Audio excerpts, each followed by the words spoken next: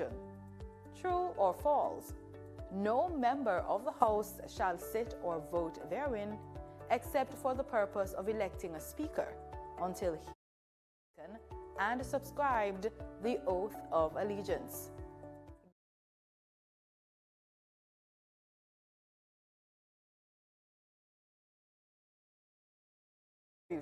From Minister of Water, Environment and Climate Change and Member of Parliament Matthew Samuda, and Opposition Spokesperson on Education and Early Childhood Development and Member of Parliament for St. Catherine Northwestern Mr. Damion Crawford.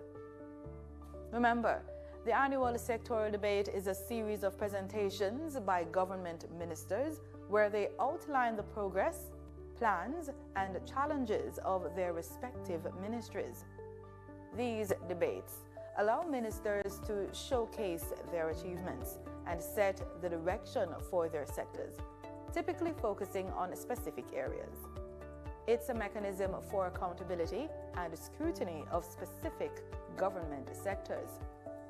Time is allotted for 2 sittings per week over a 6-week period following the close of the budget debate, conducted at the start of the new fiscal year in April.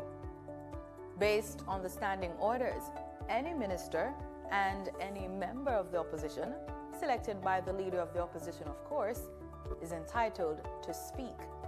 If time allows, debate on the National Reconstruction and Resilience Authority Act 2026, the NARA Act, is to be concluded. When making his contribution to the debate in the last sitting, State Minister in the Ministry of Industry, Investment and Commerce, Denana Seavright, said the National Reconstruction and Resilience Authority Bill is rooted in a moment of profound national urgency. NARA is designed to serve as the central coordinating authority for post-hurricane reconstruction, designed to eliminate bureaucracy, fragmentation, and project delays. It will also function as a center of technical excellence for project preparation and delivery, ensuring that the quality of national plans matches the scale of the country's ambitions. And that's what's on the agenda. It should be noted that elements of the day's agenda can be changed or moved.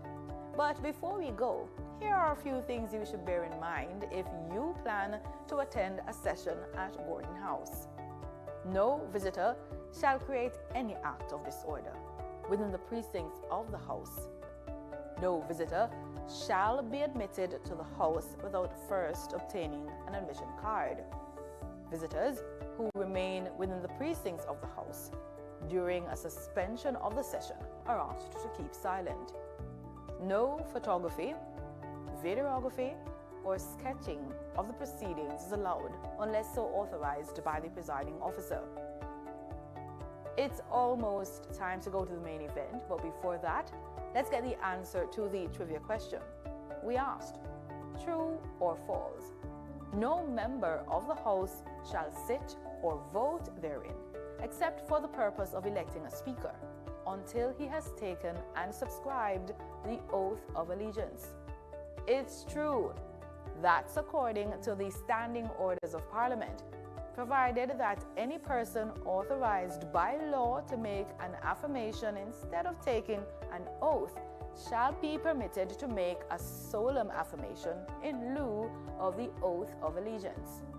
It also states, quote, the oath or affirmation in lieu thereof shall be administered by the clerk immediately after prayers, and every member shall thereupon sign the book to be kept for that purpose at the table. End quote. Now over to the proceedings.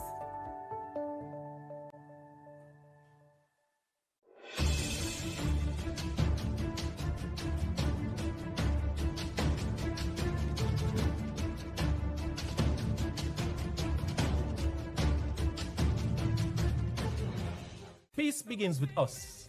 Every act of kindness, every step towards understanding brings us closer to a brighter tomorrow. Let's choose unity, compassion, and hope. Together, we can build a future where peace reigns. Brighter tomorrow starting today.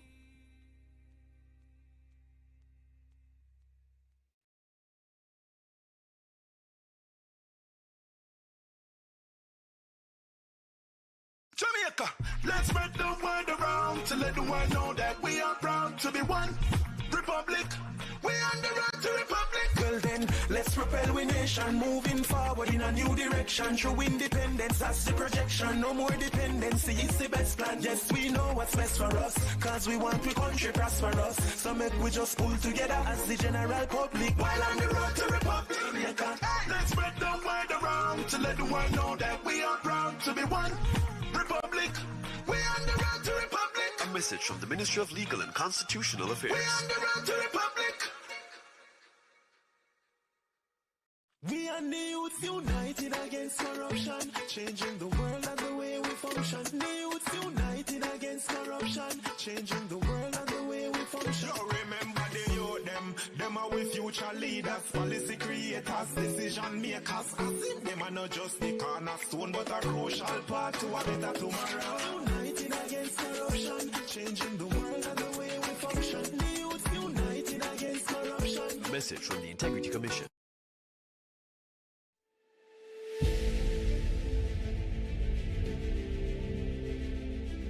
Are you an entrepreneur producing an excellent Jamaican product or service? Did you know you can earn hard currency and more significant returns by exporting?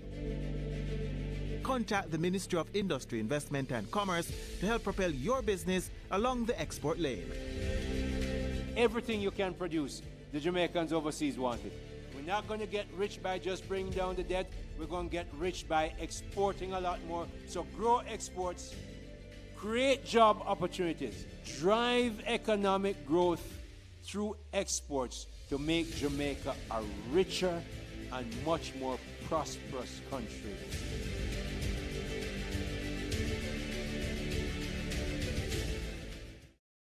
The following is brought to you by the Office of the Prime Minister. Jamaica is changing right before our very eyes. Across the island, billions are being invested into our road networks, from farm and community roads to major roads and highways. Dozens of communities across the length and breadth of Jamaica are receiving access to reliable potable water for the very first time. And thousands of Jamaicans have become homeowners thanks to the historic shifts in policies of the National Housing Trust, making it easier for Jamaicans to receive funding. Not to mention the record number of houses being built. Never dreamed you would own a home? No matter your circumstance, home ownership is possible for you, thanks to the government's new social housing program, specially designed to meet the needs of poor Jamaicans at no cost to them. We are building Jamaica. The proceeding was brought to you by the Office of the Prime Minister. How do bills become law in Jamaica? Laws are made to create order, to ensure our safety, and to protect our rights against abuses by other citizens, organizations, and even the government itself. A bill is a proposal for either a new law or for a change to an existing law. Jamaica's Parliament is responsible for making our laws, and that responsibility is shared between two houses. There are 21 parliamentarians appointed from both political parties to the upper house, also known as the Senate.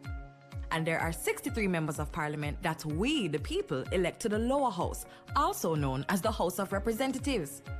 To pass a law, there is a minimum of 6 stages required in each house. The process can begin in the upper house by a senator or in the lower house by your member of Parliament. And their proposals for a new bill can certainly start with you, the citizen. Now, since the process often begins in the House of Representatives, let's start there. 1. The first stage begins with the introduction by the minister responsible for the bill, followed by the first reading of the bill by the clerk to the houses. This clerk is more like the CEO, the Chief Executive Officer for the Parliament. An announcement of the bill is published in the Gazette.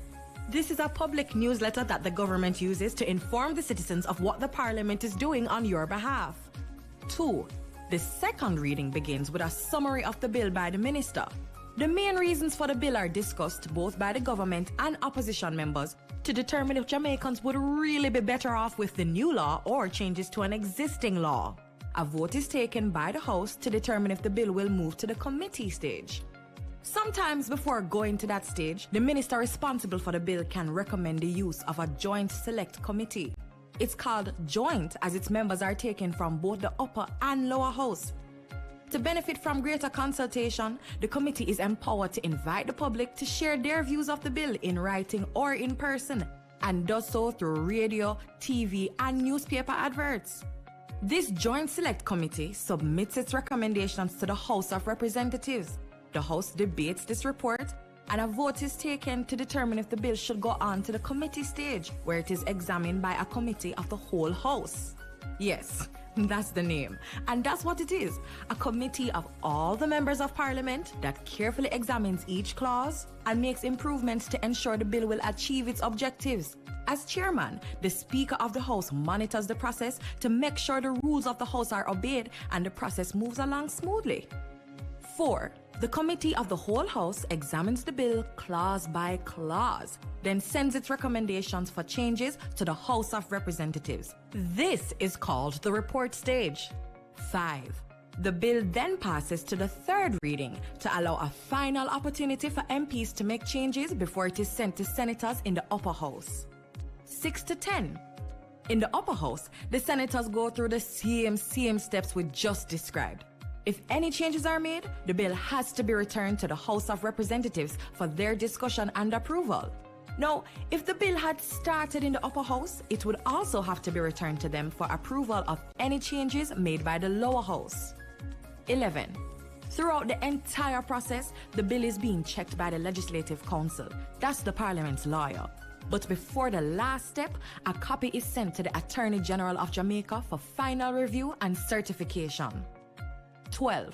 If all is well, the bill is sent to receive the royal assent from the Governor General as the representative of the Queen, Elizabeth II.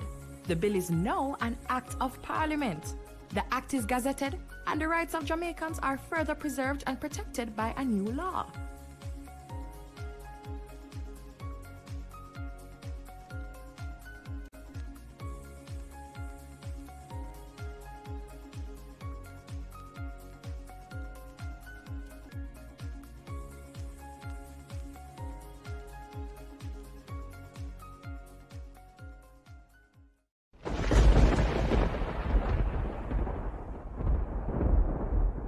When the storm rages and the world feels shaken, remember, our strength lies in unity. It's in coming together, sharing hope, and standing shoulder to shoulder that we find resilience. Every act of kindness, every word of encouragement builds a brighter tomorrow. We are stronger as one. Our courage, compassion, and hope will light the way forward. Together we rise.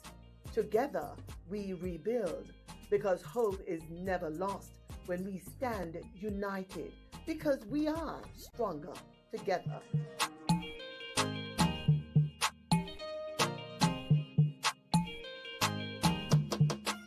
Hey, I'm Abijah, the Roots Man.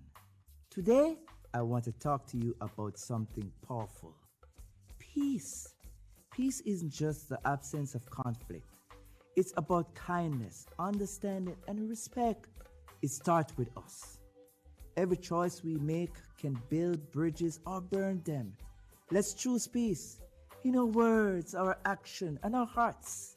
Peace begins with you. Together, we can create a brighter and safer future for everyone. Join me. Let's be that change we want to see.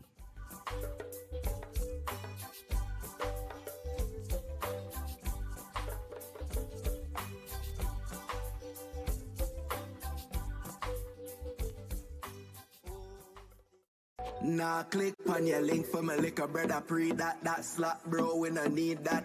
And the next thing them type a song they are listening online, what kind of thing that some big man pose up on them profile and a put chat to a small child. Watch yourself on social media when you a post boxes, no do nothing too wild. What if your little brother see the post, yeah? What if your bro dead in another crime video, yeah? What if your little sister fi take a one pick and it a put up everywhere like it's a poster. Before me share the post the pic, I ask myself what if I nah comment, I nah go click me. Before me ask what if I nah comment, I nah go click me. Before me ask what if, so before you share the post the link, just ask yourself what if, yeah. When you're there online, make it a new day at the rhyme. Keep up with the time. Broadcasting Commissioner remind you. Hi everyone, here are 5 benefits of being a beneficiary of the Students' Loan Bureau. 1. Benefit from our 99% approval rate. 2. Benefit from our low interest rate, so less burden when you need to repay. 3. Benefit from the fact that we require no collateral when applying. 4. We're giving you more time to focus on your studies while we focus on the financing. No need to worry about repaying while in school. Number 5. Receive a 14 months grace period after your graduation date before you enter repayment. Don't forget to follow us on all SLB platforms for more SLB info. What if I told you that you own thousands of acres of land, more than 100 companies with over 100,000 employees and billions in the bank? Well, I have news for you. You do. Jamaica belongs to you, and you need expert protection to safeguard those assets for your future, your children, and your children's children. And you already have it. A key protector is our Auditor General, whose role is outlined by the biggest, baddest law in all the land, the Constitution. The Auditor General's main job is to examine the financial reports of all public entities to ensure that they are accurate and that public funds are used appropriately and effectively to deliver public goods and services without waste, theft, and mismanagement. Here's how it's done. A team of highly trained auditors reviews and verifies that the right amount of money is spent on only what's approved in the national budget and in accordance with the laws and policies that protect public resources. Now, the right amount of money can be spent on the right things and Jamaicans still no benefit. So the Auditor General assesses the outcome for programs and projects as well. Audit reports will also contain recommendations to improve the operations of the audited entity, and the findings are submitted to the Parliament's Public Accounts Committee, the PAC. Every year, an annual report is submitted by December 31. Both government and opposition MPs serve on the PAC, and they summon public entity managers to answer questions so that they and the public, the real owners, yes, you, can understand what went wrong and how to prevent a recurrence. What are some things that can and do go wrong? Cost and time overruns, missing financial reports, unreported losses, unauthorized spending, unsupported payments, unlawful contracting, undisclosed conflict of interest, and more. Though the AG identifies the abuse of laws and policies, the law does not empower that office to penalize or sanction, but it does empower the Financial Secretary in the Ministry of Finance. It is also the duty of other anti-corruption and law enforcement bodies to grab the button and investigate to ensure penalties are applied when appropriate. But the AG alone can't watch all. So when things don't look straight, the Minister of Finance, members of Parliament, Cabinet, public servants, and importantly, you must blow the whistle and the AG will look deeper. So this is where you come in, with 4 things you can do to strengthen those who are fighting to protect our future. Tune into PBCJ on Tuesdays for the PAC and mind your business, Jamaica. It's our belongings, but we have to move like we understand that. And next time you hear a news report about the AG, you just left it up to the media. Visit the AG's website at www.auditorgeneral.gov.jm and check out the findings yourself. Then, keep track of how government has fixed the issue, or not, at www.jampja.org's Accountometer. And if you're not happy with what you see, it's your job to contact your employees. It's easy when you visit the MP tracker on jampja.org. This is how we can do our part to make Jamaica land we own, Jamaica land we love, and Jamaica land we run well. A message from the Jamaica Accountability Meter portal, funded by the European Union and UK Aid. Dengue is ordinarily a mild disease. Persons may get a fever, headache, joint and muscle pains. The illness is often resolved through rest and adequate hydration along with paracetamol to treat the accompanying fever. However, on occasions, the illness can progress to severe dengue, which can result in organ failure, bleeding, and severe fluid depletion that can lead to shock and even death. Therefore, it is important for persons who are experiencing fever, vomiting, severe abdominal pain, bleeding under the skin, feeling very weak, or getting confused to seek immediate attention. Let us work together to protect ourselves against dengue.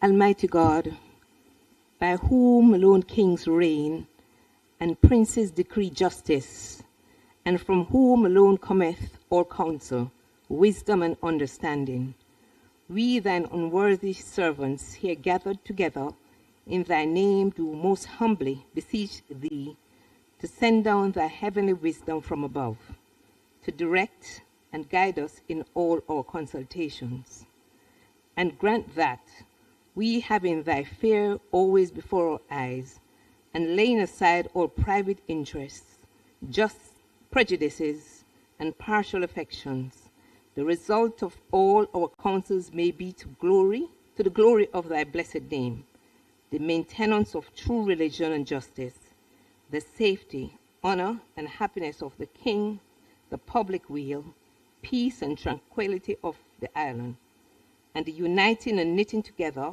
of the hearts of all persons and estates within the same in true Christian love and charity one towards another, to Jesus Christ our Lord. Amen.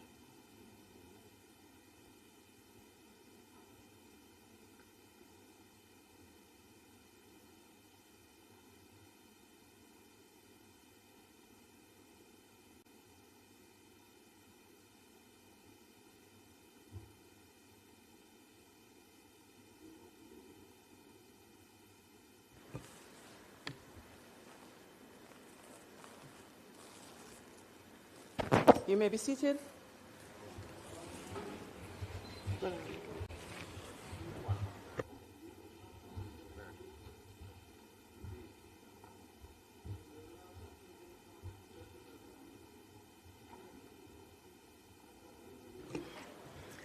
This Honourable House now resumes its sitting. I wish to sincerely welcome all members to the sitting of the Honourable House of Representatives for today, Tuesday, April 28, 2026. Today, we continue with the sectoral debate in addition to the usual business of the House, and as always, it is expected that members will maintain the standards of this Honourable House in accordance with the standing orders and established practice and procedures. Today, we are joined by a delegation from the World Bank, who is in the gallery, and we are also joined by a delegation from Rwanda. They are seated to my left.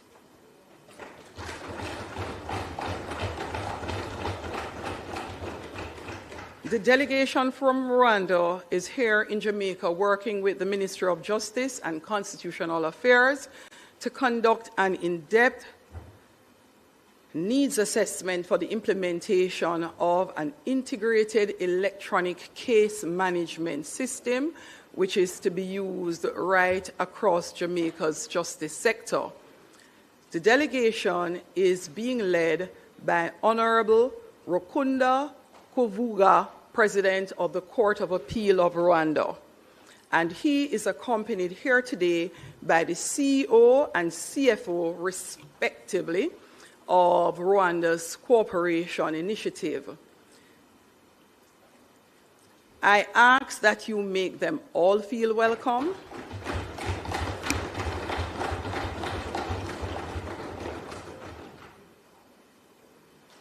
I'm going to make the effort. The names are Mr. Richard Niwinshuti and Mr. Freddie Makunza. I hope I got those correctly.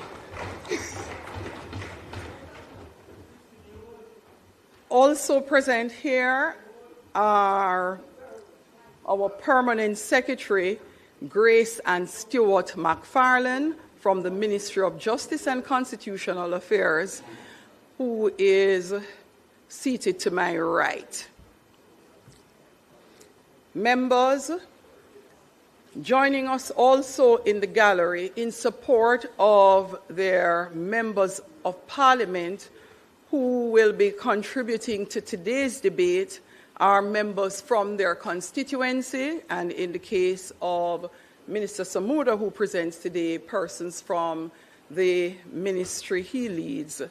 In addition, we seem to have close to a full house. I will say we have our regular visitors and friends with us in the gallery. You're reminded not to participate by clapping or knocking the desk during today's sitting. Members also joining us, as they do every week, are our viewers on PBCJ and viewers on the other various media platforms. Let's hope you will all enjoy today's sitting of the House, which intends to be a very long one. Thank you. Call of the roll. Mr. Clark? Here. Mr. Green? Here. Dr. Honus? Dr. Chang? Mrs. Williams? Mr. Bartlett? Ms. Grange? Dr. Tufton? Here. Mr. Mackenzie? Mr. Montague? Here. Mr. Darrell Vaz? Here. Mr. Delroy Chuck? Mr. Charles? Mr. Morgan? Here. Ambassador Marks? Mr. Samuda? Dr. Wheatley? Mrs. Cuthbert-Flynn? Mr. Terrelong? Mr. Witter? Mrs. Dalrymple Philibert? Ms. Morrison? Ms. Lee? Mr. Donovan Williams? Mr. Main? Ms. Crawford? Mr. Delroy Williams? Ms. Hamilton? Mr. Seawright? Mr. Azan? Mr. Brown? Dr. Brownberg? Mr. Buchanan? Mr. Bunting? Ms. Burchell? Dr. Campbell? Mr. Cousins? Mr. Crawford? Ms. Daly? Dr. Dawes? Mr. Golden? Mr. Gordon? Mr. Hills? Mr. Hines? Mr. Ilton? Mr. Jackson? Ms. Jess? Mrs. Malahoo Fort? Mrs. Miller Bennett? Mr. Morris? Mrs. Nita Garvey? Mr. Newell? Mr. Paulwell? Mr. Phillips? Ms. Perkis? Mr. Robertson? Mr. Robinson? Dr. Russell? Ms. Shaw? Mr. Smith? Mr. Dwayne Vaz? Mr. Warmington.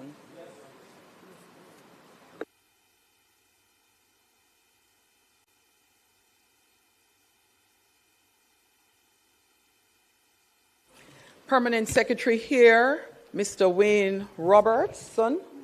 Mr. Wayne Robertson, the Permanent Secretary, seated to my right for the Ministry of Water and Environment.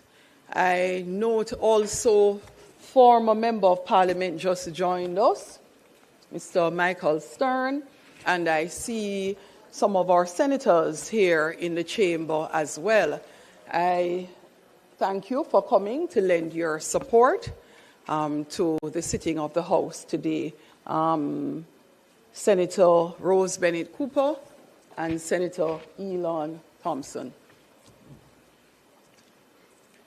House Leader. Madam Speaker, first let me join with you in welcoming the delegation from Rwanda who are here on a very important mission in relation to our court system and its digitization. I think all of Jamaica is really looking forward to the implementation of a system that you have in Rwanda that has clearly served your people well in the ease of interacting with our justice system. So welcome, President of the Court of Appeal and members of your team, and we hope you will enjoy your time here in Jamaica. We know your President visited and had a very good time when he was here. Madam Speaker, it is suggested that we go straight to public business and start with our sectoral debates, and then we will go back to the other matters that we have to do. We are looking forward to continuing our sectoral debates today, where we will start with the Minister of Water, Environment and Climate Change, a new ministry but a very seasoned and hard-working and competent minister, the Member of Parliament from St. Ann North East, the Honourable Matthew Samuda, and then he will be followed by the Member of Parliament for St. Catherine North Western, Mr. Damion Crawford. So, Madam Speaker, if it pleases you. Thank you, House Leader. We would have, let me first ask that we vote to move straight to public business, and then we will recommit all the items on the agenda. Those in favor? Those against, the ayes have it. The time limits already having been established in our sitting last week will not need to be repeated. Please be reminded of the time limit. I will repeat it. It would appear for the last time for the benefit of everyone. So, ministers, your usual time is 45 minutes, and an additional 15 minutes has been approved, so your limit is no more than 60 minutes or an hour. And in the case of the opposition spokesperson, it is 30 minutes, and you get an extra 5 minutes, so 35 minutes. Members, please, I will be adhering strictly to the time. Please make welcome the Minister of Water and Environment.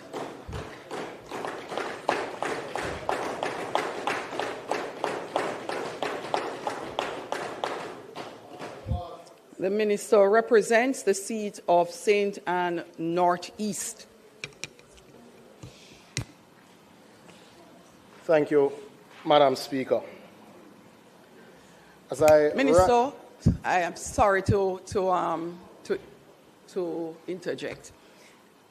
For the benefit of all the members, when your time is up, you will only hear the bell go off so that you will recall that you are now going into additional time. I'm asking you to just continue with your presentation. Don't have the bell break your stride. Just continue when it goes off.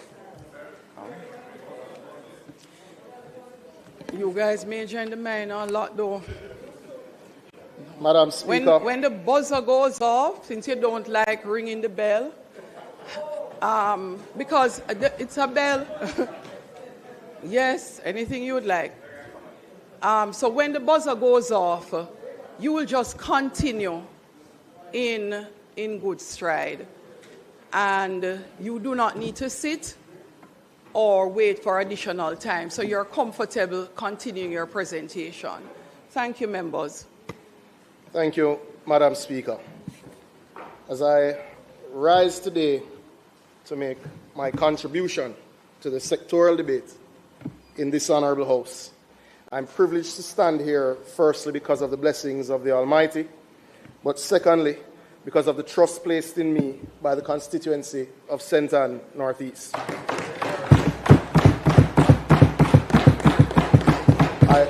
I pause to acknowledge my councillors, constituency executive, management team members who are present here today. I also use this opportunity to etch in the annals of history the work, the impact, the ambition, and the intended legacy of the young but dynamic Ministry of Water, Environment and Climate Change that I now have the honor and privilege to lead. I welcome senior members of the Ministry to the Parliament today, including the Permanent Secretary Wayne Roberts and our Director General Sharon Morrison, CTDs and team members who are also here today. I also welcome members of the boards of management and senior team members of the agencies and departments also under my supervision. Madam Speaker, I also use the opportunity to welcome guests from the World Bank Water Sector team who are in Jamaica on a particular mission but have joined us this afternoon. We extend welcome to them as well. Madam Speaker, I wish to thank the Most Honourable Prime Minister for the trust he once again placed in me to manage these critical subject areas. Madam Speaker, there are many persons who deserve an expression of profound gratitude. It is my hope that they are not slighted by the lack of mention because of the time constraints this afternoon. Madam Speaker, as I begin, I pause to reflect on the words of the Most Honourable PM when he made it clear that this government and this budget is about building forward together and that we are moving from simply resilience to resurgence. This resurgence is the precise intention of this ministry, an intention, Madam Speaker, that will be made real through intentional service, environmental stewardship, and the development of climate-resilient water systems. Madam Speaker, the ministry was created because climate change, water security, environmental protection, forestry, ocean governance, and the blue economy required dedicated singular focus. Madam Speaker, I'm proud to report that in what can only be described as a remarkably short period, that through partnerships coordinated by this ministry, we have already mobilized tens of millions of US dollars in climate and adaptation financing, coordinated a national recovery of major water systems after the most disruptive disaster ever recorded in Jamaica, provided timely information before, during, and after Hurricane Melissa that not only saved lives but also gave our people hope and guidance. Importantly, Madam Speaker, this ministry has also allowed Jamaica to assume leadership roles in the global environmental agenda and entrenched our position as a credible, bankable partner and thought leader in global climate and environmental stewardship. I reiterate and emphasize, not only for the members of this House, but moreover for the people of Jamaica, that climate resilience is not an expense. It is an investment in Jamaica's survival, stability, competitiveness, and indeed our resurgence. Madam Speaker, the challenge is great, but the resilience and ingenuity of the Jamaican people are equal to the task. Madam Speaker, I'm also pleased to advise this Honourable House that all boards under the purview of this ministry have been duly gazetted. Cabinet approval has been received and board members have been appointed, ensuring that the governance structures responsible for overseeing our agencies and delivery of this critical program are fully constituted and operational. Madam Speaker, today I will provide an update on Jamaica's climate change agenda. This is not simply a policy discussion. It is about protecting livelihoods, strengthening economic resilience, and ensuring that Jamaica remains prepared in the face of intensifying climate impacts. Madam Speaker, over the period of 2020 to 2025, Jamaica has experienced an escalation in climate-related events. The passage of Hurricane Beryl in July 2024, Hurricane Melissa in October 2025, resulted in widespread damage and disruption across several parishes. These events, alongside severe drought conditions between 2020 and 2023, caused significant damage to infrastructure, agricultural and coastal systems, while having a severe economic impact. Road networks, water systems, and electricity infrastructure were impacted. smallholder farmers and experience crop losses. And coastal communities face storm surge, flooding, and erosion. These impacts are not isolated. They directly affect productivity, food security, and national stability. Madam, every dollar spent on recovery is a dollar diverted from the development agenda. And this is why climate change must be treated as a core economic issue. Madam Speaker, Jamaica strengthened its climate governance net framework in 2023 through the approval of the Climate Change Policy Framework and Emissions Policy Framework. These provided a coordinated national approach across sectors. Madam Speaker, the development and passage of climate change legislation will mark a significant step in strengthening Jamaica's governance framework. The Ministry is partnering with the UK FCDO to deliver this legislation, which will provide legal backing for climate policies and ensure accountability across sectors. This is essential for delivering sustained and measurable outcomes, greater transparency, and improved policy implementation and increased investor confidence. This legislation is expected to be complete this fiscal year. Madam Speaker, Jamaica's long-term emissions reduction and climate resilience strategy, or otherwise referred to as our LTS 2050, completed in July 2025, represents our vision for Jamaica as a climate-smart, resilient country. The strategy outlines Jamaica's pathway to achieving net zero emissions by or before 2060, while ensuring that economic growth remains inclusive, sustainable, and resilient. Madam Speaker, what distinguishes the LTS is not solely an environmental strategy, it is a developmental strategy. It focuses on a whole of economy approach and includes focus on the energy systems, transport, agriculture, infrastructure and urban development, as well as forestry and ecosystems. The LTS projects approximately 13.9 billion in net economic benefits by 2050, along with the creation of 26,000 jobs, particularly in green and emerging sectors. Madam Speaker, these are not just projections. They represent a shift in how Jamaica positions itself in the global economy. Importantly, the LTS is aligned with our NDC and other national priority policies, ensuring coherence across short and medium and long-term planning. Madam Speaker, in 2025, ahead of the deadline, Jamaica also submitted its nationally determined contributions to the UNFCCC, which is a requirement of the Paris Agreement. This, Madam Speaker, saw an ambitious target of Jamaica committing to 41% reduction in greenhouse gas emissions by 2035, relative to a business-as-usual scenario. Our NDCs focused on energy, transport, forestry, and land use, and for the first time took a valuation of the carbon capture capabilities of our mangrove forests. Madam Speaker, between 2024 and 2026, Jamaica advanced its approach to food security through the development of a climate-informed, multi-scalar mapping system in partnership with RADA and the Climate Technology Center and Network under the United Nations Framework Convention on Climate Change. MWEC led the project, raising $250,000, but partnered very closely with RADA, Madam Speaker. This is important for centralized data on agriculture, climate risks, and food security, allowing decision-making at multiple levels, national, parish, and community. This means we can now identify with much greater precision the areas most vulnerable to drought, flooding, and production shocks. Madam Speaker, the Adapt Jamaica project represents a major investment in climate resilience for the agriculture sector. With US $50 million secured through the GCF, this initiative will benefit over 700,000 Jamaicans, particularly smallholder farmers and rural communities. And the member from Southwest St. Elizabeth can attest to the fact that $40 million of this is indeed grant funding. For that, we are particularly proud. This project targets the strengthening and resilience of the agriculture sector, and we are also supporting income generation. This initiative demonstrates how targeted investments can deliver both environmental and socio-economic benefits. Madam Speaker, the government has transitioned from planning to implementation on its electric mobility. On January 20th, 2026, a validation workshop confirmed the structure of a pilot program under the NDC Technology and Economic Cooperation Program.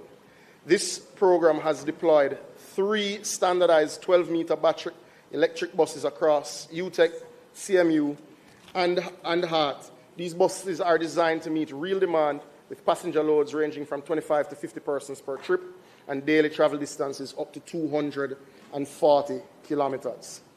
Madam Speaker, we further focused on developing what is called JA-NAP. This is our National Adaptation Plan.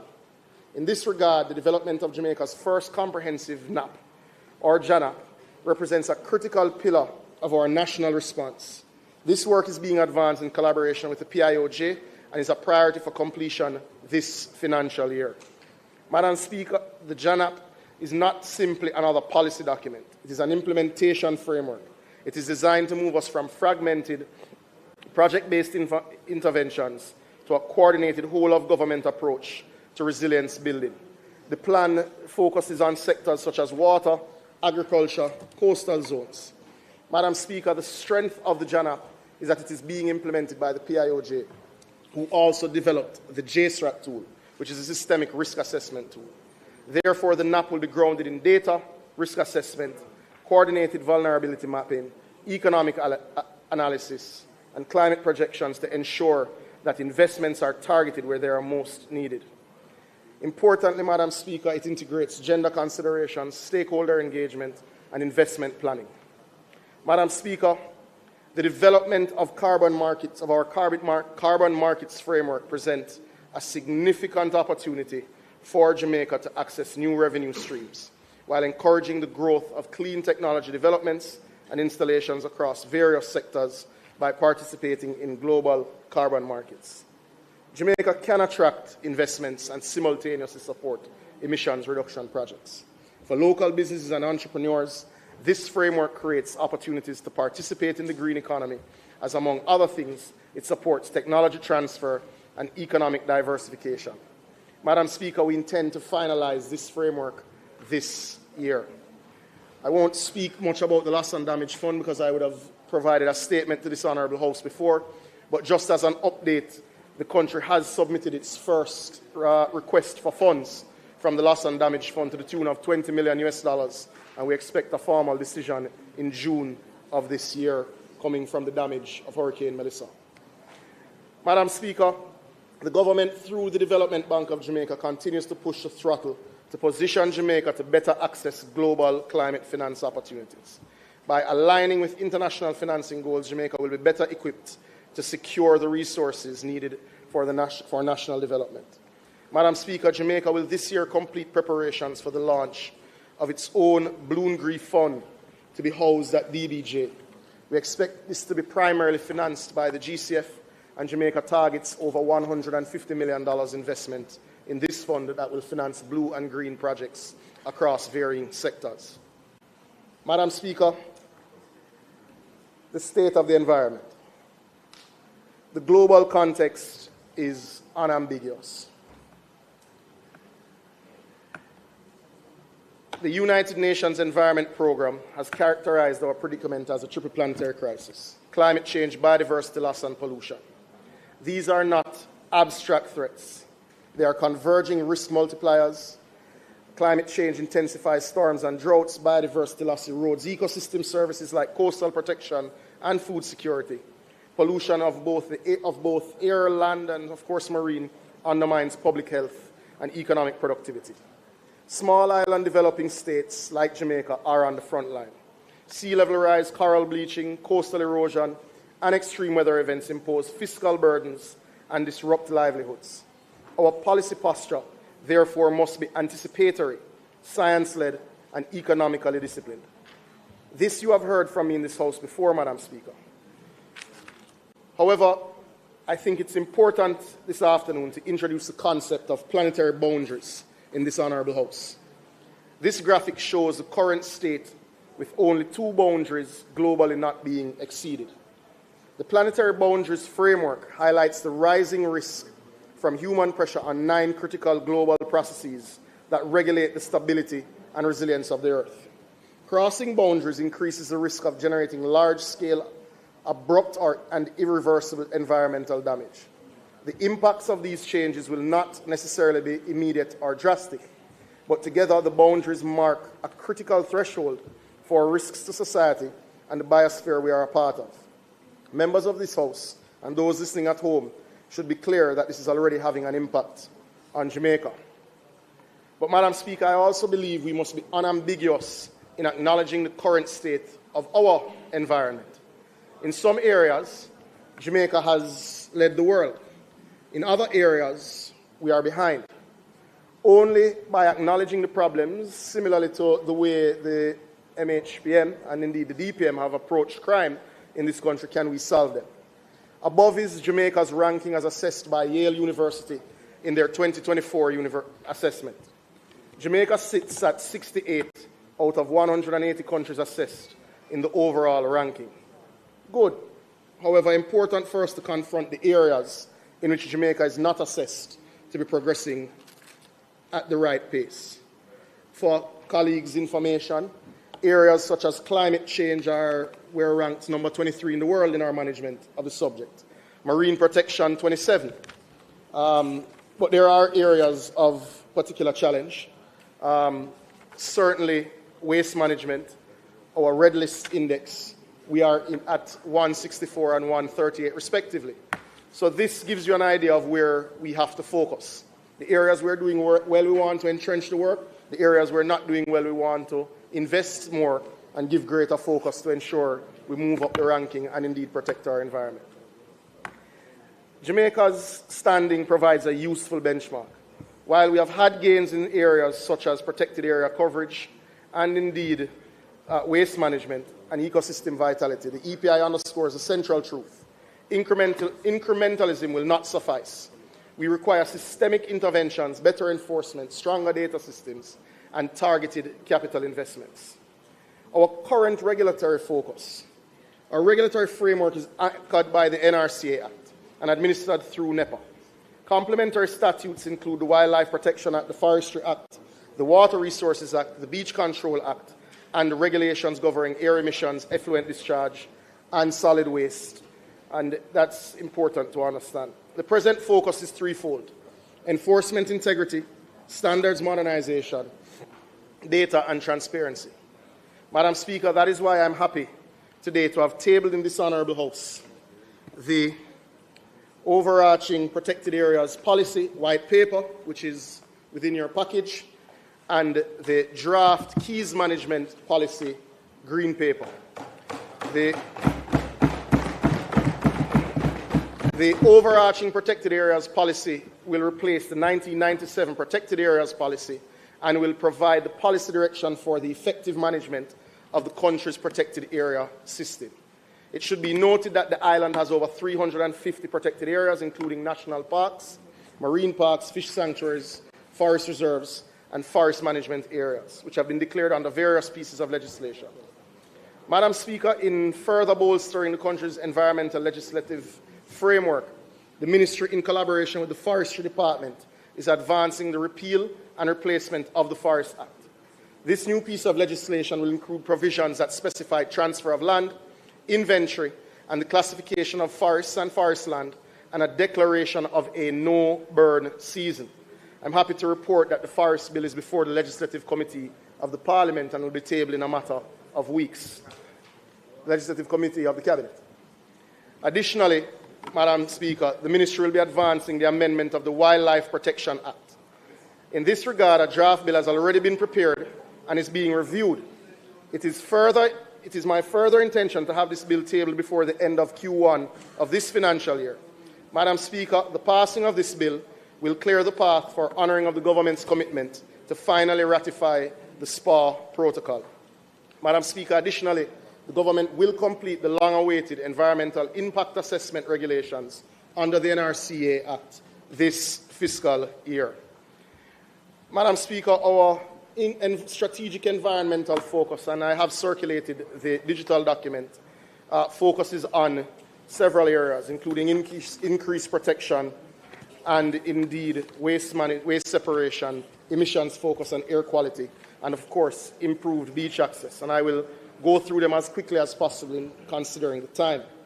But Madam Speaker, I do want to bring colleagues' attention to the fact that this year, the government will complete 5 new protected areas, including sections of Bengal, the Negril Environmental Protection Area, Long Mountain, Montpelier, and Canoe Valley will be completed this fiscal year. Additionally, the Ministry, in collaboration with the Forestry Department, has declared 17 new forest management areas under the Forest Act last year, in the last just concluded financial year, and is working on finalizing the declaration of 22 new forest reserves, which I intend to table in the House in the second quarter of the fiscal year. Madam Speaker, colleagues would recall a discussion we would have had in this House related to the declaration of the Constant Spring Golf Club as a forest management area to preserve the green space for generations to come. I'm happy to report that the document is at the printing office to be gazetted, so that commitment represents a commitment which has been kept. Jamaica has already protected 25% of its landmass and 15% of its EEZ. We expect to complete the 30% target, which is in line with global standards, well before 2030, and we are working to catch up on our marine protected areas. Madam Speaker, Jamaica's waste stream remains largely commingled, driving landfill pressure and marine leakage. We are implementing source separation, organic, recyclable, and residual streams, supported by public education, infrastructure rollout, and private sector participation. Madam Speaker, the government this year will advance a full national pilot for waste separation in public facilities. Madam Speaker, another area of concern is air quality. It is a public health imperative.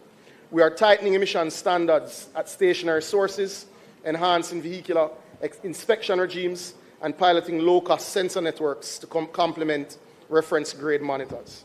The policy objective is measurable to reduce PM2.5 and nitrous oxide exposure, especially in urban corridors and near industrial clusters. Madam Speaker, the government will advance plans for the introduction of tailpipe testing this year. Another issue that has dominated public discourse is the issue of beach access. Now, I believe it may be easier to have a ministerial statement to go through this particular section at a later date, but I would like to make a few points in summarizing the section that I have, even though I've circulated my notes on the subject. The Beach Control Act was passed in 1956 and was amended in 1973. 1973's amendment moved us to a licensing-based system. The policy attempt started in 1997 to deal with the access issues and was largely abandoned in 2000 because of a lack of consensus. So what you have is a period of policy blackout. What we have sought to accomplish with the new beach access policy and evolving the arrangements related to the licensing regime is to ensure that access is no longer incidental, developers are now part of the solution, and the policy is indeed implementable. Though the Beach Control Act still governs, this policy has embedded access into planning law mechanisms, has converted policy goals into administrative requirements, and forced alignment between tourism development and public rights. Madam Speaker, this policy has guaranteed windows and corridors to the sea, while clearly stating where Jamaicans have access to the foreshore. Beyond that, the commitment has been made in this House to ensure investment is made in the development of new public beach parks, some of which I know the member from East Central St. James will no doubt mention, including Prairie Beach, Madam Speaker. We have some major projects that I would like to highlight, Madam Speaker, under the environmental portfolio, which include the Relief Project launch by the Forestry Department, the Negril Coastline Works and rewetting of the Negril Morass, and of course restoration works at Helshaw, and the development of a river control authority and a keys control authority. Madam Speaker, our forests were decimated by Hurricane Melissa. The Forestry Department has developed a strategic framework for how we will approach helping nature along. I'm happy to report that as at the end of June, we would have replanted some 300,000 trees already, Madam Speaker. There is far greater detail. I encourage colleagues to read same. I want to bring your attention to works that are underway in Negril. We would have completed our design for the canals that will re-wet the wetlands. Now, this is incredibly important even for shoreline stabilization and protecting what is a natural asset that is the envy of the world. That work, in terms of building the canals, member from Western Westmoreland, will commence this year. We also intend to complete our transaction work for the development of what is called an interpretive center in Westmoreland. Now, that will be in the Royal Palm Reserve, which would have been built by Mr. Siaga in the 1980s. We'll be renovating this area and ensuring that indeed we have an area where persons are able to go and study our endemic species, watch birds, and take river tours. Madam Speaker, another focus of ours is ensuring that the regulatory system can indeed be brought to life. That is why the government, through the ministry and indeed NEPA, will be developing a river management authority and a keys management authority that will be housed at NEPA. The River Management Authority will focus on risk mapping and early warning, sediment and debris management, enforcement against encroachment. The Keys Management Authority is necessary to ensure coordinated management of our keys, which are a sensitive ecosystem, but also incredibly valuable economically. Another area of focus of the ministry under the environmental portfolio, Madam Speaker, is indeed marine governance. The government of Jamaica is focused on ensuring that we stand up the operations of the National Council on Oceans and Coastal Zone Management, and I think in the interest of time, I will bring a ministerial statement for that because of its importance for marine spatial planning, blue economic development, pollution control, and effective ocean governance. Madam Speaker, I'm sure many colleagues are particularly interested in the water section of the portfolio. But if we don't protect the environment, you don't have any water. So, indeed. Let me say this plainly, Madam Speaker. Water is not a line item. Water is the economy. Every sector depends on it. Irrigation for our farmers, industrial and commercial operations, tourism and construction, health, the basic dignity of every household. Without water, there is no economic development for Jamaica. It is for this reason that the Andrew Holness-led administration has been investing in your water supply at a rate not seen since the 1980s and not seen previously to that since the 1940s. I want to begin with something that this House and every Jamaican listening should be proud of. Just days ago at the World Bank spring meetings in Washington, Jamaica stood among only 14 countries in the world, 14 first movers, to launch a national water compact under the World Bank Water Forward initiative. This global platform was launched April 15, 2026. Its ambition is simple but enormous. Water security for 1 billion people by 2030. Jamaica's water compact is not a vague aspiration. It is a signed national commitment to achieve universal access to safe, reliable, and affordable water and sanitation by 2030, to reduce non-revenue water, expand sewerage coverage, improve energy efficiency, protect our watersheds, and mobilize $5 billion in sector investment, inclusive of more than $1 billion in private capital. Madam Speaker, the opposition knows this. They spent years in government, and the investment was simply too limited, and it forced the deterioration of the infrastructure. They watched NRW climb, they watched coverage stagnate, they produced studies, held consultations, and left us with infrastructure in some places that had not been replaced previous to the 1940s. We inherited that, and we're fixing it. We formed government in 2016. At that time, less than $1 billion Jamaican dollars was being invested annually in infrastructure this year across MDAs. Across MDAs, Madam Speaker, this year, the government will invest in excess of 15 billion Jamaican dollars. Madam Speaker, water does not begin at a tap. It begins in our rivers, our aquifers, our watersheds, Before a single drop reaches any household or farm, someone must protect that resource, allocate it fairly, and ensure it will still be here for the generation after us. Madam Speaker, the Water Resources Authority was established under the Water Resources Act of 1995. They operate over 100 river gauging stations and hundreds of groundwater monitoring sites across the island. They issue and enforce the licenses that govern how water is drawn from our sources and are the first line of defense against over-extraction, aquifer depletion, and saline intrusion. Madam Speaker, this administration places the WR's mandate at the very center of our reform agenda, because you cannot deliver water security if you are not protecting the resource that makes it possible. Jamaica currently has 830 valid abstraction licenses, with total license volume that exceeds 2.3 billion cubic meters. Actual usage sits at approximately 1 billion cubic meters per year. Madam Speaker, the gap between licensed and used is not evenly distributed across the island. In some of our aquifers, we are already extracting at levels that raise concern. This government is committed to integrated water resource management, not just measuring what we have, but actively protecting it. Our Water Resources Master Plan, tabled in 2022, is now being updated to account for current demand pressures. This is the blueprint that guides where infrastructure gets built, how water is allocated across agriculture, industry, and domestic use, and how we respond to the increased pressure on our sources. Jamaica is committed to having this tool current and operational. Madam Speaker, for note, we are carefully managing our water resources, fully cognizant that water scarcity affects women disproportionately, as many households in Jamaica are indeed female-led.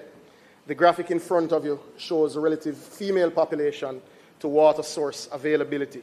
So this also has to guide our investment approach. Madam Speaker, one of the most important things we are doing this year through the WRA is installing technology that allows us to see problems before they become crises. The WRA, in collaboration with the Met Service of Jamaica, is rolling out a long-range, wide-area network called LoRa One in a phased 3-year program. Hundreds of field sensors and network gateways will capture real-time data on groundwater levels, river flows, and rainfall across the island. Even in our most remote off-grid communities, this data will flow into centralized platforms with advanced analytical tools. Decisions are only as strong as the data that informs them, and this initiative ensures that Jamaica is operating with the best possible information in real time. Madam Speaker, we expect this initiative to be transformative, and it strengthens Jamaica's ability to detect early signs of drought, monitor flood conditions as they develop, and respond with greater speed. Madam Speaker, this initiative represents a shift from periodic data collection to continuous real-time monitoring, placing Jamaica in a stronger position to manage its water resources proactively in an increasingly climate-impacted environment. Madam Speaker, we would have seen the need for this in the recent flooding associated with Hurricane Melissa.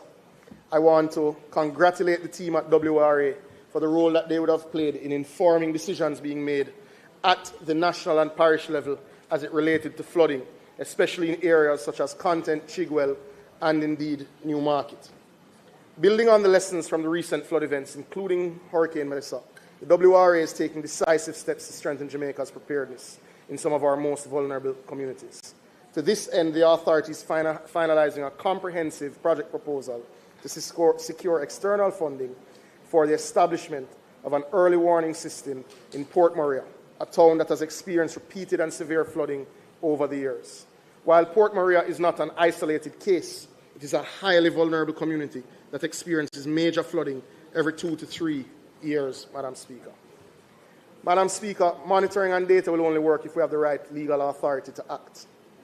It is for that reason the WRA has identified real gaps in the WRA Act, as well as the Floodwater Control Act, and we have commenced our review of that process. It is important to note that we have published the notice inviting submissions of no objection to the amendments we intend to pursue in the Sunday Gleaner published and Observer published on April 26. To note, Madam Speaker, and just briefly, Jamaica has successfully secured the bid to host the second staging of the island's Water Congress, a high-level international forum convened by the International Water Resources Association. Madam Speaker, this Congress will bring international experts and policymakers to our shore and will be held in Montego Bay in December of this year, Madam Speaker. That deals with how you manage the resource generally. Madam Speaker, once the WRA has protected and allocated the resource, the National Water Commission and the Rural Water Supply Limited take it from the source to the tap. The NWC serves our urban and semi-urban communities, and the RWSL reaches the rural communities that the main utility network does not cover. Together, they're the delivery engine of the water sector, and as such, I will outline the plans for the year ahead. Madam Speaker, potable water access currently reaches approximately 90% of households. With this administration committed to 100% by 2030, Madam Speaker, your government is building the infrastructure to meet this aspiration. The NWC currently operates over 700 water supply systems, serving more than 550,000 customers island-wide. On an annual basis, the NWC produces in excess of 322 million cubic meters of water and treats approximately 23 million cubic meters of sewage. The scale of the operation is significant. The challenges within it are equally significant, and the investment required to fix these challenges is what this year's budget seeks to address, as well as budgets to come. Madam Speaker, according to a recent World Bank study, Jamaica requires US $5 billion investment in the water sector to meet this ambition. Madam Speaker, the significant impact of Hurricane Melissa on both infrastructure and operations, the NWC demonstrated strong resilience and responsiveness. The NWC restored water supply to over 90% of customers by December 31st, 2025, and supported by expanded water trucking operations, temporary supply arrangements, and coordinated field interventions. As at April 2026, I'm happy to report, Madam Speaker, that approximately 99% of facilities have been restored to operational status, with the majority reconnected to the national power grid. Ongoing works are being undertaken to address remaining facilities requiring additional intervention and to restore pipelines in remote communities that were affected by land slippage. Madam Speaker, this performance underscores the government's capacity to respond effectively to national emergencies and to maintain service continuity under challenging conditions. That is the result of planning, not an accident. Madam Speaker, I will be direct about one of the most serious structural problems in Jamaica's water sector: non-revenue water. NRW that is produced and treated and pumped but never reaches a paying customer. NRW drives up energy costs, constrains available supply, and makes NWC financially unsustainable if left unaddressed. Madam Speaker, NRW is acknowledged as a crisis that we must fix. The island-wide NRW reduction program is valued at some US $340 million and will be phased over 11 years. It will target reduced NRW from 71% to 30%. It is already in procurement through international competitive bidding. Madam Speaker, Jamaica has an NRW target of 30% by 2035. The annual financial return is clear: $10.7 billion, comprising $7.7 billion in additional revenue at current tariff rates from improved billing and collection, and $2.8 billion in annual electricity savings, and $167 million in chemical cost savings. Madam Speaker, we are already seeing these benefits in Kingston and St. Andrew and Portmore. The case for taking this program island-wide is not complicated. Quite frankly, it pays for itself. Madam Speaker, in the just concluded financial year, the government, through the NWC, made significant strides in expanding access to reliable water services, particularly within rural and underserved communities. through the implementation of the rural water supply improvement projects, which were valued at $1.1 billion, service delivery and reliability were enhanced for more than 133,000 Jamaicans island-wide.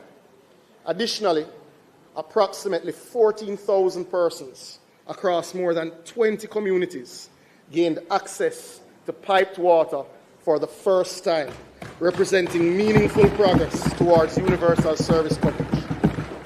These communities included Spicy Hill in Trelawney, Lancewood, Shaw Park Heights in St. Ann, Runit, Charlie Gallant and Middle Quarters in St. Elizabeth, sections of Mason Hall in St. Mary, and sections of Orangefield in St. Catherine.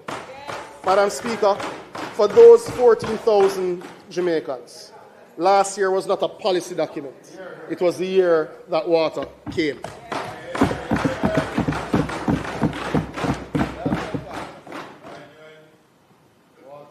Madam Speaker, the government would have also completed and started a raft of projects throughout its agenda, and it is circulated in your varying WhatsApp chats and by email. But I will highlight a few, even understanding the time constraints. We would have completed the Old Pepper to Gutters transmission main at a cost of $331 million. Places like Miketown and Coleyville and Bonita Heights in Manchester would have benefited from investment. Cataboo, Runit, Middle Quarters, Rhine Park, for instance, Rhine Park in St. James would have benefited from $54.5 million, impacting 10,000 residents, Madam Speaker.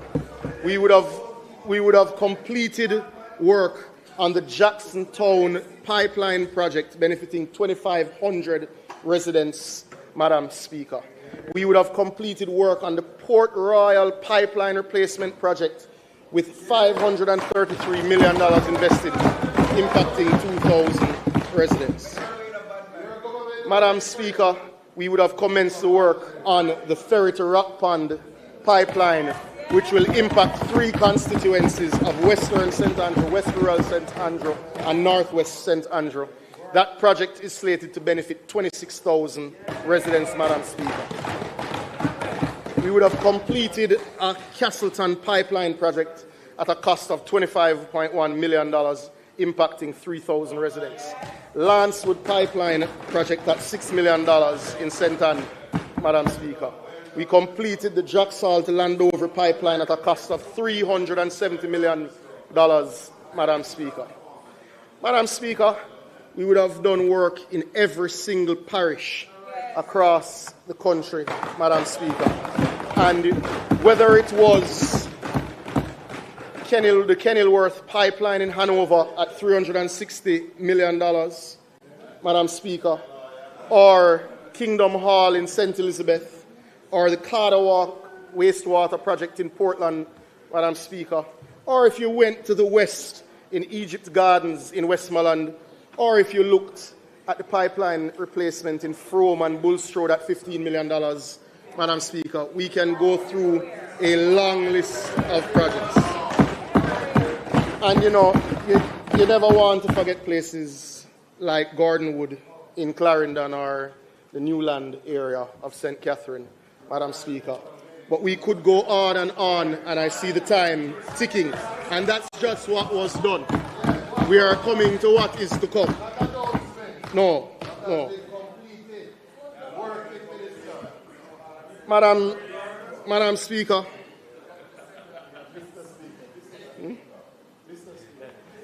Mr. Speaker, my apologies, sir. Yes. Madam Speaker, Mr. Speaker, the map of major works being undertaken is indeed before us. The NWC continues to enhance its operational capacity through targeted investments and fleet expansion, equipment upgrades, and energy efficiency initiatives. The acquisition of specialized vehicles, including Vectorjet units, pickup trucks, and water trucks, has strengthened the NWC's ability to respond to operational demands. Mr. Speaker, it is important to note that these investments in operational efficiency came because the Commission is well run by a solid board. And pre the last financial year with Hurricane Melissa, we had a streak of 3 years with a marginal surplus, the first in NWC's history. Mr. Speaker, the water sector is Jamaica's biggest and single largest consumer of energy. The NWC has seen its electricity bill in 1 month exceed $1 billion Jamaican dollars, Mr. Speaker. That is not sustainable, especially with rising fuel prices globally. The hurricanes we have faced in recent years have made something else clear. Continue. When the power goes down, the water stops. Energy resilience and water security are inseparable. Mr. Speaker, we are fixing it. The NWC and rural water supply are both pursuing targeted investments to bring energy costs down. Rural water supply has continuously worked to integrate renewable energy into water supply systems. For 2025 to 2026 financial year, the rural water supply has completed the installation of 3 new locations, one in Freehill, Northwest St. Ann, Bunkers Hill in Northern Clarendon, and New Eden in West Portland. The NWC has advanced its energy management strategy through the completion of several projects, but one I will highlight is the Forest Hills Solar Photovoltaic project valued at $81.5 million, which already in its first year has provided savings of $14.1 million, Mr. Speaker. The energy efficiency projects are on a table being presented for colleagues here. But just in summary, the 13 projects highlighted will be executed at a cost of $885 million, but expect to bring annual savings of $322 million to the National Water Commission, Mr. Speaker. Mr. Speaker, the Rio Cobra water treatment plant, valued at $92 million, is in construction and will deliver 15 million gallons of water per day by May 2027. To put this in context, in the worst drought recorded in Jamaica in 2022, Kingston and St. Andrew, Portmore and Spanish Town were short 12.5 million gallons a day supply relative to demand. This project will supply that area with 15 million gallons a day. That closes the gap and provides a buffer even in what was our worst drought. And this is on track for completion in May 2027. And remember, yes, the commitment still stands. The commitment to ensure that the community in the area benefits from the extraction and that the water does not bypass the residents of the area. As we would have done in St. Elizabeth at the Pepper Wells, we ensured that the community in and around the area was connected. The commitment stands, ma'am. I come into Sligoville. Mr. Speaker, the Western Water Resilience Improvement Project is the single largest infrastructure program being undertaken by the National Water Commission. It represents a total investment of approximately $170 million in this phase and involves the design and construction of approximately 65 kilometers of new large diameter ductile iron potable water pipelines across 3 strategic corridors in Western Jamaica. Heavy construction commences this week, Mr. Speaker. The project covers 3 critical transmission corridors. The first runs from Martha Bray to Bounty Hall in Trelawney, strengthening water transmission capacity in one of Jamaica's fastest growing agricultural and residential areas. The second runs from Greenwood to Montego Bay in St. James, securing a reliable supply to Jamaica's second largest urban centre and the engine of our tourism economy. The third corridor runs from Lucy to Negril through Hanover and Westmoreland, ensuring dependable delivery to communities along the western coast and to Negril, one of the country's most important and internationally recognized tourism destinations. Together, those corridors serve the 4 parishes of Trelawney, St. James, Hanover, and Westmoreland. This pipeline ranges from 500 to 800 millimeters. It is the largest pipe infrastructure investment since the Yalas pipeline. And, Mr. Speaker, the pipes are currently being cleared at the wharf in Montego Bay. I'm pleased to report that these pipes are indeed here. The WWRIP will directly address the most persistent and consequential challenges facing the water system in Western Jamaica: aging infrastructure, high non-revenue water losses, inadequate pressure, and a network under growing strain from population growth, tourism expansion, and climate variability have long undermined water security in this region.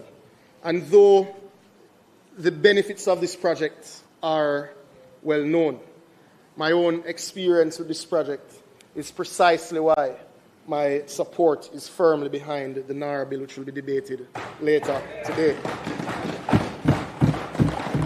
This was declared an emergency when the pipes ran dry in 2023.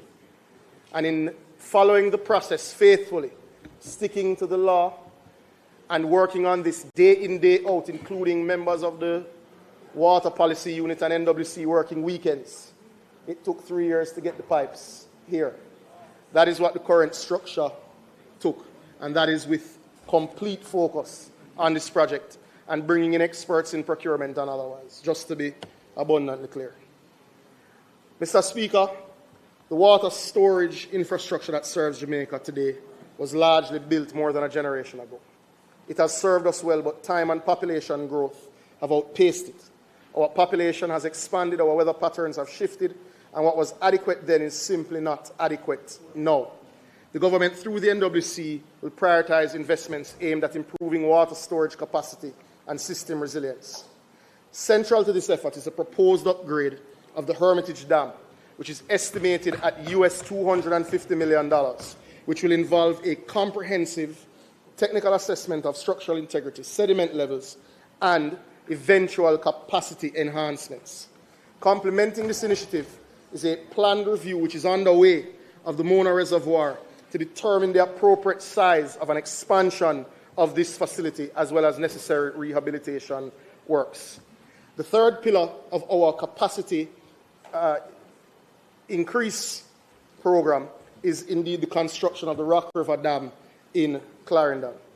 Mr. Speaker, at the community level, the NWC has identified critical storage tanks which are necessary to strengthen secondary storage and will be expending $7 million this fiscal year to increase storage at points of elevation benefiting communities.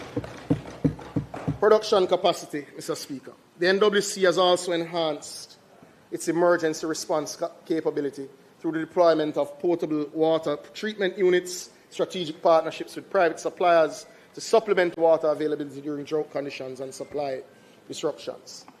But, Mr. Speaker, new treatment capacity is also being pursued with the intended development of water treatment plants at Roaring River in Westmoreland and at the Rio Bueno through PPPs, which the government has engaged the IFC, the private sector arm of the World Bank, to work with us to ensure that we get the best competitive offer. We will further complete the engineering and planning works that will allow for the upgrades and expansion of the White River Treatment Plant, the Martha Brae Treatment Plant, the Great River Treatment Plant facilities. This will add some 30 million gallons daily to the North Coast.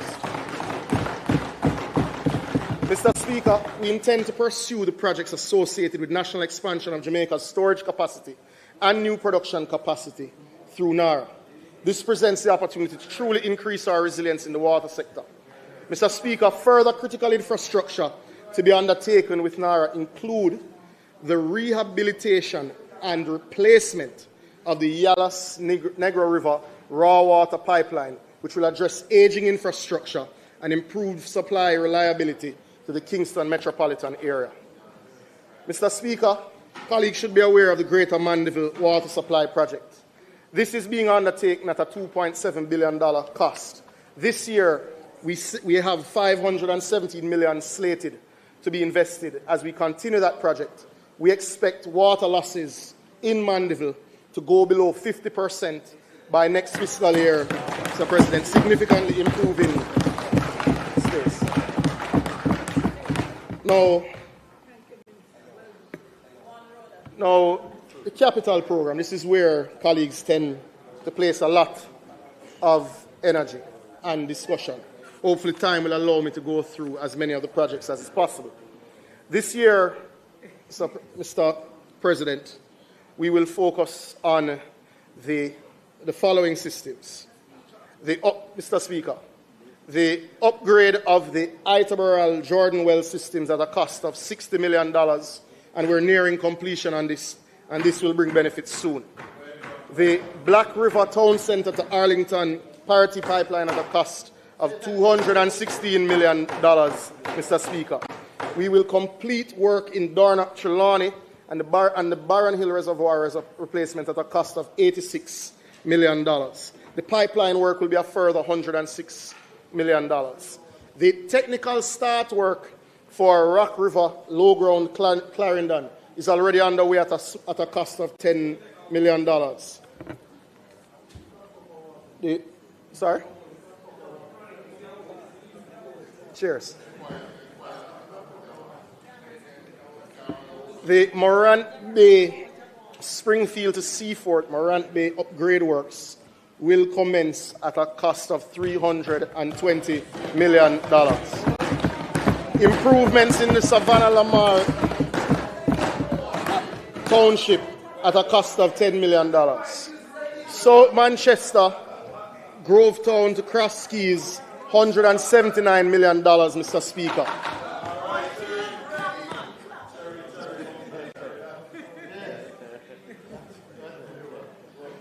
Wakefield to Bunkers Hill in Trelawney, Phase 2 at a cost of $90 million, Mr. Speaker.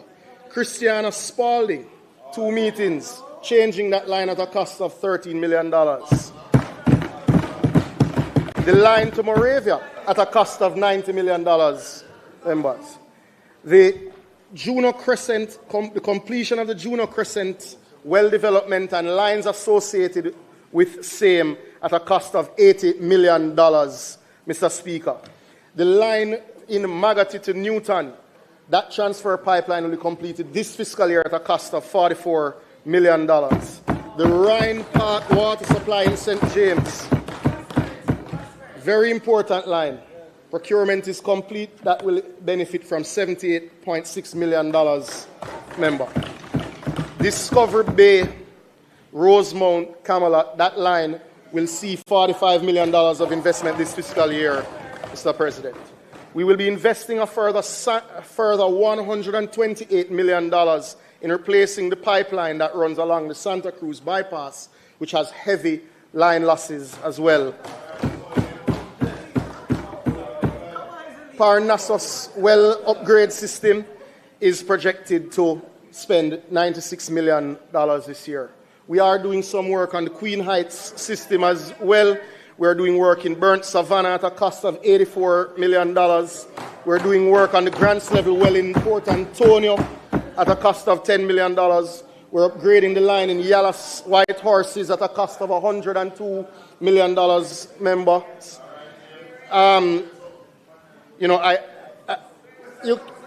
Yes, sir, at a cost of $102 million. Yes, member. Madam Speaker, the capital works list is extensive, but I will circulate to members. But there is no parish that is left out. But there are 9 projects that I've pulled out of the sheet, which I think is important to mention. South Trelawney is on a larger capital project, member, so I will come to that in a second. But on the existing capital works, Mr. Speaker, there are 9 projects that have been the source of much social discomfort. And for that reason, we have prioritized works in these areas. This includes upgrades of the West Kingston water distribution, including the lines in Tivoli and Denham Town, which are severely degraded. Upgrades of the Duhaney Park water distribution network, which have been the source of much contention in recent weeks. The St. Benedict's Heights lines, that is a community that was done in Operation Pride and lines never laid, Mr. Speaker. Essex Hall in West Rural St. Andrew, Walker's Wood to Breadnut Hill in St. Anne, Mount Diablo and Top Hill in St. Catherine Northeast, the Sligoville distribution lines, Mr. Speaker, Rose Heights distribution line in Central St. James, and Retreat to Top Hill in Western Westmoreland. These have all been the source of significant social pressure, Mr. Speaker. And the NWC will invest $1 billion cumulatively in these projects over the course of the next 12 months. Mr. Speaker, I'm not going to go into geographic information systems and the strength of the residential and MSME amnesty, but I will state very clearly that we have processed over 15,000 customer requests, and the amnesty facilitated over 9,500 customers who were cut off before and facing the burdens of debt, having debt of over $781 million lifted from them and being reconnected. And it is a program that we are particularly proud of, Mr. Speaker. I will do my best to run through pretty quickly. Mr. Speaker, over the last financial year, Rural Water would have completed projects in Rocky Point, Brandon Hill, Bunkers Hill, the Mother Floor System in Manchester, New Eden and Cascade in Portland, Top Road in St. Andrew, East Rural, Free Hill in Northwest St. Anne, Watermount Phase 2 in St. Catherine, and Lapland in St. James. We would have also done works with our schools at the New Gardens Primary School, Aberdeen High School, and indeed Mason Hall Primary School and Richmond Primary School. We would have expended over $450 million in the last fiscal year in closing these projects. In the current fiscal year, Mr. Speaker, just to read very clearly the projects that will be undertaken by the Rural Water Supply Limited through their capital projects, it includes... Yes, sir. Just for clarity, about how long else do you have? I can take 5 minutes and highlight the final sets of projects. Mr. Speaker, I don't want to be playing tit for tat, but the Speaker was very clear. She said that we are allowed our time, plus for the ministers, 15 minutes, and for this side, 5 minutes. We have exhausted the time. Yeah, I think the member is going to wrap up now. So we'll just ask the member to... We'll ask the member... No, we'll ask the member to go to... We'll ask the member to go to his closing statement. No. Right. Minister, close. Madam Speaker, just to announce that the projects that have long been announced and not executed will commence this year in Union Balaclava, Albert Town at the Ulster Springs in Trelawney, the Green Park to Bamboo Line in St. Anne, Mason Hall in St. Mary, Agwater Vale, and Port Morant, investing $36 million, Madam Speaker. And in closing, last point I'd like to make, because I think it's a central commitment to the residents of Greenwich Farm, we will be closing the cesspool emptying facility, which has long been a source of pain to that community and affected the school, and we expect to start the construction this year. And that, I think that has been too long, and for the members that represent constituencies in Portmore, we've also started the design process for the relocation of the greater Portmore sewage plant, as well as the sewering of many of the communities that have suffered. Sorry for going over time, Madam Speaker. I will finish in ministerial statements at a later date.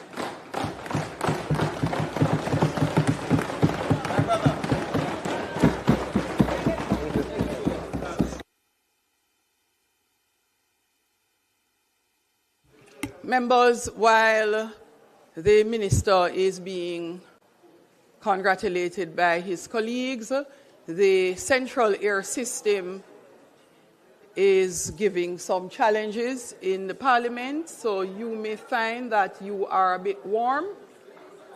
No, you may not remove your jacket. The gown is far more than the jacket. The speaker can operate without the gown. The gown is massive, heavy.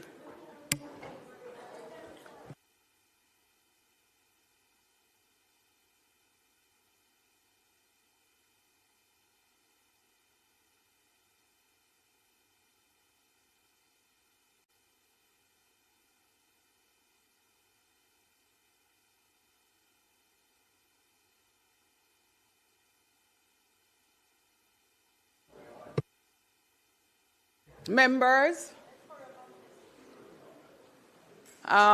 let me just consult the House. For those who would like to remove their jackets, let me have you vote. Those in favor? Thank you very much. The nays have it. We will... No, I got it. There's no one in favor. House Leader, would you be so kind as to introduce our next speaker?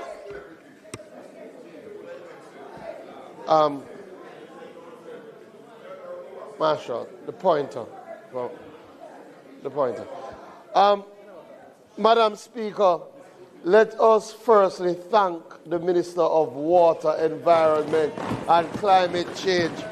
A presentation full of work done, not announcements, work done, and also work that is to happen this year. Excellent presentation. Excellent presentation. We now go to the member from St. Catherine. What is St. Catherine? St. Catherine Northwestern. And Madam Speaker, we are already aware of the time. You will have 30 minutes plus 5 additional minutes. Thank you.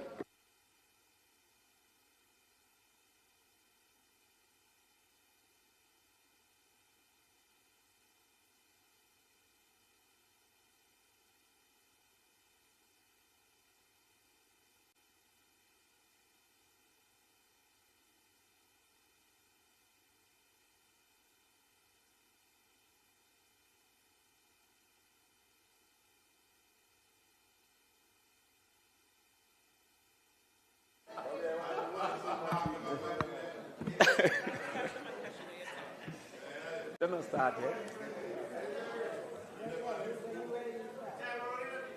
Your mic is on. I don't see the presentation.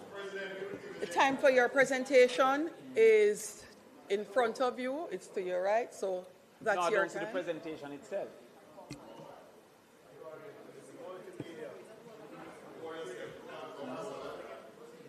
Green. You have to start though, you know.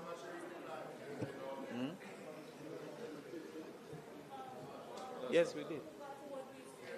They're downstairs. She says what? Who haven't received it? We sent that to them from the... Yes, I was sent to the wall.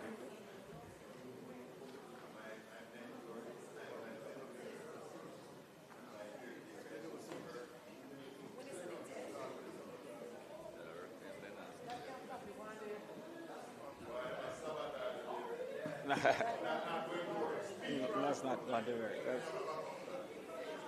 Today.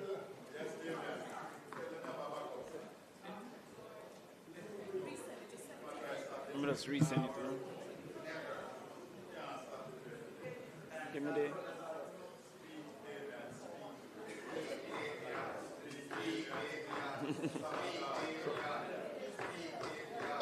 But Madam Speaker, I know the member is trying to upload his presentation.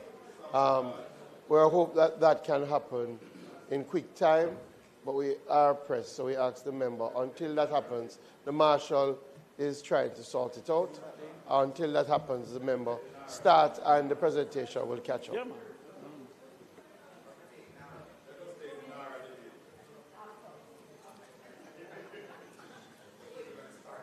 What is the password?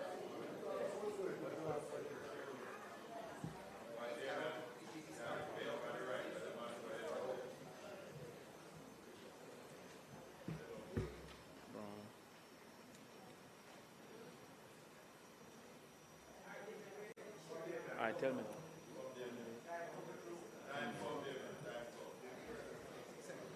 Yes, I'm doing. Give me it again. Come. ICT help desk. Help desk. Yes. At JA Parliament. JA Parliament. .gov.ja.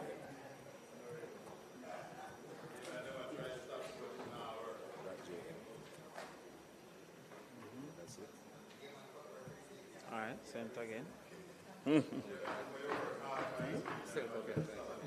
Yeah. I say. We have it done. All right.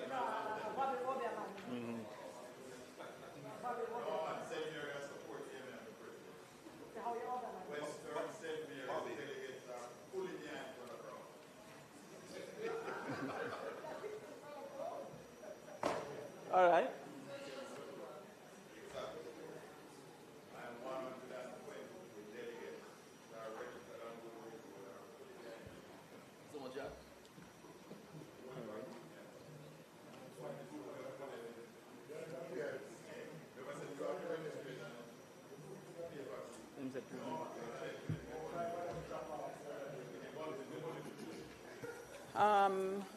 Member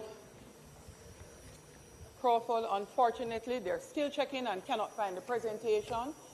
We are giving you 5 minutes from the time you were slated to start at 3:39, after which you would have to start, or we would have to move to the business of the House, continue with the business of the House, and then come back to the presentation. Okay. What would you prefer?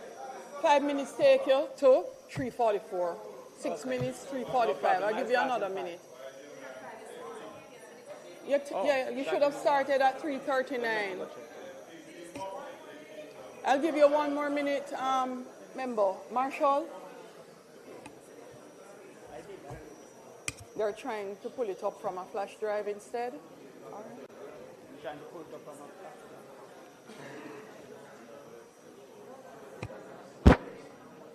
She's giving us 5 minutes. Oh.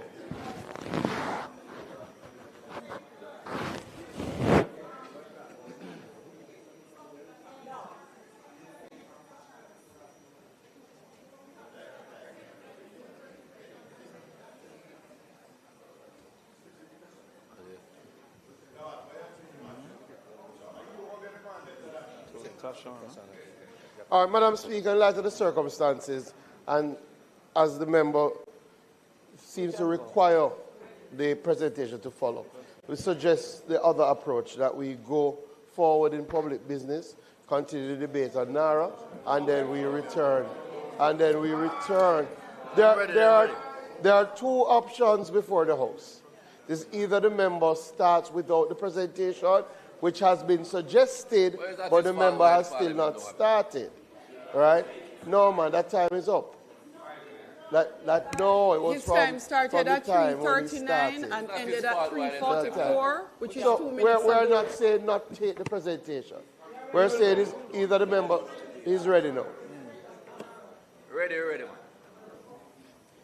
Member Crawford, you have elected to commence? Yes, I will. Thanks, member. No problem.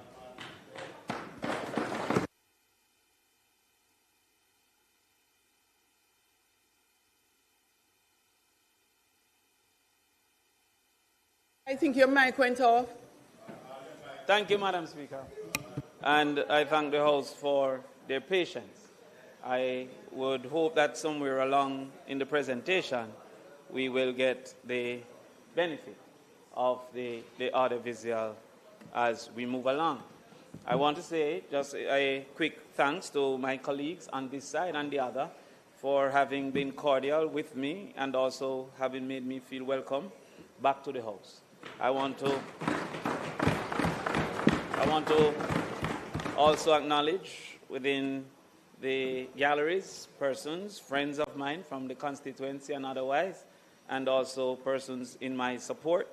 And I want to publicly acknowledge my junior shadow person, or my deputy, newly minted Senator Fames, who is also here and in the gallery. Madam Speaker, I stand here on behalf of the parents, teachers, administrators, and students who are the tenants of the education system, now in the state of progressive collapse. Their experience are not anecdotal.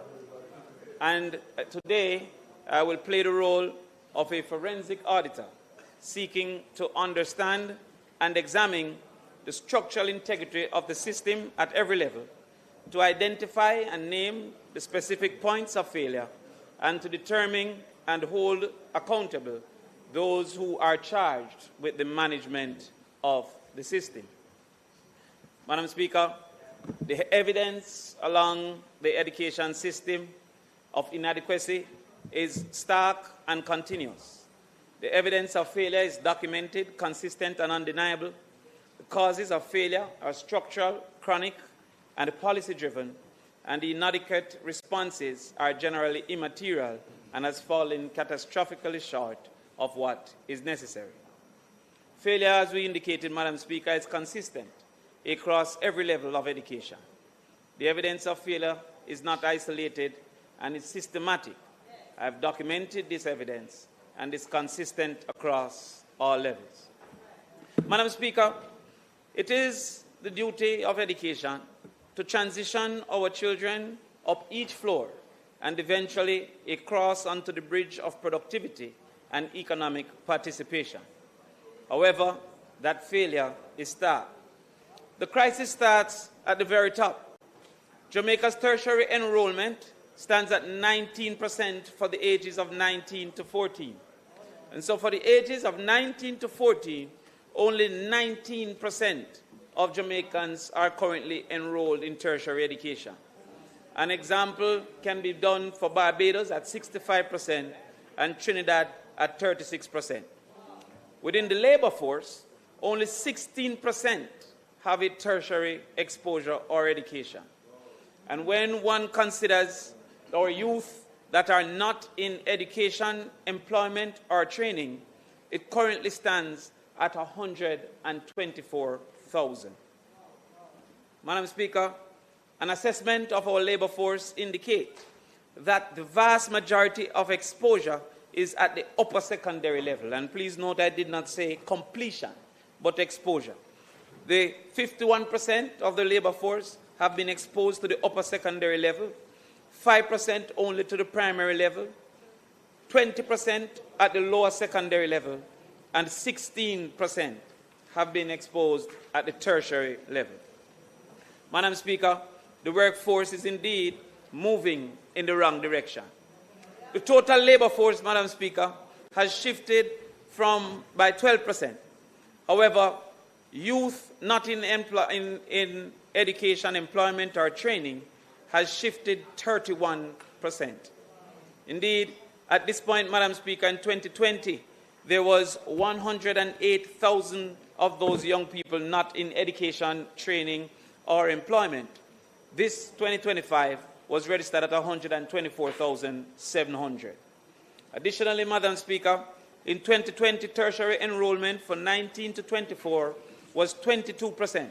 It has shifted downwards to now only 19%. Madam Speaker, we have 887 workers without qualification at current. Indeed, the total without qualification in 2020 was 727,000. In 2025 is 887,000. In just 5 years, approximately 160,000 more persons have entered the workforce without qualification. This is larger than some of our parishes' population. Additionally, our men are extremely at risk, as in 2025, 560,000 of the men in employment was without any form of qualification, and for women, 327,000. This, I must point out, Madam Speaker, does not include the 722,000 that is not within the labor force, the set that have withdrawn themselves from seeking opportunity to work. So indeed, if one should assume correctly that the vast majority of those that have given up on the probability of employment would be in the same position as the 887,000 that have no qualification, we have at this point over 1 million persons of the ripe working age that is without any qualification at all.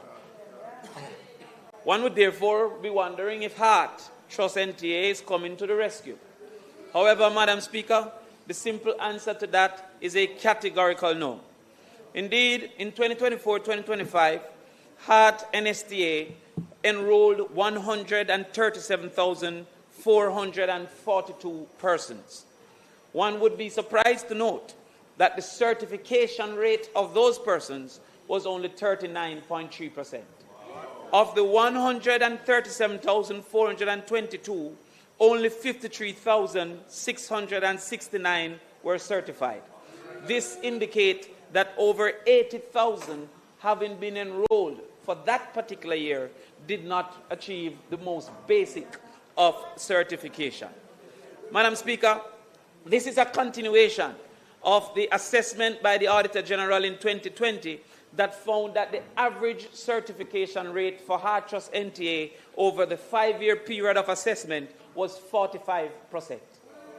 Madam Speaker, instead of seeking to fix things, the Heart Trust NTA decided to surrender their ambition and indicated that the goal that they had at that time of 70 to 80% certification was indeed, and I quote, a stretch goal, and that they would revise from an internal assessment the expectation to 45 to 50%. Madam Speaker, an analysis of this year suggests that they even missed that particular goal, because we are now at 39%. Madam Speaker, the OECD global average is 62%, and many, many other institutions are way above Jamaica. When you look at this reality, one recognizes that we are facing a serious problem.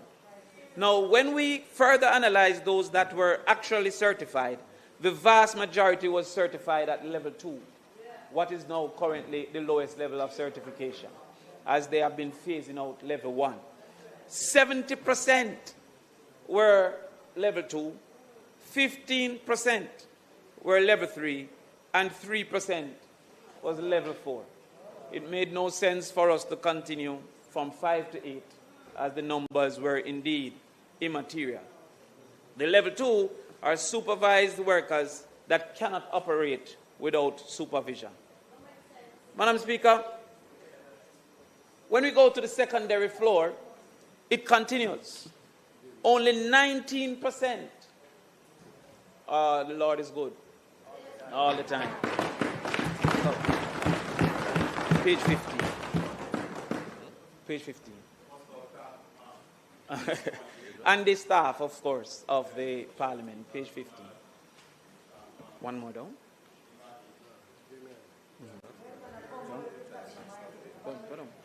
Yes. Next again. Next. All right. So as we can see here, only 1 in 5 students leave with the basic certification that is necessary, equivalent to what the United States call a GED. There would have been an uproar in the United States, member from St. James, appropriately dressed in the national colors, if the GED rate was only 19%. Indeed, if you look at the numbers, because sometimes the percents become misleading, of the 30-something thousand, 34,000 that sat the exam, 6,000 achieved the basic minimum, and 26,000 did not achieve that minimum of 5 subjects, including math and English. Now, if you look, Madam Speaker, that this have been consistent for a while, over a 10-year period, you would have 260,000 that did not achieve 5 subjects, including math and English. To the opposite, you will have only 60,000 that would have achieved this. So,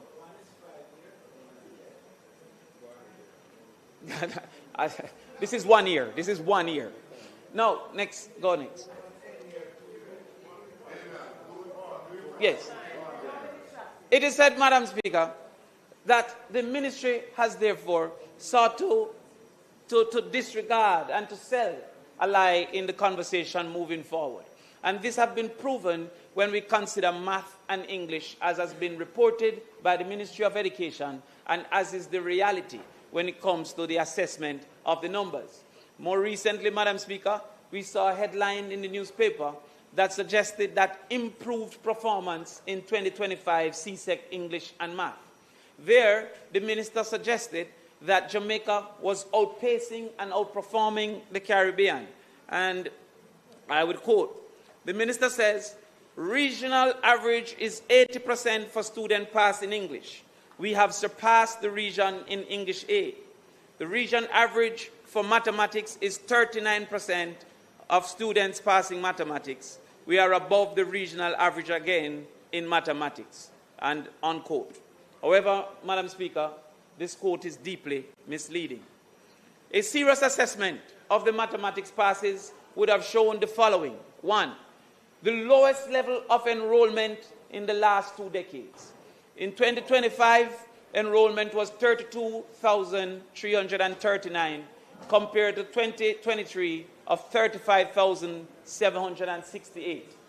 Of course, one may assume that maybe the birth rate have changed. A quick assessment of a reasonable period for which a 16 or 17-year-old will be doing the exam indicated that only 200 more persons were born in that specific year.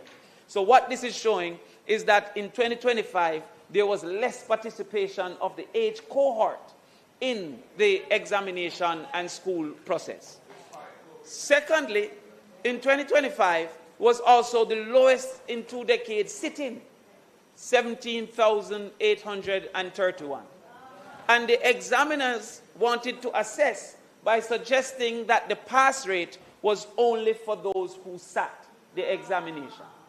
This big hullabaloo and grandstanding about moving from 37% to 44% only included 9 additional passes. In 2024, we had 7,817. In 2025, we had 7,826. Indeed, Madam Speaker, while it is that if you look as a percentage of those who sat the examination at 43%, if you look at a percent of those enrolled, our mathematics passes is 24.2%. Now, it must be admitted and added that all our children are to be doing mathematics and English. And so an appropriate assessment would have been of the enrollment at this particular point in time. Madam Speaker, there is also a greater cause for concern because further analysis suggested that approximately 20% of the age cohort were not even enrolled. They had given up on school. And so therefore, while it's 24% of the enrollment, it's 19.3% of the age cohort that passed mathematics. Madam Speaker, this grandstanding of ahead of the Caribbean has been proven untruthful, as the vast majority of the Caribbean countries that we seek to compare enroll more than 70%, 70% of their enrollment sit these examinations. We go further, Madam Speaker, to move to the English language. Again, we would have seen lowest level of enrollment, lowest level of persons sitting the examinations. However, an assessment of those who pass would indicate that of sitting, we are at 85%, but at enrollment, we are at 51.7%. If we go back to the conversation that the minister herself had, that we were almost at 80% as a Caribbean average, that 51% would be far from the Caribbean average. Madam Speaker, is it therefore within our permit to ignore thousands of Jamaican children who had not been given even the opportunity, as assessed by their teachers, to enter, and then claim that we are improving if we should do a reduction of those who sit and the percent from those who pass? Back up. Madam Speaker, at the primary level, it continues. The 4-grade literacy rate in 2025 indicated 65% at full literacy. This is down from 84% in 2015. Madam Speaker, we're moving in the wrong direction. For English language, at the PEP level, over 10,000 students did not achieve basic proficiency. And in mathematics, almost over 12,000 did not achieve basic proficiency.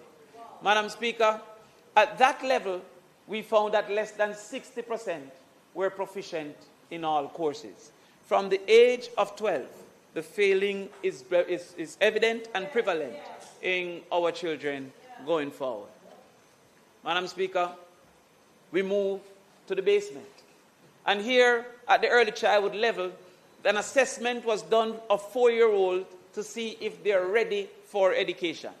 Of the 29,729 that were assessed, only 54% was said to be at the level for ready for education. The other 46% was said not to be at the level for education. Now, Madam Speaker, the assessment of this information goes further, where it indicated that almost 11% did not show up for assessment. So this 29,000 is not indicative of the total number of persons enrolled, as many, about 11%, did not show up to be assessed. The actual assumption that is reasonable is the vast majority of those did not see themselves prepared to be ready at age 4 for education. Madam Speaker, what we have seen in early childhood education is a habit of underfunded and low contributions. Indeed, when one looks at early childhood chronically underfunded, public funding 24.24% of GDP, the international standard is 1%. Fully certified institutions are at 15%, and degree holders, teachers with degrees within the sector, are at 18.7%. Madam Speaker, 4.3 years of learning, the World Bank indicated, Jamaicans have been going to school for 11.4 years, is likely to have effective learning of 7.1 years, indicating that an average student in 11th grade is performing at the 7th grade level because of 4.3 years of learning loss. That actual assessment by the World Bank, same study, indicated that because of inaccess to adequate education and health, approximately the Jamaicans per individual would be 53% as productive when they grow up as if they got the adequate education and the adequate health care. This, Mr. Prime Minister, is where the productivity problem starts and where the productivity solution lies. The actual assessment of these realities have proven that there are certain gaps in the literature that have contributed to this failure. One of those gaps include technology, absenteeism, nutrition, etc. And I indicate here a comparison of Campion and Holy Trinity. Not to disparage Holy Trinity, but to just show the reality. It is certain among all of us, and we will bet a reasonable sum, that the person at Campion, all things held constant, have greater access to technology. We would accept that the person of Campion compared to Holy Trinity is less absent. We would accept that nutrition is more available to the person at Campion. We will accept that teachers and quality teachers are more likely to be constantly and consistently available at Campion. We will accept that Campion students would have much greater access to learning materials, more parent involvement, also highly motivated or a higher level of motivation, and have gotten early exposure. This is where the solution lies, Madam Speaker. Now let's assess what the government has done. In contributing to the technology gap, the government has pronounced and celebrated 3,000 laptops being distributed to 500 primary schools. Now, first of all, it means that about 300 primary schools have gotten no laptop. However, those who got a laptop only got 6 laptops. So, therefore, the schools, to share among themselves, receive 6 laptops each. Now, that assessment have been done here with the different schools and the frequency. Those schools that we have 1 to 100 students, they are getting 18 minutes per laptop. The ones with 100 to 200, they're getting 9 minutes. And if we go to ones with 500 to 1,000, they're getting 3 minutes from the laptop. Go down. No. Further, Madam Speaker, The minister indicated in the Standing Finance Committee that we would have, the target was 30 laptops. Now, the goal is 60 minutes per day. In that assessment, therefore, 235 of the smallest schools, or 10% of our children, would be adequate. However, the other 90% would still, even with the goal, not be adequate. It is taking less time to turn on your phone, to put in your password, than the child will have with a laptop. When it comes to the nutrition gap, we have seen where between 25 and 33% of students arrive at school hungry. That is a research in Jamaica. That between 25 and 33% don't get hungry when they get to school. They arrive at school hungry, leave them yard hungry. We also found 55% food insecurity, 30% skipping meals, and 29% have been hungry for at least one day in that week of assessment. Madam Speaker, what has been the government intervention? Big and bold in the budget was that they were allocating $347 million for basic school nutrition. When one analyzed that there's 111,000 persons currently at the basic school level, at 190 days, this translates to $18.24 per child per day. This is the contribution that the government highlights that they're giving. Additionally, Madam Speaker, Madam Speaker, I'm asking for protection. Additionally, Madam Speaker, the PATH program has over 180,000 children participating on PATH. The government has decided that they will target for breakfast 69,000 students. One assessed the $1 billion that they have allocated. Those 69,000 students, that is not inclusive of approximately 110,000 students who are in need and on path. Those 69,000 have a contribution of $76.26 per day. Madam Speaker, the principals have been concerned, and there have been high levels of quarrel among them for this reality. One of the most recent was that a principal wrote to the teachers that they will only be able to distribute for the rest of the term 3 days per week because it's not sufficient to spend on the entire amount. Madam Speaker, we also suffer from chronic absenteeism. Chronic absenteeism is said to be missing 10% of the school year. That's 19 days. We are going as high as 35% in some of our regions, and the lowest region is 18%, that is Kingston. So every single region is in the category of chronic absenteeism. Indeed, in some deep rural areas, we have as high as 55% absenteeism, Madam Speaker. Madam Speaker, they have indicated in a hurricane recovery myth that all our schools are open. However, Madam Speaker, assessment in that suggests that there is hidden absenteeism. What is meant by hidden absenteeism? A child is only perceived absent if he was supposed to be at school. At this point, there are some schools still offering 3 days on and 2 days off to have a rotation of students, causing among the children a learning loss of 40 to 60% because they were not supposed to be at school, not calculated in the absenteeism numbers. Indeed, the newspaper indicated that in St. Elizabeth, over 400 students were still not found. But if you don't only read the headline, you will see further down where the police himself indicated we went into a very small sample to collect information, and we reached 400 before we went into the large sample. Indeed, despite the Ministries of Education pronouncement, the president of the Students' Council Association for that region indicated that in and over St. James, St. Elizabeth, and Manchester, they were observing less than half the usual capacity in the classrooms. This is what we are going, Madam Speaker. As we move forward, we see Region 1 is 18%, Region 2 is 20%, 3, 18%, Region 4, 28 to 34%, Region 6, 35%. Every single region is in the phase of chronic absenteeism. Madam Speaker, there's been a reality that absenteeism leads to dropout. And the research done by the World Bank have indicated that at the different levels of education, we can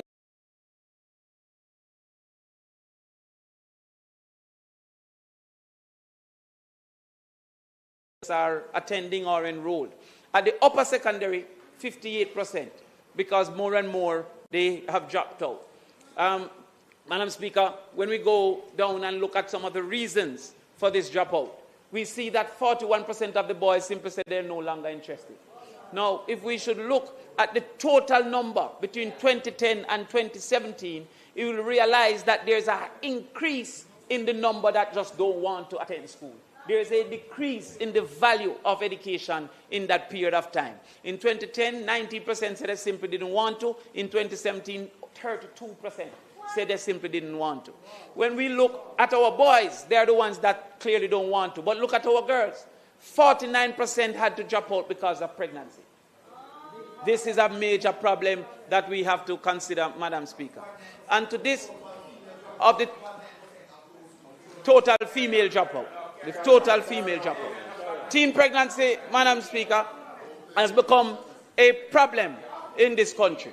Indeed, the average as recorded by the Jamaican institutions is 6,000 per year.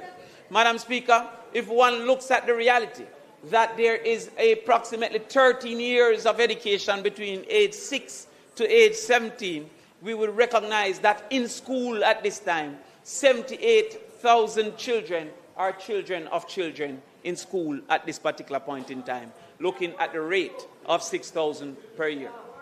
Madam Speaker, we therefore are asking for a reconsideration once again of the age of consent, and I once again believe that this Parliament should consider the movement from 16 to 18 as we move from a 5-year secondary institution to a 7-year secondary experience going forward. Move forward. Madam Speaker, we have to protect our children. And to that extent, Madam Speaker, we're asking for these things to be considered. Madam Speaker, the government response have been failed bus system. They have also impacted negatively the teachers' ownership of vehicles, despite the insistence that the principals and the guidance counselors should move into these areas to interface with the children and get them back. There has been no increase in the PATH program. Madam Speaker, there's an exodus of teachers moving out of school. 10 years ago, 350 resignations in that year. In 2022, 1,800 resignations in that particular year. Madam Speaker, additionally, 145 math teachers resigned in 2022. That's 10% of the math teachers that are available to the system. Madam Speaker, the government has failed with no retention plan. They have also insulted our teachers with a 2% increase proposal, simply have replaced the 1% NHT, and also they have not considered the band that the teachers were assigned by Ernst & Young to put those persons from band 4 to band 5. Madam Speaker, we don't have to discuss safety because we have seen the level of safety concerns within our schools. Madam Speaker, as it relates to early childhood, it has been proven that the returns on a $1 investment in early childhood is up to $17 for an investment in $1 of early childhood. A longitudinal study in Jamaica indicated that 25% additional earning for those at the age of 22 once they accessed early childhood education. And at the age of 31, they were earning 43% more than those who did not access early childhood education. Madam Speaker,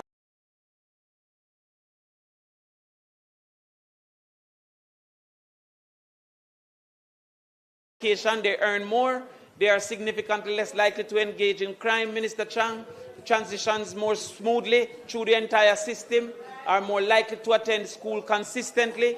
They build cognitive foundations for lifelong learning, and also they are more likely to complete their education. Madam Speaker, the Minister of Education has sought to paint over these cracks and indicated that only 108 early childhood institutions did not have a degree-trained teacher. One access to the census done by the ECI, the Institute, the Early Childhood Institute, indicated that only 1,518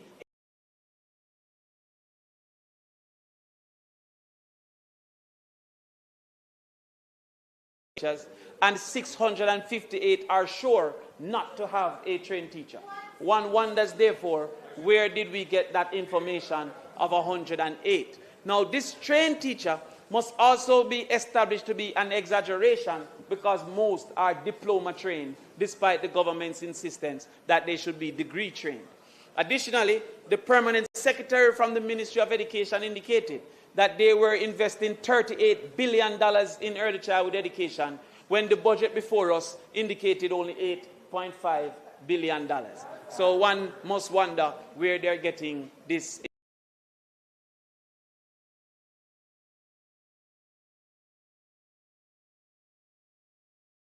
Of the Constitution, the Charter of Fundamental Rights and Freedom indicate that it is the right of every child who is a citizen of Jamaica to publicly funded tuition in a public education institution at the pre-primary and primary levels. Madam Speaker, that has not been assessed.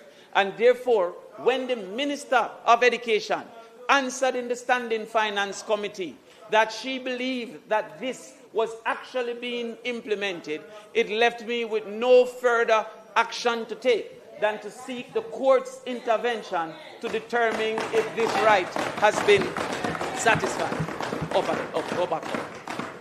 Madam Speaker, the system failure is stark. Underfunding is a breach of the Constitution.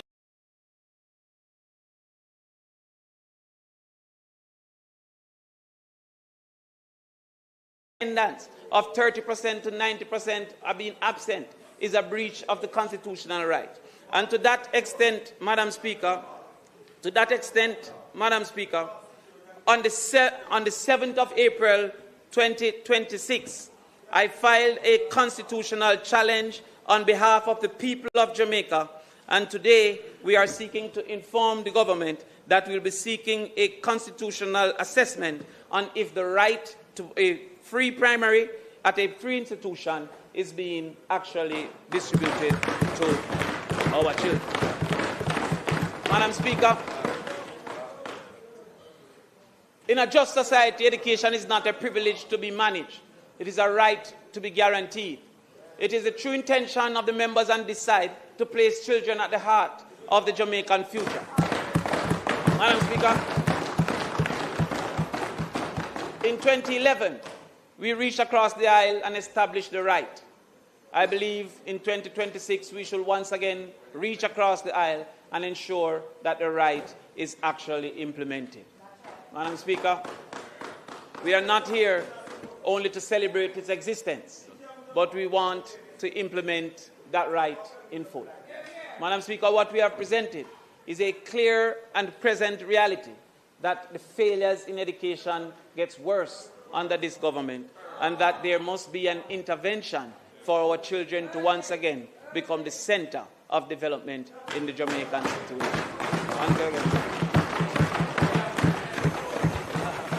Councilmember.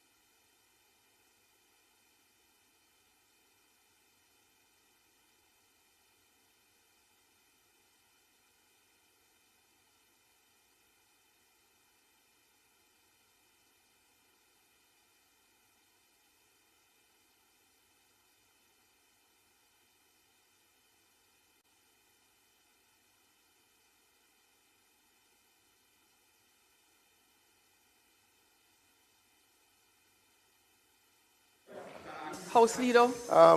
Madam Speaker, we thank the member for staying within the time limit for the presentation. And I am sure the presentation will be the subject of significant review.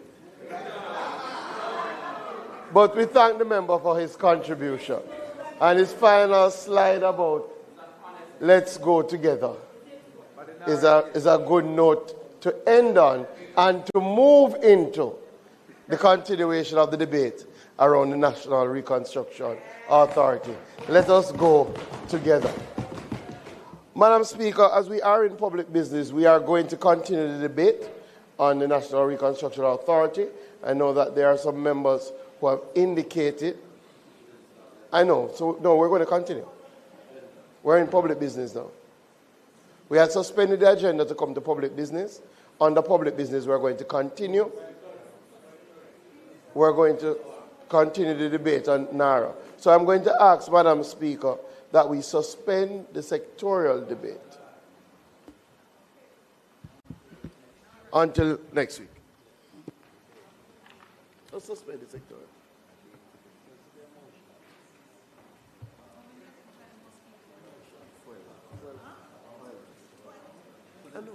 So members, just for your information, there is nothing in respect of the agenda items for today that would prevent us from continuing in public business with the debate on the NARA bill.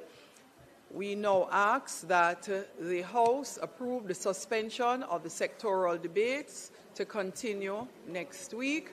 Those in favour?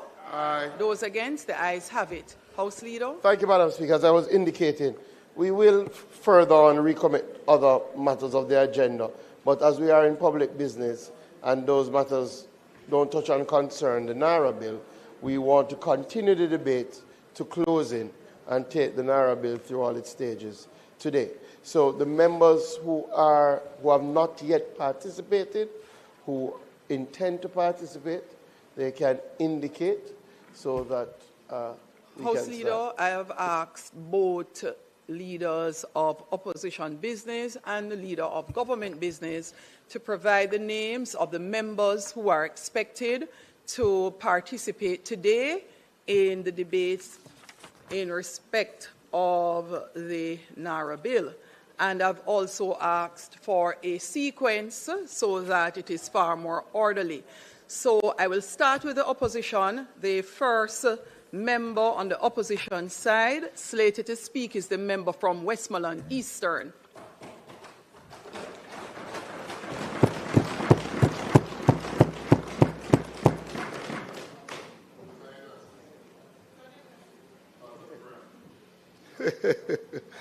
Thank you. Thank you, Madam Speaker.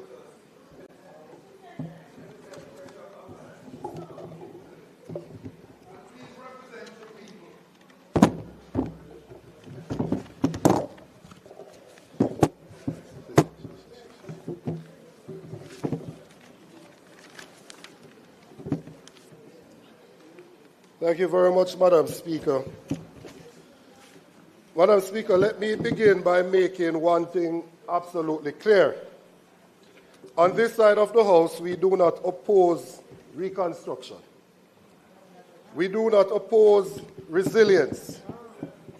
And we certainly do not oppose urgent action for the people of Westmoreland, St. Elizabeth, Hanover, St. James, Trelawney, and all the other parishes that are recovering from Hurricane Melissa.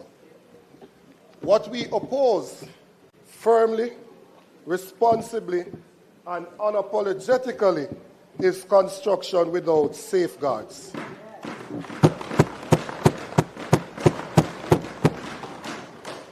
Because, Madam Speaker, history teaches us that when large sums of money, emergency powers, and weak oversight converge, the result is not efficiency, it is risk.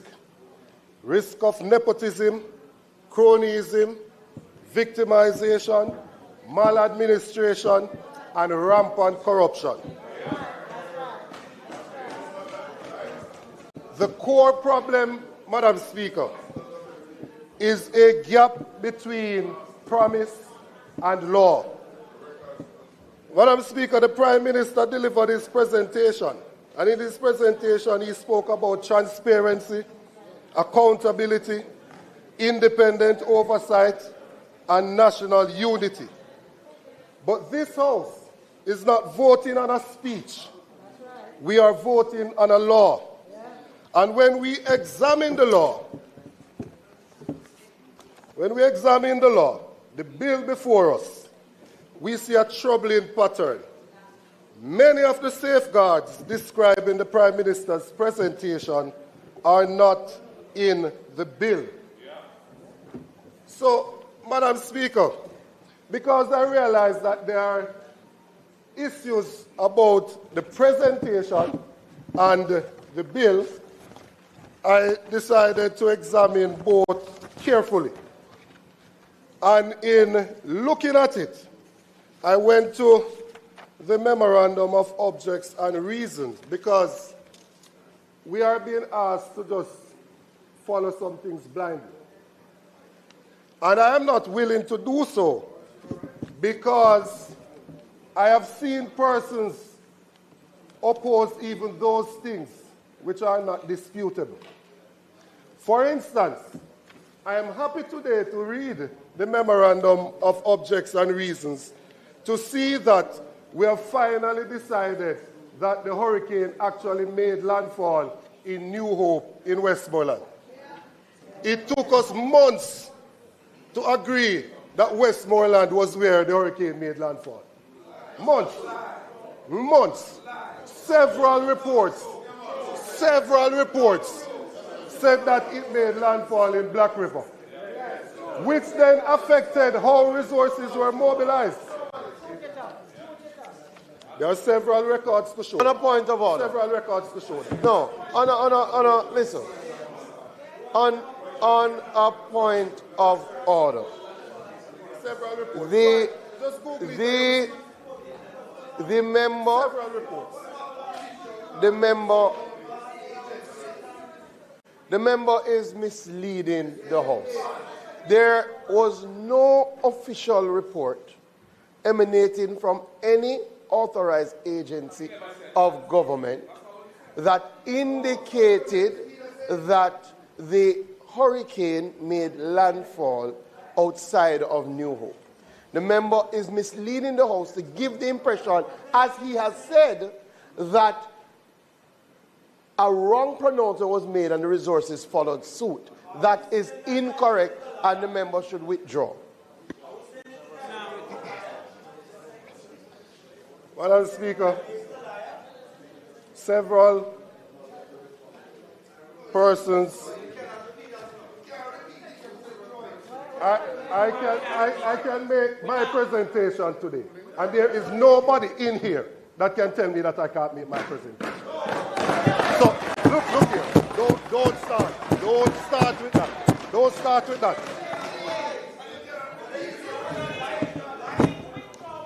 You know, Madam Speaker, point of order about what? The same thing that he said?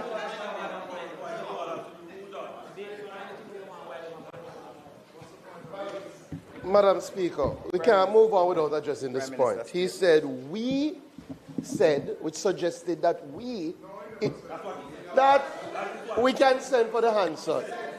He said, we said many times that the hurricane made landfall, and went on to say we said the hurricane made landfall in Black River. That was never said, because it's just factually inaccurate. So the member can continue, but he cannot mislead the House on the point.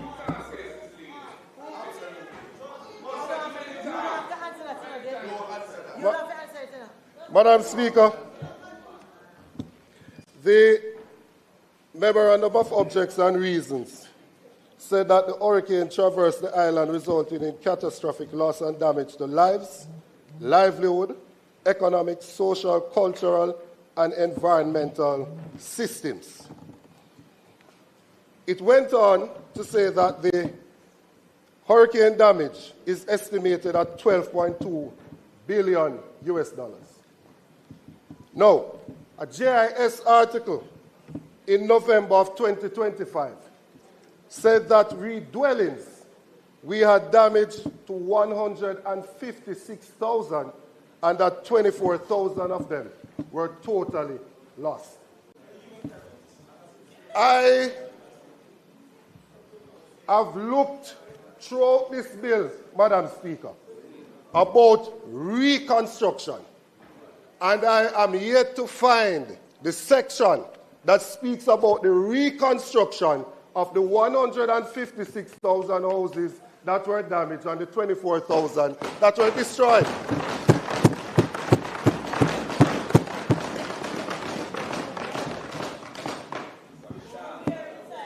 Significant housing loss. We came here and the Minister of Energy made a point that we needed to mobilize resources to get resources to JPS so that we could have electricity returned to the residents by the end of February. Today is the 28th of April 2026, and over 2,500 residents in Eastern Westmoreland are still without electricity.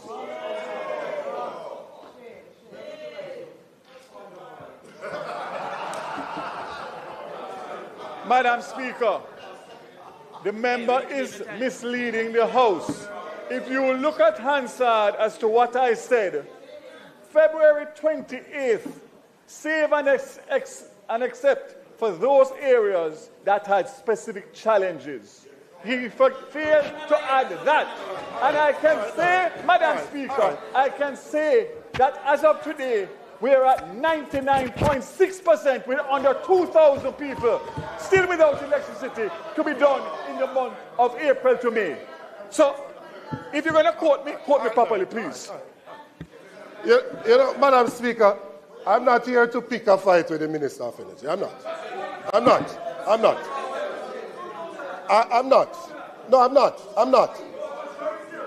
Madam Speaker, when you say 99.6% of the country has been restored, the report that I got a week ago, and the Minister said at a press conference a week ago, that there were approximately 3,000 residents without electricity, and that 2,561 of them are from Westmoreland. The report from the CEO of JPS is that 2,561 residents from Eastern Westmoreland are without electricity. So, I don't understand how that is becoming a controversial matter. The hurricane made landfall in the constituency, devastated the constituency, and we have seen no priority attention in there to get back electricity to these persons. And when we have this bill, I am taking this bill.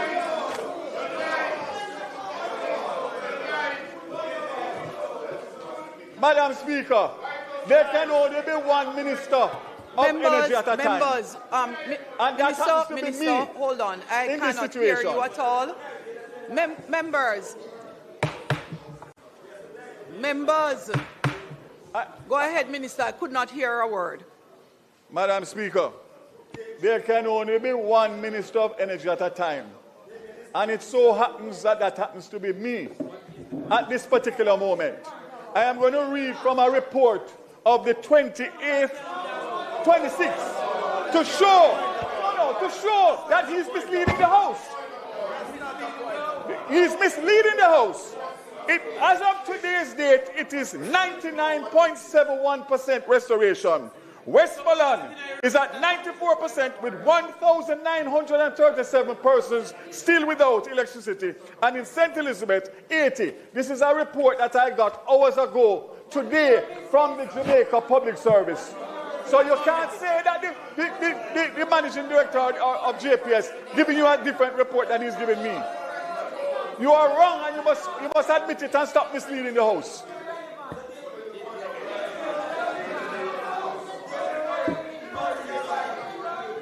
Madam Speaker, am I going to be allowed to make my presentation? Members, if a point of order is raised and the person who is on their feet debating wish to respond to the point of order, I'm going to... hold on, no. You're missing the point, member, and I won't name you. It is for the benefit of the person who is on their feet so they don't lose time. So member from Westmoreland East and others who will speak after, when a point of order is raised, if you would like to respond to it, please signal, because that way your time does not continue to run. I do not want you to lose time in the debate. If you are not responding to the point of order, then your presentation continues. Sure. Thank you, Madam Speaker. I want to be abundantly clear.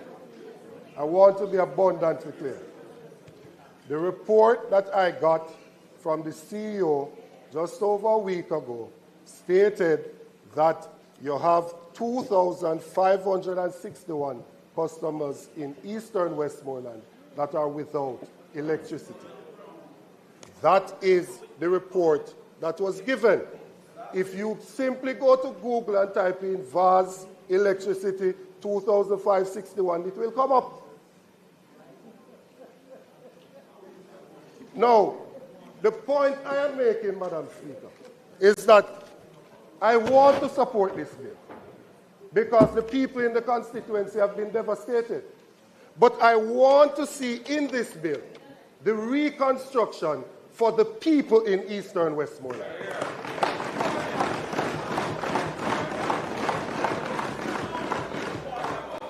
The small business operators whose businesses were built in the same way that their houses were built also lost their businesses.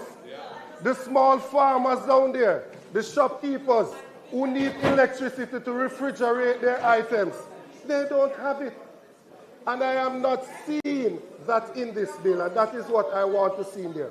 How it is that we are going to impact on the small people in eastern Westmoreland who are suffering.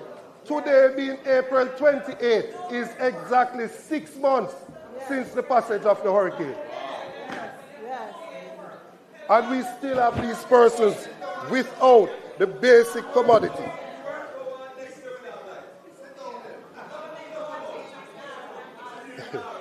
You know, Madam Speaker, I came today, I came prepared because I knew this was going to happen. I came with my Bible, I came with my Bible. I knew this was going to happen.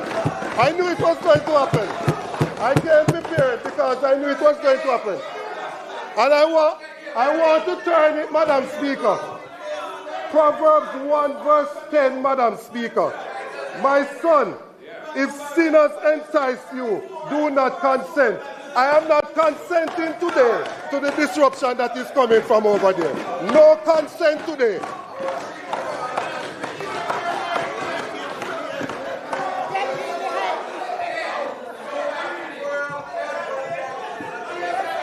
No. Madam Speaker, the priority program of the government to deal with the housing situation is the roofs program. The roofs program, Madam Speaker, has left a lot of persons without receiving any assistance. But I'm not even going there yet, Madam Speaker. I'm talking about those who have received something. First thing is that if we are talking about reconstruction and resilience, how is it that somebody would have lost their entire home, which is what severe represents in the roof program, and the allocation is $500,000? Who can rebuild a house with just $500,000? Who can rebuild a resilient house with just $500,000? There is absolutely nothing that speaks to that in this. And members whose constituencies were not affected can say whatever they want to say. When you travel across eastern Westmoreland and the parish of Westmoreland, several homes still have tarpaulin on them. Several homes still have tarpaulin on them. Right? Now, Madam Speaker, up to this morning, I got a call up to this morning an individual who receives Members. a grant.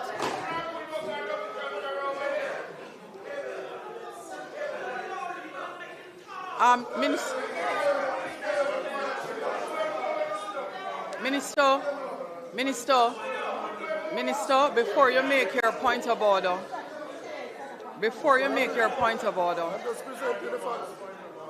members, Deputy Speaker, members, I am not going to interrupt. I am not going to interrupt unless I am asked for the protection by the member. I will allow you to continue your debate. So where a member needs my intervention in today's debate, you ask for it. No, that's what I am definitely doing, member. No, not at all. Especially the member who doesn't need my protection. Members, in addition, let me help you with appreciating what happens for the general public. For the general public, the members who are seated behind the presenter who are shouting in the mic, you actually disturb their presentation, particularly in respect of the public listening because of how the mic system operates, far more than persons who are further away. So, just for our understanding, when the noise comes from both sides of the House, and particularly when it comes from close to the person presenting, you significantly disturb the presentation of the member closest to you. Now, there is a point of order being raised. Minister Charles, are you, member? Point of order? Thank you. Thank you, Madam Speaker. I was trying my best to listen to the full sentence from the member, but I'm not hearing you well. You have to project because I'm saying I was trying my best to listen before I call for the point of order to see if the sentence in completion would have not misguided the country.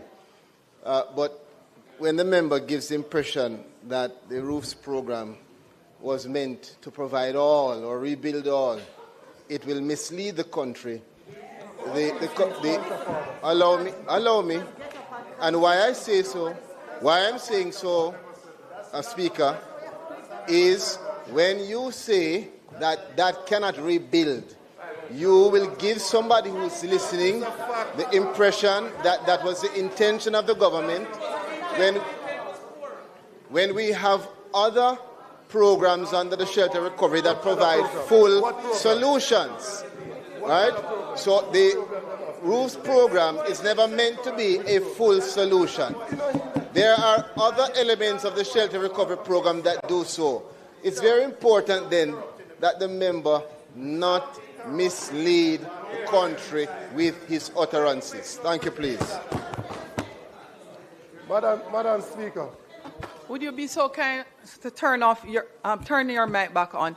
Once you have intervened, please turn your mic off. I'm trying not to turn off the mic of the presenter. Madam Speaker, I'll move on. The point I'm making, and I'm being very clear about the point that I'm making. If the roofs program was not intended to address the 156,000 persons that had damages to their dwelling, or the 24,000 that have total loss, then it would mean that those people, their reconstruction would need to be in this bill. And that is the point that I'm making, that if we are discussing reconstruction and resilience, then the housing damage that was suffered, which is a significant percentage of the $12.2 billion US, then that must get priority attention in the bill that is on reconstruction.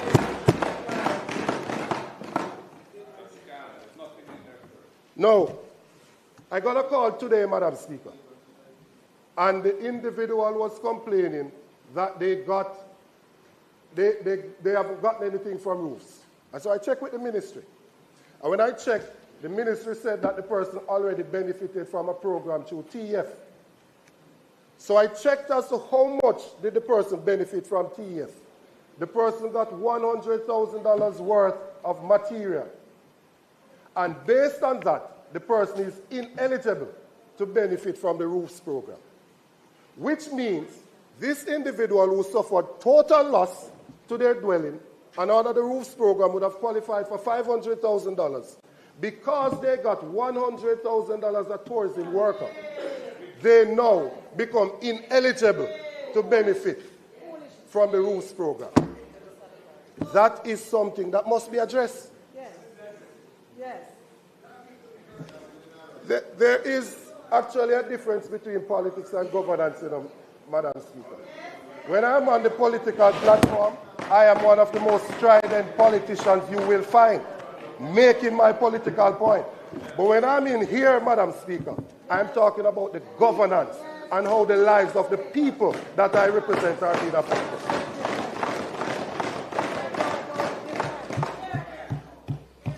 Now, Madam Speaker, this contradiction between the PM's presentation and the bill is seen in several places. Oversight is promised, but is not legislated. We were told that there would be an independent oversight body, JAMRAC, modeled after EPOC. We were told it will provide public accountability, independent scrutiny, and even opposition representation. But, Madam Speaker, JAMRAC is not in the bill. The PM claims robust independent oversight, but the bill does not create it. There is no statutory body with the appropriate governance structure. And if you look at the PM's presentation, the PM took the opportunity to point out some examples. He said that after the Great East Japan earthquake of 2011, Japan established a dedicated reconstruction agency. What he did not tell us is that it had a board. He then went on to speak about Dominica established the Climate Resilient Execution Agency, CREED. What he didn't tell us was that it had a board.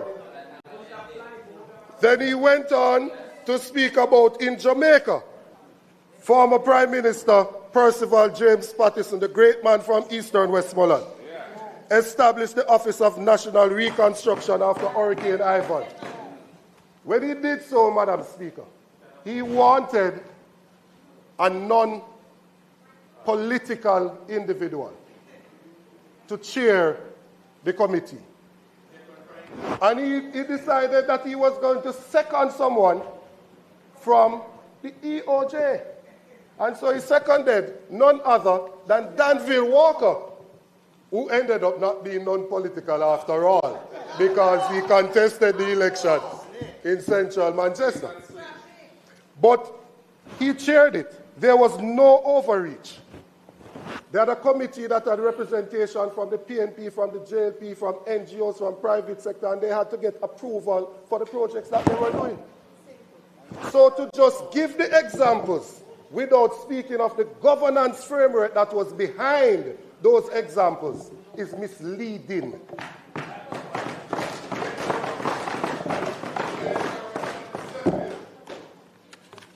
Now, there is no legal requirement for independent monitoring, no reporting schedule, no obligation to publish oversight reports. Instead, what the bill says, it says that the minister may give direction to the authority, and the authority shall comply. Madam Speaker, that is not independent oversight.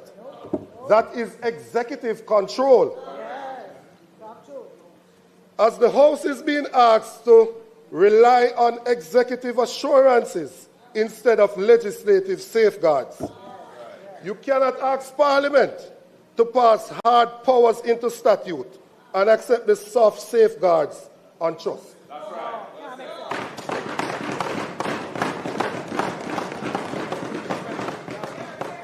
There is a concentration of power in the executive.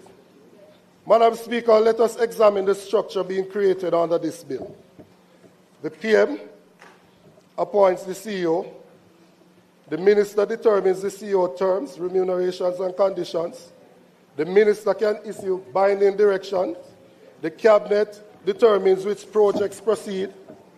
The authority cannot implement plans without cabinet approval. And critically, there is no governing board.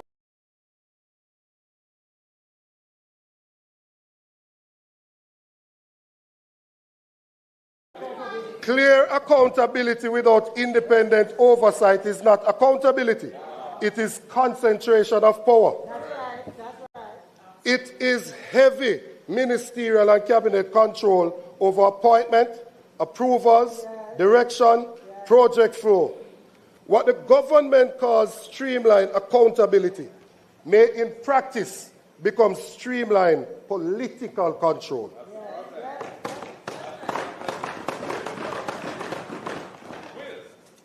Reprocurement. This is possibly the most serious omission. Madam Speaker, let us turn to procurement, the single most sensitive area in any reconstruction program. The Prime Minister himself admitted that the procurement framework is not in the bill and will instead be created by ministerial order.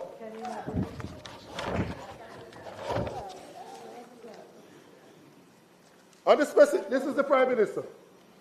On the specific question of procurement, the procurement framework for NARA is not incorporated in the bill itself. It is the government's intention that the Minister of Finance will issue an order under Section 3, Subsection 3 of the Public Procurement Act 2015, exempting NARA from the standard procurement regime and specifying the particular terms and conditions that will apply to NARA's procurement activities. End of quote. Madam Speaker, let us pause right there. Parliament is being asked to create the authority, grant it power to spend billions, allow it to procure goods, works, and services without knowing the procurement rules that will govern those contracts.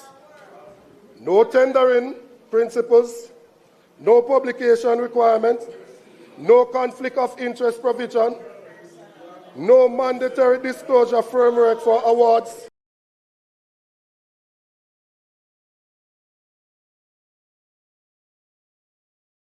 After,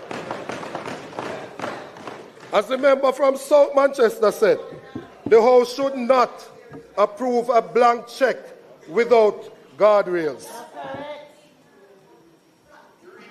Extra, yes, you don't hear the quotation. You don't hear the quotation.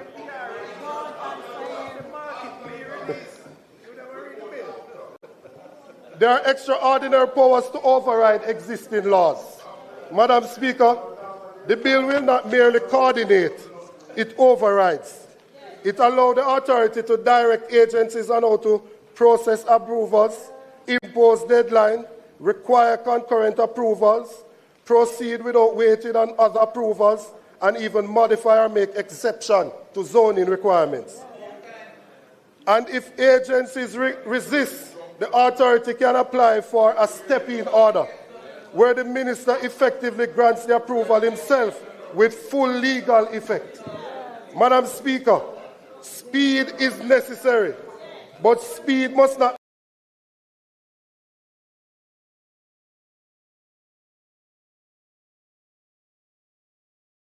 also a process that remains internal to the executive. There are transparency claims.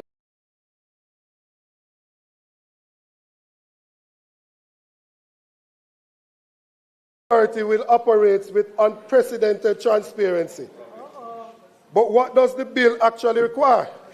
One, a register of projects and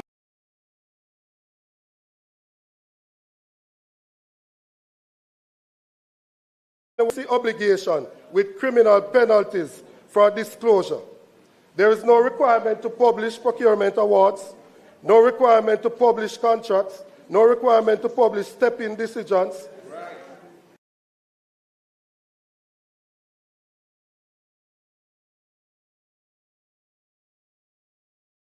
Performance dashboard. Madam Speaker, a registry is not transparency. Member from St. Andrew North Central.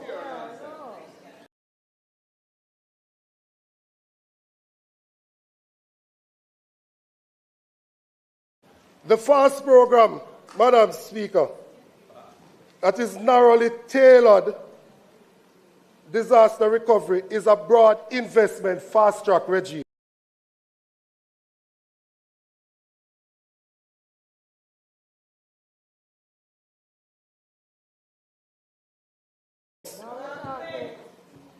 Madam Speaker, we are not here to block progress. We are not here to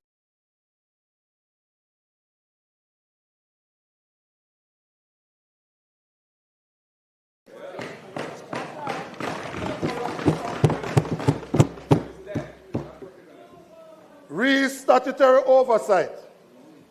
There should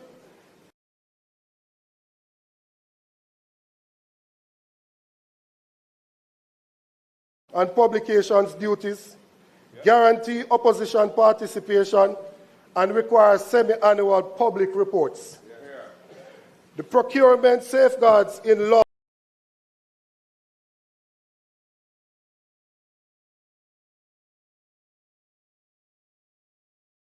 of all major contracts.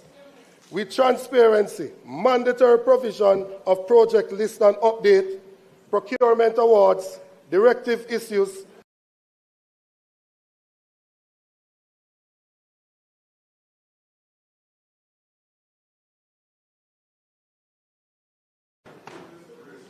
the parliamentary oversight. There should be mandatory semi-annual reports to Parliament, not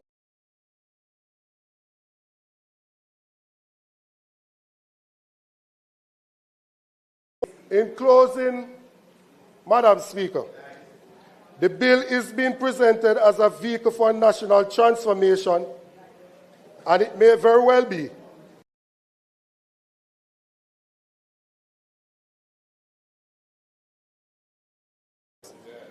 The country needs PDS, but the country needs safeguards. If JAMRAC is essential, put it in the bill.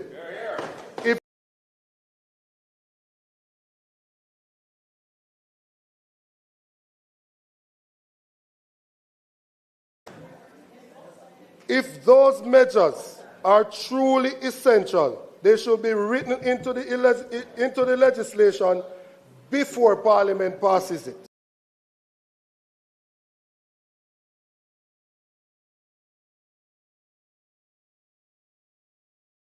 Checked power.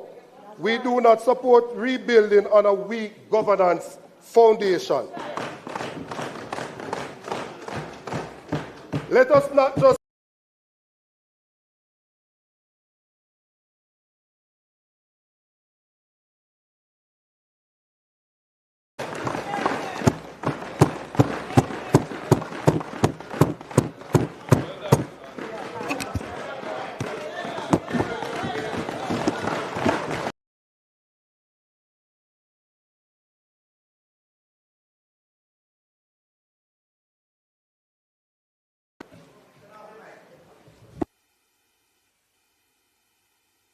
We'll take next the member from St. Andrew West.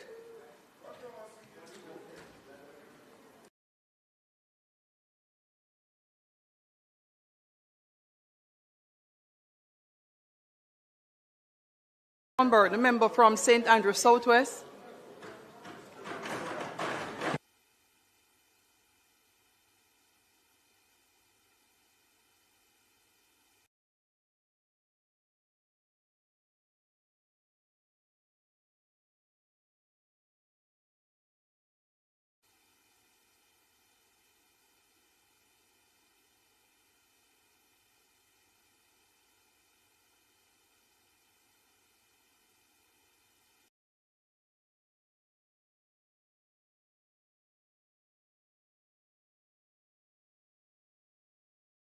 I was within the time and certainly on point on the few points I wanted to make. And so I've actually written it.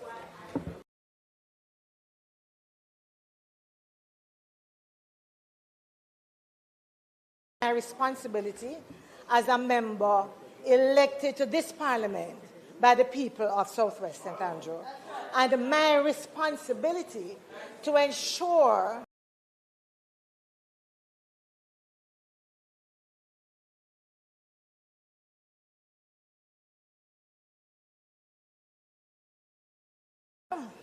I went and I looked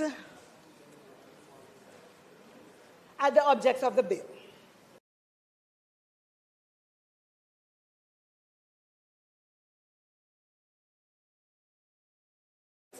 Consequent on the passage of Hurricane Melissa and for resilience generally. And this has my full support.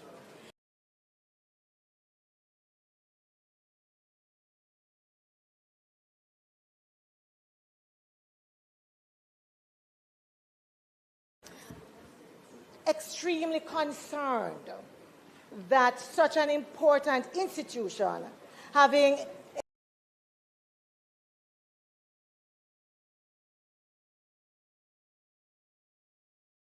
with a blank check and unfettered powers. And that also there are very weak provisions for transparency and accountability.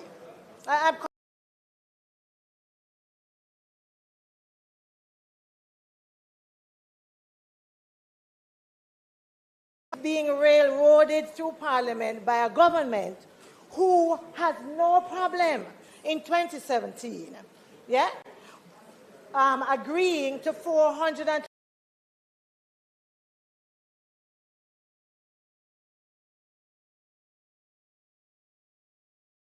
without any accountability.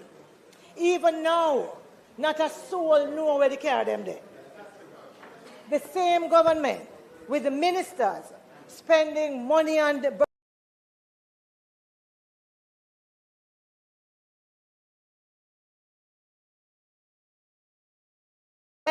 costing more with no real accountability for distribution. Anybody here remember CMU and how taxpayers' money was being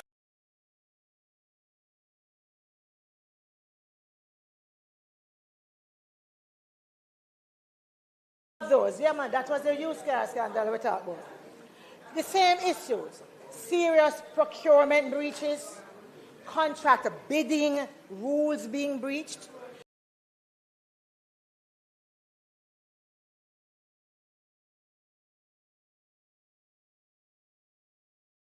Who remember Western Hospitality Institute, yeah?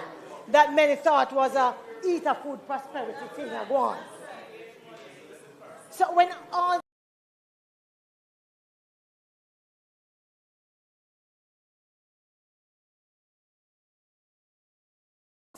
that in most of the cases I've cited, what the Auditor General's recommendation was. It was about adherence to public procurement law.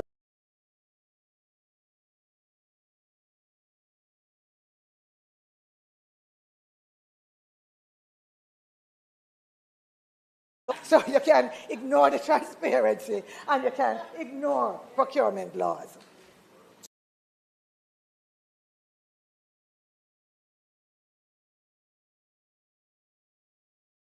Several times talking about the issues with procurement.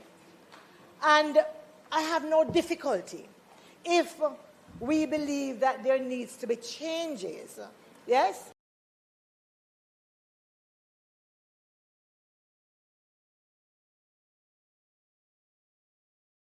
See that at work in this bill that is before us. Yeah? And so, Madam Speaker, through you,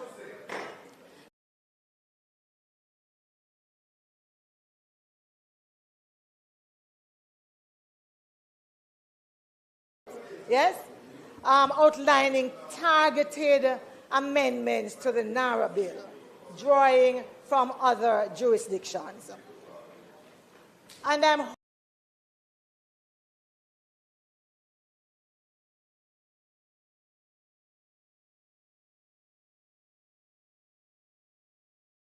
big sentiment with the concerns of the opposition that the Prime Minister and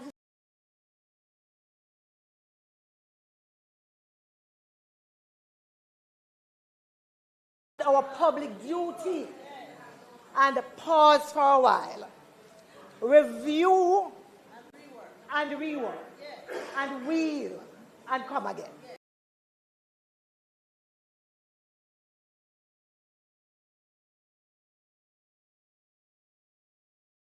Minister, I don't think so. I believe that at his core, he must have the people of Jamaica at heart. Yes,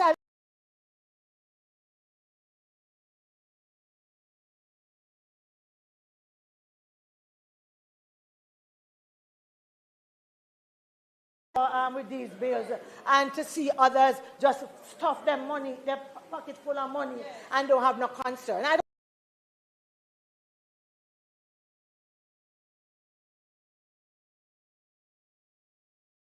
And that sense of working together would lead to a different outcome.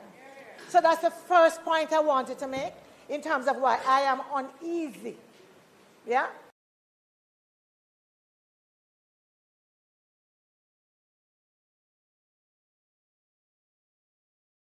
I am a local government practitioner. I have spent 20 years in local government, and therefore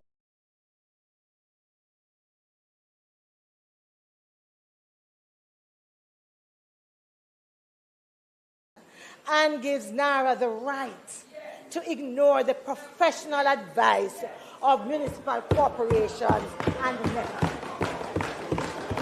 It doesn't.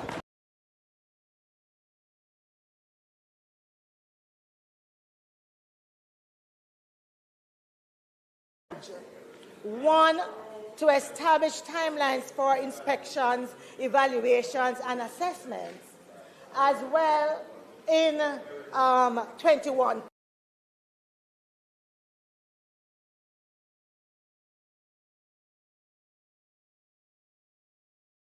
By the authority.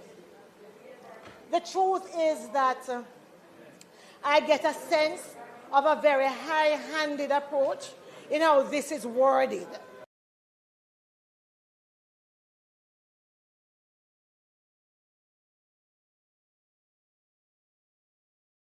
We understand that.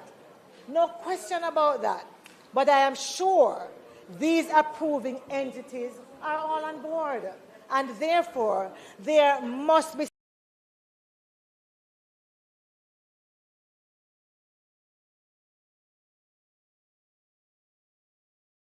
yeah? But NARA is designed to run roughshod over their opinions.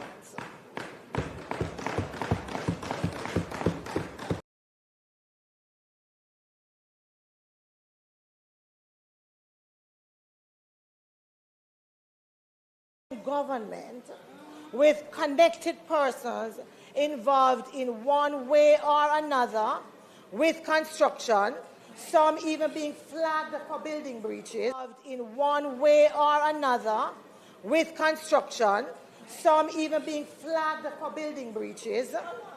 Yes, yeah. And therefore I am thinking that the NARA legislation should also include a provision to resolve the objections by agencies.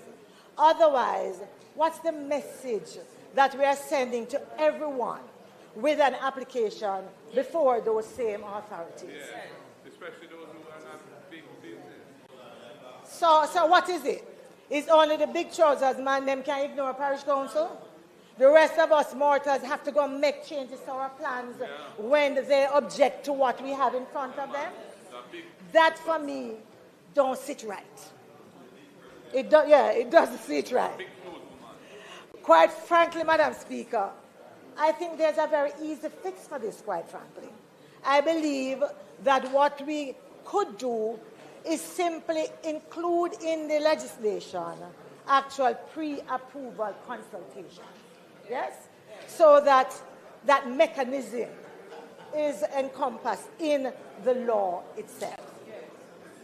Madam Speaker, whether it is UHWI, Market Me, Cornwall Regional, CMU, WHI, Nestle, Petrojam, the purchase of used school buses, the lack of transparency, the questions around oversight, yes, loom large. They loom large. And then I look under Part 2 of the bill, Clause 7, and I see that the minister may appoint a committee to examine and report to the minister on any matter arising out of or connected with any of the authority's powers. But that is may. First of all, I believe that NARA needs a proper oversight committee, where that appointment is not may, but shall, in terms of these kinds of reports and overview. There should also be a mandatory reporting cycle to Parliament, as the opposition leader and others have signalled and suggested.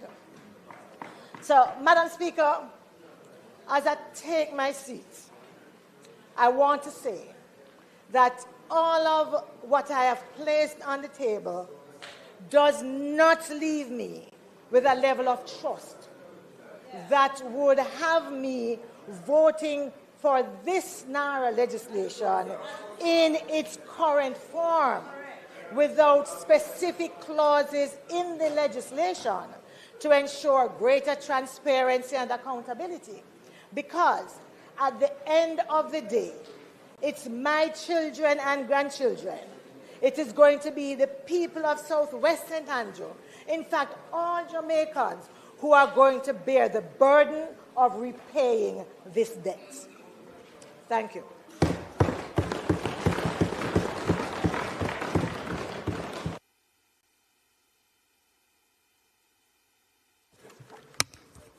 The next presenter,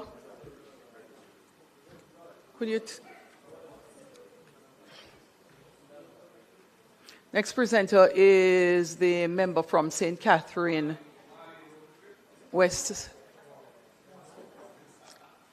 Next presenter is a member from St. Catherine West Central. Thank you very much, Madam Speaker.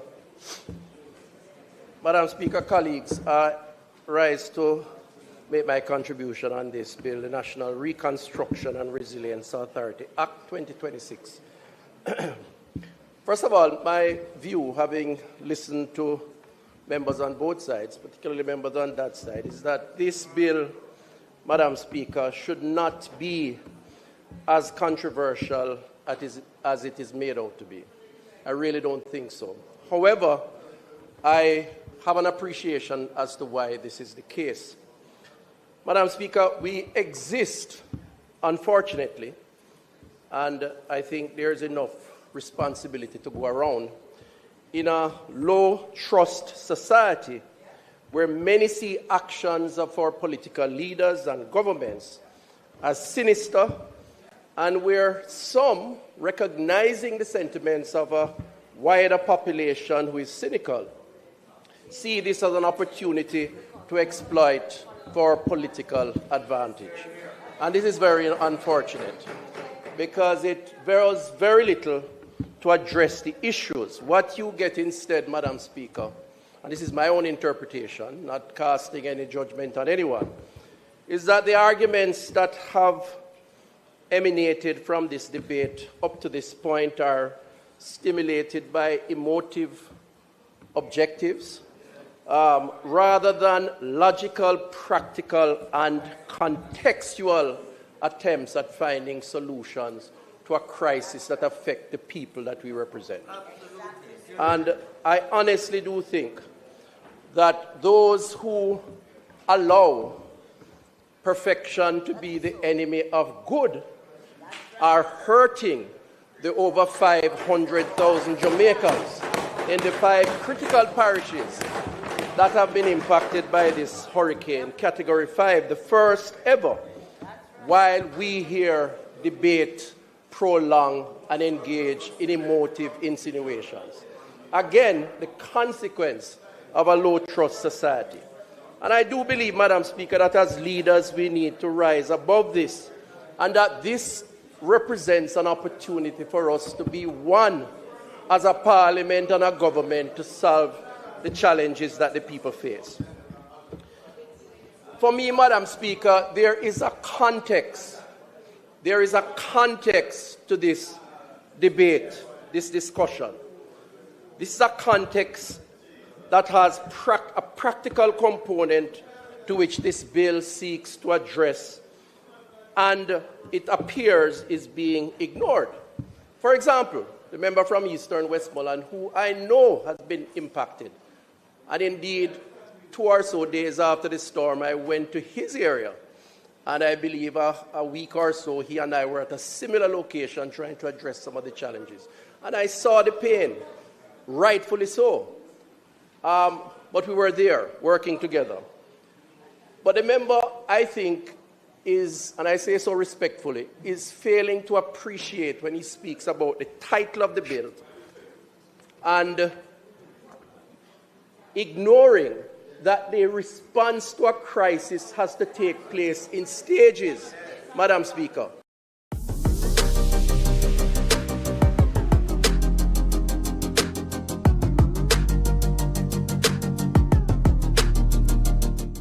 Warning, lightning storm created. Our base is under attack. Building. Construction complete. Warning, nuclear silo detected. Unit ready. Use statistics of lives that have been saved, either through helicopter, JDF-supported evacuation, some from your area, or bringing in external supports, NGOs, setting up hospitals, mobile hospitals, bringing in doctors, when our own doctors were victims, healthcare workers were victims of the storm. That was the first phase. The second phase is to try to resume a sense of normality to people and to communities by opening up roads and doing the other things that are necessary to facilitate commerce. And with the trauma that persons are suffering, that should go some way in terms of therapy. The third approach, and the final and more sustainable approach, is what we are debating here, this bill. This bill is the National Reconstruction and Resilience Authority Act, rightfully named because having passed the first and second phase, including those who got 150,000, as you have said, or 100,000 as the case may be, because the truth is, if you were to quantify by dollar value the pain, the suffering, and the trauma that those 500 people suffered during that time, Madam Speaker, you could not equate that to a monetary value. But hold a minute, on a point of order. Because the minister said, respectfully, I don't understand, and the Prime Minister asked, why respectfully? Right? And he went on to suggest that I am saying that there shouldn't be an emergency response, essentially, to the hurricane. I never said that. The point I made, Madam Speaker, is that based on how the relief efforts are structured, if an individual got $100,000 through TEF, and that same individual had total destruction of their home, so during that initial phase that you try to do something for them, they cannot go and get the benefit of the $500,000, having already benefited from the $100,000 through TEF. That's the simple point I'm making. That's something that everybody can agree should be fixed. Madam Speaker, I take the member's suggestion, but I would say that this is not a reason to oppose the bill, which we are debating here in this House. What we're debating, what we are debating, Madam Speaker, and Madam Speaker, This is why, Madam Speaker, this is why, Madam Speaker, if I may be allowed, this is why I started out by saying, member from Eastern Westmoreland, Madam Speaker, some protection from you, please. Madam Speaker, the member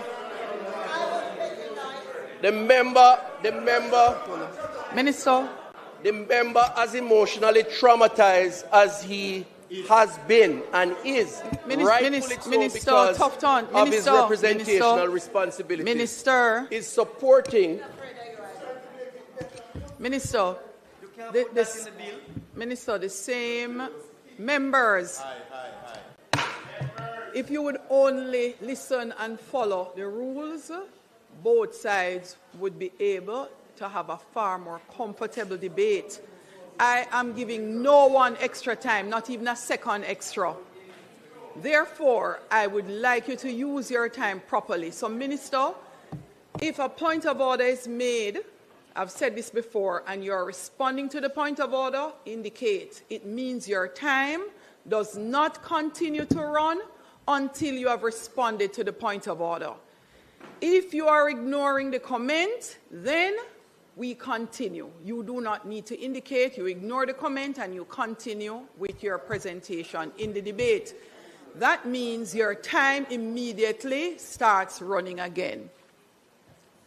Thank you, Madam Speaker. I'll say quickly, the only point I was making is that there are many times when representatives who have an issue on the ground zero, including the member who spoke, can take the phone and call myself as Minister of Health, we have had conversation, to resolve issues of this kind, in this case the Minister of Labour.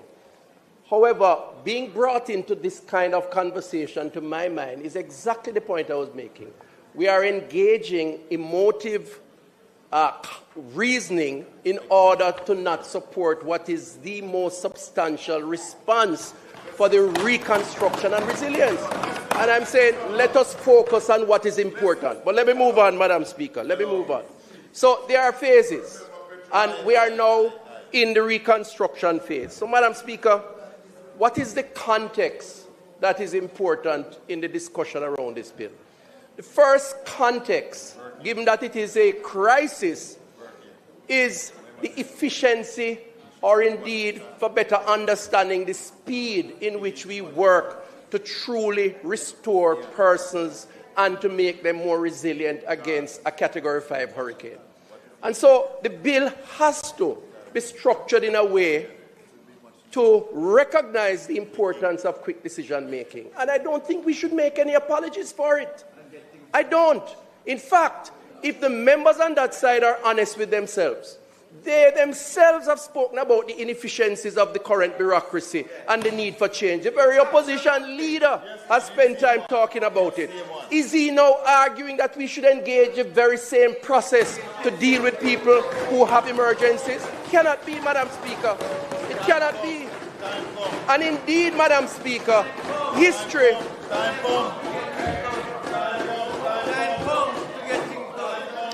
I rise on a point of order, Madam Speaker.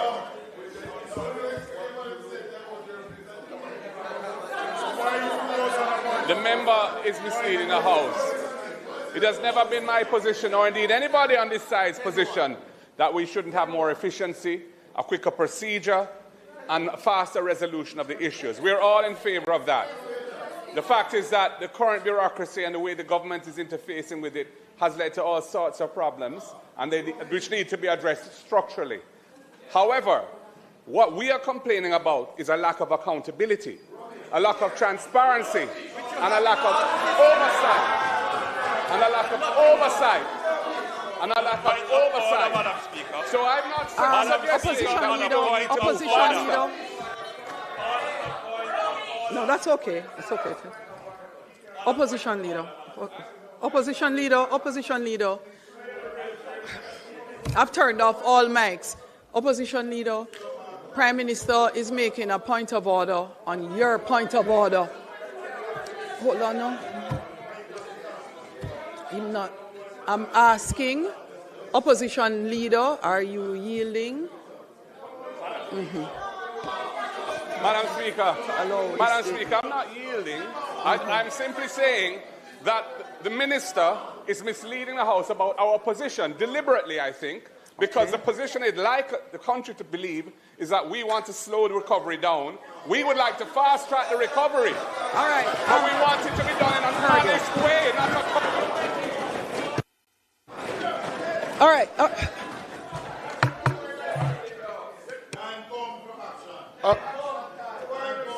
Madam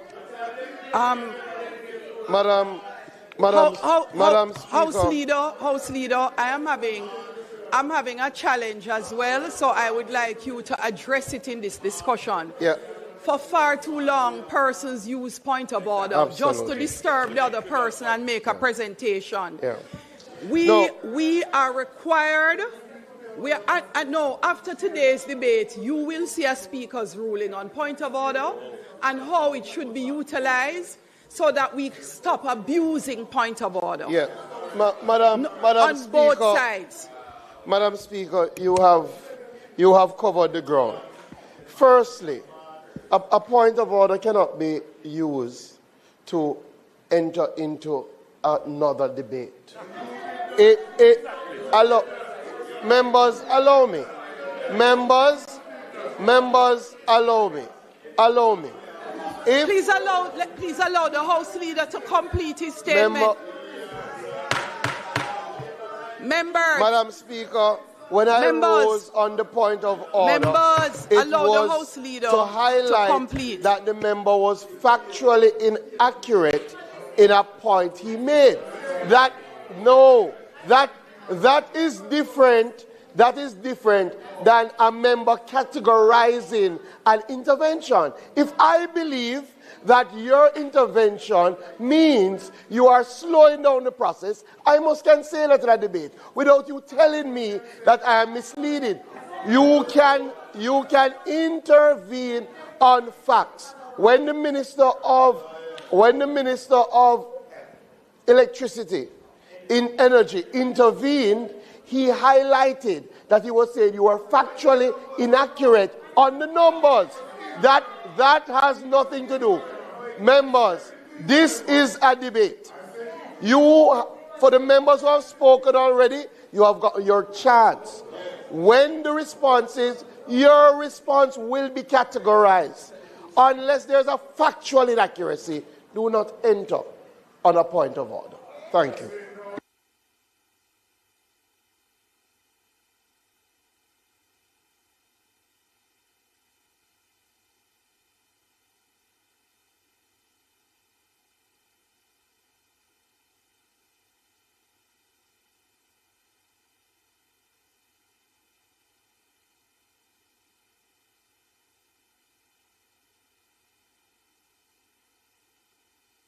No, I do not have to take any point of order, members.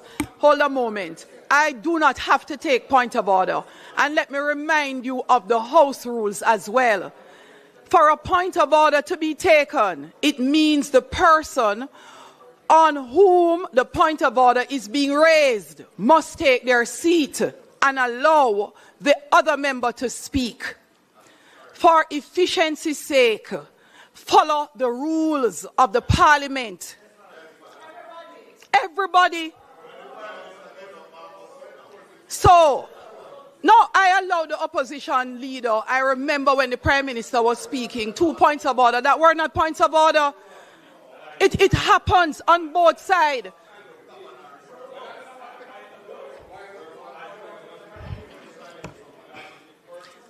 It is a courtesy. And I'm asking you for the efficiency.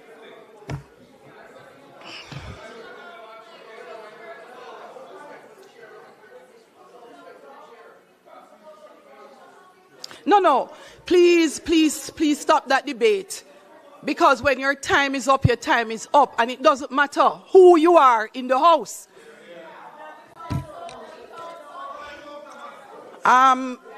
Minister, continue. Thank you, Madam Speaker. And I would just repeat or reiterate what I had said earlier, for fear of being misunderstood. Yes, repeat it. That there's a choice between being emotive in what we say to generate or play on the sentiments of a low-trust society, and being contextual, practical in finding solutions to what is a crisis affecting over 500,000 Jamaicans in the first instance. And I'd say that the opposition leader can't have his cake and eat it. It's either he wants the efficiency of pace, or because he's allowing perfection to be the enemy of good, he's going to add layers of bureaucracy to slow down the process. On this side, Madam Speaker, on this side, it is important for us to balance the scales and to achieve the efficiencies that are required, but that's also the pace. And I give you an example. Since I was the Minister of Health during the 100-year pandemic called COVID-19. I want to give you one example, because health is particular in these types of crises. We have to act very quickly, and sometimes we're accused of acting outside of the framework of some of the rules when we act in the interest of saving lives. You know, I recall when vaccines were scarce, Madam Speaker, and we were fortunate enough to get 78,000 doses of vaccine, but they were to expire within a week. And the task at hand was to accept the 78,000 doses, to give Jamaicans who were hungry for the vaccine to save themselves, or not to take it because of the close expiration date. We opted to take the vaccines. Usually, if you know how vaccines are administered, it's normally the public health nurse and their support systems. The doctors don't get too involved in it. And I recall when we started the process at the national arena, the doctors who came to assist with the administration of the vaccine at some times were not allowed almost by the nurses, who hugged up it because it was their responsibility. There's a process, a protocol that requires you to sit for 20 minutes to see if there's any adverse reaction. Well, at the end of the period, in order to distribute the 78,000 doses, I recall being in Falmouth Square with a public health nurse, with an igloo with ice with the vaccine, approaching a lady frying fish under a tree. She didn't even sit down. She took the vaccine and went back to doing her regular chore, abandoning almost all the normal protocols in normal time in order to address what was a crisis.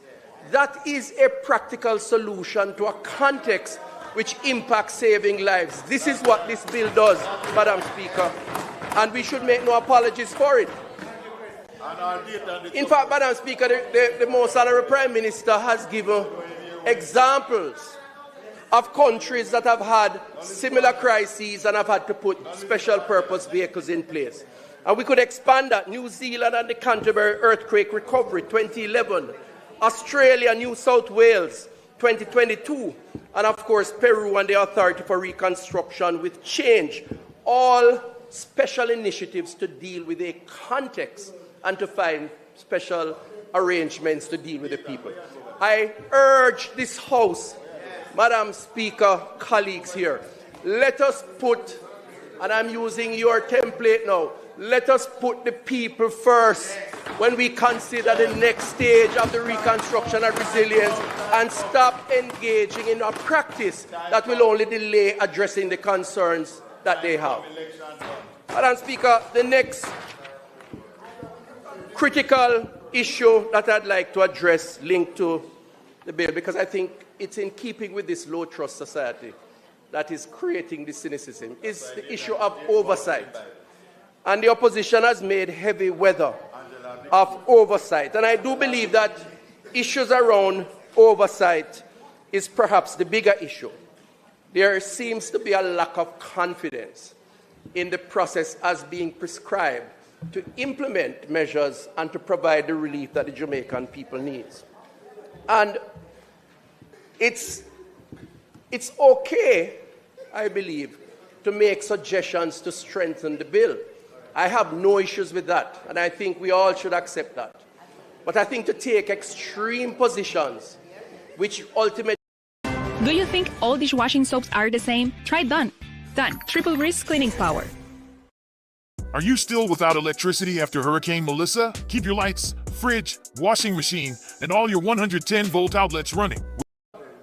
When you examine on balance the bill, there are sufficient positions and clauses that addresses issues of oversight, which I believe can accommodate appropriate levels of scrutiny up to the point of this Parliament interrogating actions that have been taken. Section 4 establishes the authority's function, including requirements for established performance indicators, reporting standards, project tracking systems, and compliance. And I hear the member talk about how do we know what will be done, what are the plans. It is contained in the bill in terms of the requirements to have a plan and to make that plan public, which gives you an authority the right to interrogate it. Financial accountability and audit oversight, section 9 to 11, requires the maintenance of proper accounts and records, the preparation of annual audited financial statements, access by the Auditor General. Madam Speaker, the systems that exist currently to interrogate the action of the leadership under these new arrangements, and annual reports that will be submitted to the Houses of Parliament and to the Senate. Together, Madam Speaker, these provide a robust framework for financial transparency, independent scrutiny, and parliamentary oversight. I am not sure which bill they are reading because it doesn't sound like the bill that we have here debating today, Madam Speaker.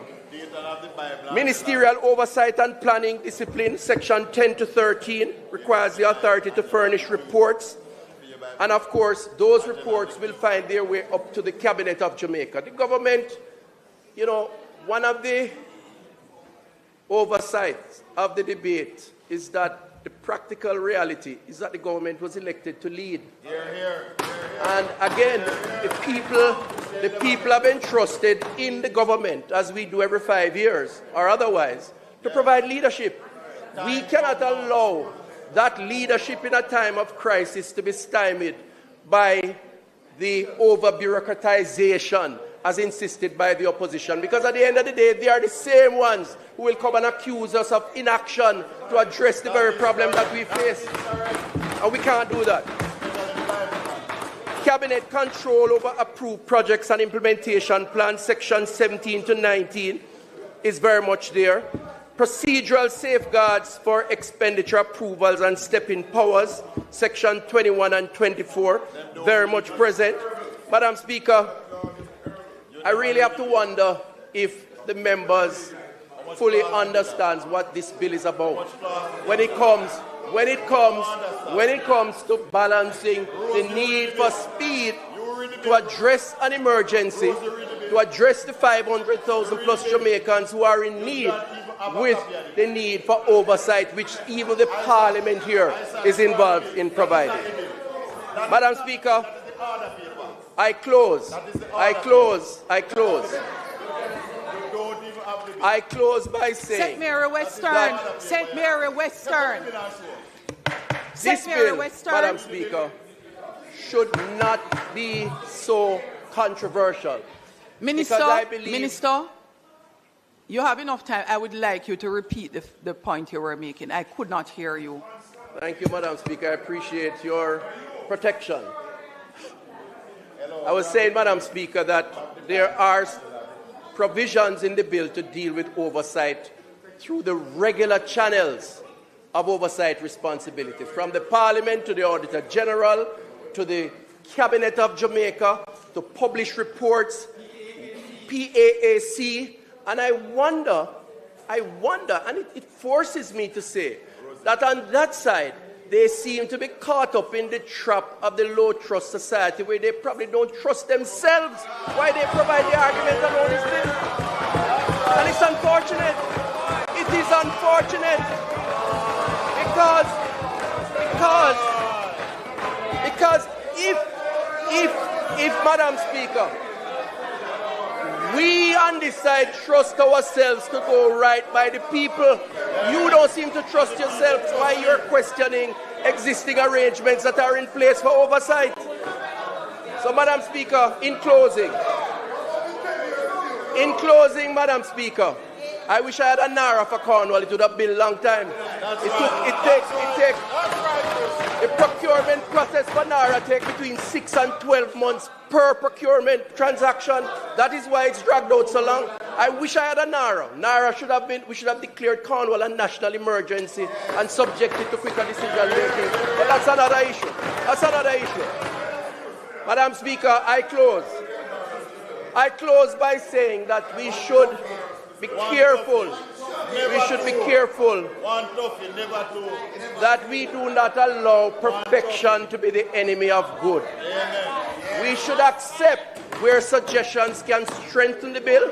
We should make those suggestions in all sincerity, bearing in mind that the primary goal is to address the plight of the Jamaican people who have suffered over the last number of months. If we did that, we would send a good signal to the country.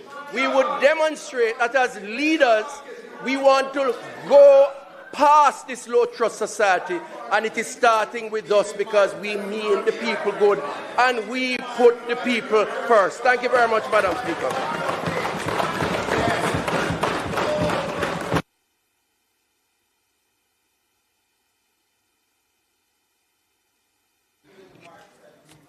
The member from Kingston Central.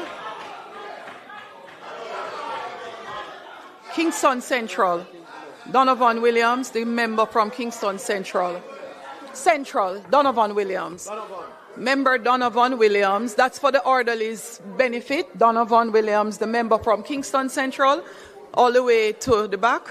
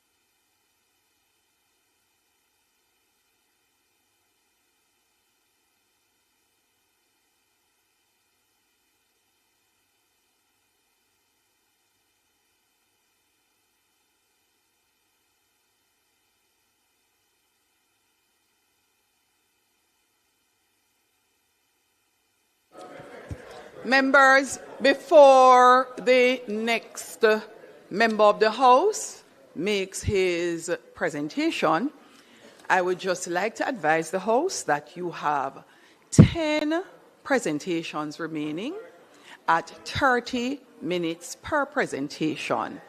And that is 5 hours. So you can have a wonderful time making as much noise because the speaker will relax. The speaker will relax and allow us to be here for a long time. I would like to hear the presentations, and this being such an important bill, the people of Jamaica would like to hear the presentations. There is no food downstairs. In answer to your question. So members, I am asking you, please, allow each other to make their contribution to the debate on either side of the fence. No, repetitions must be restricted to 0. As it relates to point of order, I think I have already stated, for those who spoke already in the debate, don't even think of standing up. And for those who intend to speak and gave your name, don't even think of standing up. When you speak, you can address whatever point of order you thought you had, whatever interruption you wanted to make. Point of order relates to issues that abuse the House itself, the rules of the House, and we'll go over it. But if your interruptions are for clarifications and the things that we abuse it for, please refrain today. The member from Kingston Central will now speak, and I beg you, House members, let us just abide by the rules.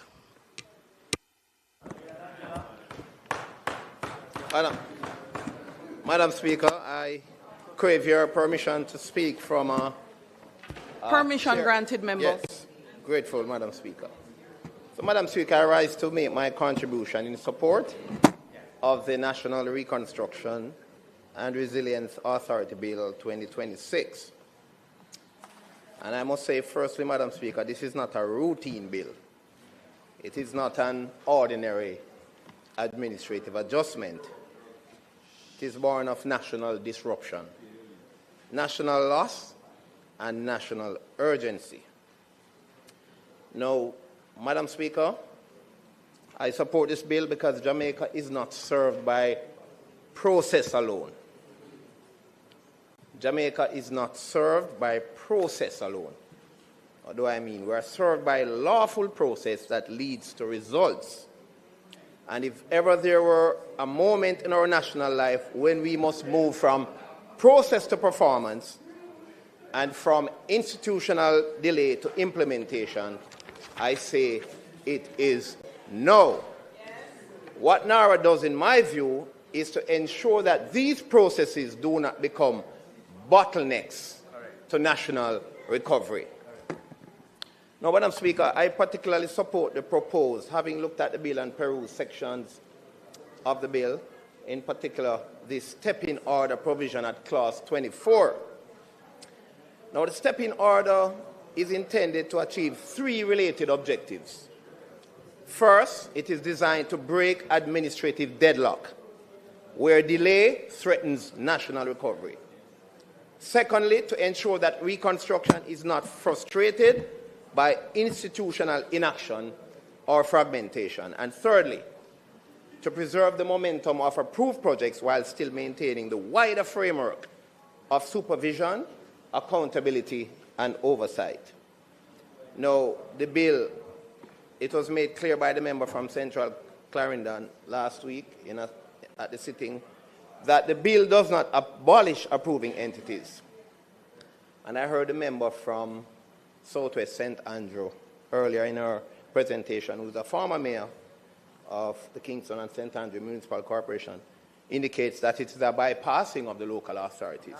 And that is totally not true. If she reads the bill carefully, she will recognize that the bill is especially at section 20, section 21. Section 21 of the bill speaks to a coordination of the approving the local entities with the authority. So, and as she would recognize, timelines are important. Timelines are not new to this bill. Even the local authorities themselves have timelines within which they operate for productivity and for efficiency and speed. So I do not support the submission and the argument that the bill is intended to bypass the local authorities. In my view, the bill is intended to coordinate and bring the authorities together for speed, expedition, and efficiency. No. No. No, so what the bill does, in my view, is to create a structured back-end intervention. Where there is, so for example, where there is non-compliance, so that delay does not defeat national reconstruction. And to borrow a legal maxim, we don't want delay to defeat equity. Madam Speaker, in my view, the broader idea, this idea of structured central intervention is not unknown in democratic systems. In the UK, the Planning Act 2008 allows the Secretary of State to intervene in nationally significant infrastructure applications and to assume the functions of examining and deciding the application. Listen and learn.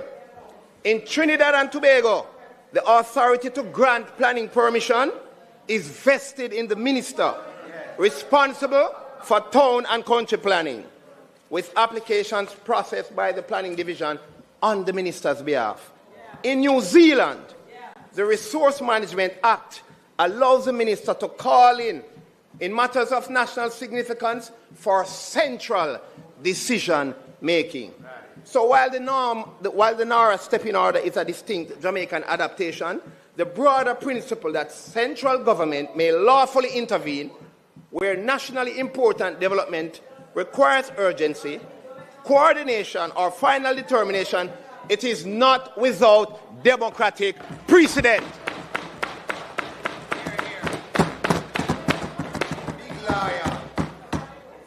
It is not without democratic precedent. We have examples from democracies all over the world. Our very own Town and Country Planning Act already vests certain powers in the authority and the minister. Want to read section 12 of the Act? You want me to read it? Read it. Yes, read it. The authority, that is the planning authority, may give directions. The planning authority may, listen and learn, you will learn some law now. The planning authority may give directions to any local planning authority or to local planning authorities, generally requiring that any application for permission to develop land or all such applications of any class specified in the directions shall be referred to the authority instead of being dealt with by the local planning authority, and any such application shall be so referred accordingly. Hold on. So what we have now, so in other words, printable chair workout guide for gentlemen who haven't exercised in years. Make it a habit. 7 minutes. And I will go further to say that the stepping orders, the protocol for this intervention, the triggering of the stepping order in this bill, the process is even more rigid than in the Town and Country Planning Act. Excellent. It is even more rigid.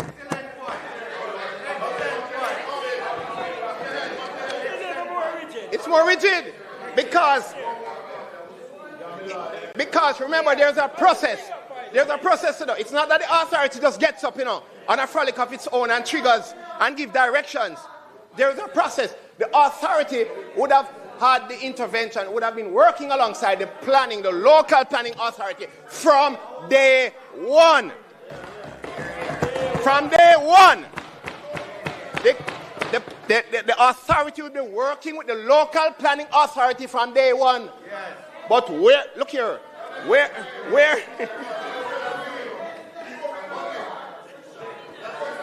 we're talking, we talk a lot in this country about productivity, We talk a lot about productivity, but we are not serious. Now, the bill must not be understood as a blank check.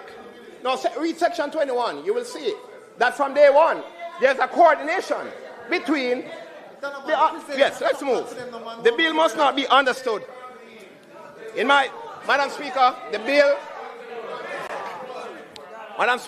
bill must not be understood as a blank check.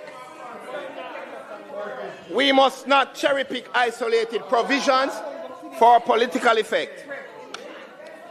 We must consider the balance this bill seeks to strike between productivity, urgency, and good governance.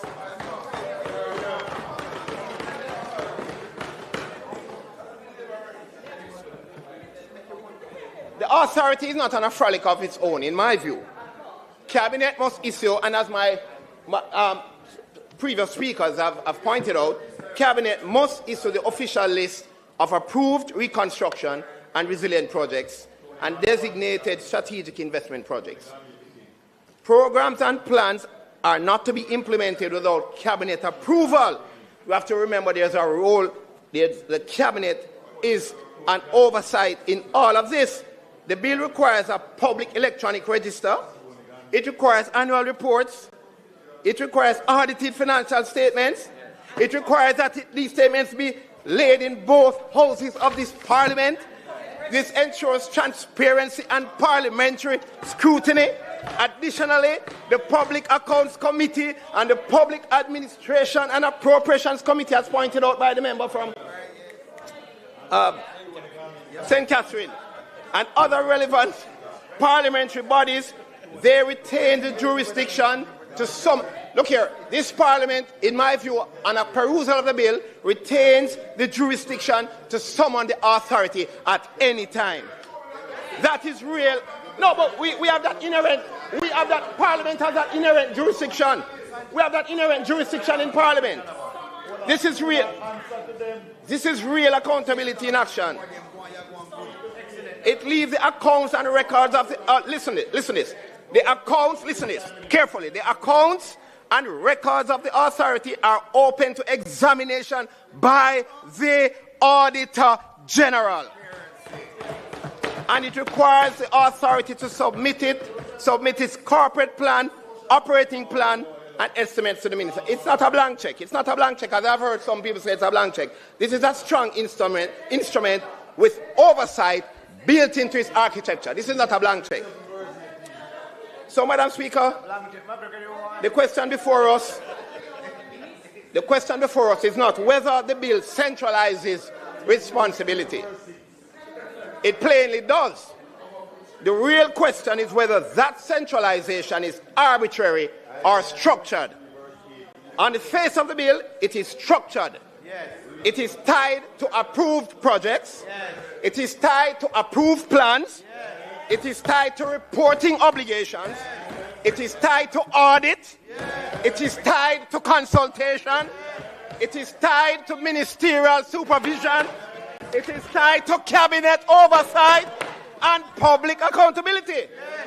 On the question of too much power, there is much argument about too much power.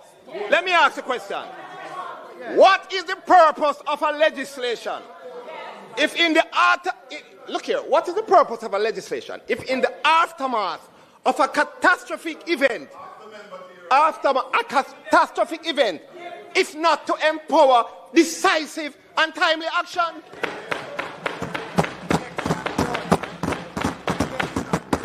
We are aware and we know that approvals permits and approvals, we know that can languish for months and sometimes years. That is not resilience, that is stagnation. As a member of Parliament for Central Kingston,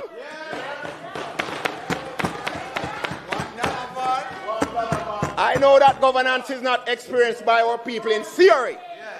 I feel it and I know it and I see it and I walk it. The people are waiting on NARA eagerly. It is experienced in roads, drains, housing, schools, clinics, utilities, safety and jobs.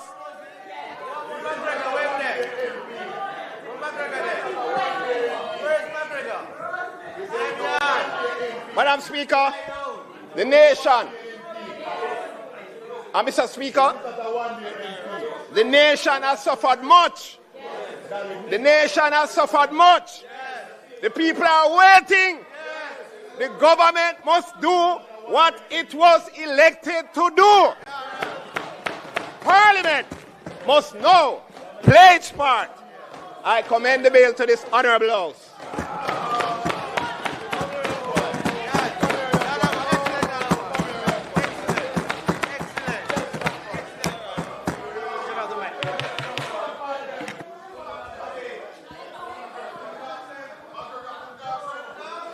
Member Al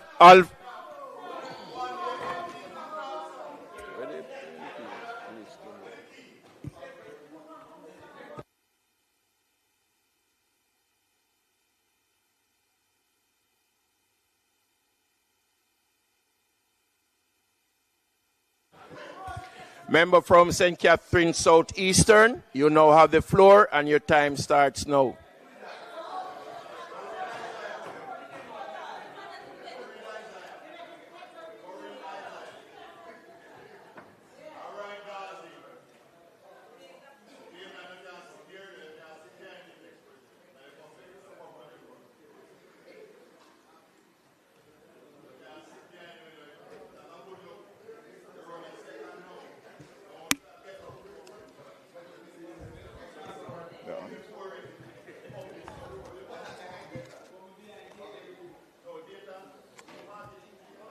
Well, Mr. Speaker, I write on the National Reconstruction and Resilience Authority Bill 2026. I desperately want to believe that this Parliament subscribes to Bayesian reasoning rather than the dogmatic entrenchment of partisan positions. That we understand that our positions are not absolute truths, they are probabilities. And through honest debate, through the examination of evidence, we update these probabilities. We move closer to what is right, closer to what works, closer to what the people need. We did not come to Parliament to win arguments. We came to Parliament to win a future for the people. And Mr. Speaker, if there was ever a moment that demanded that approach from this chamber, it is now. Hurricane Melissa was the worst disaster to strike this nation in a generation. The assessed damage, over $12 billion US. The people of Western Jamaica, the mother in Maroontown, the fisherman in Black River, the farmer in Darliston, the child in Falmouth, they are not waiting for us to be right. They are waiting for us to get it right. And being right, Mr. Speaker, and getting it right are not always the same. If we are genuine servant leaders, not merely in title but in practice, then I beg this honorable House, examine the evidence, weigh it honestly, update your positions so that the bill we pass today into law will secure the present of the people who sent us here and the future of the children and grandchildren they are raising in rubble. We were not sent here by the powerful to protect the powerful. We were sent here by the powerless to protect them from the powerful.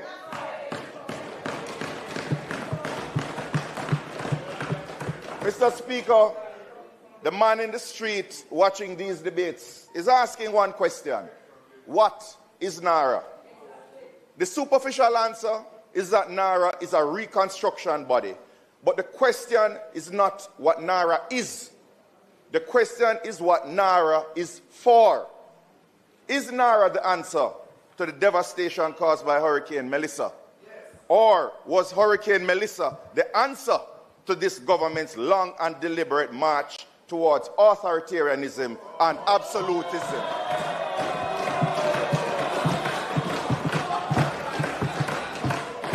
Because, Mr. Speaker, the bill before us does not give power to the people to rebuild their country. It takes power from the people and gives it to one man, accountable to one minister, anointed by one prime minister. What is proposed here today is a bill that entrenches this government's long-held desire to concentrate power and resources into the hands of a few and to castrate the state agencies and civil servants whose constitutional roles are to act as watchdogs over every taxpayer dollar. Mr. Speaker, I have searched the Caribbean, the Americas, the globe for a reconstruction body with a similar oversight and accountability framework. I did not find a better model that Jamaica ignored.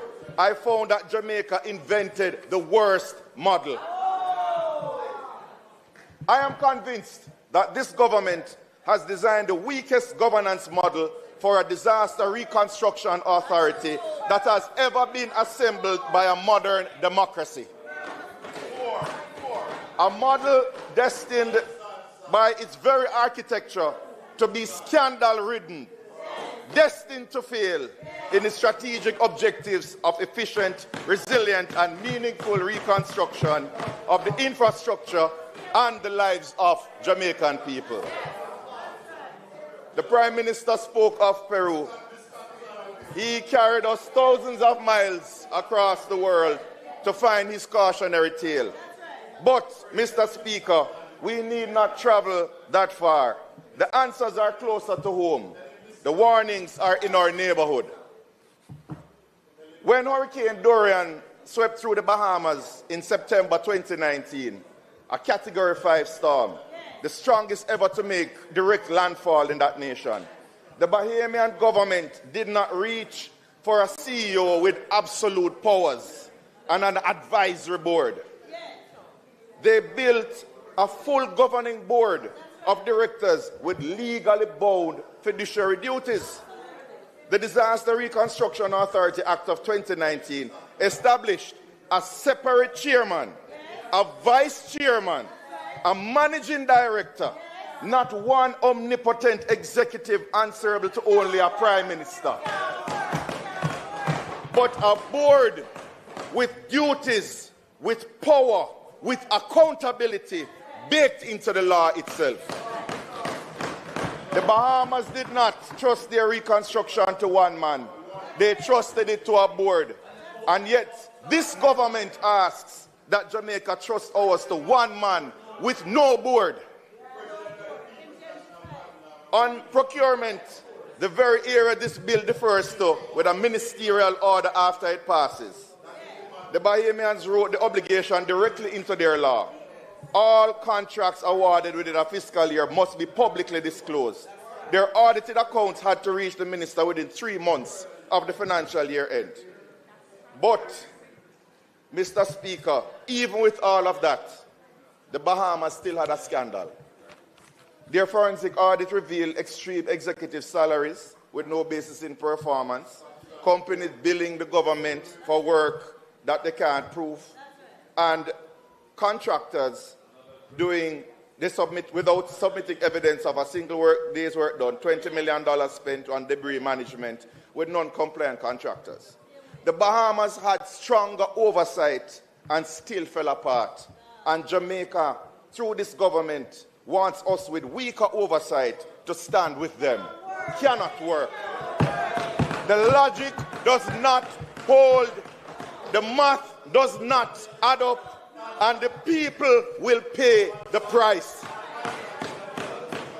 And then, Mr. Speaker, we look at Haiti. When the earthquake of 2010 killed 200... Mr. Speaker, I am begging protection from Waldorf and Statler from the Muppets. When the earthquake of 2010 killed 230,000 people, the interim Haiti Recovery Commission was co-chaired by the Haitian Prime Minister and Bill Clinton. Voting seats went to the legislature, the judiciary, trade unions, business, diaspora, civil society. They had more governance than NARA in every measurable way. Haiti had every governance structure that this bill refuses to create. And the reconstruction still failed. Jamaica is refusing to create these structures, and we are promising that it will succeed. The lesson from both our neighbors is the same. Elaborate governance does not automatically guarantee success, but the absence of governance guarantees failure.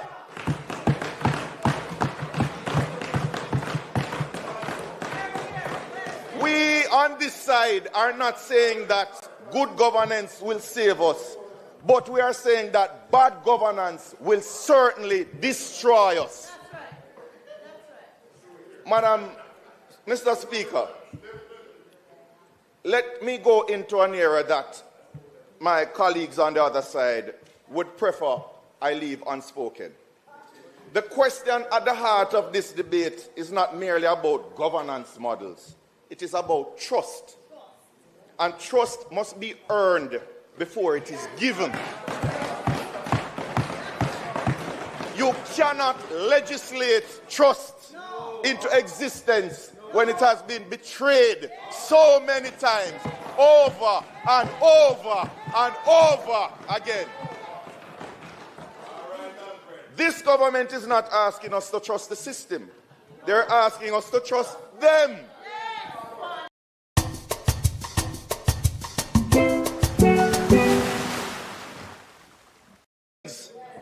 Are we to believe, are Jamaicans to believe, that the government that closed the corner shops during COVID, while big supermarkets operated freely, will now protect the small local contractor? Are we to believe that the government that arrested ordinary Jamaicans on the streets for breaching curfew, while their very own toasted at uptown parties on no movement days, will now apply the rules equally to all?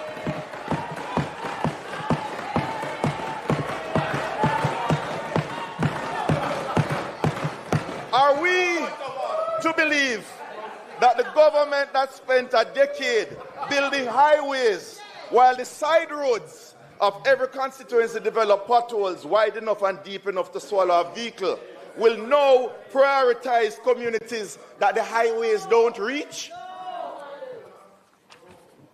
Mr. Speaker, are we expected to believe that the government that allowed money to be extracted from the Ministry of Health through overpriced contracts and well-connected companies, dare I say sweetheart deals, while patients slept on chairs in corridors and died waiting for tests to be done, will suddenly become responsible stewards of public health funds? Are we to believe that the government that fought with all its might not to pay doctors, nurses, teachers, civil servants what they deserve, while raising their salaries by 200%, will now put the needs of the people above the interests of the powerful? They could not find the money to pay the nurse who saves lives. They found the money to pay themselves.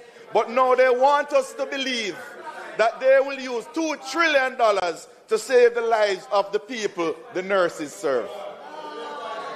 Mr. Speaker, Naira in its present form is rubbing butter a puss mouth.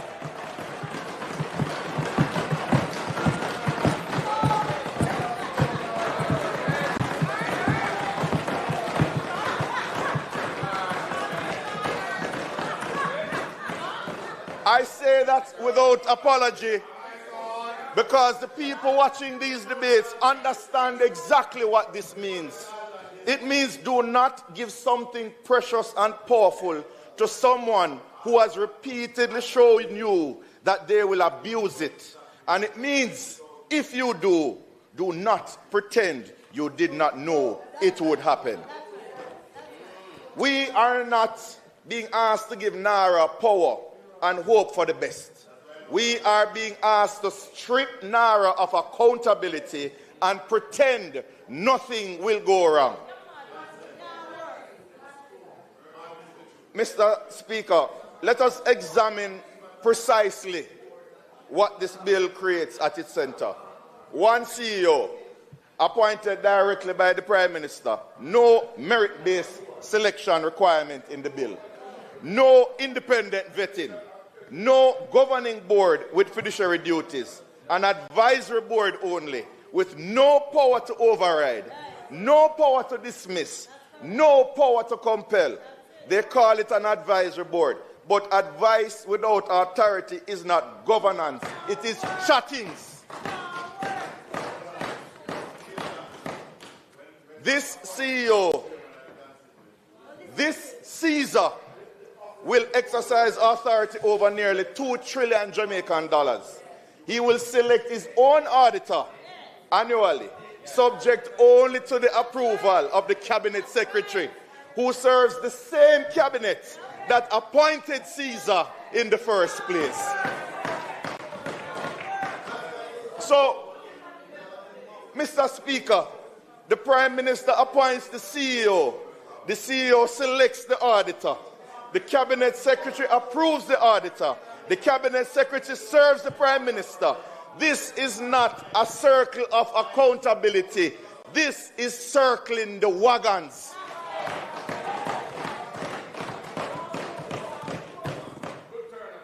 For $2 trillion of public funds, this is what we are signing away. We are being asked to spend the money now and account for it later. But later is too late for the people whose money is being spent today. And if you dare to speak about what is happening inside that authority, Section 14 provides criminal penalties of up to $1 million or 1 year in prison for unauthorized disclosure. No express whistleblower protection clause. None. Then we have a sweeping indemnity regime that can cover even criminal proceedings. So they commit a crime and the taxpayers have to pay for it, for their defense. They have criminalized speaking the truth about Naira, and they have indemnified those who abuse it. The watchdog has been muzzled, the fox has been released, and the chicken coop is guarded by a CEO who may or may not love fried chicken.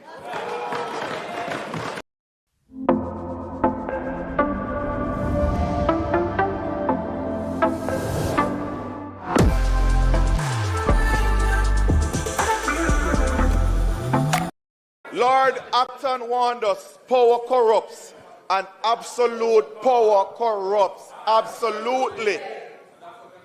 This government is not merely ignoring that warning. They are writing it into law and calling it efficiency.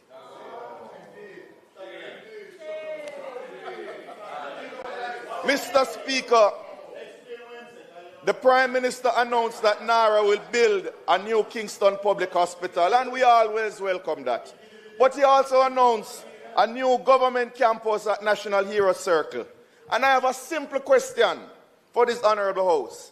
Why is this government building a new home for itself when the people who elected it are still without a home?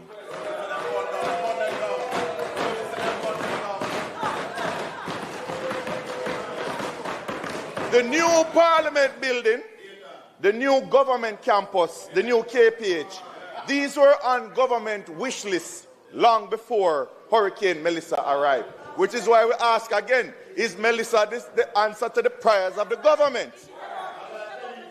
Melissa did not create these ambitions. Melissa created the financing to pay for these ambitions. Financing that future generations of Jamaicans will have to repay with interest. The storm destroyed the people's homes, and the government is using the money collected and meant to rebuild those homes to build their own legacy project and home. For 10 years, 10 consecutive years, every major hospital in Western Jamaica has crumbled under the weight of the Cornwall regional debacle. Patients from Westmoreland, St. Elizabeth and Hanover traveled all the way to Kingston because their regional hospital could not serve them. And for 10 years, this government did nothing sufficient. Now Melissa has come. Now there is Melissa money.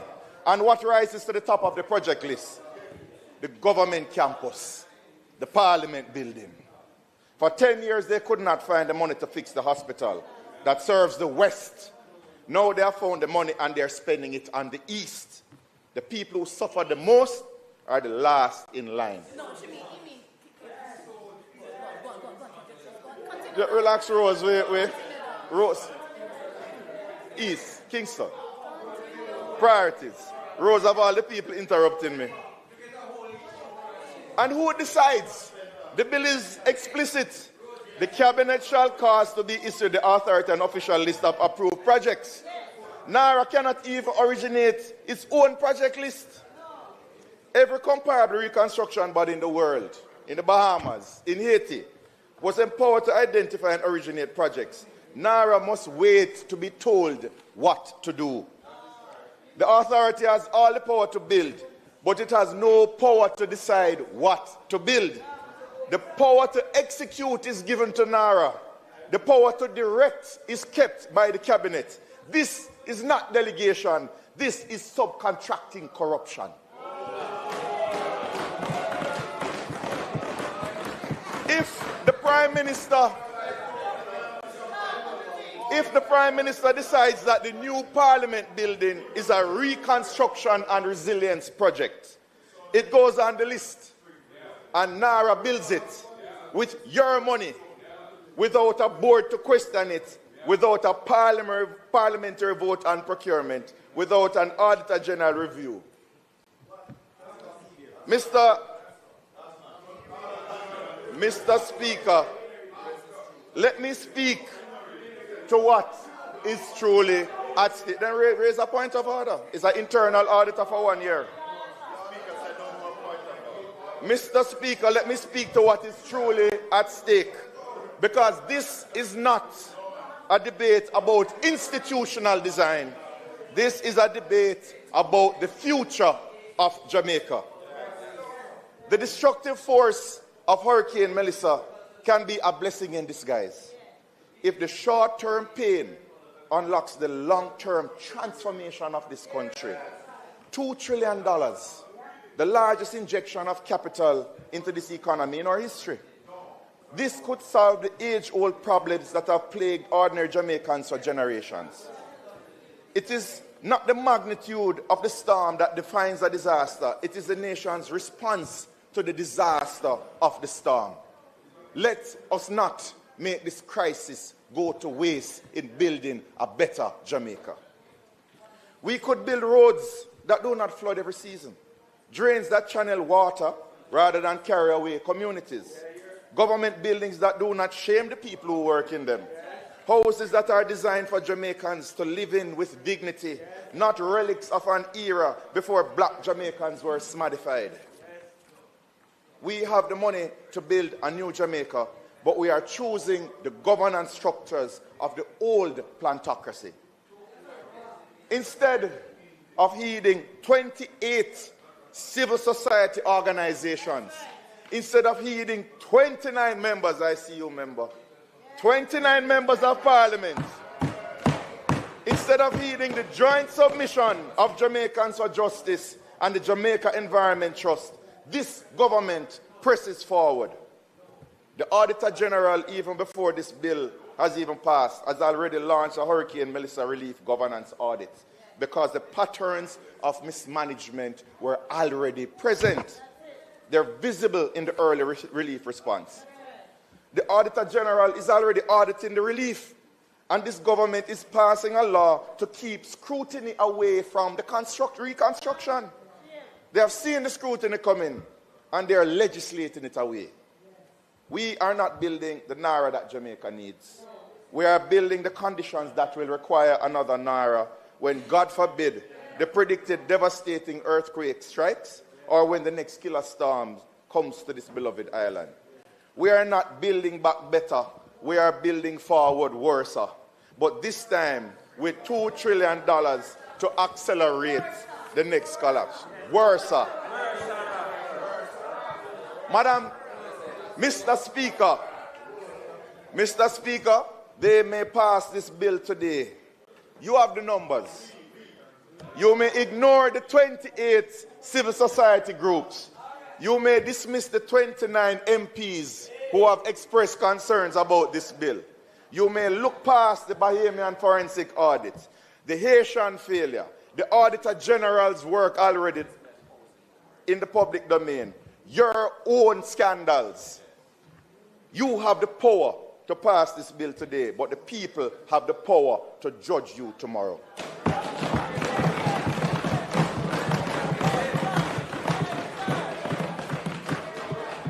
When the people who are suffering from the hurricane, you don't talk, you are the Casanova of sweetheart deals.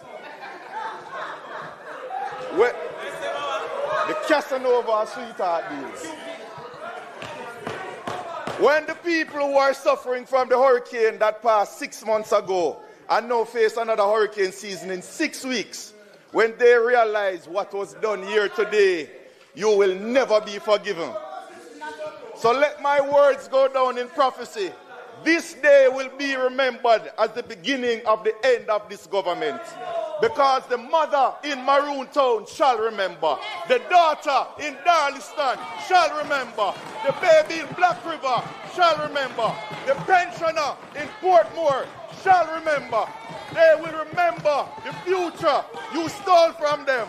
They will remember the better health care you would remove from them. They will remember the hope that they lost on this day. History does not remember those who had power. It remembers those who use the power for the benefit of the powerless. This government will be remembered, but I promise you, not for the reason you imagine. I so move, Mr. Speaker.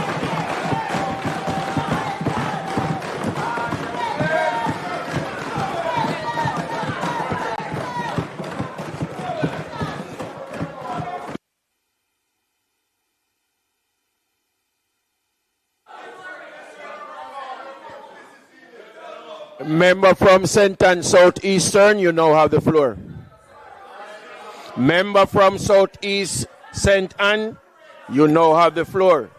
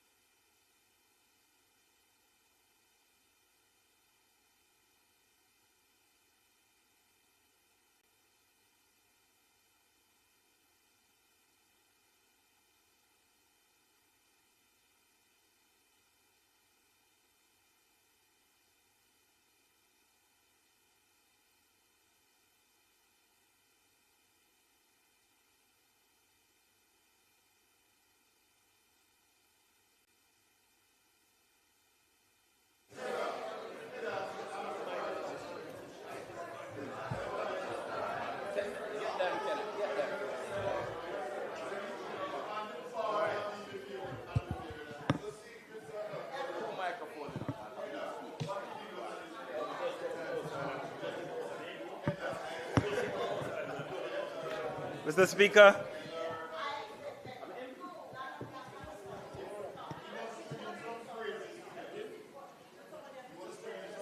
Mr. Speaker, we are indeed discussing and debating a legislation that has far-reaching implications. We are doing this, and we are here having this conversation because of what Hurricane Melissa revealed. It revealed the fragility of our housing, the weakness of our infrastructure, and the reality that too many Jamaicans are living one shock away from losing everything.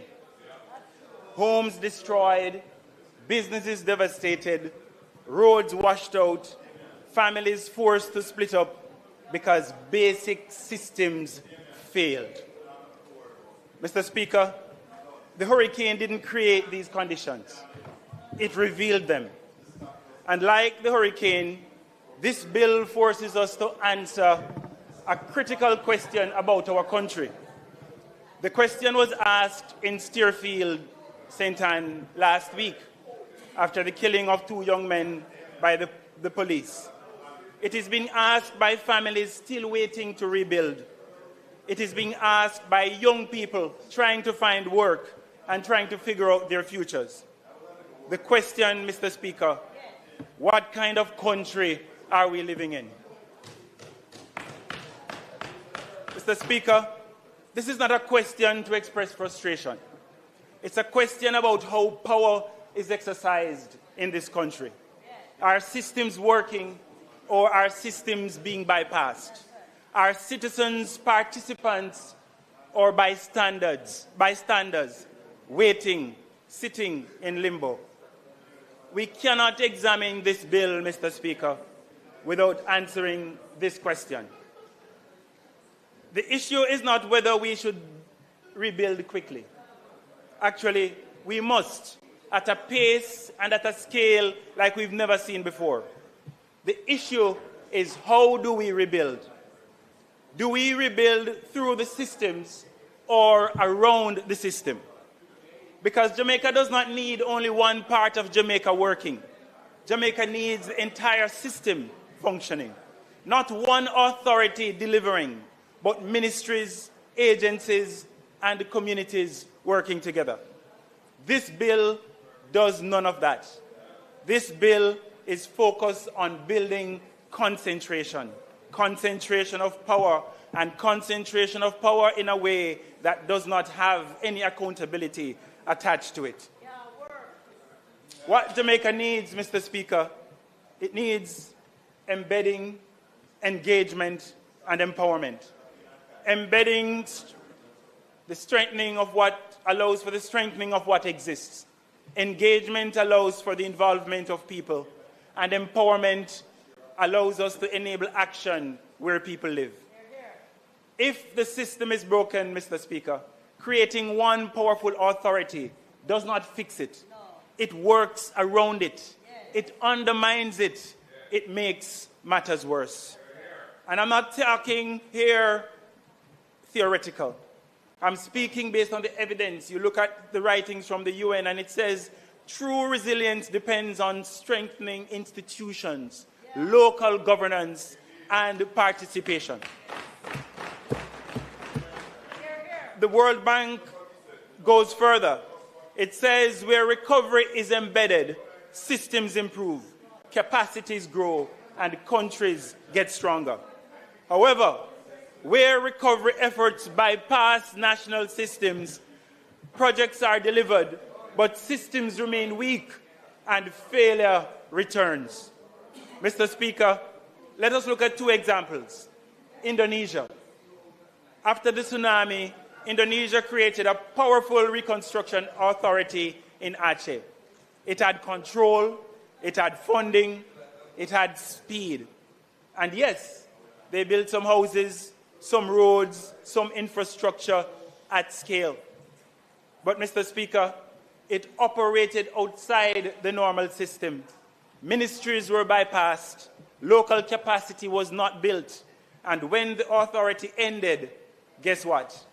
The system was left behind. Everything collapsed. The system was still weak. Projects slowed down, coordination weakened, and the country had to rebuild its systems after rebuilding its infrastructure. The second example comes from New Zealand. After the earthquake in Christchurch, similarly, it created a central authority with sweeping powers. It could override local government, it could fast-track decisions, and yes, it moved quickly. But communities were sidelined, local voices were weakened. People began to realize that decisions were being made about them without them. Trust declined. Plans had to be revised, and participation had to be reintroduced. So, Mr. Speaker, in Indonesia, they built fast, but did not build the system. In Christchurch, they moved fast, but they left people out. And in both cases, something essential was lost. The fact that countries that build systems recover. Countries that bypass their systems are doomed to repeat their failure.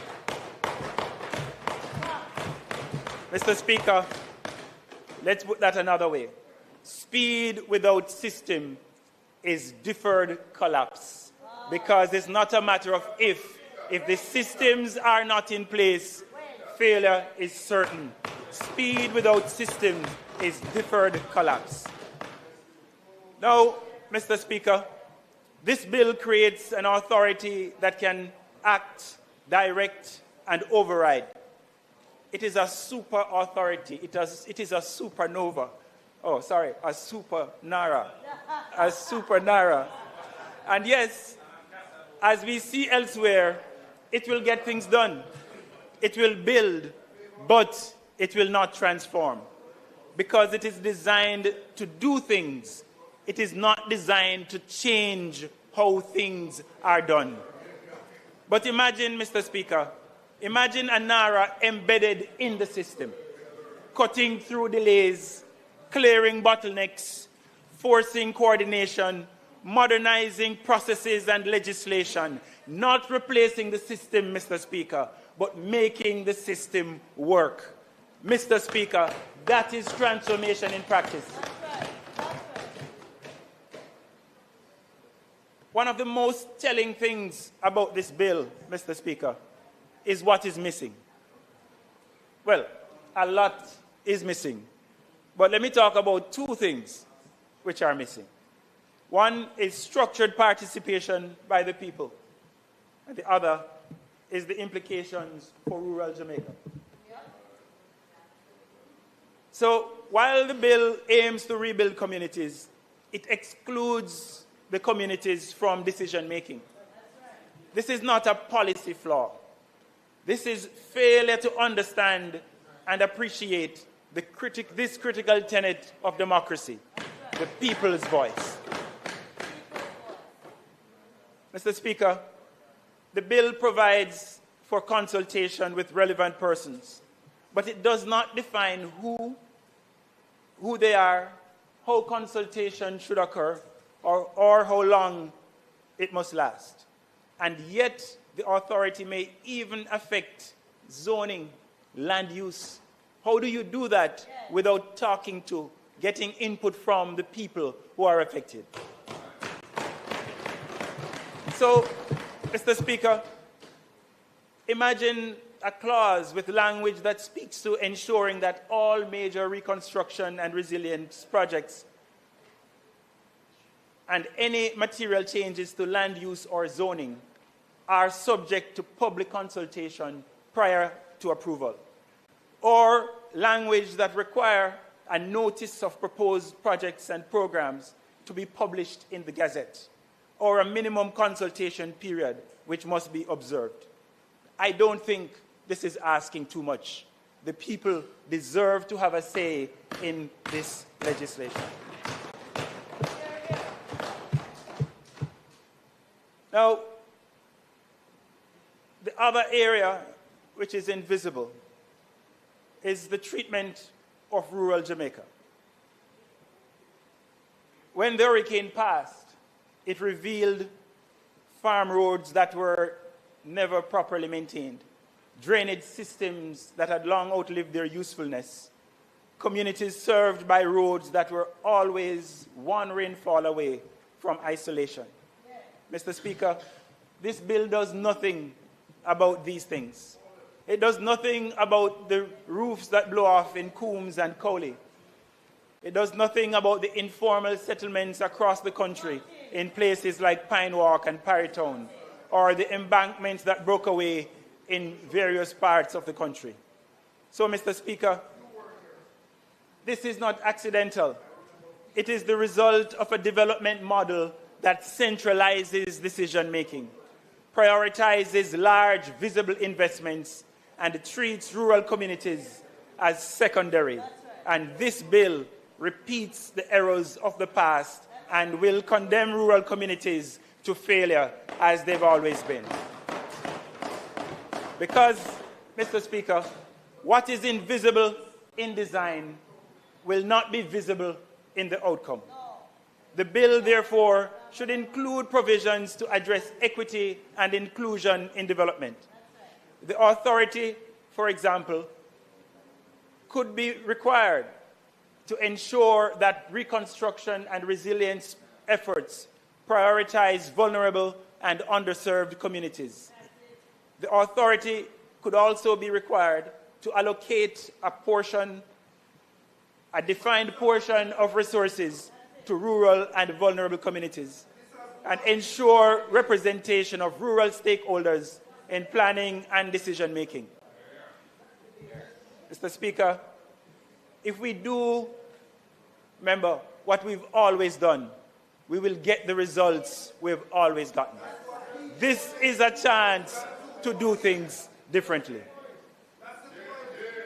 And if we don't, Mr. Speaker, rural Jamaica will remain underserved, underprioritized, and unseen. And I go further, Mr. Speaker, because when you have the authority that is currently being vested in the Naira, it will also mean it is a flawed approach. It is an approach which must be revisited.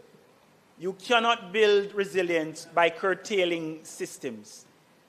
Even if you build infrastructure and the systems are not in place, as I said earlier, you're doomed to fail.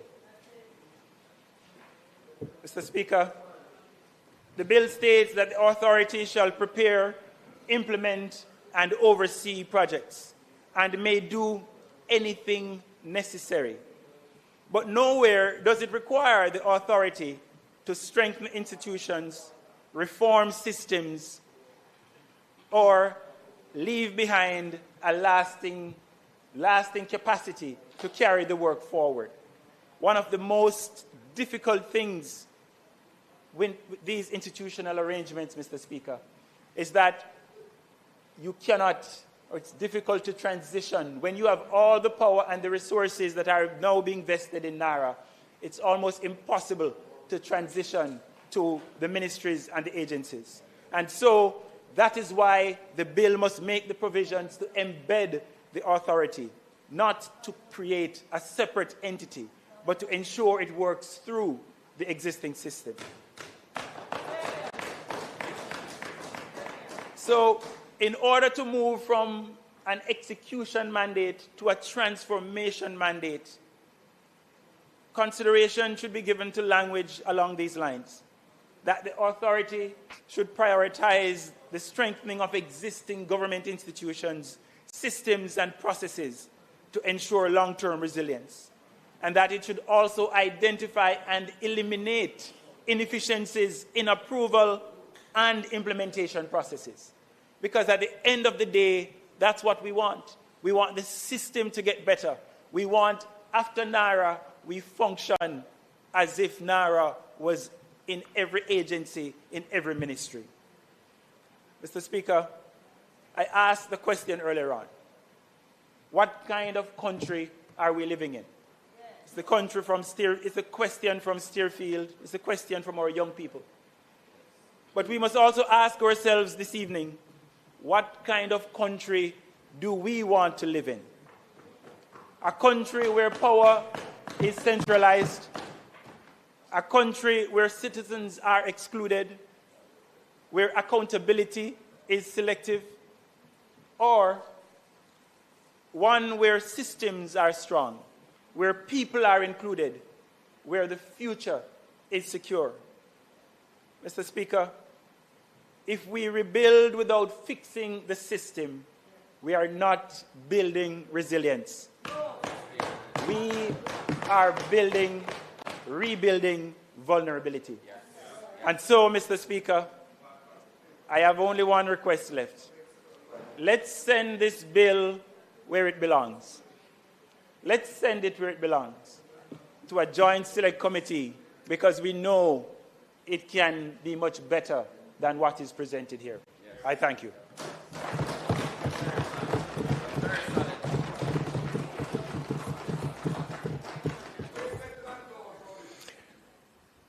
Member from St. James Southern.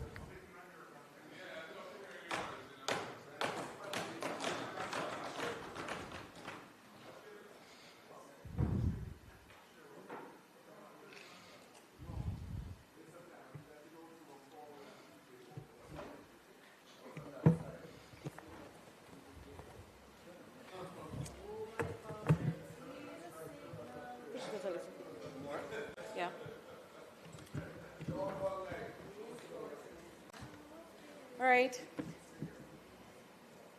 Thank you, Mr. Speaker, for this opportunity to speak on this. it would be a dereliction of duty and a breach of the promise that I made to the people of South St. James if I did not speak on a bill of this magnitude. Yes. One which the Prime Minister himself described as amongst the most consequential pieces of legislation to come before the country in recent times. So for me, this is not abstract. If I remain silent, I would dishonor the 9 lives lost in South St. James during Hurricane Melissa. The homes destroyed, the businesses disrupted, the livelihoods affected, and the children who are still traumatized, still without normalcy, still waiting for life to stabilize. So today, I do not come with theory. We have heard the data from the government ministers. We have heard the estimates. We have heard the scale of the damage as they see it from drones or from their living rooms. But today, I speak from what those numbers do not show. I speak from lived experience, from communities that are still recovering, still rebuilding, still waiting, and still nowhere near that resurgence and resilience that the government is advancing in their newest slogan. In South St. James, that reality is not abstract. It is in Springmount, where the main access road remains a daily challenge for residents trying to get into Montego Bay. It is along the Hampton to Gutters corridor, where people must navigate sections of a narrow 1-lane road with a precipice bordering it, unsafe and unforgiving. If you slip, you slide. It is in Garland's Maroon Town, Bickersteth, where families are still trying to stabilize their living conditions.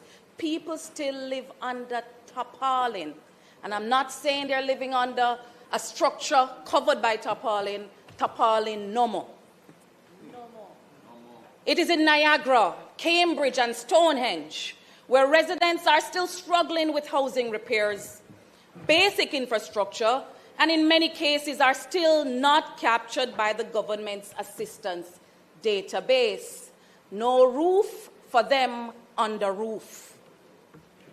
And it is in communities like Roehampton, Johnson Common, Johnson, where the question is not policy, but when help will finally reach. But let me say clearly, I support the need for faster reconstruction. I support coordination. I support removing unnecessary delays. And I say that as a member of parliament who, within weeks of Hurricane Melissa, was approached by an international donor agency, prepared to assist South St. James in a meaningful way. They wanted to build 25 homes at their own expense. They proposed water sourcing solutions and electricity build-out support for affected communities. I took that proposal through the system, engaging permanent secretaries, ministers, heads of ODPEM. I even enlisted the help of the leader of the opposition to try to get it to move. Months later, that approval has not been granted. 25 residents who could be in homes are held back because of one signature. But supporting... You have a voice. You have a voice. Okay, I've never heard your voice. But supporting speed. Does not mean accepting the diagnosis without question. Because we are being told that procurement is the problem. That procurement is what is holding back recovery. From where I stand, that is a challenge, but not the biggest challenge we are experiencing in the gap between disaster and relief. When the government wanted Starlink devices, they came into the country quickly, no procurement issue there. There was urgency, there was movement, there was delivery. I got one in a hurricane-ravaged constituency. I gave it to a community. And today, those same devices are the subject of review by the Auditor General, with questions being raised about documentation and proper accounting. So procurement did not slow that down. What was missing was accountability.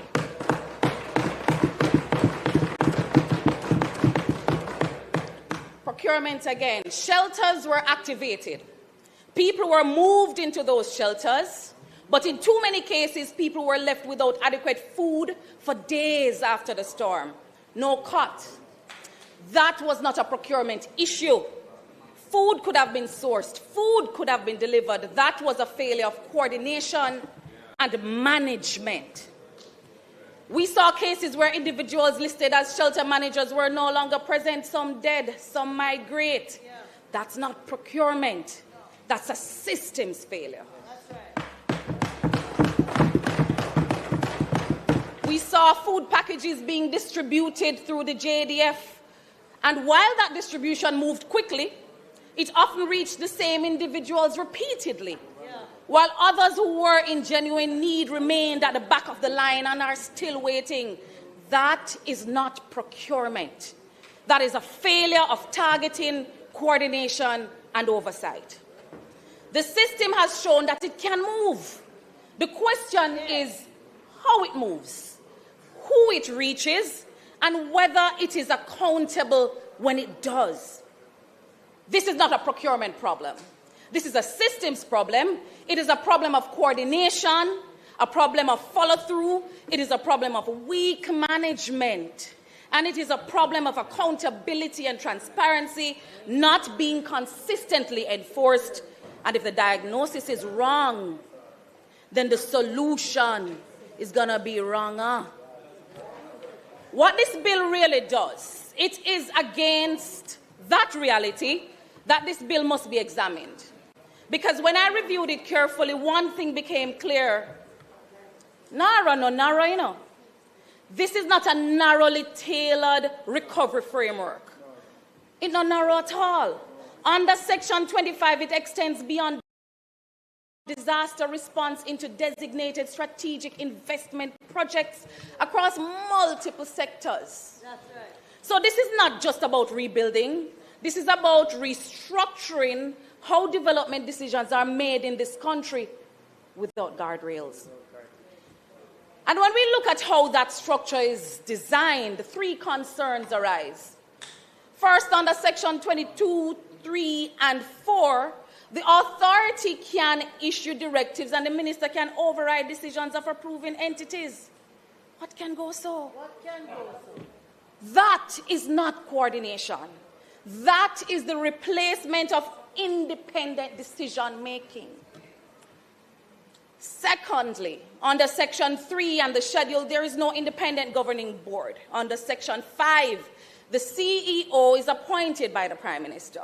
Under Section 13, the minister can give binding directions. Power is concentrated, but oversight is weakened. Thirdly, under Section 17 and Section 4, projects are selected and prioritized, but there is no firm guarantee that the hardest hit communities, Moko, Janzal, Flamstead, Tangle River, will come first. We don't know who them go choose. These concerns are not isolated. No. The opposition has raised them. Civil society has raised them. Right. The media has raised them. Even voices within the government benches have raised them, and I'm not talking about my neighbor in West Central St. James. I'm talking about those on the government benches who pull us aside and say, don't stop fighting, because we can't say nothing for ourselves.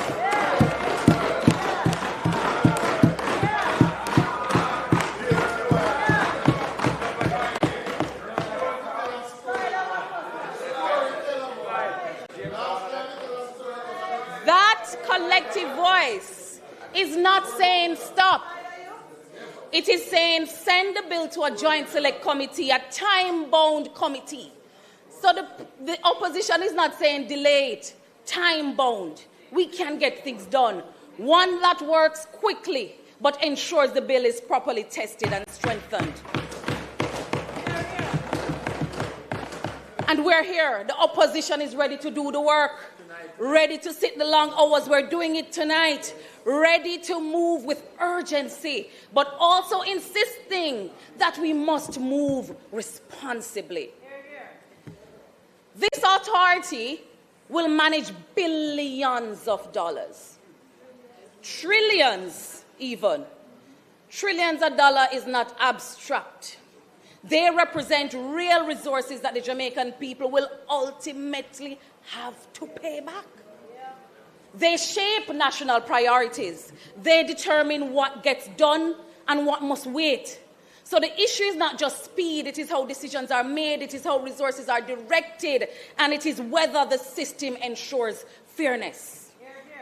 Finally, because if we are not careful and NARA not being narrow, it will make relief further from the people who need it most.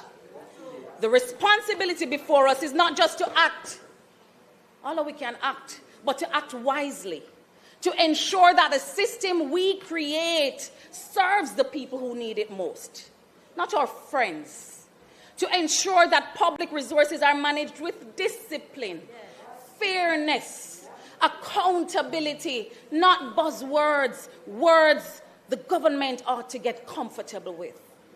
Because if we get the system right, recovery will follow. But if we get the system wrong, this bill risks leaving Jamaicans with a heavy bill to pay. Thank you, Mr. Speaker. Thank you. Member from Trelawney Southern.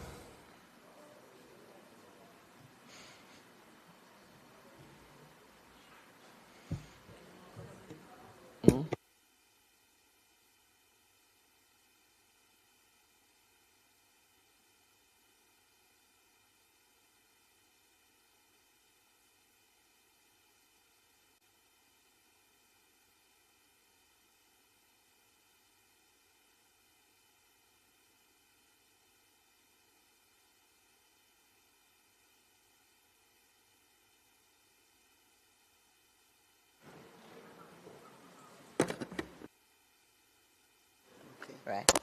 Thank you, Mr. Speaker. May I have permission to speak from a seat other than my own? Permission? You're given. Thank you.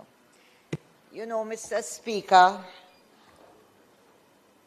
I rise this evening not to get involved in an intellectual debate. I rise not to make a speech to pander to the crowd. I rise this evening to support a bill that puts Jamaica first. I rise this evening because that is the slogan we have. We put Jamaica first. And we don't do that. Allow me to speak. I allowed you. And we do not put Jamaicans first only when we are in election mode. We put Jamaica first when Jamaicans need the help from their government. And as I listened to some of the presentations, and I'm going to quote your last speaker, who said, there are those on the government side who say, don't stop. Let me explain to you that there are those on your side who will not vote Labour, but who have expressed the view that there are times when, as parliamentarians, we need to stand together for the betterment of this country.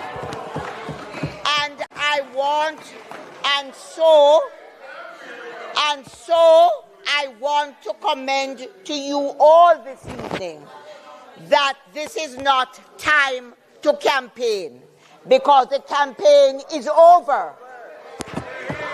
And, hold on, and the people of Jamaica have spoken. They have chosen a government, and the government has a prime minister. So when we are speaking about the disaster that Jamaicans face, and I hear presentations that talk about make black people smaddy and puss and butter, that is for an election campaign. That is not to address the seriousness of what Jamaicans suffer. I'm going to say to you that only last week,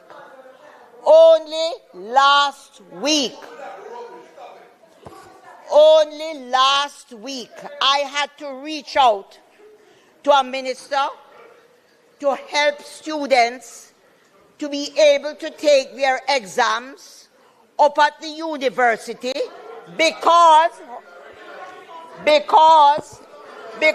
their parents have suffered tremendous damage under Melissa and are unable to pay the fees. Hold on. This is what NARA has come. Hold on. This is what the NARA bill has come to address. The devastation that has been experienced by a Category 5 hurricane that we have never experienced before is immense. And people are suffering. And it does appear that while you all address the fact that you are waiting and waiting, you have not taken time to recognize that extreme conditions require extreme measures and people need help now. And hold on, you are talking about corruption. Corruption does not come with the NARA bill. We have said corruption for generations. We have called it while you're in power. We have called it over here. NARA is not bringing corruption to this country. What NARA seeks to do is to assist persons who are in dire distress. The same persons that you speak about in your constituency. And I say to you, as other speakers have said, you are seeking perfection over helping the people of this country. You look and read through the bill. This is not, yes, that is exactly. And I say to you, there are sensible people who have contributed in this parliament. They belong over your side. And believe me, I am saying to you, they believe that this is one such time that we need to come together and pass this bill so that we can help Jamaicans to survive the disaster that has overtaken us. This is not time to refer to people on this side as puss and butt against puss mouth. That is for your election campaign, which you lost. You lost it. You lost the elections. And this is a government that the people have chosen. And I say to you tonight that your speaker said Jamaicans are going to judge us. They have judged us. That is why, despite the viciousness of the election campaign, this government is now the government of Jamaica. I'm saying, despite the viciousness which has come into this debate, which speakers on that side have sought to continue, the people have spoken. And I want to say this evening, I want to say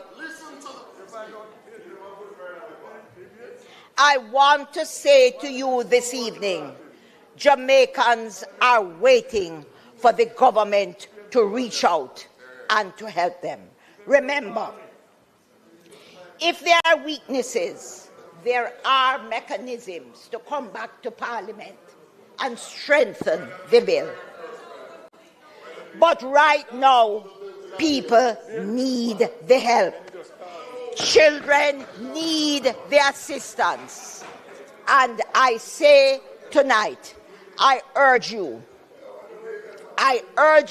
as members of Parliament who Jamaicans have elected to help them through difficulties, to support the bill, because Jamaicans believe that that is what we are here to do. And this is what the NARA bill, the language, and I watch people laugh and pontificate and push their hands, and it's a big, those who are not trying to pander and become intellectual more than others, some of them are throwing words and talking and that. Look, that is what, and you have lost exactly what it is that this bill is here to do, to assist Jamaicans and put them first. Yes, that is exactly so. And I'm not disappointed in everybody, because there are those on your side who know. I am appealing to those who still have not gotten out of election mode, and to recognize that as parliamentarians, we have a duty to this country and to the people of this country. And so this evening I stand to commend this bill, which I trust we will pass so that Jamaicans can get help. And I also say to you that even as it is there is no bill that is perfect. There's absolutely no bill that is perfect. There will never be a perfect bill, and we will always be able to come back. But if you truly believe in Jamaica and believe that people need help, this is a time to give them the help, now when we need it most. And so, Mr. Speaker, I want to commend this bill to the Parliament for us to support, because it is not. I don't have to pander to the crowd. I have always, and I will say with pride, I have always held, I'm in Parliament because I put people first. I belong to it. That is a message that you need to learn. And those of you who have just come will learn. People will remember. You learn to put them first. That is why we are here, and that is why you are over there.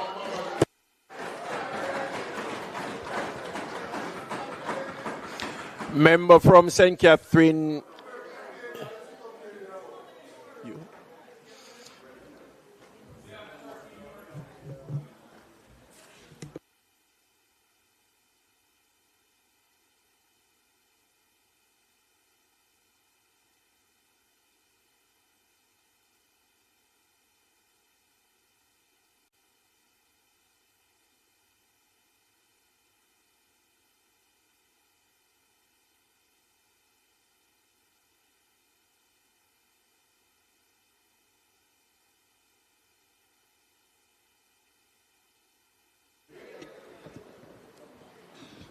Next, we will have the member from St. Elizabeth, Southeast? Southwest. Southwest. Thank you. Thank you. Madam Speaker, today marks 6 months to the day since Hurricane Melissa carved a path of destruction along Jamaica's southern coast. Some who speak in this House, I have come to appreciate, are not truly seized with the realities on the ground. The realities in communities like Parity, Galleon, and Black River. They do not appreciate the frustration of the people in places like Middle Quarters, Dalintoba, Prospect. The challenges in communities like Slipe, Vineyard, Hodgesland.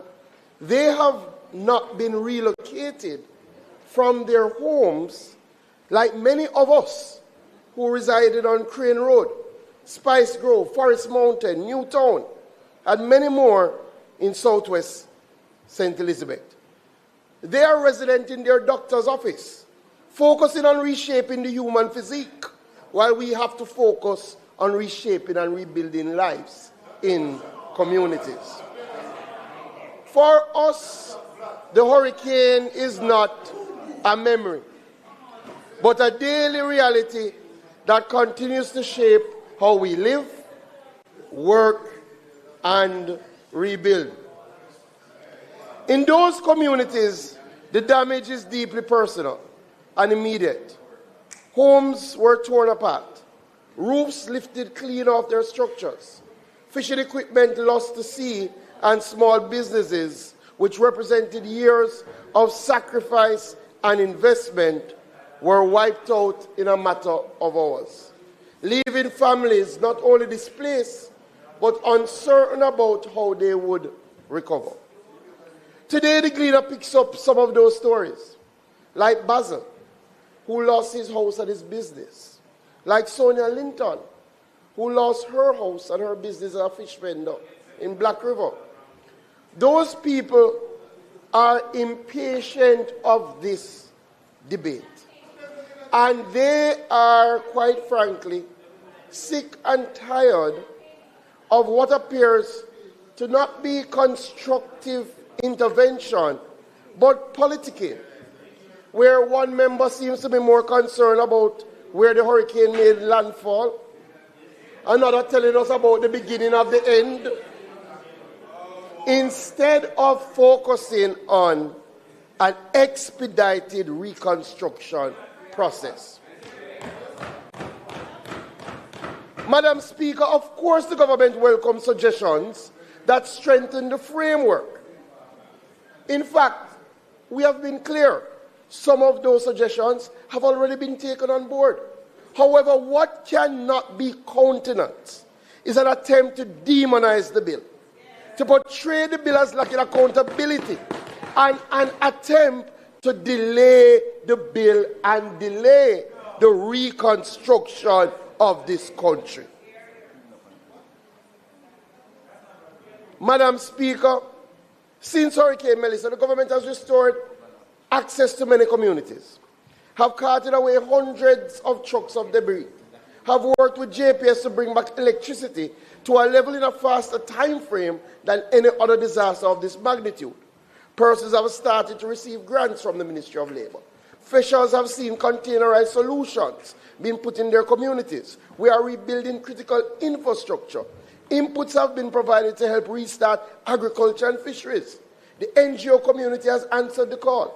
Entities like World Central Kitchen, Samaritan's Purse, CORE, GEM, American Friends of Jamaica, Breads, have been in these communities to help with the rebuilding effort. We have truly seen some of the best of Jamaica in response to this disaster. However, we cannot ignore a reality. Communities like Parity have not yet recovered and are in need of a clear, coordinated reconstruction effort that prioritizes speed and efficiency while operating in a transparent framework. That is NARA. Madam Speaker, the bill which seeks to establish the National Reconstruction and Resilience Authority is conducting not a routine rebuilding exercise. It's a national recovery effort that spans housing, infrastructure, livelihoods, and economic activity, all of which are interconnected and require a level of coordination that goes beyond the capacity of any single agency operating in isolation. We have seen that the recovery can become fragmented if different entities working with different mandates are not aligned and there's not a central coordinated entity. This is precisely the gap that NARA is intending to address. NARA represents a structured approach to reconstruction, bringing together the various strands of recovery into a single framework that is designed to accelerate delivery, reduce duplication, improve accountability for outcomes, and ensure that communities are not left navigating a patchwork of processes that slow rather than support their recovery. Madam Speaker, NARA will operate within Jamaica's established accountability framework, which includes the Public Bodies Management and Accountability System, oversight from the Auditor General, clearly defined reporting and audit requirements, and ensures that NARA will be subject to scrutiny and transparency. There may be differences in our opinion about structure. That is not unusual in a democracy, but it should not be misinterpreted as an absence of accountability. Nor should it distract from the central objective, which is to deliver reconstruction in a manner that is timely, effective, and responsive. So we have heard the suggestions from the opposition and the claims of overreach, centralization, extraordinary powers. But let us be very clear. Hurricane Melissa is an extraordinary disaster, and it requires extraordinary coordination. The member from St. Catherine Southeastern says he searched the world for a model like this, and he couldn't find a model like this. Well, we should not be surprised. The member often searches and speaks about tales, whether that be poison, burnout, or rumors of scandals. He then goes on to cite the worst examples of reconstruction. He cites examples from Haiti and Bahamas that have models that they are proposing, models with boards that they are proposing. He cites those as examples. But he could not find a model like NARA. Well, member, type in 2011 Christchurch earthquake. Look at the New Zealand model, the Canterbury Earthquake Recovery Authority. It is a body, I heard you, member. It did not have a board. It did not have a board. It did not report to a board. It was led by a chief executive who reported to the responsible minister. And in fact, it is the responsible minister who appointed the CEO. That is the model. And you know what they achieved in 5 years? Over $4 billion in a public recovery program. You know what they achieved? A national rebuild program in less than a year. You know what they achieved? Major reconstruction in 3 years. You know what they achieved? 13 anchor projects in 5 years, including stadium, conference center, justice center. They were able to relocate in 5 years 7,000 unsafe homes. They did in 6 years what the world does in 20 years. If you ask the people of Black River, what model are we choosing? Give us the quicker model. Give us the model that will deliver results in the shortest possible time. And that is what NARA is. So yes, some say it centralizes power. Yes, disaster recovery cannot be managed by committee consideration. You have to have a central source of authority. Some say it gives too much authority to act quickly. Yes, it does. Under Section 12, because approvals that take years need to take weeks in this situation. It allows for land acquisition, of course, because we can rebuild the same. And in some areas we cannot rebuild. So we have to be able to have the power to make these decisions. Madam Speaker, the opposition calls it overreach. I call it readiness. We have to have the ability to act when the nation needs us most. The real risk is not that NARA is too strong. The real risk is that without it, we are too slow, too fragmented, too unprepared. New Zealand learned their lesson and built a system that delivered results. We now have the opportunity. We in this house, let us learn from that model. Let us not reject a proven model out of fear and partisanship. Let us embrace what has worked and do the right thing so that the people in Darliston, the people in Garlands, the people over in Balaclava and Burnt Savannah, they can see real reconstruction in the shortest possible time. We are getting it right with NARA. Let us now get it moving. Like members and we grew up in country, we know delay is danger.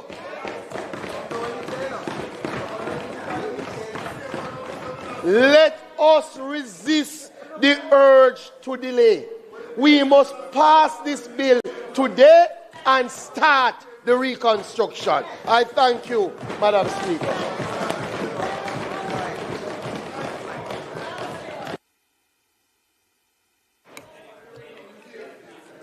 The member from St. Catherine East.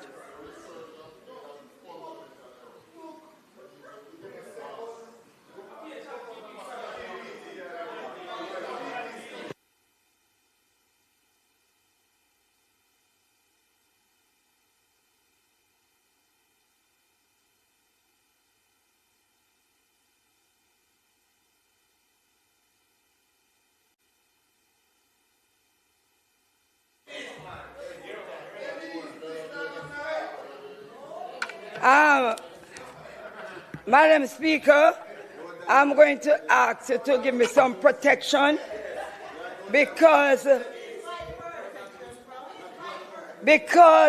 I realize that they believe strong mean right, but strong can be wrong. Madam Speaker, I rise today to speak one Spanish tongue. Babs gone, so it's one Spanish tongue.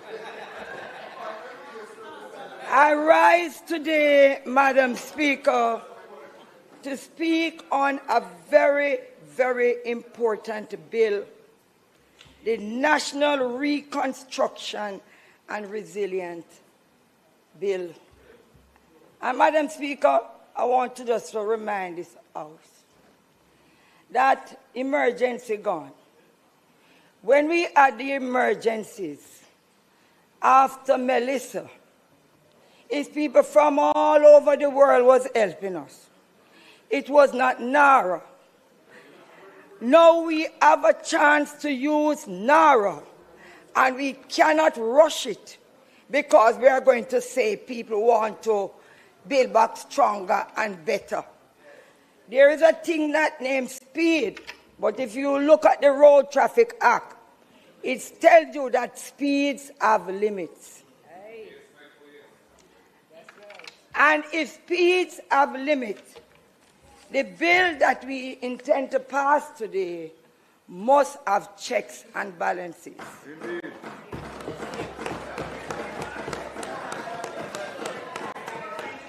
Madam Speaker, I am going to say something unlike some of you who got a script to come and read. Anything I am saying, whether it is right or wrong, it is from Denise Daly. Right. Indeed. I want to ask you a question. I want to really ask a question. Do we really believe in this bill, or we are going with it?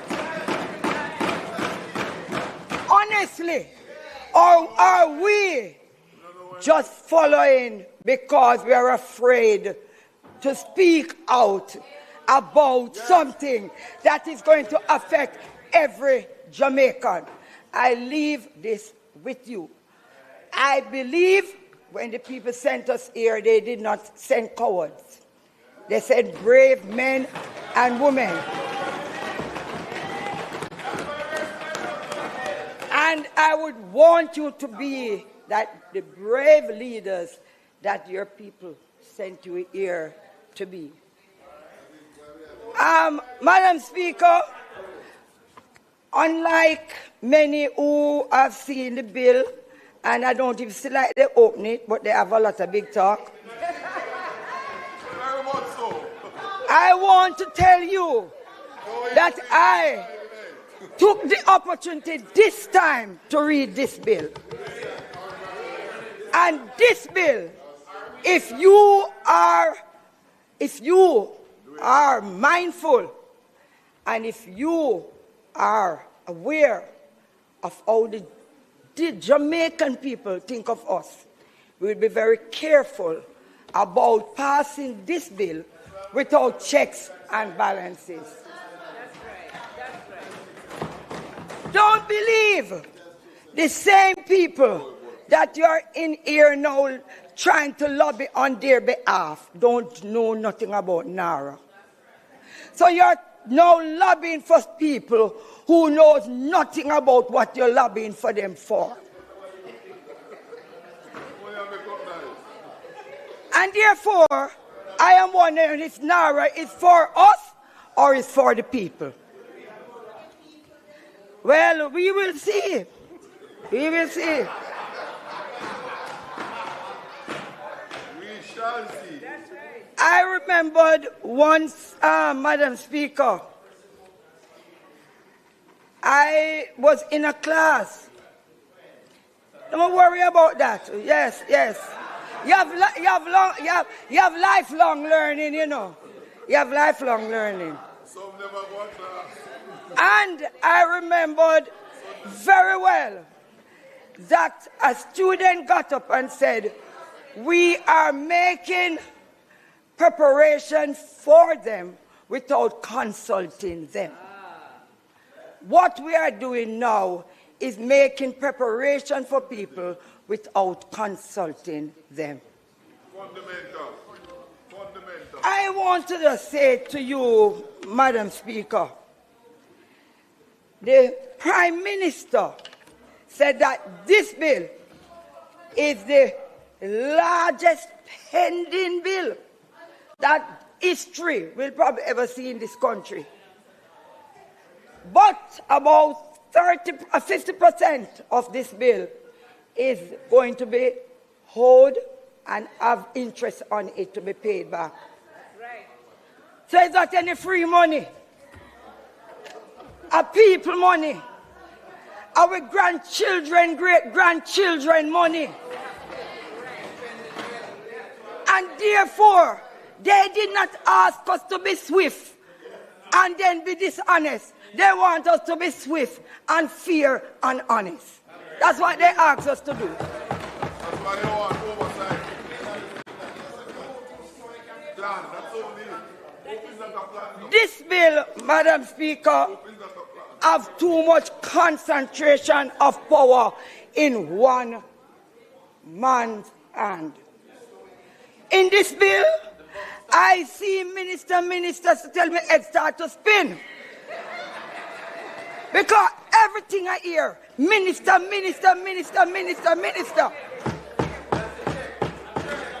So I want to know if it is a minister bill or is it people's bill.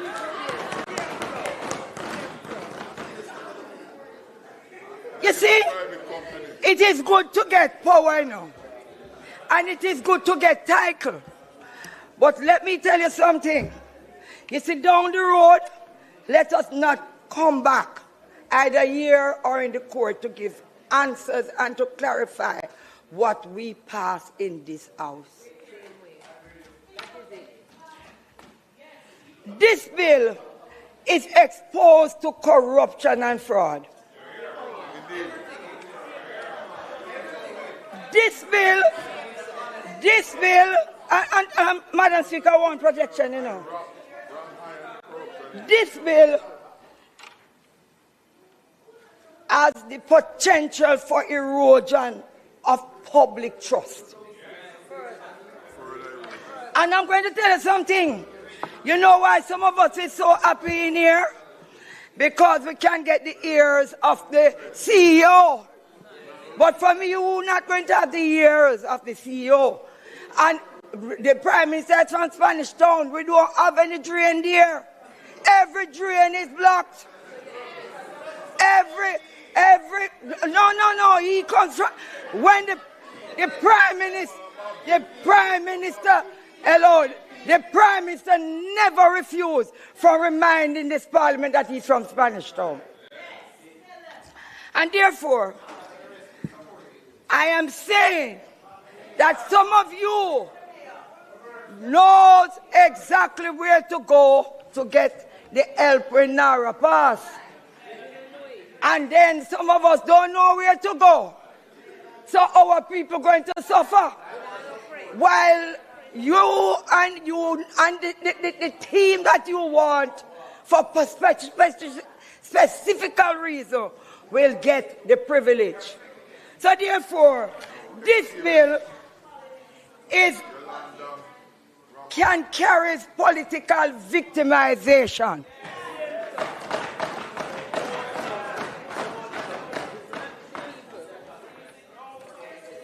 And this bill, I remembered again when the Prime Minister said here that we are reforming the public sector to get efficient, competent, and reliable personnel to carry out the work in an efficient manner.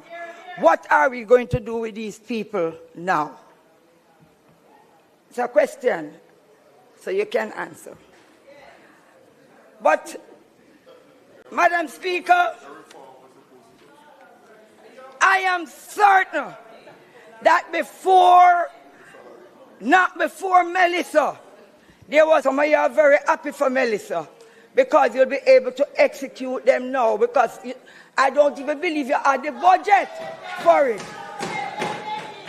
Some of you are very happy for Melissa because you'll be able to execute them now because I don't even believe you had the budget for it. So, making presentation and not having the budget and get Melissa, you're using Melissa as a bypass. But I want to say to you that you can't tell me to wrap up because you're just coming. Yeah. So you're just coming. So I am saying, Mr. Speaker,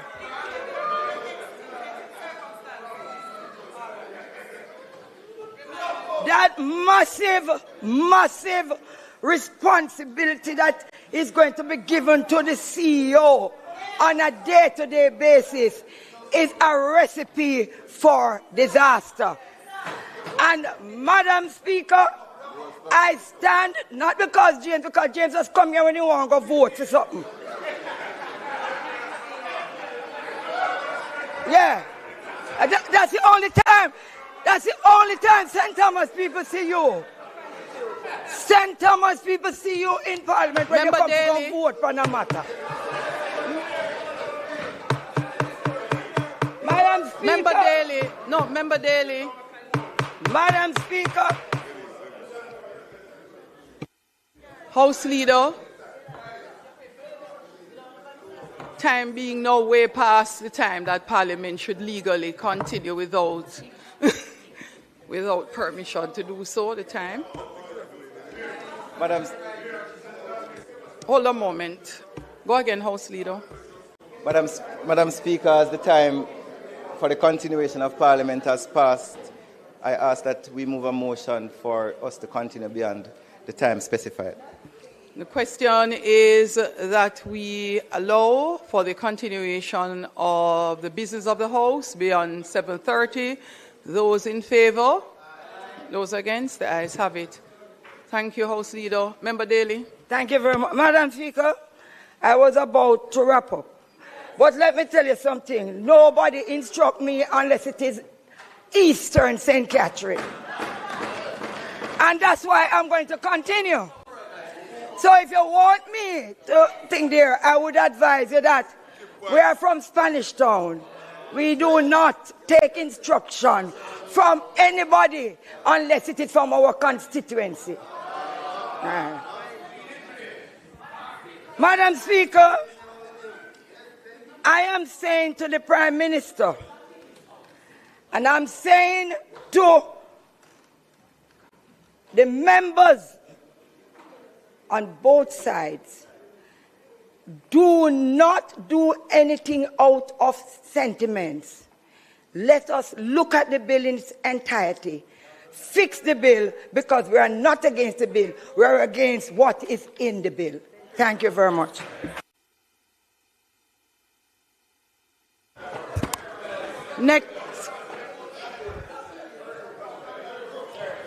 Next, orderly to the back right here. Next will be the member from St. Mary Central.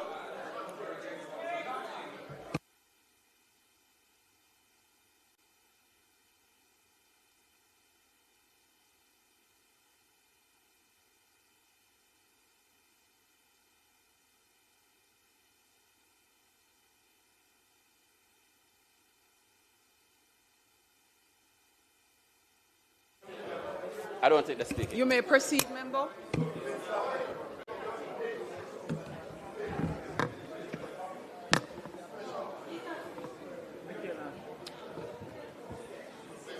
Madam Speaker, let me begin by saying or repeating, there's no member on this side who does not support or appreciate the urgency of reconstruction.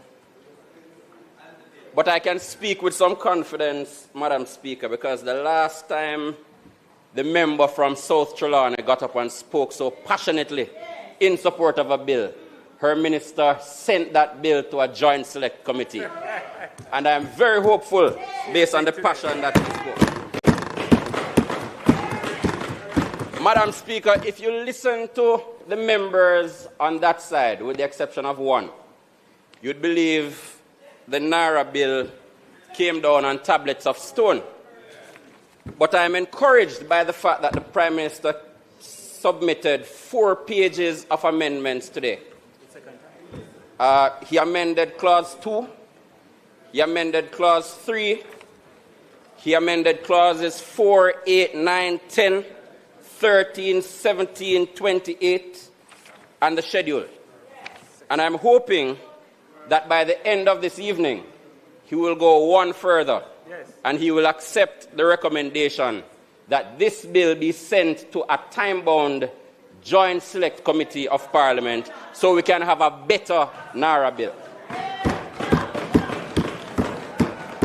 Madam Speaker, this bill creates an authority with extraordinary powers.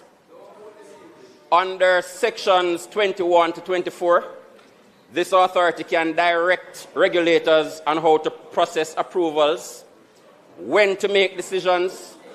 It can impose timelines and procedures, and ultimately, it can trigger a step-in order, allowing the minister to override a statutory authority entirely. To be clear, Madam Speaker, contrary to what the member from Kingston Central claims, this bill does not foster collaboration. Section 21 makes clear the relationship from day one. The authority is allowed to direct these entities from the very first time they meet. Madam Speaker, in the affected parishes where one expects an increase in applications for building permits by homeowners, this bill will put the interest of an investor who can find $15 million to spend ahead of a single mother seeking to build a house so that her children can have a roof over their head. Critically, Madam Speaker, a decision of the minister under a step-in order has the same legal effect as if made by the regulatory agency itself.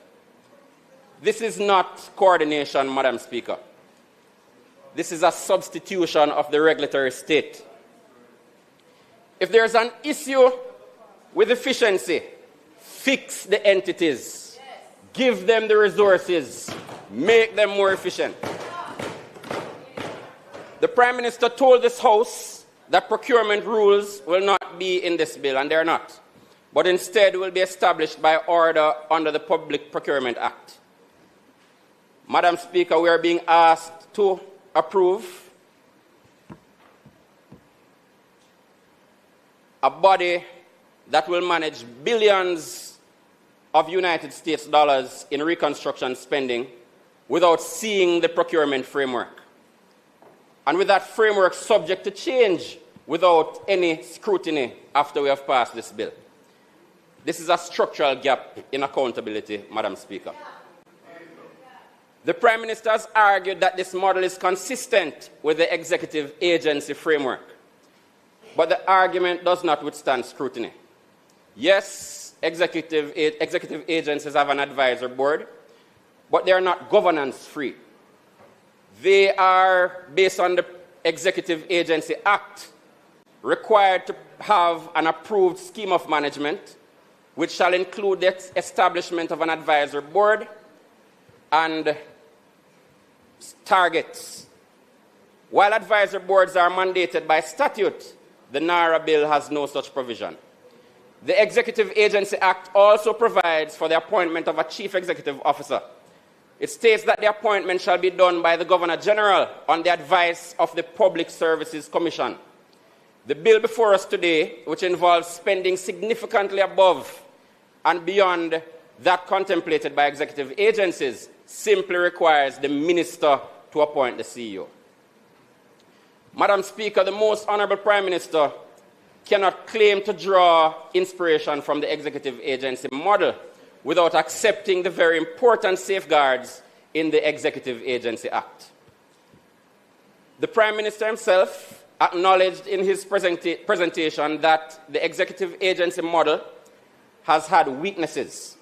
He pointed to targets lacking rigor, to weak enforcement of accountability measures, and to insufficient consequences for underperformance. And yet, those weaknesses are not addressed in the NARA bill. They are replicated, and in some respects, they are deepened. Because here, even the baseline safeguards of the executive agency model are not embedded in the bill. We're told that JAMROC will provide oversight, but Madam Speaker, JAMROC does not appear anywhere in the bill. It is not established in law. The composition is not defined anywhere in the bill. No, it has no known reporting relationship or obligation to Parliament. No, it exists merely in the speech of the Prime Minister. And that is an important thing to note. Because powers are being enacted in a law we are being asked to pass, to support, while oversight is being left to intention. Madam Speaker, as legislators, we cannot pass or vote in favor of bills just with good intention. And I heard the brilliant Jamaican who has been asked to chair the board of JAMROC. But we should pass bills in this House that can also stand up to any negatives that might come in the future. Any change in who the board might be, who the CEO may be. There's another omission in the bill that is troubling, Madam Speaker, and that is the lack of clarity around environmental safeguards, especially environmental impact assessments. This bill defines approving entities to include those responsible for environmental management, natural resource conservation, environmental permits. And under sections 21 to 24, our environmental agencies can be directed, they can be told what time they need to make decisions within, and they can be ultimately overridden through a step-in order. Madam Speaker, we still have no EIA regulations, despite the responsible minister promising that same would have been tabled in his 2025 sectoral presentation. And interestingly, he made the same promise again earlier today. Madam Speaker, some of our environmental groups have advised me that we have had cases, Madam Speaker, where our multilateral partners have had to step in and demand EIAs be done based on their internal guidelines because we had nothing that said an EIA must be done. And the dredging, a project relating to the Kingston Harbour comes to mind. Madam Speaker, what is not in this bill is just as important as what is in it. There's no explicit requirement for environmental impact assessments. So there's no preservation of existing environmental permitting thresholds, no protection against the waiver or compression of environmental review process, no clarity as to how regulators such as NEPA will operate within this framework. Madam Speaker, there should be no ministerial bypass of our environmental protection systems. Give them the resources and give them the support to achieve the efficiency that we desire. The Prime Minister has framed this authority as central to climate resilience, Madam Speaker. But you cannot build climate resilience by weakening environmental oversight. Environmental impact assessments are not just bureaucratic obstacles. They are the very tools that ensure that infrastructure is properly sited, flood risks are understood, ecosystems are protected, and long-term vulnerabilities are avoided. When you combine expedited approvals, directive powers over regulators, and ministerial override authority without explicit environmental safeguards, Madam Speaker, you create the risk of poorly sited developments, of increased flood and landslide vulnerability, of long-term environmental degradation, and ultimately rebuilding the same vulnerabilities we are trying to correct. Madam Speaker, if this authority is to lead a program of resilience, then environmental safeguards cannot be optional, implied, or subject to override. They must be explicitly protected in law. Madam Speaker, it's not hard to fix this bill. I think we can strengthen this bill by explicitly requiring compliance with environmental permitting laws, by clarifying that environmental impact assessments cannot be waived, only expedited, perhaps requiring that certain types of projects must have environmental impact assessments, requiring environmental reporting as part of project approval and monitoring. And Madam Speaker, we have heard reference to international precedents and models. New Zealand, Japan, and the United States and Dominica were cited. And I want to examine, Madam Speaker, not just their existence, but what their enabling laws actually stipulated. In New Zealand, Madam Speaker, the Act set up a cross-party forum comprised of members of Parliament from the affected zone who were given responsibility for providing the Minister with information or advice in relation to the operations of the Act. I note one of today's amendments, which I welcome, requires consultation with members of communities affected or likely to be affected by the implementation of a project. But what of persons who are elected by these people and these communities to local authorities and to our Parliament? What role will they have, and what role should the Act stipulate that we should have? Madam Speaker, it can be strengthened by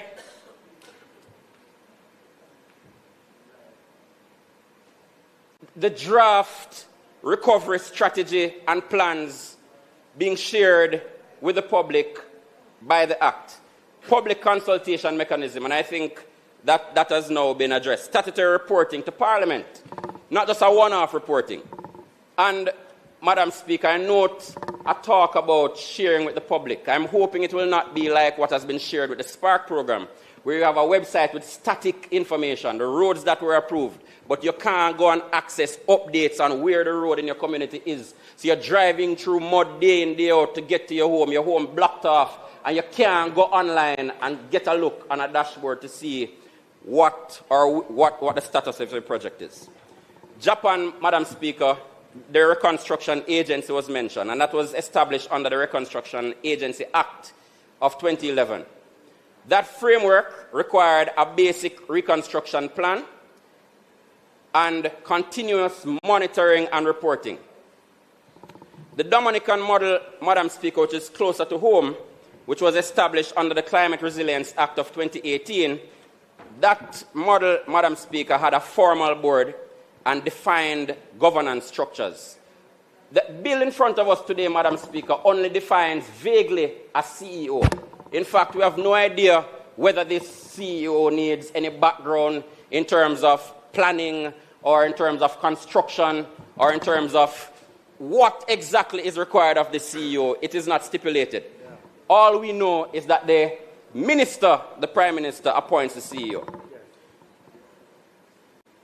Across all the jurisdictions mentioned, Madam Speaker, extraordinary powers are granted, but they are paired with statutory safeguards. But the bill before us, oversight isn't mentioned much. The advisory structure is optional. It's not stated in the Act. It's not grounded. The procurement is outside of the bill. Environment safeguards are unclear. We are borrowing the power from international models, Madam Speaker, but we are not borrowing the safeguards or adopting the safeguards. Under Section 4, Madam Speaker, the authority may carry out development, undertake business activities, and do anything it considers necessary. This is an extraordinarily broad mandate, especially when you combine it with the procurement flexibility, the override powers, and the minimal oversight mentioned earlier. And so, Madam Speaker, my intervention is not about opposing the bill. It is about how do we strengthen it so that we can have a reconstruction authority in as quick a time as possible with the necessary governance. So we can establish, Madam Speaker, JAMROC in the Act, in the bill. We can require performance agreements to be set up with the Cabinet Office. We can define procurement in the Act, in the bill. We can better protect environmental safeguards explicitly and mandate EIAs for certain types of projects. We can adopt the BOJ model, Madam Speaker, and require the Chief Executive Officer to report to Parliament from time to time so we can question him. Currently, the bill only requires that reports be tabled, but there is no opportunity for us to properly interrogate those reports in the Parliament. We strongly believe, Madam Speaker, that this bill will benefit from being referred to a joint, time-bound joint select committee with a narrow window for further consideration and deliberation. Madam Speaker, we all agree on the urgency. Yes. We all agree on the scale of the task. Yes. But urgency cannot justify imbalance in governance. No, sir. We should not sacrifice good governance and accountability on the altar of expediency. Yes. This bill concentrates power, Madam Speaker, in one minister. It weakens statutory oversight. It leaves critical safeguards undefined. If we are to rebuild Jamaica, Madam Speaker, let us do so not only with speed, but with accountability firmly embedded in law. Thank you, Madam Speaker.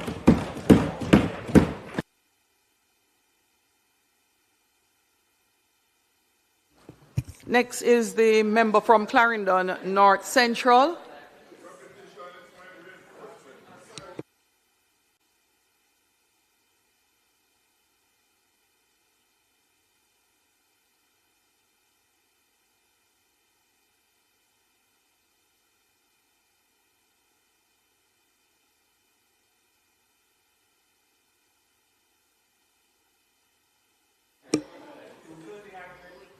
Announce the bushing program. Members, your next presenter or participant in the debate is a member from Clarendon North Central. You may proceed. Madam Speaker, I want to thank you. I rise to support the National Reconstruction and Resilience Authority bill. And I do so with a clear appreciation of the seriousness of this moment. This is not a routine bill, Madam Speaker. This is not another piece of administrative tidying up. And this is definitely not an academic exercise in institutional design. This bill is about whether Jamaica is prepared to govern reconstruction with the urgency that the times demand, or whether we will continue to pretend that extraordinary national challenges can be met by ordinary bureaucratic habits. That is the choice before us. And if we're honest, Madam Speaker, it's not a difficult choice, because reconstruction is not ordinary government business. Reconstruction is not business as usual. It is urgent, it is national, and it needs to be practical. Madam Speaker, a great deal has been said about this legislation. Some of it has been constructive, some of it has been overwrought, some of it has been animated by less than genuine concern for reconstruction, and some of it cleaves to the familiar instinct in some for Jamaican public life. If a proposal is serious, novel, and capable of delivery, then it must first be buried under suspicion. But, Madam Speaker, suspicion is not a substitute for analysis. The real issue before this House is not whether Jamaicans should be vigilant about public power. We should be vigilant. The real issue is whether a country confronting large-scale reconstruction can responsibly rely on an administrative system designed for normal times. Can the ordinary machinery of government, with all its silos, hands-offs, delays, overlapping jurisdictions, deliver on reconstruction programs at scale, speed, and the complexity required? Respectfully, my answer is no. And I do not say this as an insult to the public service, and it's not an attack on ministries, agencies, and departments, and it's not a dismissal either of due process. I say it because the evidence of our own experience is plain. Too often, the problem in Jamaica is not that there are no plans. We have a lot of plans. It is not that there are no institutions. We have many. The problem is that responsibility is dispersed, timelines are elastic, and accountability is blurred. Everyone has a role, but too often, no one is in command of delivery. Too often, Madam Speaker, the policymaker is held accountable, but has been stripped of the authority to act. The strongest case for NARA is not sentimental, Madam Speaker, it's institutional. The bill recognizes that reconstruction is a distinct state function requiring central coordination across ministries, regulators, utilities, planners, local authorities, contractors, financiers, and communities. Without such coordination, projects shift, approvals drag, and implementation loses coherence. Section 17 provides for cabinet-approved list of reconstruction and resilience projects. That is an important anchor. It means NARA does not invent national priorities for itself. It operates from formally approved national programs grounded in elected authority and public policy. Section 18 and 19 requires programs and implementation plans, including timelines, consultations, monitoring and resilience standards, so that it is not a loose authority given broad powers and then left to improvise.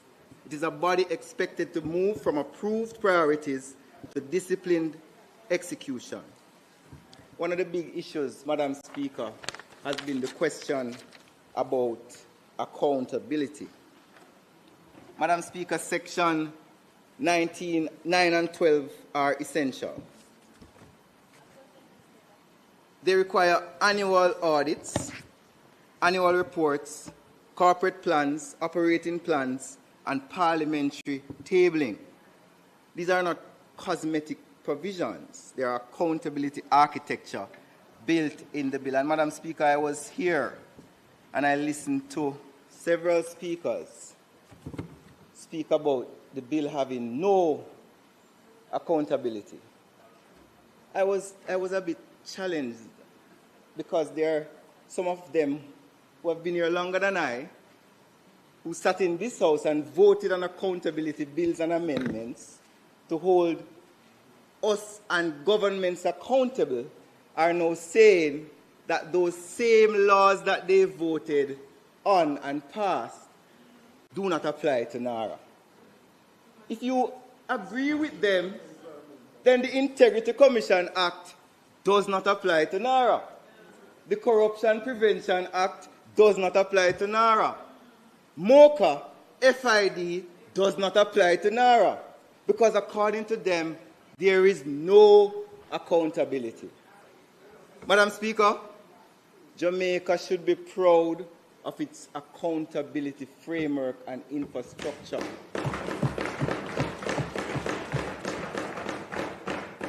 Globally, Jamaica is respected for how Jamaica has created an accountability ecosystem that is independent and well-funded and cannot be interfered with by any politician or head of entity.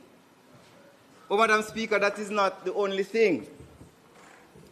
In their criticism about accountability, they criticize themselves or they demonstrate a lack of understanding as to their role as members of parliament in this House. The bill causes or forces NARA to provide reports to the minister. The minister is then obliged that he shall table said reports to Parliament. Parliament has two committees which the opposition clamored for that they should lead. You have the Public Accounts Committee and you have the Public Administration and Appropriations Committee. If you listen to them, the PAAC has no authority over NARA. But yet the standing order says the Public Administration and Appropriations Committee shall have a duty to see, inquiring into the administration of the government to determine hindrances to inefficiency and making recommendations to the government for improvement of public administration. It also says monitor expenditure as it occurs in keeping the Parliament informed of how budget is being implemented. The budget for NARA will be tabled in the Parliament, and the PAAC has the power to summon the executive, the CEO of NARA, to come and testify. But I am saying to MP, Minister of State in Education, that there has been calls for civics in schools. But we need civics in the Parliament because some of our colleagues are unaware of their role and function in holding state institutions accountable. Section 20, Madam Speaker, says reconstruction must be visible. It says transparency is not an afterthought. There are very few authorities globally of this nature that there's a legislative provision that all their approved projects must be published on a website after they're approved. They must have the name, the description, or any other particulars as may be prescribed. That is transparency, Madam Speaker. But let us come to parts of the bill that are both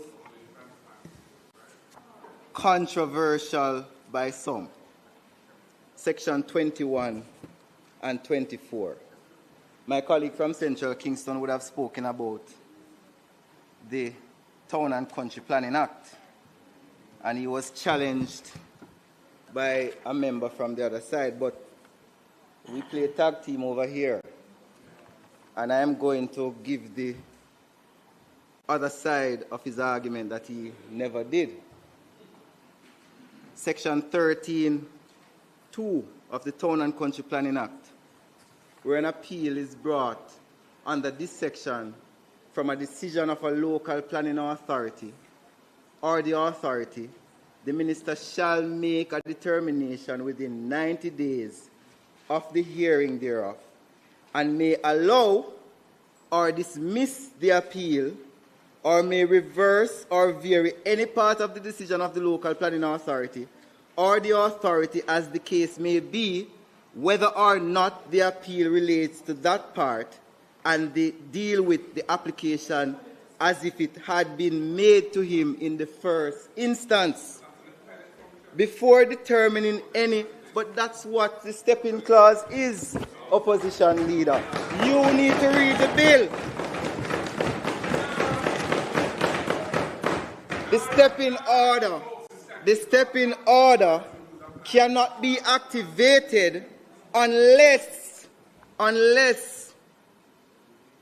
the authority gets expert advice on the matter in question. Unless the authority is satisfied that on its consideration of the approval requirements and the advice referred to in paragraph A, which is expert advice, independent expert advice, in the case of an approval granted subject to terms, conditions, qualifications, the matters which inform the terms, conditions, or qualifications have been addressed. The minister doesn't have free power to just step in. And I realize when my colleagues on the other side are reading these clauses, they only read one sentence. They don't read the entire clause. Madam Speaker, I go further. Where the authority, Madam Speaker, intends to apply for a step-in order under subsection 1A, which I read before, the authority shall notify in writing the approving entity concerned.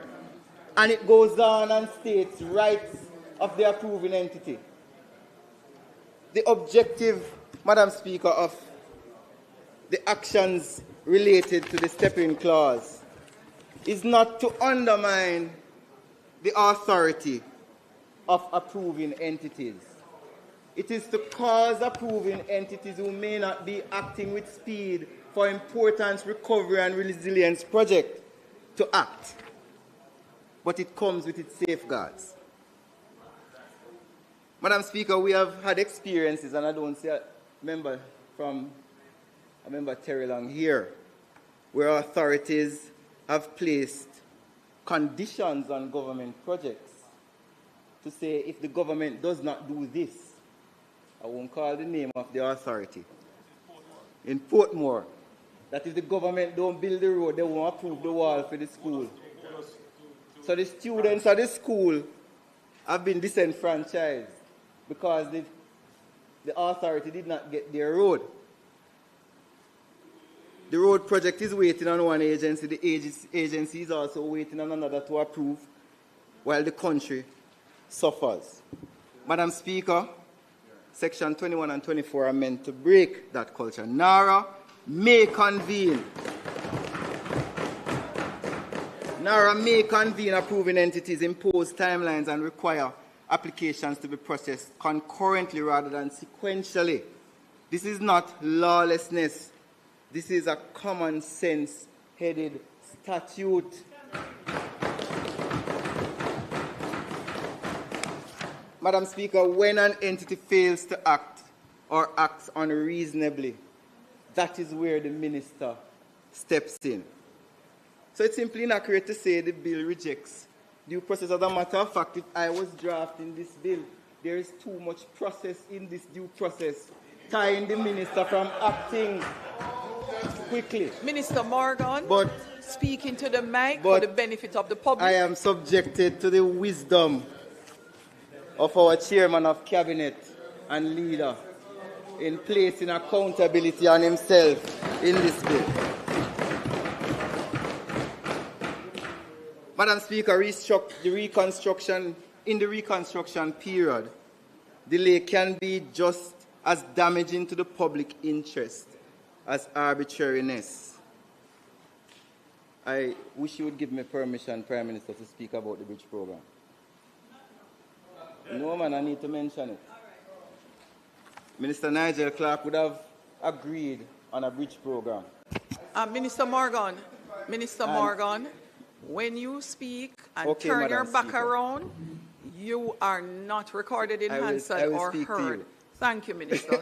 You speak Minister Nigel Clark would have approved a bridge program. Yes.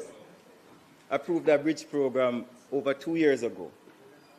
The FAA Act mandates that all capital projects must go through a particular process.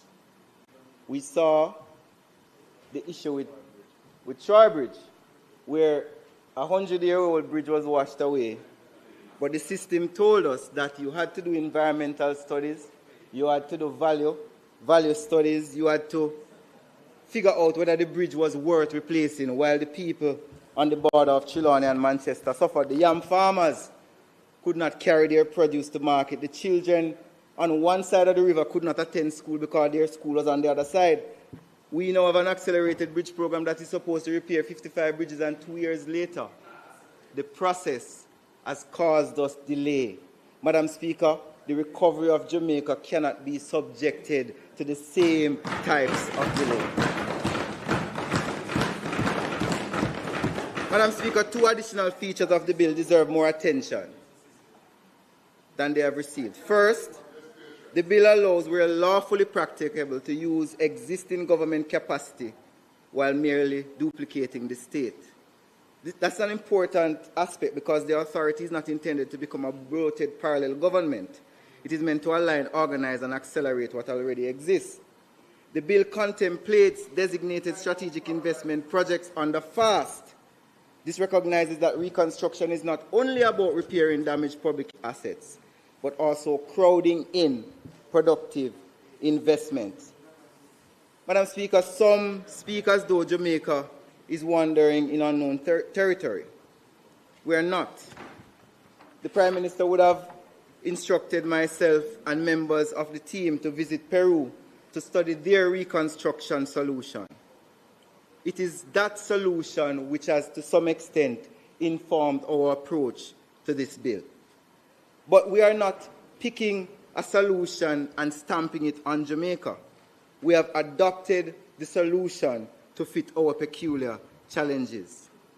Madam Speaker, it would be a strange kind of politics to say Jamaica should see what others have done and do after disaster, recognize the lesson, and deliberately choose a slower path in the name of comfort. Section 9 to 12 gives accountability. Section 20 gives transparency. Section 21 to 24 gives speed. And Section 28 confirms that the authority is temporary and purpose-built. The last 2 points matter because it answers the lazier criticism that narrates some attempt to create a permanent concentration of power. The bill itself makes it clear that this is a defined institutional response to a defined reconstruction challenge. So a proper debate is not whether Jamaica should have a reconstruction authority at all. That is my respectful view. And that is no longer a serious question. The serious question is whether we are mature enough to demand a reconstruction authority that is effective, transparent, and disciplined at the same time.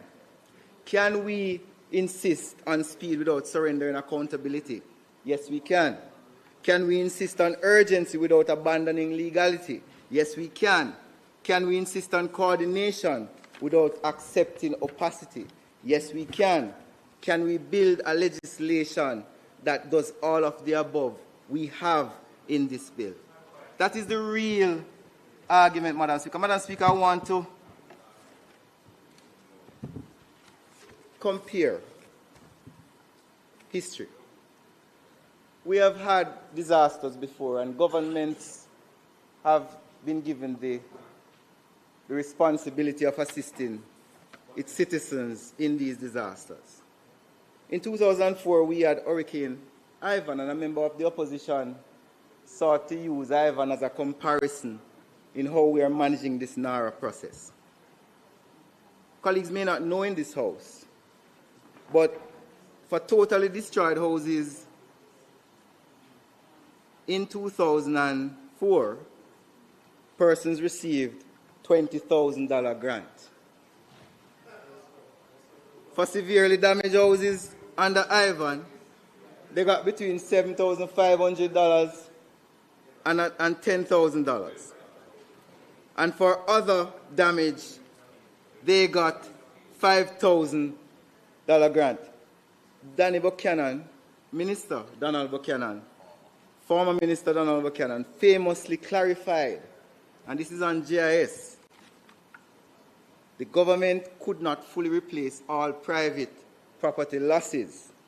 He stressed that the state was not an insurer of buildings and that its role was to assist people in putting back their lives together rather than providing total compensation.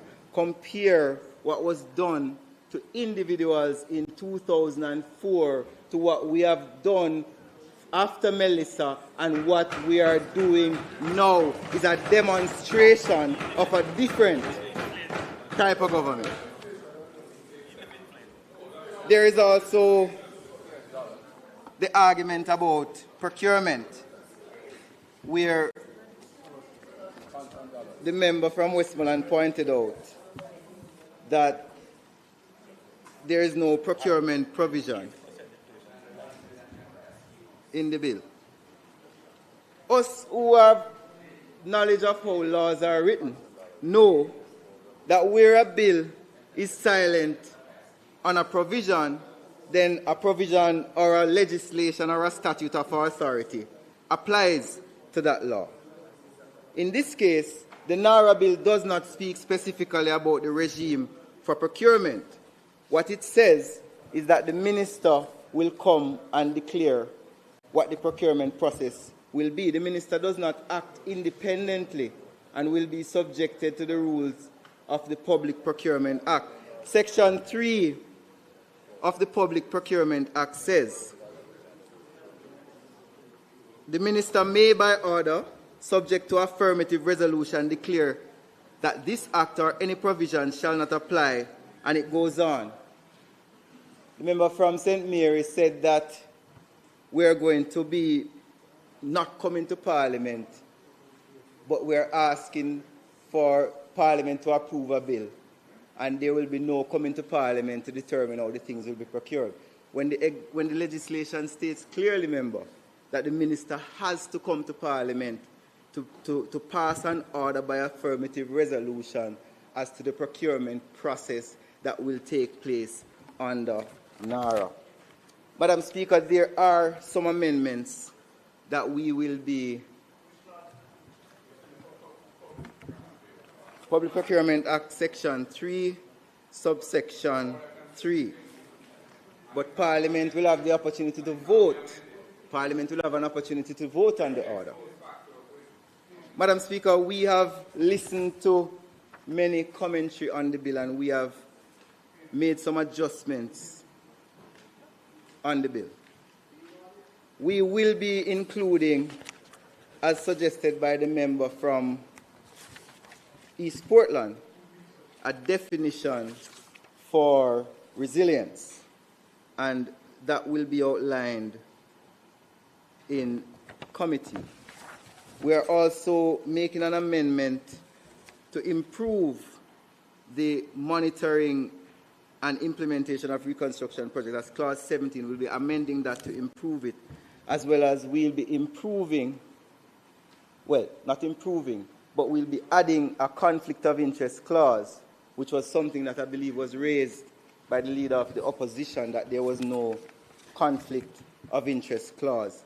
Additionally, we will be improving clause 10, which deals with how the Chief Executive Officer reports, and all of these amendments will be spoken of in detail as we put them in committee, which is to begin shortly. Madam Speaker, to close, one of the criticisms that we have noticed is that the opposition has said that the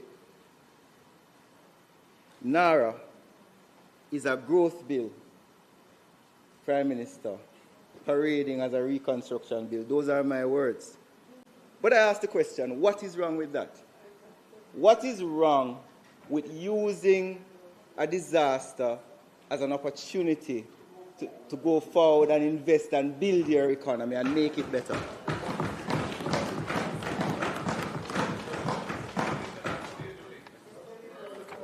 We do not participate in the false choice between recovery and growth. We think both can happen at the same time. There was also the criticism that NARA is an attempt to deal with bureaucratic entanglements and low execution capacity. What is wrong with that?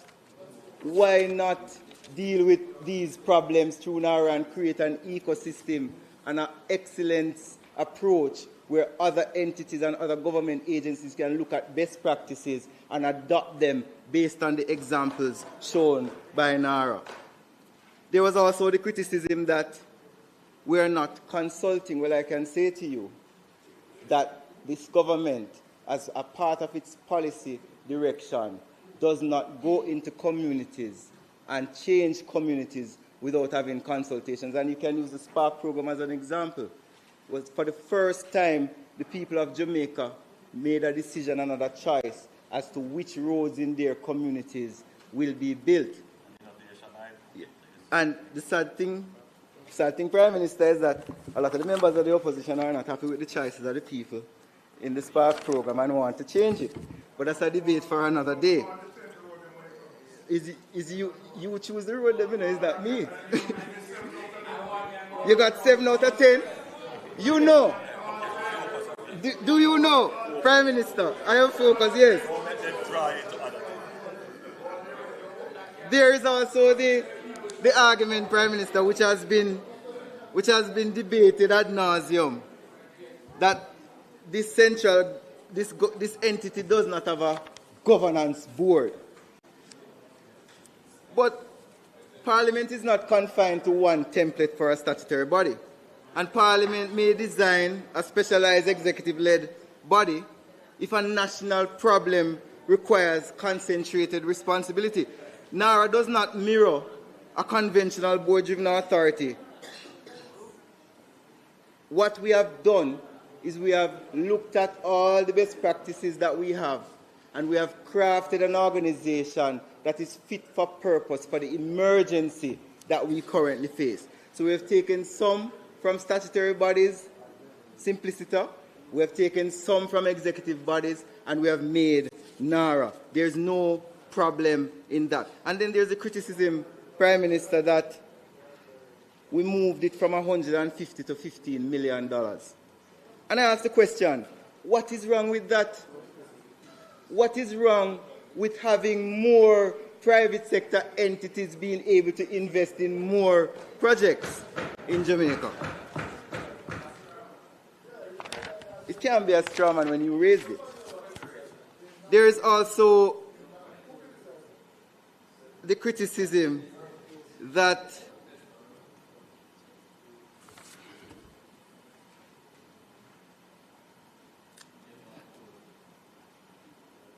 let me not raise that one, Chairman.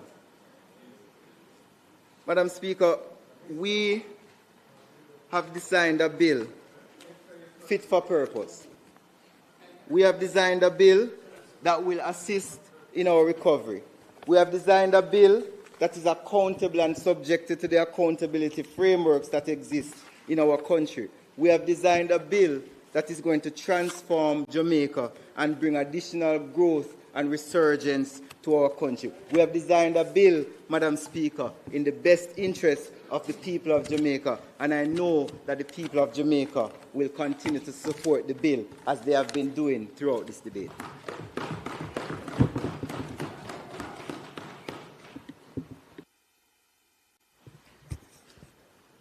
Final presenter to close will be the Prime Minister, Minister of economic growth and job creation. Prime Minister. Thank you, Madam Speaker. Before I begin the closing remarks, I ask for your indulgence and the indulgence of members in offering a comment on the procedures of the House. The use of points of order. I believe Member Hilton on that side, let me survey, Member Hilton would agree, and the leader of opposition business, member from Kingston Eastern and Port Royal, would agree that the use of the standing of the points of order would not be for trivial purposes or routine, that they were really used when a member felt that there was a contravention of the rules of the House, specifically the rules governing debates.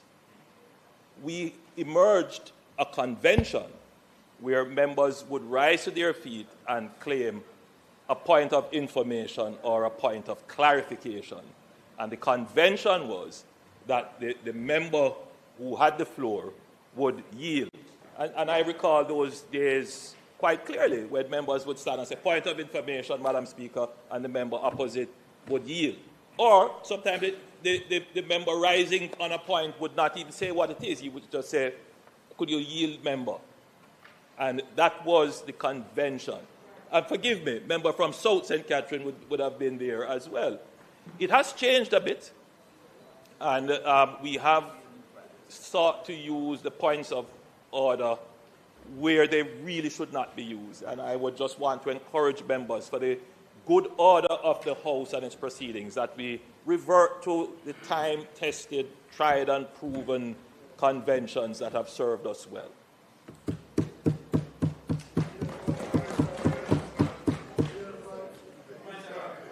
Madam Speaker, let me start by thanking members on both sides of the House for participating robustly in the debate. Valuable points have been made. Points of substance have been made. And there are other points which I think are also of substance, even if a modicum, that you would have to search very hard to find. But they are there, I'm sure, nonetheless. So, Madam Speaker, I wish to thank all who participated and would have enriched the bill. I would want to adopt, just as a matter of giving a summary of the debate in terms of the opposition's participation. The member from St. Catherine, is it Eastern? Believe it or not, Madam Speaker, well, you would know we attended the same alma mater. So, Madam Speaker, the point raised by the member was that the opposition supports the bill, we just don't support what is in it. I found it to be a very profound comment. We support the bill, but just not what is in the bill. So, Madam Speaker, I find that to be a very profound summary of the opposition's position. You want a point of information? So, Madam Speaker, but I do understand what the member intended to say, that no one can say that NARA is not a necessary formation in law. No one can say that having a structure to manage recovery is not something that is defensible and necessary. So I think there is the starting point, that NARA is necessary. I think, however, Madam Speaker, that if I am permitted to offer some philosophical perspectives on the differences, that there is a very deep mistrust of government in the country, very deep. But underneath the mistrust of government generally, there is an even greater mistrust of executive power. That is really what it comes down to, a deep distrust of executive power. And by the way, this is not unique to Jamaica.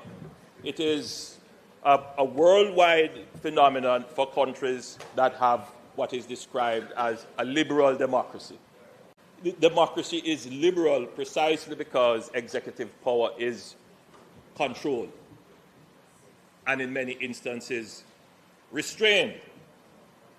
The challenge comes, Madam Speaker, when democracy cannot bring prosperity. That is where the challenge happens, because the assumption is that democracies will automatically bring prosperity to people. And that thinking is sometimes challenged in certain quarters. But I continue to maintain that democracy is the best form of government that we have. And that we must make our democracy work to deliver prosperity. The challenge is, how do we use executive authority without it trampling on the rights of the people? That is always the challenge. And that's why our system is designed as it is, where the members of parliament should come vigorously defending their positions to ensure that executive authority is restrained, but we have to be careful that executive authority is not constrained.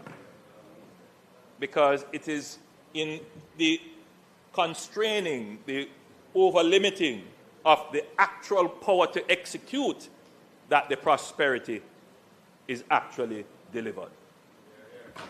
And I will say this, Madam Speaker, that I've been in this position of Prime Minister now for a decade, and it is a learning experience. I continue to appreciate the nuances of the office each day. And I will say to you that during the pandemic, the challenge of using executive authority was a real challenge for the administration. And indeed, we had to use executive authority as it relates to controlling movements and all kinds of other things that we had to do. And the former Attorney General at the time, member from West Central St. James, would have gone to great pains to advise and to say, we have executive authority, but we have to be so careful with it in how it is used. And I made sure that every executive direction that I gave, that I put my signature to, as I did it, I came to Parliament at the next sitting to bring the executive authority to Parliament for Parliament to have a say on it.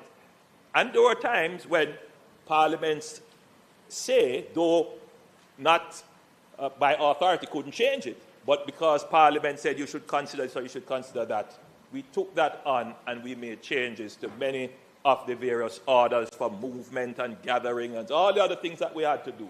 That was, for me, at that time, the ultimate exercise of the executive authority. The lesson learned from it is that in a democracy, executive authority overused can be dangerous even for the person using it. No matter what, it leads to suspicion, frustration, and the view that you are restricting the freedoms of individuals at your own whim. And I would say that I suffered from that during the pandemic, even though in my mind I was acting to support and to promote the health and safety of the public. But there are many Jamaicans who felt that I restricted their movement. So I want to just use this as a basis to say, Madam Speaker, I am not seeking executive power for myself. It's dangerous. And executive power must be controlled, without question. I'm a firm believer in that. The question is, can we find a way to structure our business such that the use of the executive authority delivers the prosperity without taking away the freedoms, transparency, rights of the people? That's where it is at. And so, Madam Speaker, I want to thank JET, the Jamaica Environmental Trust, and Jamaicans for Justice. They wrote letters to me. The letter from JET was quite extensive. They obviously put a lot of time in going through the bill. They did take the time. And I have to say this, Madam Speaker, because lots of times there are persons who will just hear what is said, look at the headlines, don't know any details, form an opinion because there's always something called confirmation bias. Somebody who you like said something that you like, and therefore that's your position without doing the research. It's obvious that these two groups did their research and they put forward their concerns. I will say, Madam Speaker, that not everything that is proposed can be legislated, and not everything that can be legislated should be legislated. And the persons who are drafters, persons who understand the law far better than I do, would agree with that point, that you want the legislation to, one, be consistent with legislation that already exists. You want it to be consistent with the Constitution, and you want your legislation not to be complicated. You can have complex legislation, but you want the legislation to be easily interpreted, well understood, and direct and to the point. And so we try to bring a legislation here that creates a framework that is easily understood, easily interpreted, and gets to the point of what it is we want to achieve. So that's one thing. I will say a few other things, Madam Speaker, if the members give me their attention a little longer. There is a point about bringing the bill to a joint select committee. Let me be clear. We, on this side, we have taken a decision that, as far as possible, we're bringing all our bills to a joint select committee. That's a decision that we took after the experience with the NIDS. Subject, of course, to emergency situations or great urgency. I have heard the undertaking that there would be a commitment on the side of the opposition to have the Joint Select Committee turned around very quickly. And we accept the intention, but we know that it takes a little while. And on average, you're looking at 3 to 6 weeks at the minimum, and sometimes even longer. So I would say I'm being generous, I'm being euphemistic, but it takes a long time. So I would say, Madam Speaker, that I appreciate the opposition recognizing that the Joint Select Committees are not the fastest mechanism that they will try, but for this bill, urgency is important. And I start at this point about urgency. And I'm being very careful in the use of the term urgency, because I really should say it is an emergency. But I wish to point out to members who were in the House between 2009 and 2015 that this House, not under emergency powers, but under urgency, passed several important pieces of legislation that would oversee billions of dollars, including donor funds, without subjecting them to any committee review, any joint select committee review, including money bills, including the very fiscal rules, which are far more important than the Naira bill. There was not 1 ounce of criticism of that move. Not one. At that time, part of that time, I was leader of the opposition. And the members on my side will tell you that I gave directives. This is in the national interest. Participate. Make sure that our points are raised, but we are not going to stand in the way or try to make political points of something that is in the national interest. And I wish for that to be in the public record. The fiscal rules and all the others, some of the other money bills, all the other amendments that were made, it went through without going to Joint Select Committee. And not one journalist, not one of the commentators today said anything. So I just want that to be put in the public debate. So, the other point, Madam Speaker, is that during this time of urgency, between 2009 and 2015, we had to, as a country, and I say we meaning government opposition, we had to mobilize the entire country for the reconstruction of our financial system. Essentially, that's what it was, our fiscal and financial system, the reconstruction of it. And what worked very well, particularly as it related to the managing the repayment of our debt with several debt exchanges, was the establishment of an oversight body of the government policy for fiscal and financial reconstruction. And that was called the Economic Program Oversight Committee, EPOC. It was never legislated in the fiscal rules. It was not legislated in the PAAC oversight. It was not legislated in any of the omnibus tax legislation. It was a social consensus. And there is no more powerful tool for oversight than social consensus.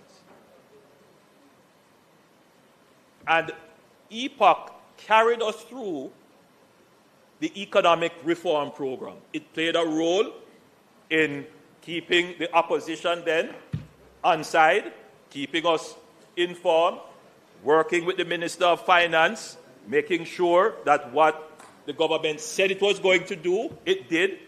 But the EPOC, which was comprised of Jamaicans of high integrity and public trust, reported periodically, regularly, to the country on the activities of this fiscal and financial reconstruction effort of the government.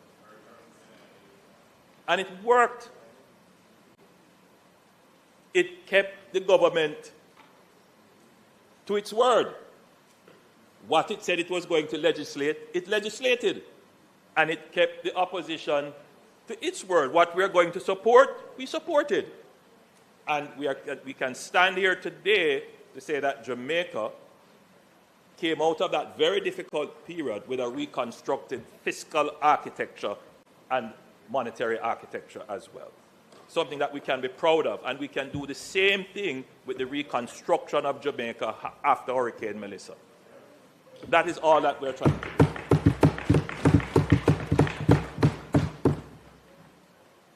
Madam Speaker, permit me to return to this concept of the use of executive power, because it's fundamental to what we are doing here. Now, when we were contemplating how to structure NARA, a thought was put on the table. Why not make NARA a department of government? Now, if we made NARA a department of government, would there be a board? Would it be illegal to make NARA a department of government? Are departments of government legitimate structures of how government organizes itself? Of course. Of course. In other words, it is not unusual. There's nothing wrong with that. The authority then would flow flows cabinet, minister, permanent secretary, ministry employment. But we know that departments are further decentralization of executive and civil service powers of an entire ministry. But you can decentralize even further by putting in an agency. And that agency could be a corporation, or it could be a statutory body, or it could be an executive agency. And I just want to pause at that point. For statutory bodies, the idea is that there is a function of government that is clearly well defined, that has an indefinite function in terms of time, that would require detailed operational guidance, which would not be suited for a department of a ministry to do, but would still require ministerial guidance. So a minister would give the general policy direction and say to an entity like the UDC, a statutory body, here is your authority, it's written in law what you are supposed to do. This statutory body will exist indefinitely. Go and redevelop areas for urban purposes.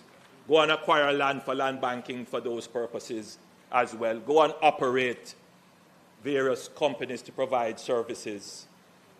The minister can't go and run that day to day.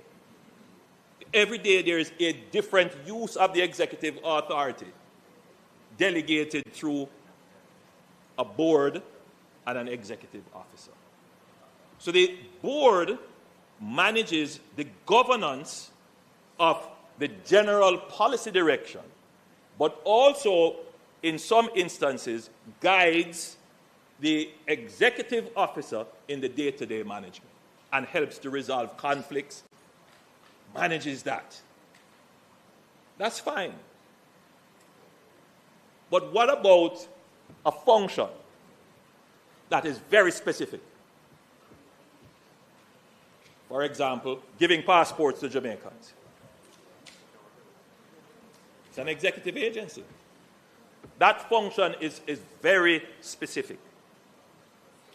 And I was doing some research, and former Prime Minister Pattison, obviously struggling with the same issues I have raised here about how do you get the democracy and its bureaucracy to deliver prosperity, how do you speed it up, came up with the then Cabinet Secretary, Dr. Davies, with the idea of an executive agency. Now, the concept behind the executive agency came out of what is called the school, it's a new school of public administration thought, the new school of public management, which essentially tried to turn the public service more into a corporate service delivery, to use private sector approaches in government. And so the idea was for these kinds of functions that are clearly defined, that may not necessarily require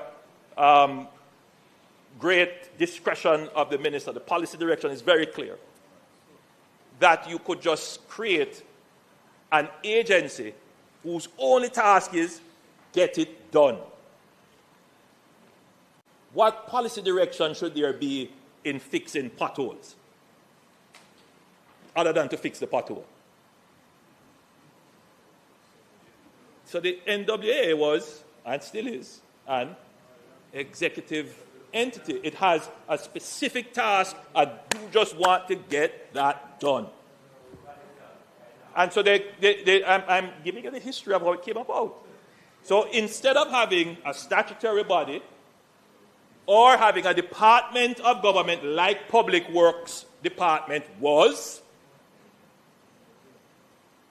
you formed an executive agency where the minister gives a directive, meaning the policy directive, and the executive is only executing.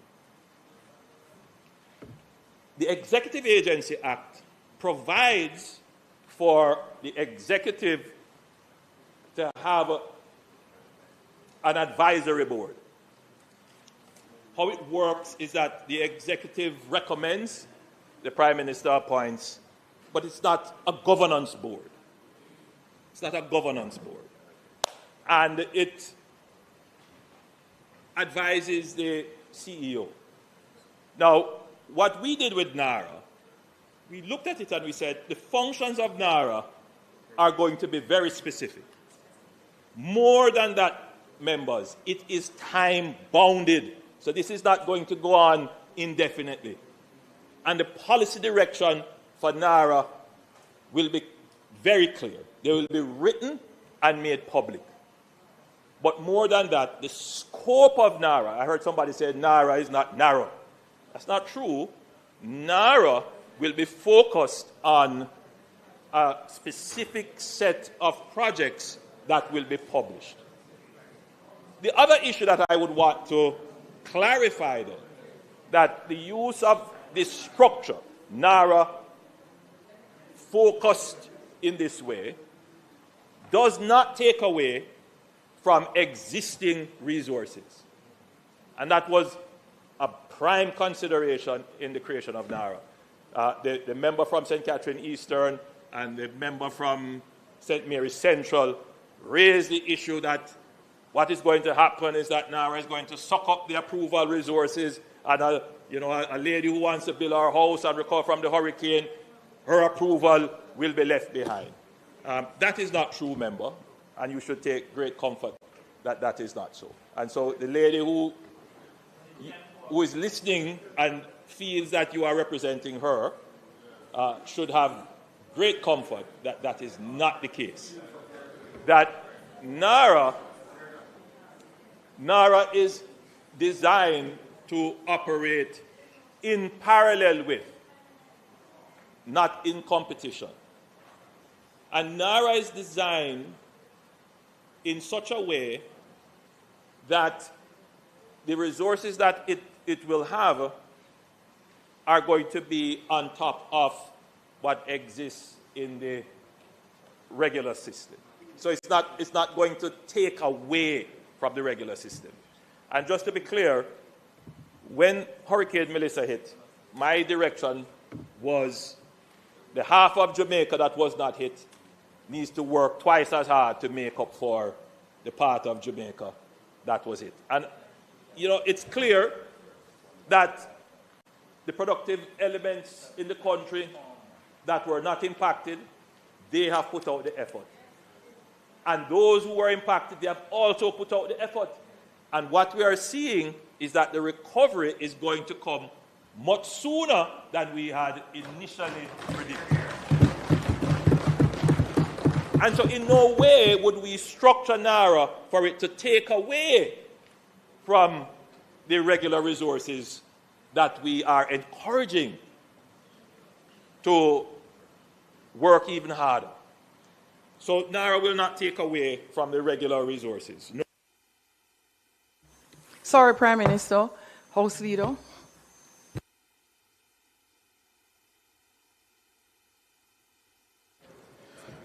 Madam Speaker, as we are clear, it has been a robust debate. And as the Prime Minister is closing, we ask that he be given an additional 15 minutes to complete the presentation.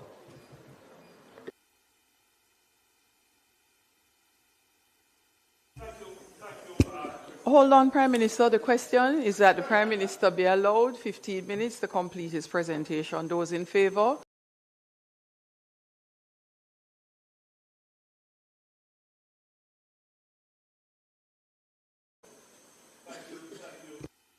The other area of concern seems to be that it is the Prime Minister who appoints the CEO. So there are different methodologies of appointing CEOs, depending on the structure that is employed. It is not unusual for the appointment to be from the Prime Minister for certain entities. No, there are some entities that the Governor General appoints. But it's not unusual for the Prime Minister to, or the Minister in charge of the industry, the ministry to appoint. I want to be clear that the post of CEO for NARA was internationally advertised. Internationally. We got several dozen applications, many of them from all over the world. We appointed a very high-level interview panel, review committee.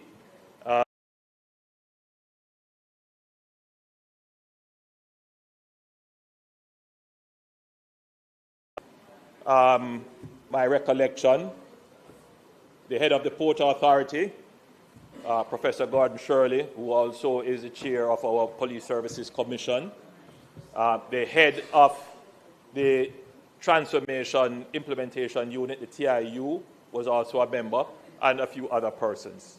So there is no involvement of me directly or personally in vetting any CVs or shortlisting anyone. I want that to be publicly known.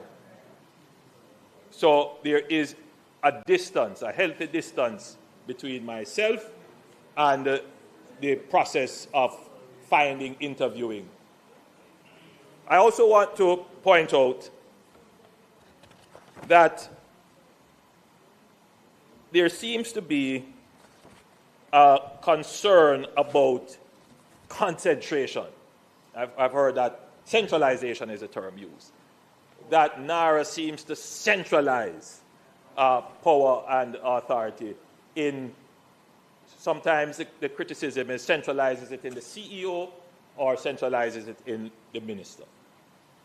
In the executive model, it is a deliberate strategy. The whole idea was that the diffusion of the responsibility is what caused the lack of performance, because you can't point on anyone to say you are responsible. And so when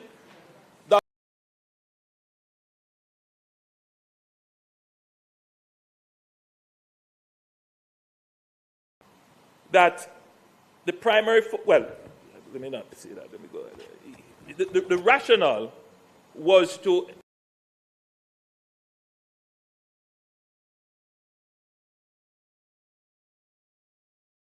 that there is one focal point for which accountability can be effective.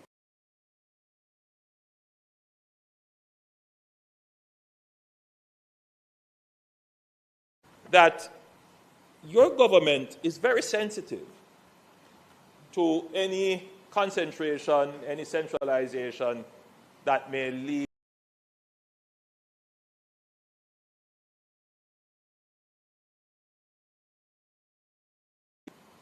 but at the same time, Jamaica is in a different phase of its development. And we can claim to be in a different phase of our development because we have gone through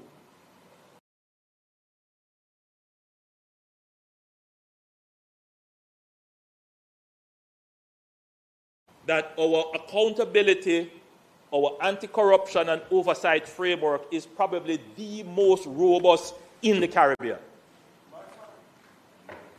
We spend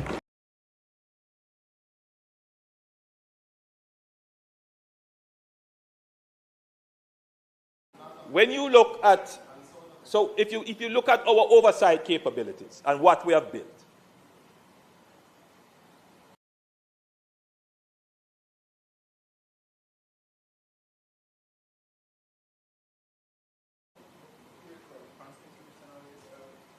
enshrined in our Constitution,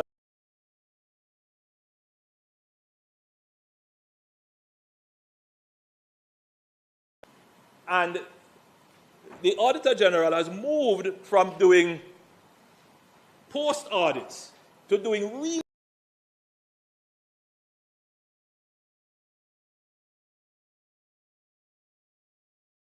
audits to doing performance-based audits.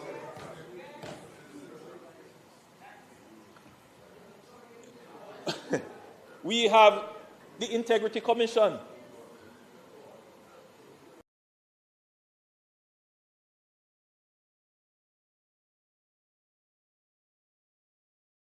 A very comprehensive way, corruption, and as an entity to prosecute it.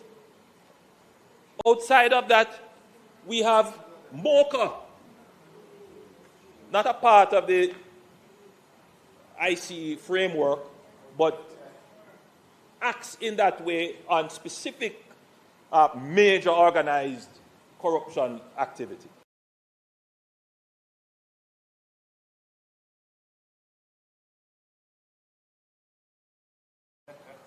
Bear in mind that the PAAC is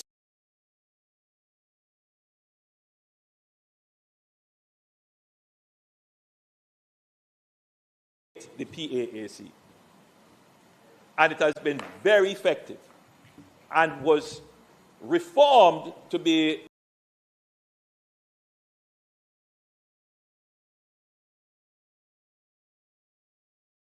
through the PAAC. There is no entity of government that can escape the oversight of the PAAC, and that body is chaired by the opposition and must continue to be chaired by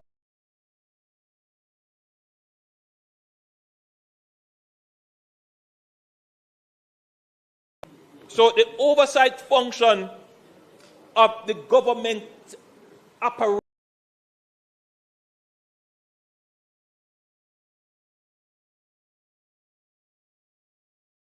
come back here now and then legislate a new framework separate and apart from the framework that is already legislated. We have a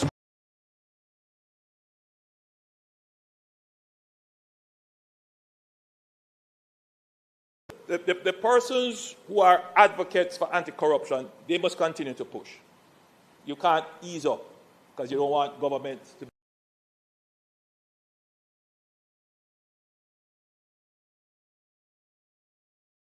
mother and suffocate the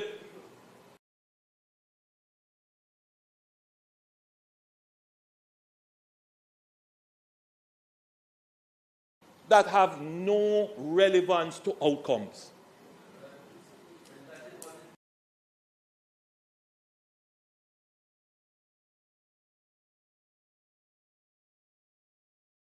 Now going into a different phase where we have to ensure that our bureaucracy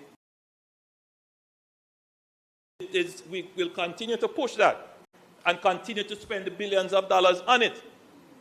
But democracy must deliver prosperity. And I am not the only one speaking in frustration about the slow pace of the government. It is said on both sides. This is what we meant when we say we have to pivot. So I think I've captured most of the issues. And again, I want to thank all the members who have participated, who have contributed. It has enriched the bill. And it is my hope that on this matter, the public record would be that the Parliament, by acclamation, supported the bill rather than history records a divide on this momentous moment.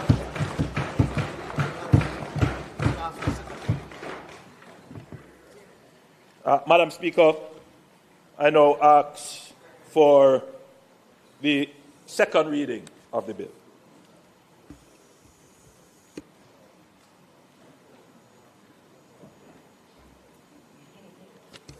Question is that the bill be read a second time. Those in favour? Aye.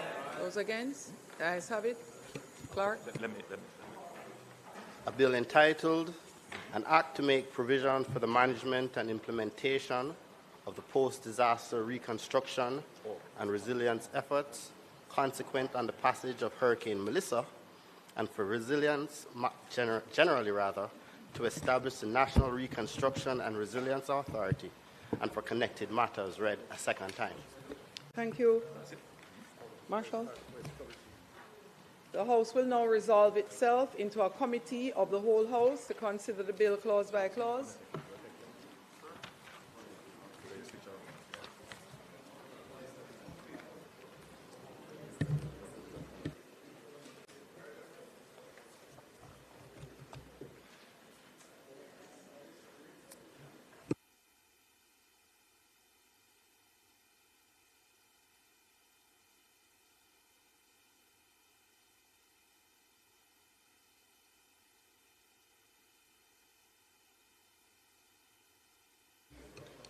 We are now in committee.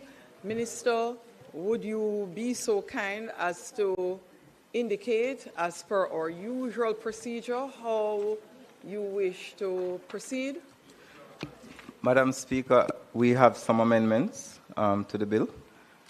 We do not have any amendments to Clause 1, so you can put Clause 1.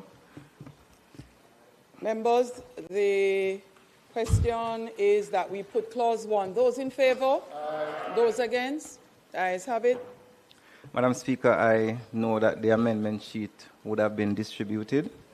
In Clause 2, in the definition of approving entity, we want to delete the words local authority or public body and substitute, therefore, the words public entity. That's one amendment. Second amendment to Clause 2. In the definition of public body, delete the words but does not include an executive agency designated under the Executive Agencies Act. And the third amendment for Clause 2, insert in their correct alphabetical sequence the following definitions. Public entity means a department or an agency of the government, a local authority, or a public body. And Madam Speaker, we have accepted the recommendation of the member from Eastern Portland to give a definition to resilience, and that is resilience in relation to disaster and climate change means the capacity of communities, infrastructure, institutions, economic and environmental systems to A, anticipate, prepare for, and reduce the adverse effects of disasters and climate change, B, absorb, withstand, and adapt to the impacts of disasters so as not to sustain catastrophic damage or loss, C, recover from the adverse effects of disasters in a manner that, 1, restores and where practicable improves upon pre-disaster conditions, 2, reduces or eliminates future vulnerability to the effects of disasters and climate change, 3, maintains or improves the social well-being, economic productivity, and environmental integrity of affected communities. I wish to put Clause 2. You may go ahead, Opposition Leader. Yeah, before Clause 2 is put, I noticed that there's a subsection 2 in Clause 2. I have no objection to the amendments as proposed to Clause 2. I had pointed out that the exclusion of executive agencies in the original bill could be problematic, and I see that that exclusion is being deleted.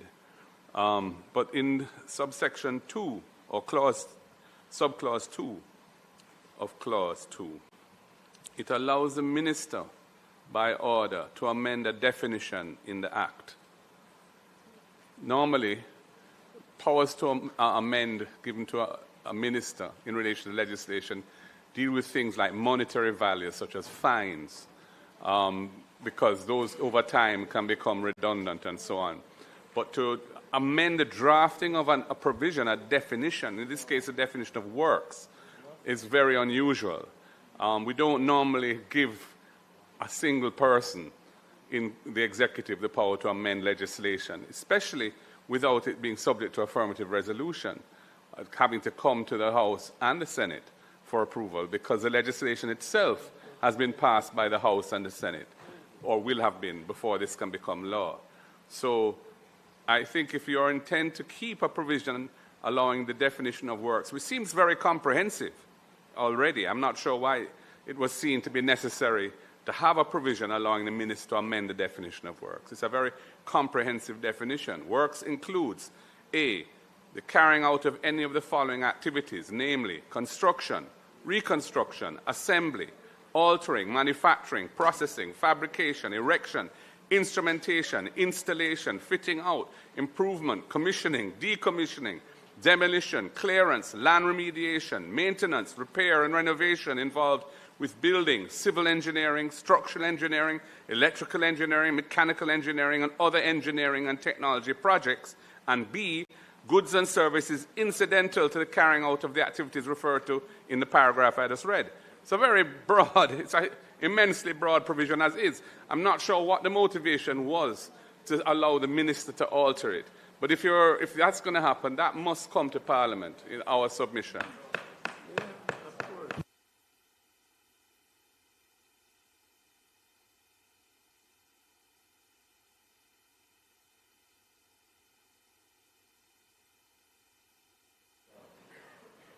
Thank you, Madam Chair. The issue raised about the power to alter the definition is one that I have also noted and would ask that it be made subject to affirmative resolution, one. Secondly, in light of the clarification provided by Minister Morgan, given the definition of procure and how wide it is to say by any means, since the intention is that the procurement would take place in accordance with regulations promulgated under the Procurement Act, perhaps an amendment of that section would be advisable. To have procure mean the acquisition of goods, works, or services by any means is very wide. But the clarification was provided that it really will be done in accordance with the regulations that would be promulgated under Section 3 of the Procurement Act.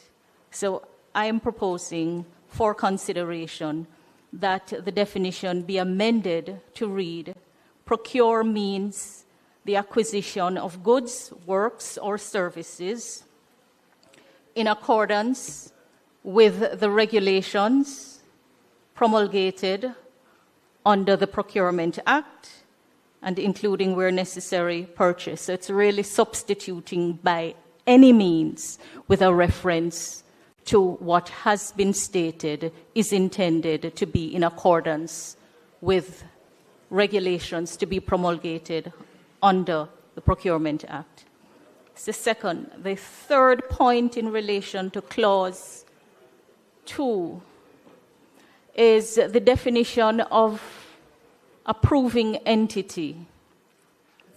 And it captures, well, it states that it means a local authority or public body that exercises any statutory, regulatory, administrative, or operational function where the exercise of that function is required for the implementation, execution, or delivery of an approved reconstruction and resilience project or a designated strategic investment project, including functions relating to A, physical planning and development controls, building controls, including the issuance of building permits and the conduct of inspections, land subdivision, land use and zoning, environmental management, natural resource conservation and environmental permits, approvals relating to water supply, sewage and drainage, roads, highways and transportation infrastructure, electricity, telecommunications and other utility services, and disaster risk management and hazard mitigation. In light of the concerns raised and how approving entity is used in the bill, including at Clause 24, Subclause 2, I'm just wondering, how is it contemplated that the exercise of the statutory functions and the regulatory functions will not be problematic?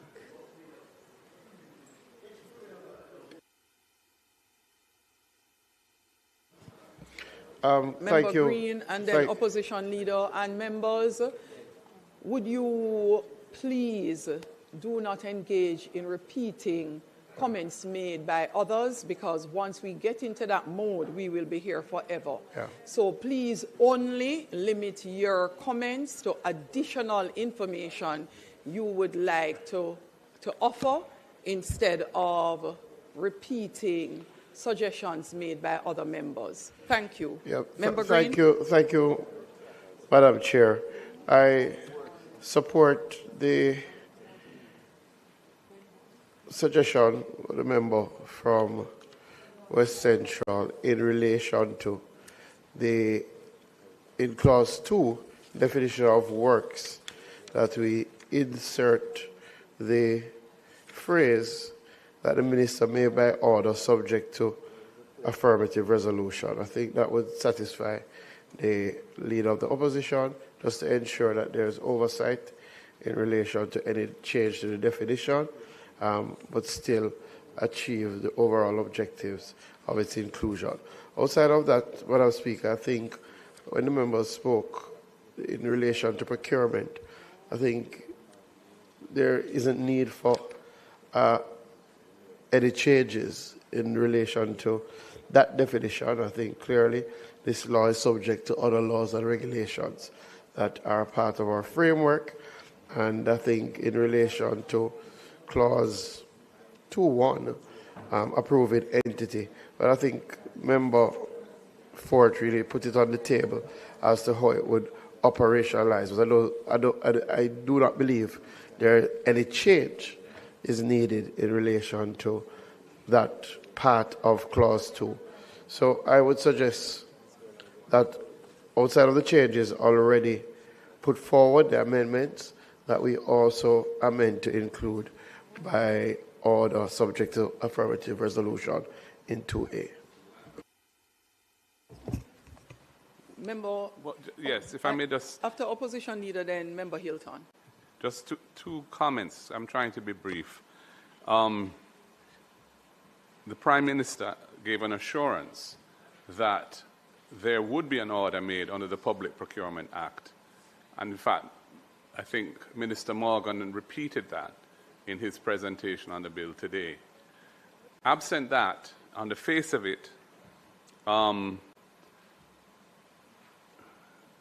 the two pieces of legislation don't synchronize.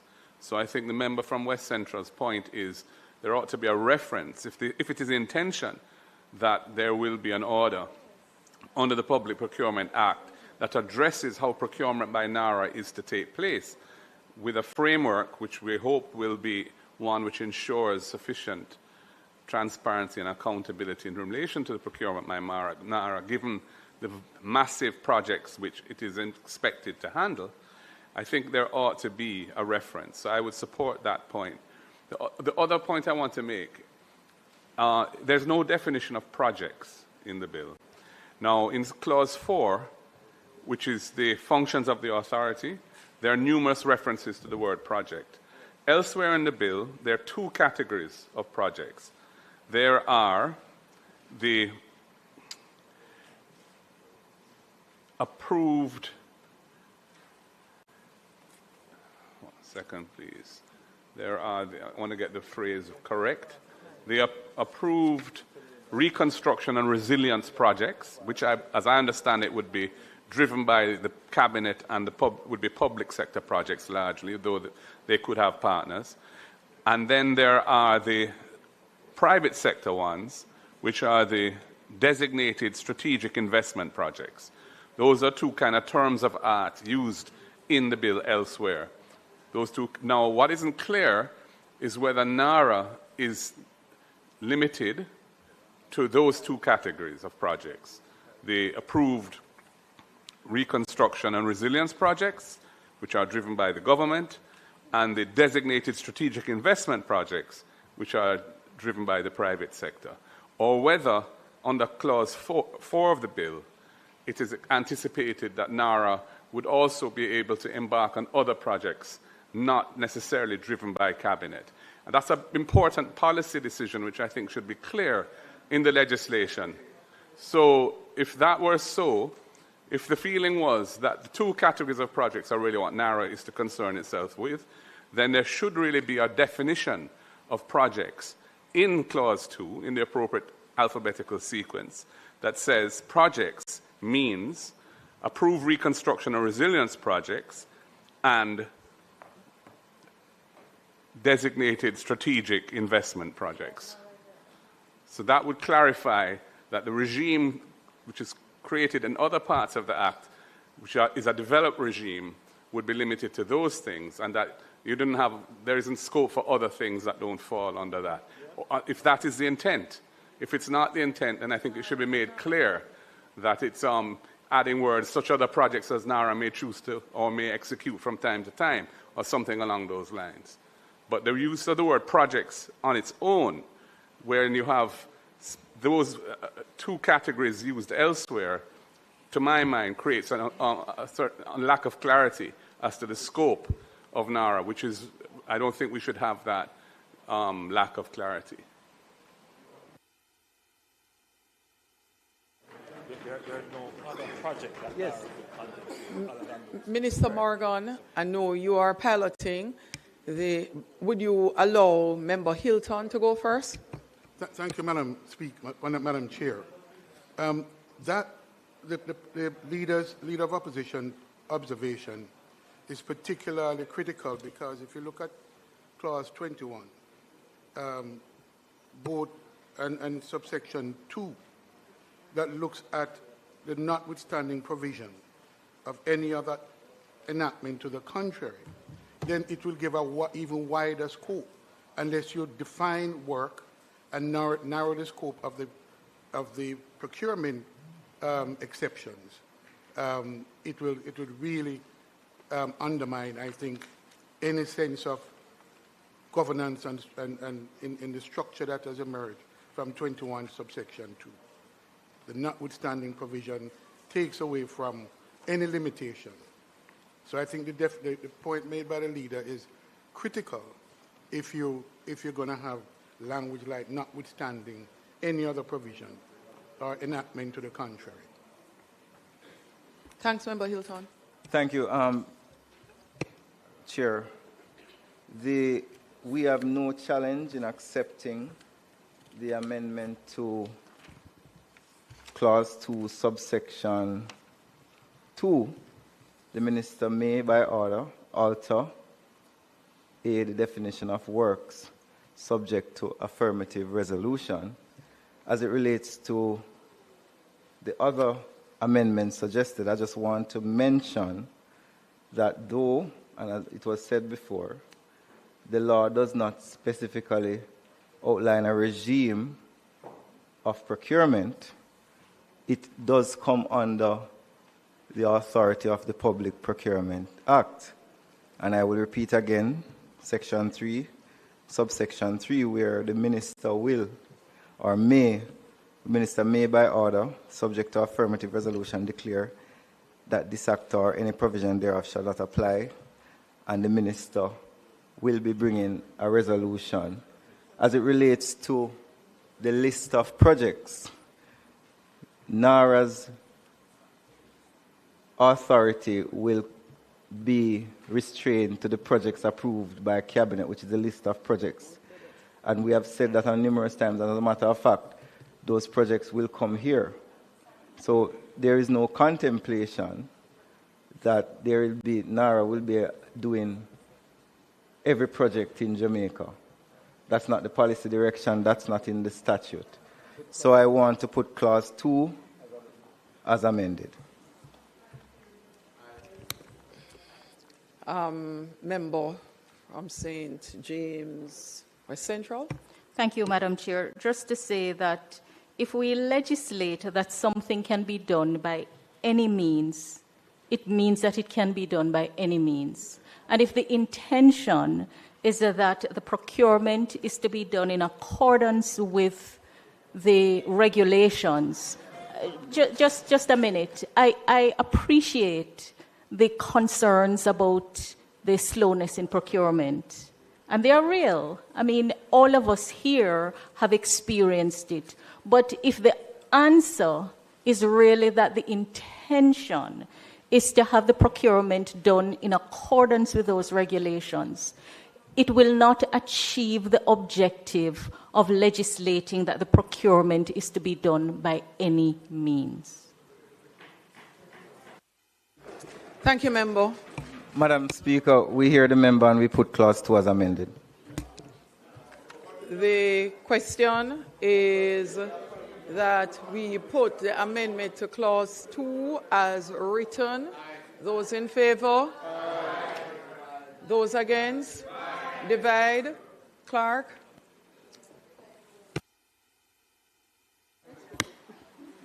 Mr. Azan. Mr. Bartlett. Mr. Bartlett. Mr. Bartlett. Members, could you answer loud enough that the clerk is able to hear? We will need to move quickly because we will have a lot of divides if we're not. Right. Mr. Brown. Dr. Brownberg. Dr. Brownberg.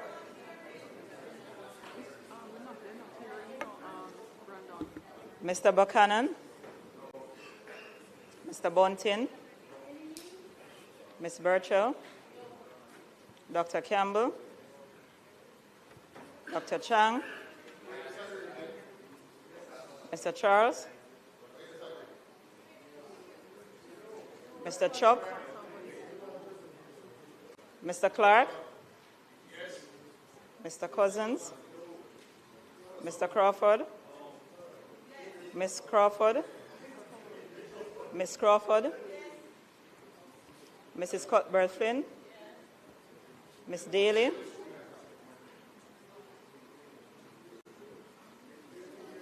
Mrs. Dalrymple Philibert. Dr. Dawes. Mr. Golden. Mr. Gordon. Ms. Grange. Mr. Green. Ms. Hamilton. Mr. Ailes. Mr. Hines. Dr. Onis. Mr. Ilton. Mr. Jackson. Ms. Jess. Ms. Jess. Ms. Lee. Mrs. Marlene Malahou-Ford.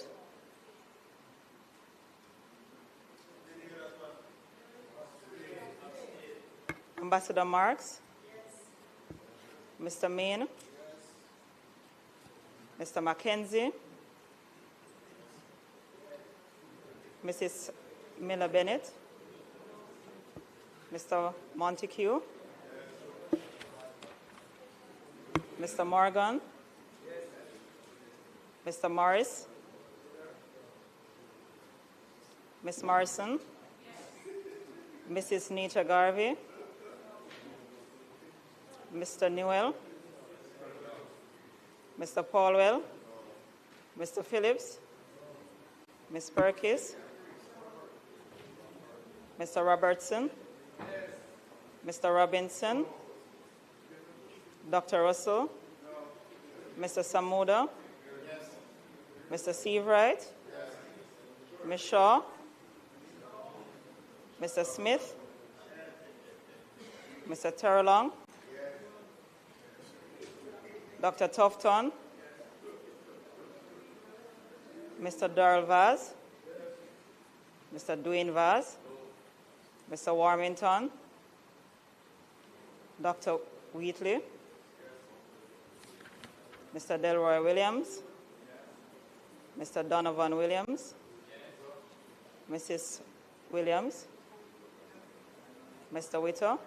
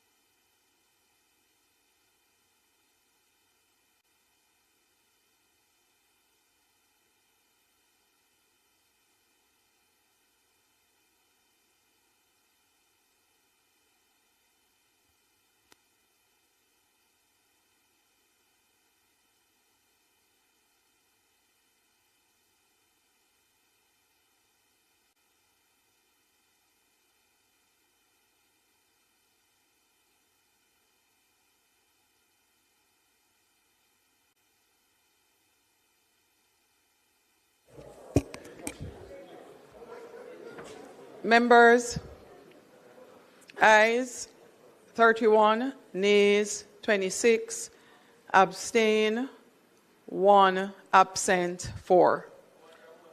It carries. So the amendment passes. Yeah. The new wording with the subject to affirmative resolution, when the minister read it, he put it in the wrong place.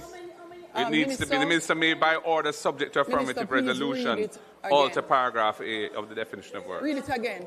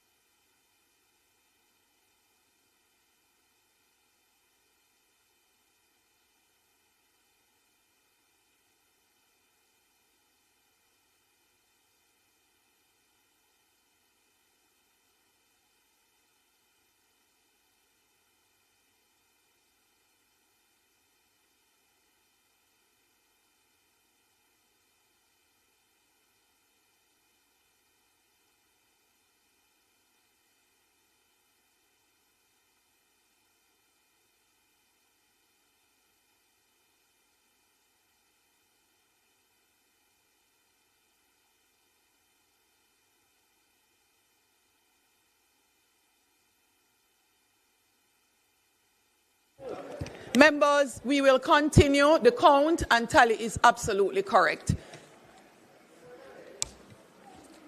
The amendments passed based on the vote. I now put clause 2 as amended. Those in favor? Those against? The ayes have it. Madam Chairman, I would like to make a marginal, in the margin, a change in clause 3 where we're going to delete the words "the," and I would like to put clause 3. Opposition leader. I have two proposed amendments to clause 3.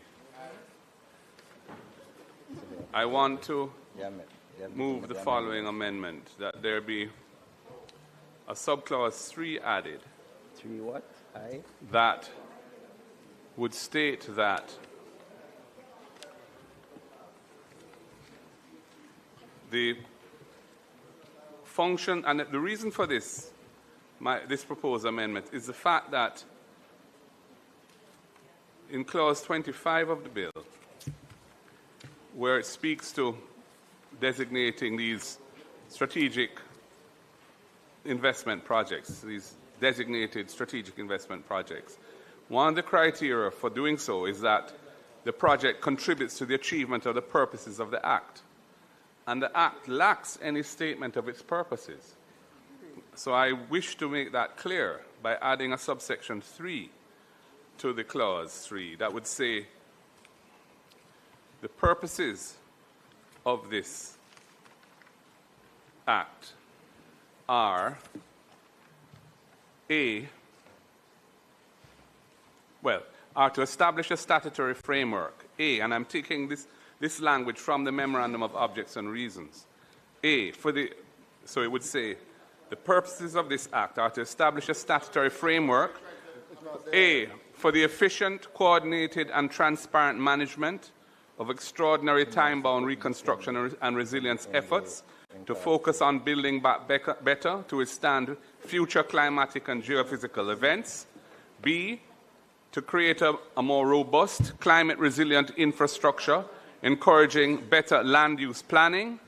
C, to expedite private and public-private investment in priority sectors that address the structural economic vulnerabilities arising due to climate-related disasters.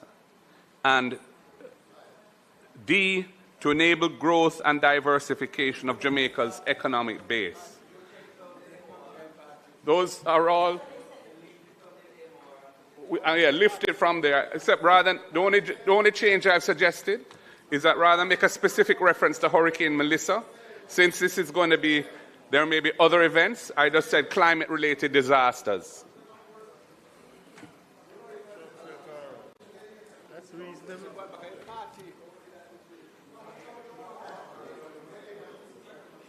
That is reasonable. Let's hear them what to say. Opposition leader, are you finished? I am finished for that, Okay. yeah. You may go ahead. All I would say is that that exact suggestion was a matter that was contemplated in deep detail with the legal advisors of the government, and we were advised not to pursue that route. I wish to put clause 3. Members, those in favor? Those against? Divide. Go ahead. Go ahead, opposition leader. The Memorandum of Objects and Reasons is strictly speaking not part of the legislation. It's attached to a bill to guide the House. But when the Act passes and it's printed in the revised laws of Jamaica, you will not see it. So this is why it is important, given that there's a specific reference, as I've said in clause 25, to the purposes of the Act, that those purposes should be manifest when you read the Act. Whatever the legal advisors to the government may say, this is a lacuna, a gap, and it's a serious omission. Yes.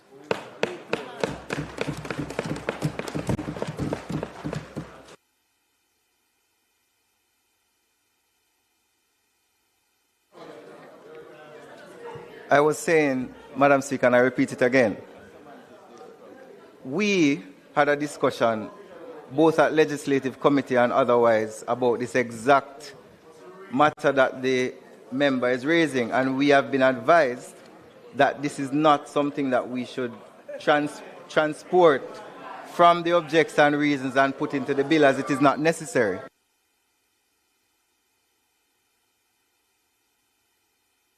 The members called for a divide. Clerk.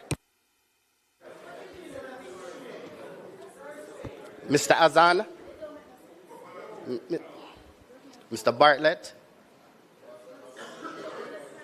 Mr. Brown, Dr. Brown Burke, Mr. Buchanan, Mr. Bunting, Ms. Burchell, Dr. Campbell, Dr. Chang, Mr. Charles Jr., Mr. Chuck, Mr. Clark, Mr. Cousins, Mr. Crawford, Mr. Crawford, Miss Crawford, Mrs. Cuthbert Flynn, Miss Daly, Mrs. Dalrymple Philibert, Dr. Dawes, Mr. Golin, Mr. Gordon, Miss Grange, Mr. Green, Miss Hamilton, Mr. Hales, Mr. Hales, Mr. Hines, Dr. Holness, Mr. Hilton,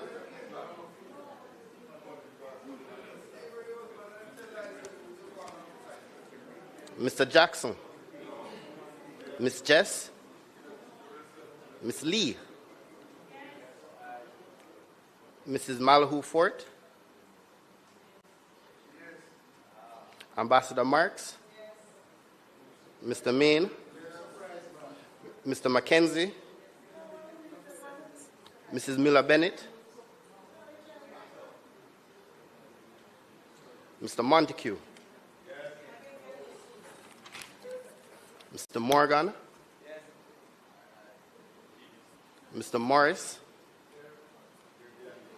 Ms. Morrison, Mrs. Nita Garvey, Mr. Newell, Mr. Paulwell, Mr. Phillips, Mr. Phillips, Ms. Perkis, Mr. Robertson, Mr. Robinson, Dr. Russell, Mr. Samuda, Mr. Seabright, Ms. Shaw, Mr. Smith, Mr. Terrelong, Dr. Tufton, Mr. Darrell Vaz, Mr. Dwayne Vaz, Mr. Warmington, Dr. Wheatley, Mr. Williams Delroy, Mr. Donovan Williams, Mrs. Fable Williams, and Mr. Witter. Thank you. The clause carries. Clause 3 with a vote tally of 32 ayes, 27 nays, and 3 persons being absent. Minister, clause 4. I wish to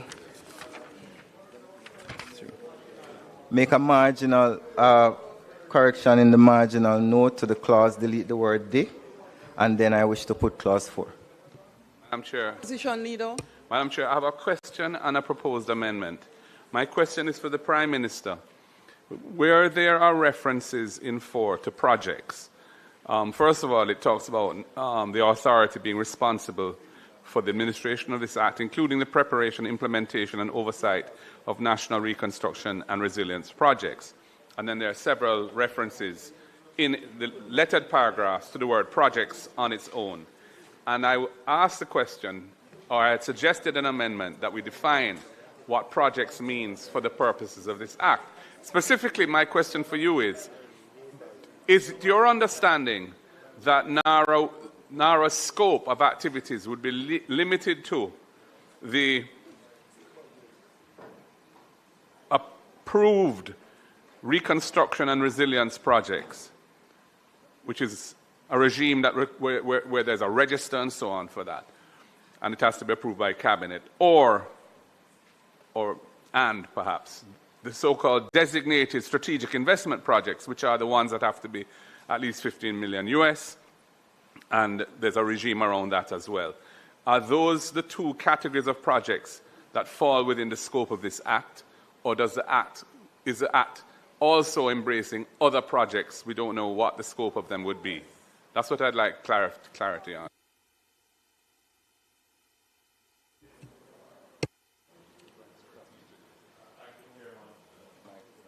Thank you, Chairman. Let me see if I can bring some clarity to the question raised by the Leader of the Opposition. NARA will undertake projects that are exclusive to the government, public works, projects that are exclusively funded by the government. NARA will also undertake projects that could be considered public-private partnerships. And NARA provides an avenue for projects that are considered strategic, which will be privately executed but may benefit from the expedited approvals and permitting process or any other advantage or incentive that the government may offer. So essentially, there would be two types of projects, projects that are public and projects that are private. Essentially, whatever is registered on the list of projects, on what we call approved projects, which we will have to make an amendment, approved projects by Cabinet to include the projects that the government will undertake specifically and designated strategic projects. So if you were asking earlier for a definition of projects, and I think a safer way would be to say that projects that the undertakings that appear in the approved register by Cabinet, those would be what we term projects. I think that would be add a little bit more clarity, if it is that it is needed to define what is a project. Because the truth is, Chairman and member, NARA cannot execute undertakings that are not approved by Cabinet and appear in the register. Opposition Leader, next would have been the member from St. James West Central. Member from St. James West Central, I believe the Opposition Leader would like to do a follow-up in respect of his question. Would you be so kind as to permit? Yes, so thank you for that.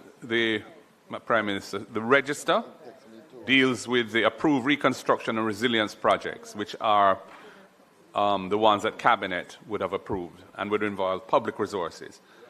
And then there's the designated strategic investment projects, which are private sector driven, but are also subject to some of the benefits that NARA can bring to them. So those are the two broad categories, and that's how projects should be construed in accordance with this Act. That is what I wasn't seeking to define project other than to define the scope of NARA in relation to projects, because without that being clarified, one could argue that it could do other things as well, which I don't think is what the government intends. Okay. I also have an amendment to Clause 4, but I'll defer to, if you'd like. Just go ahead, Opposition Leader. Then we'll take the member from St. James West and then the member from Portland East. I would like to propose an amendment to Clause 4, Subclause 1, and it is to re-letter the existing I to become J and to insert a new I. And the and at the end of H would move to the end of I, because the I would now be the penultimate paragraph. And it would say, it would read as follows. And this is reading from the opening words, what the drafters call the chapeau, the things that the authority shall do or shall not do. And the new J that I'm proposing would say, shall not discriminate on the grounds of political affiliation, religion, ethnicity, or any other personal characteristic.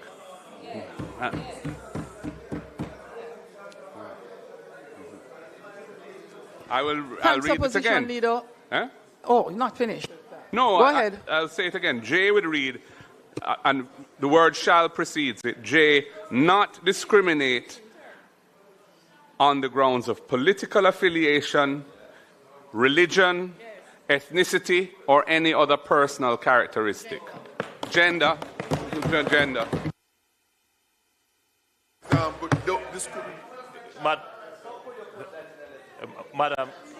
Madam Chair. Prime Minister, a moment, please. Member Russell, here, turn your mic off, please. And members, could you not turn your mics on at all until you're recognized? Madam Chair, I can appreciate the attempt of the Leader of the Opposition to ensure that every element of concern is legislated in the bill. But the truth is that our Constitution already makes it absolutely clear that you cannot discriminate on any of the grounds that he has raised. And the remedies for that are already well established. The purpose of the legislation is to be efficient. I can understand you want to make sure that everything is, but I think the Leader of the Opposition is going a bit too far and being very redundant in some of the things being proposed. Madam Speaker, Opposition Leader. I'm mindful of the fact that Section 18, Clause 18, says that programs for reconstruction and resilience, those are NARA's programs that it develops and so on, have to identify all relevant persons involved and their respective roles in the delivery of the program. That has to go to Cabinet as a submission. And that augments the concern that I have as to the potential for political victimization in how NARA operates, because it's a creature of the executive. And we all know on this side, and I dare say that side would have felt this way in the past as well, when they were not in government, that political victimization is real and is a major concern for persons who are politically involved, especially at the grassroots level, but also professionals and business people. And so that is why I have proposed that amendment. Thanks, Opposition Leader. Next is the member from St. James West Central. After that is the member from Portland East, then the member from St. Anne South, and then the member from St. Catherine South.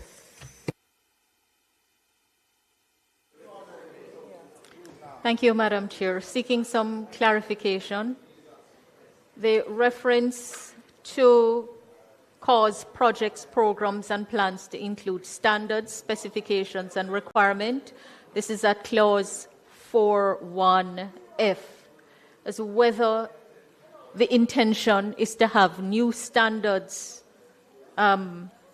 created, or are they referring to existing legal standards? So, for example, if you look at the newest piece of legislation in the among the laws that are impacted, you have the Building Act of 2018, and Part 3 speaks of the National Building Code.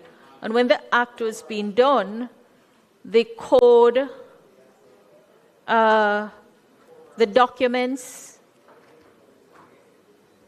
the law provided what would comprise the National Building Code. and it says the documents are the International Building Code as modified by the following documents, each of which is declared by the Bureau of Standards to be a standard specification pursuant to Section 7 of the Standards Act and published February 2009. That is to say, Jamaica Standards, Jamaica Application Document for the International Existing Building Code, Jamaica Standard, Jamaica Application Document for International Building Code, Jamaica Standard, Jamaica Application Document for the International Residential Code Document, Jamaica Standard, Jamaica Application Document for the International Fire Code, Jamaica Standard, Jamaica Application Document for International Energy Conservation Code, Jamaica Standard, Jamaica Application Document for the International Plumbing Code, Jamaica Standard, Jamaica Application Document for the International Property Maintenance Code, Jamaica Standard, Jamaica Application Document for the International Mechanical Code, Jamaica Standard, Jamaica Application Document for the International Private Sewage Disposal Code,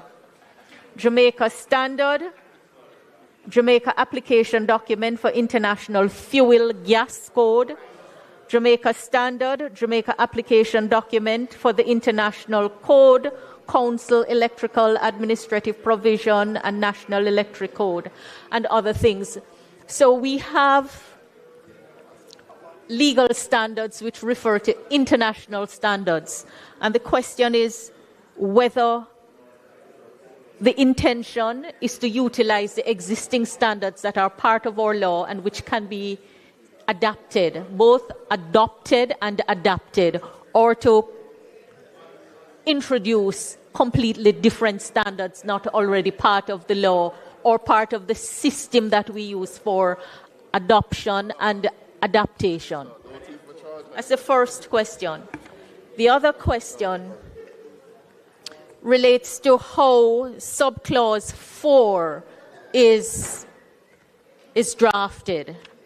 So subclause 4 says the authority shall, if lawful and practicable, utilize existing capacity, resources,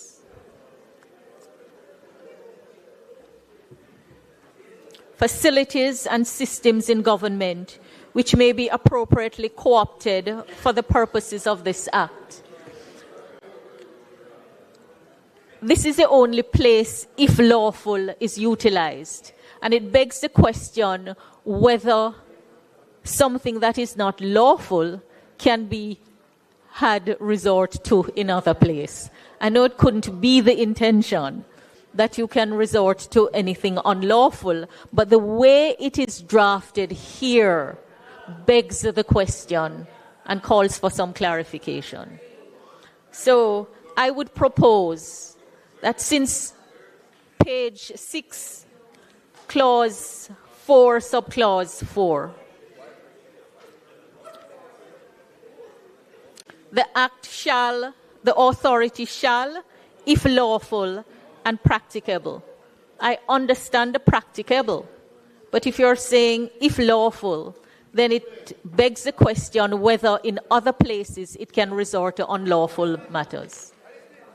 And especially since the law is asking for such wide powers to amend other laws.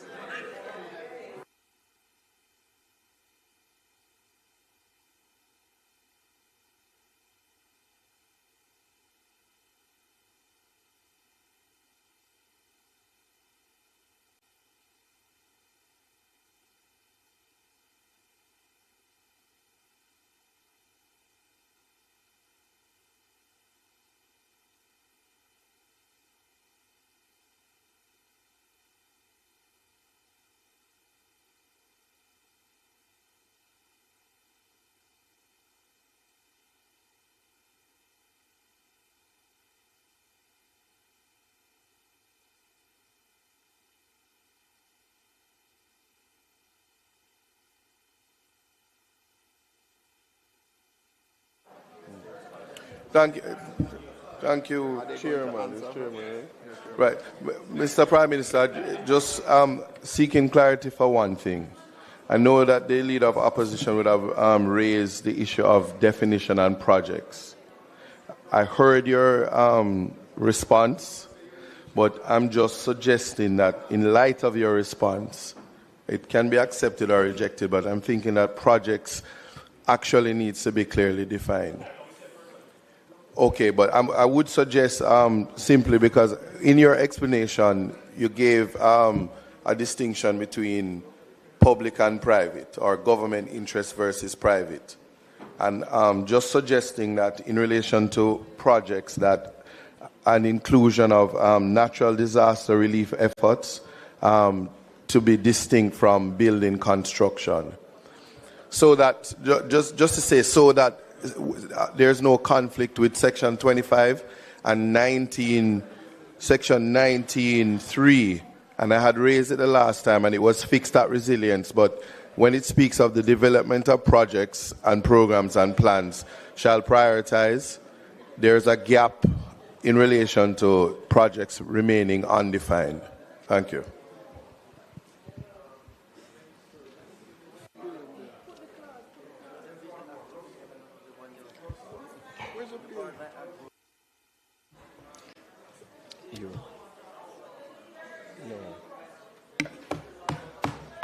Go ahead. Thank you, Chairman. The two things. First, the Prime Minister in his summation. All right, let me go to the other one since the Prime Minister is distracted. Minister, when you were doing your summation, you spoke about the need to use it as a learning opportunity and the fact that the systems will get better as a result of NARA. So in all of the functions of NARA, there's no mention of its role in helping to streamline and strengthen the systems of the existing government system. So I would like to propose proposing a clause. Sorry? We're at 4.1, and I'm suggesting 4.1F after F to insert a clause which speaks to identifying, streamlining, and eliminating inefficiencies. I'm sorry? Continue. So the suggested amendment is to include a clause which speaks to identifying, streamlining, and eliminating inefficiencies in the approval, permitting, and implementation processes across ministries, agencies, and departments. Or across public entities, if you prefer. Yes? Because at the moment it's focused on the construction activities of NARA, and this would allow us to learn and for the systems to get better as a result. My second point, which I'd like the Prime Minister to hear, relates to a comment which the Prime Minister made, which suggested that NARA will not use the resources of existing government agencies. However, what we have at 4.4 allows the authority to do that, because it can, legally or not, utilize existing capacities, resources, facilities, and systems of government, which may be appropriately co-opted, right? So it does give it the power to co-opt existing resources. So it goes against the intent as explained by the Prime Minister. Yes? Member, are you through with your questions? I am, yeah. Minister.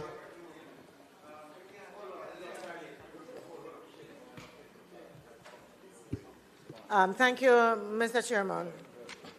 Mr. Chairman, I was looking at, I think that this is probably the most appropriate place if we were going to include mandatory environment impact assessment. I don't see it anywhere. No, I'm just asking. I didn't see it anywhere else, and I thought that this would be a good place for it. Did I miss it? Because if I didn't miss it, I think that it is important. No, even to say we're necessary. I mean, I'd like to know that we are, in fact, protecting the environment and that we are making sure that these kind of T's are crossed and I's dotted in this regard.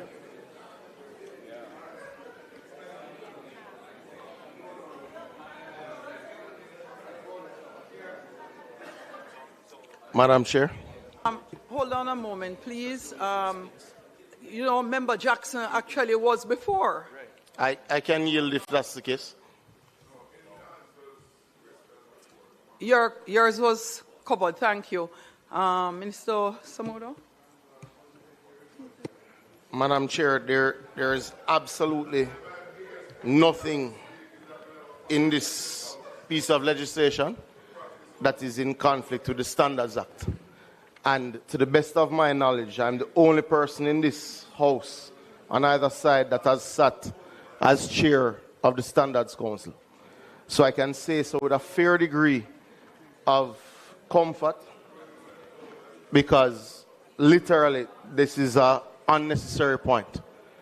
So, Madam Chair, I would encourage you as a former chair of the Standards Council, I don't believe the member from East Kingston chaired it. I know you'd have appointed chairs.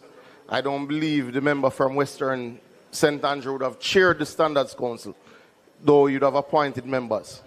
Correct?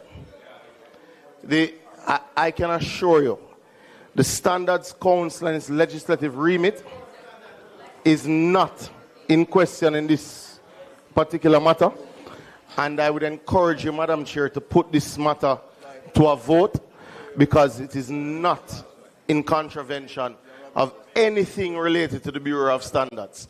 And I am certain of that. So please put it to a vote, Madam Chair. Thank you very much, Madam Chair. I just want to respond in short.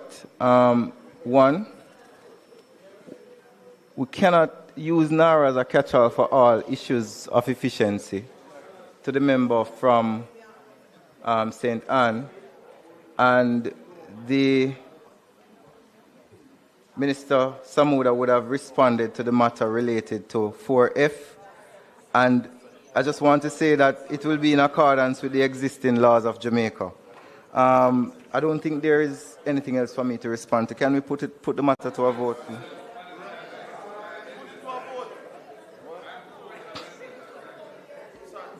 That's the I that you... Yeah, but the Prime Minister has already addressed it.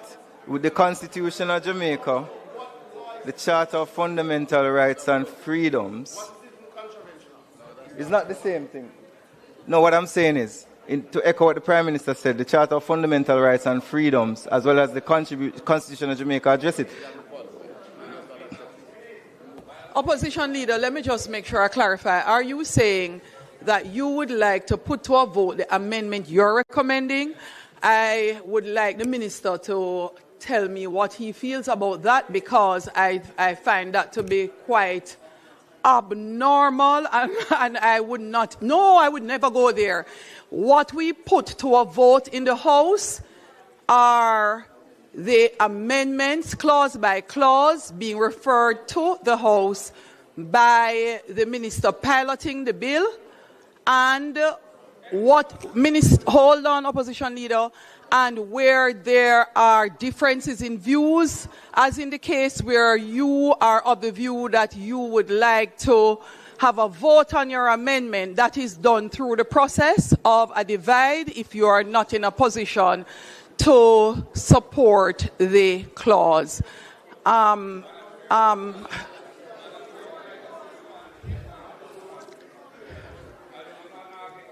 All right, go ahead. Hold on, one at a time. Yes. Opposition Leader first. Yes. Just to say that... Hold on, Opposition Leader, and after that, we go to the Minister piloting the bill. Thank you. Go ahead, Opposition Leader. There's no provision in the Constitution that I'm aware of that protects individuals from political discrimination. Secondly, enforcing constitutional rights requires going to court and all of the expense that that entails. The advantage of putting a provision in here where the body itself, NARA, would have a specific obligation not to discriminate on those grounds would be that the CEO and staff of NARA would know that their own statute directs them not to do that. And given that there are other provisions which require all individuals involved in projects to be disclosed to the Cabinet and so on for the Cabinet to approve, there is a real risk of a perception of that arising. This is why I think it's an important amendment, and if you won't put it to the vote, we will just have to answer to you when you put the clause without it. Yes, that is perfect, opposition leader. Chair, I wish to put clause 4. No, but sorry, Minister, you didn't respond to my second point. No, member, you asked what is the mischief. I have not been in the House for as long as many of the members, but the day we get to that place where we start voting on pieces of amendments, it goes into a totally different realm. No, we are not there. Minister, you may proceed.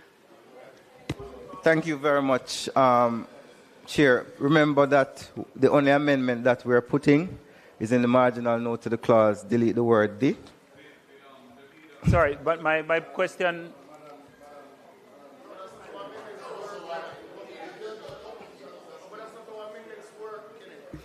I am putting clause 4 with the amendment. I am putting the amendment to clause 4. I am putting the amendment to clause 4. Those in favor? Aye. Those against? Hold on, man. But divide. Clark?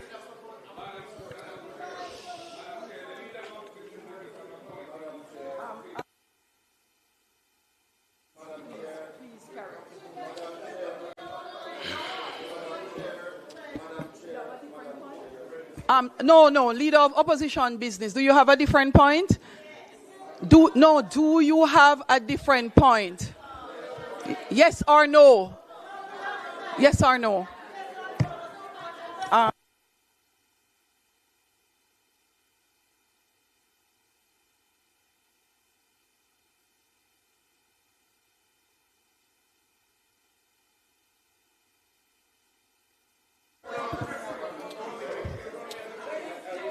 Mr. Azan? The chair doesn't pilot the bill, members. So if the minister who is piloting the bill has asked me to put the amendments, he has already asked. The minister is piloting the bill.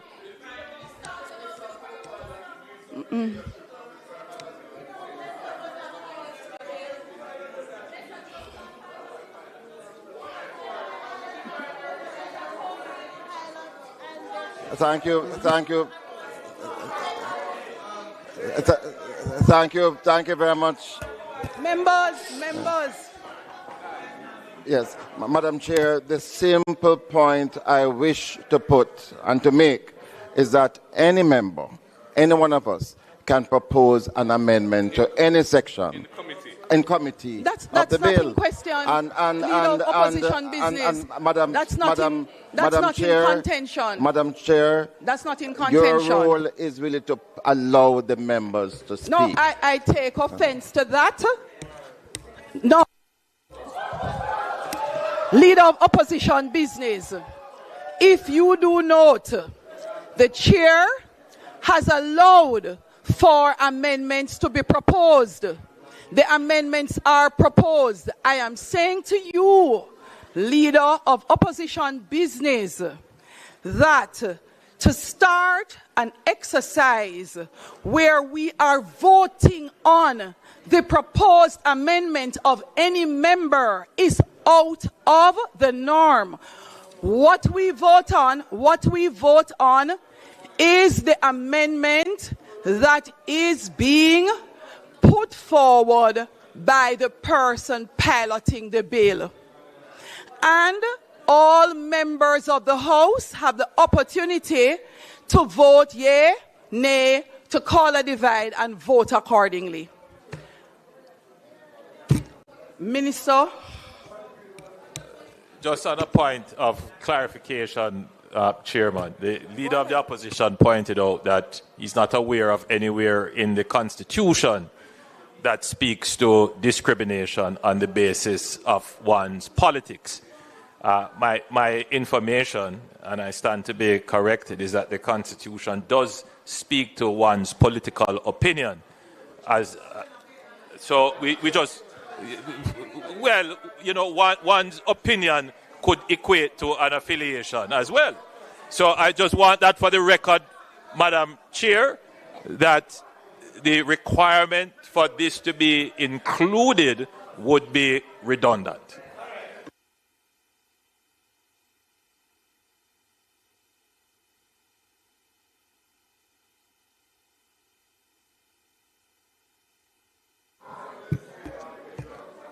Chair, can we have put your mic on. So members, no, don't, it doesn't make sense to turn on your mic again, member. We are finished. The person who is piloting the bill, for your understanding, has already indicated that we should put the clause as he is putting forward. Two options are available to us. We vote yea, nay, or we call for a divide. And members, I am asking that we do not go down the rabbit hole of attempting to introduce something very new to the Parliament.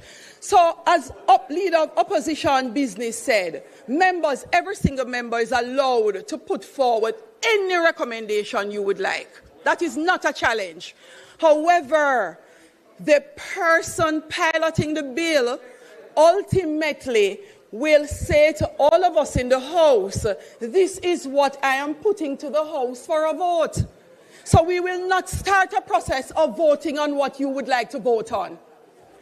House Leader? Chair, we already put the clause with the amendment that we noted, which is in the marginal note to the clause, delete the word "the," and I'm asking you to put that clause. Clause 4 as amended. The question is that we put clause 4 as amended and a divide has been called. Clerk. Mr. Azan, Mr. Bartlett, Mr. Brown, Dr. Brown-Burke, Mr. Buchanan, Mr. Bunting, Ms. Burchell, Dr. Campbell, Dr. Chang, Mr. Charles Jr., Mr. Chuck, Mr. Clark, Mr. Cousins, Mr. Crawford, Ms. Crawford, Mrs. Cuthbert Flynn, Ms. Daly, Mrs. Dalrymple Philibert, Dr. Dawes, Mr. Golden, Mr. Gordon, Ms. Grange, Mr. Green, Ms. Hamilton, Mr. Hales, Mr. Hines, Mr. Hines, Dr. Holness, Mr. Hilton,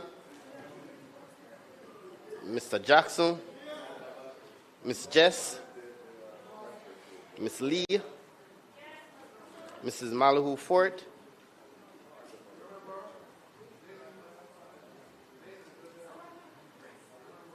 Mrs. Malahu Fort,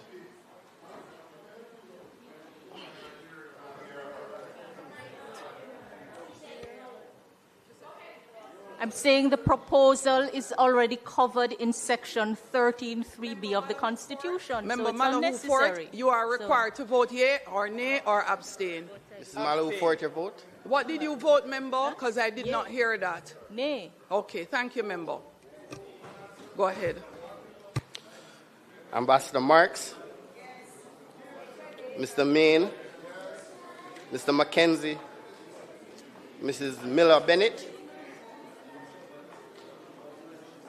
Mr. Montague, Mr. Morgan, Mr. Morris, Mr. Morris, Ms. Morrison, Mrs. Nita Garvey, Mrs. Nita Garvey, Mr. Newell, Mr. Paulwell, Mr. Phillips, Ms. Perkis, Mr. Robertson, Mr. Robinson, Dr. Russell, Mr. Samuda, Mr. Seabright, Ms. Shaw, Mr. Smith, Mr. Terry Long, Dr. Tufton, Mr. Darrell Vaz, Mr. Dwayne Vaz, Mr. Warmington, Dr. Wheatley,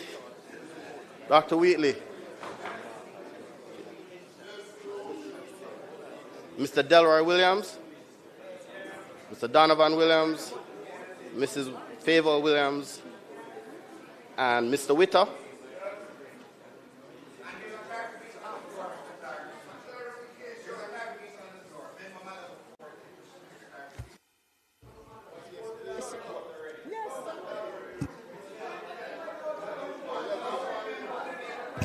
Member Malahoo Ford. Yay. Yay. Yay is my vote. Yay. Yes. Look here, members. Member Malahoo Ford. There's only one chairman, you know. One. No, that's the rule. Please, follow the rule.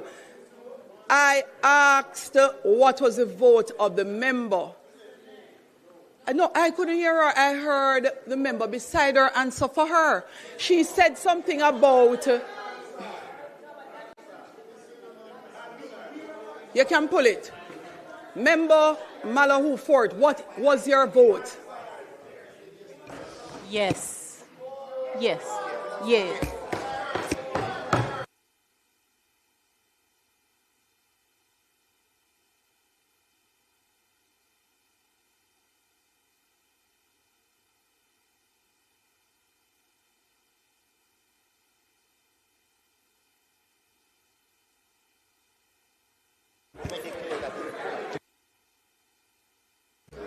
No, members. No, I heard her discussing something about an amendment. However, members, it doesn't make sense, you know, like part of it is for us to also learn. I am happy to learn. So, Member Daly, the reason why you cannot vote after you have stepped in, which the opposition knows, particularly those who have been in the House before last year, they're aware. Once you're not here when your name is called, that's it. However, if a member wants to change their vote, up until the time that we have tallied and announced the tally, they are at liberty to do so. So whatever the member voted, the member is able to change her vote if she so chooses. Member, but pardon me?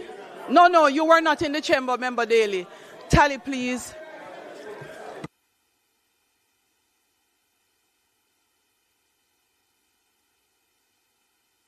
Hold on. Member Charles, Chairman, what is it, sir? 1 second. It is very important for the records. This is not a matter of change of vote. And I can say this as somebody who is right beside the member. It is a matter of clarification of what was heard.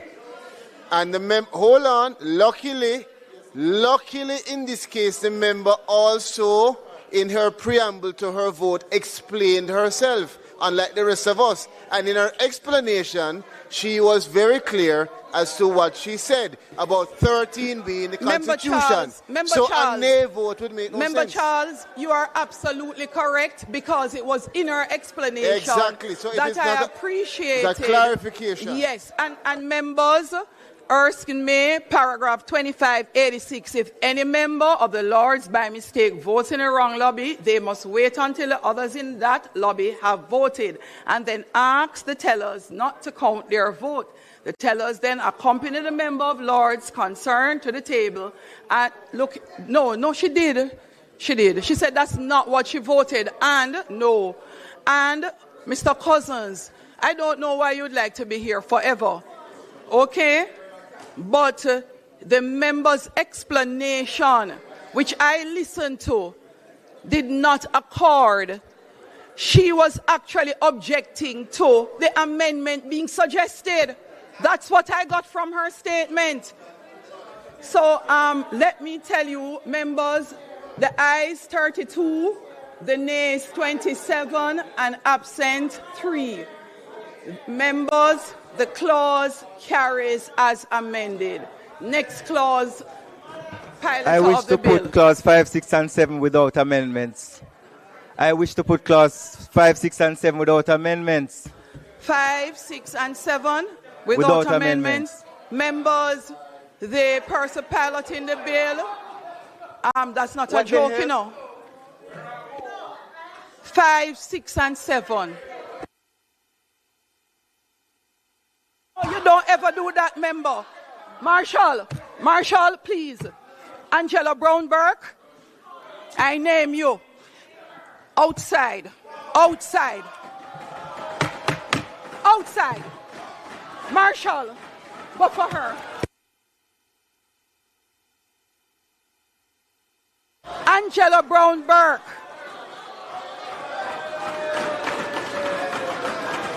Members, I name Angela Brown-Burke and ask that she be removed from the chamber.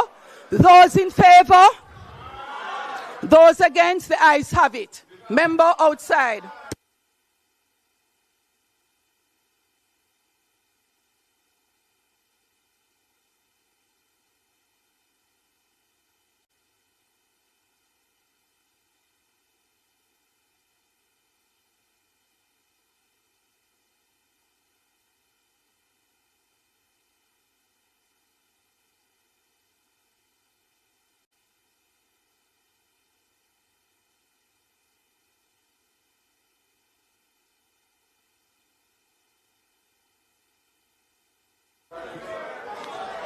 Standing order under Rules of Order number 43, subsection 2. The Speaker or Chair shall order any member whose conduct is grossly disorderly to withdraw immediately from the House during the remainder of the day's sitting, and may direct such steps to be taken as are necessary to enforce such order.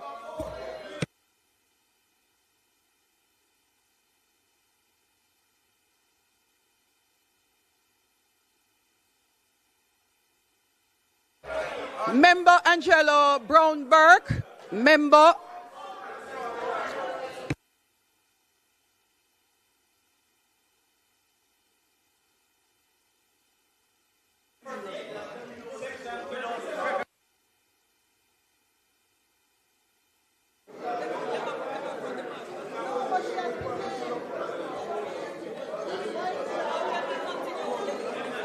Madam Speaker. House Madam Leader. Speaker.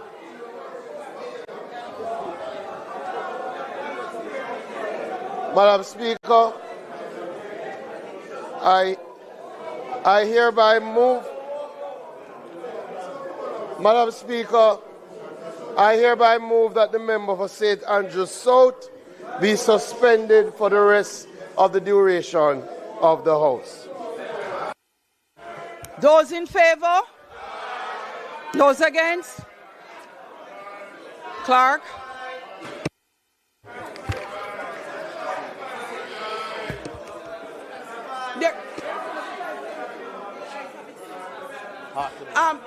Members.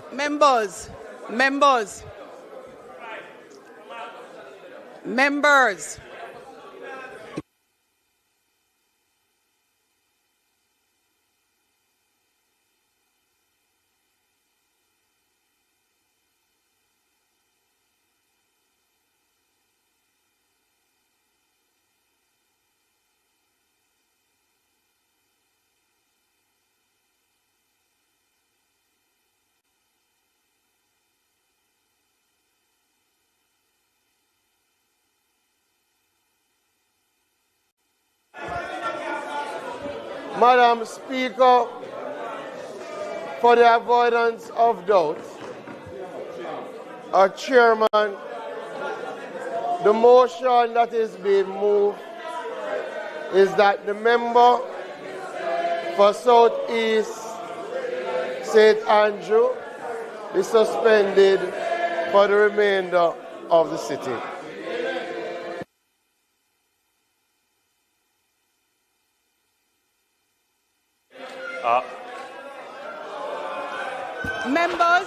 Members. Madam. Marshall, could you please remove Madam the member Chairman. immediately?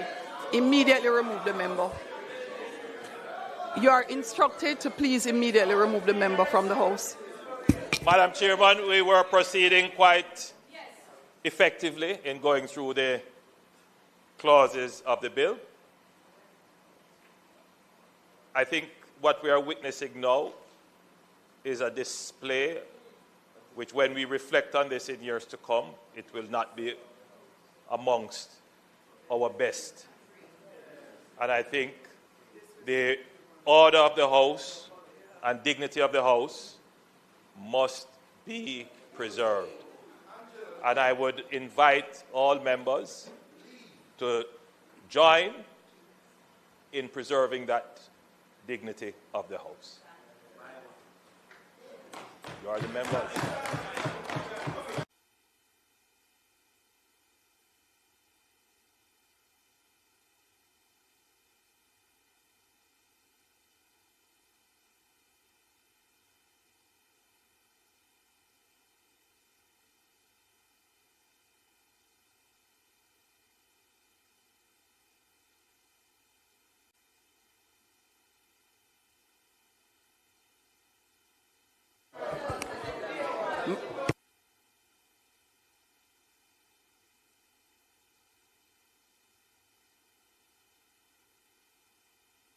Please follow the rules of the House, members.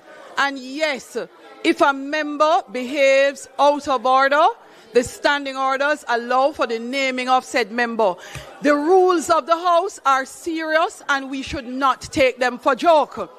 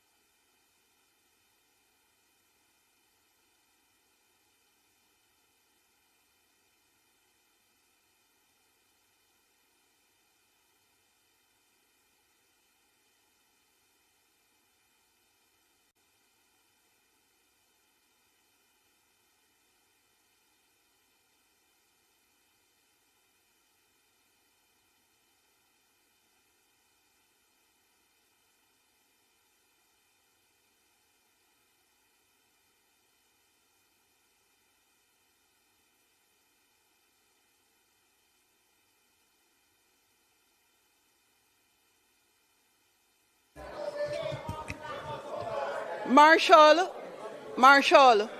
could you please explain to the member the rules of the House and the next action that follows if she does not remove herself from the House? Please explain, based on the rules of the House, what happens next. Let me expect, no, if she does not follow the rules, she will be suspended.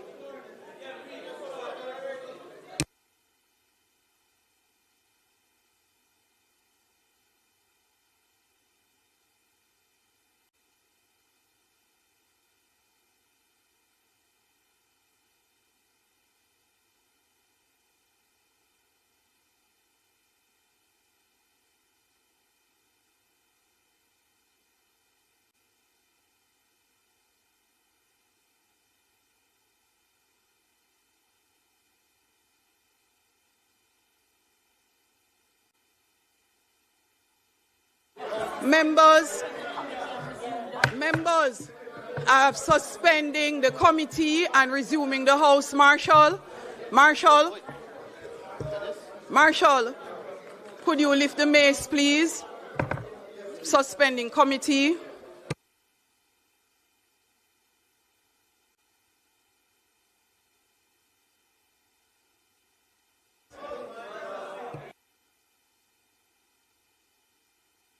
Marshal, could you raise the mace? Marshal, whether they're seated or not, raise the mace. That's the instruction. Members, we are back in the House. Member Angelo Brown-Burke, the member from St. Andrew Southwestern. I am asking that you appreciate that you have been named by the chair in committee and you are named by the Speaker of the House for disorderly conduct. Member, at no time can you grab the mace in Parliament. Not even in jest, member. And not in protest either, Member Burchell.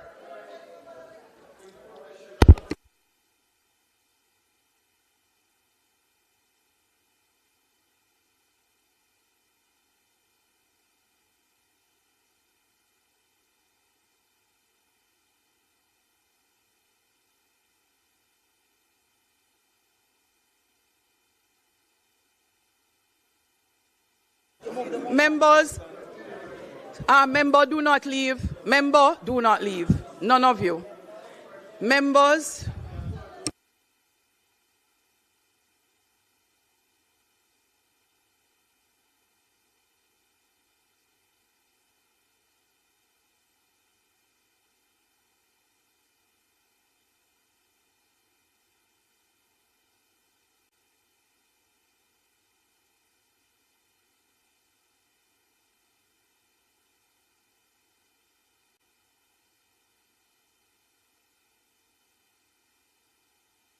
Members, members, again, I'm at the House. I am going to ask that we put to a vote the removal of the member.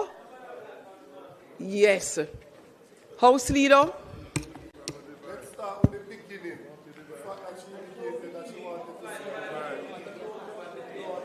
Southeast or southwest? Southwest. Madam Speaker, in accordance with, All of us can speak for 30 minutes on this motion. there's no debate. In accordance with Standing Order 43-4, I move that the member for St. Andrew Southwest, St. Andrew Southwest, be suspended for the duration of the rest of the sitting of the House.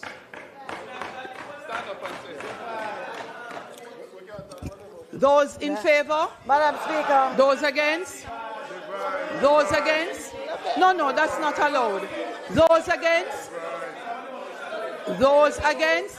The ayes have it.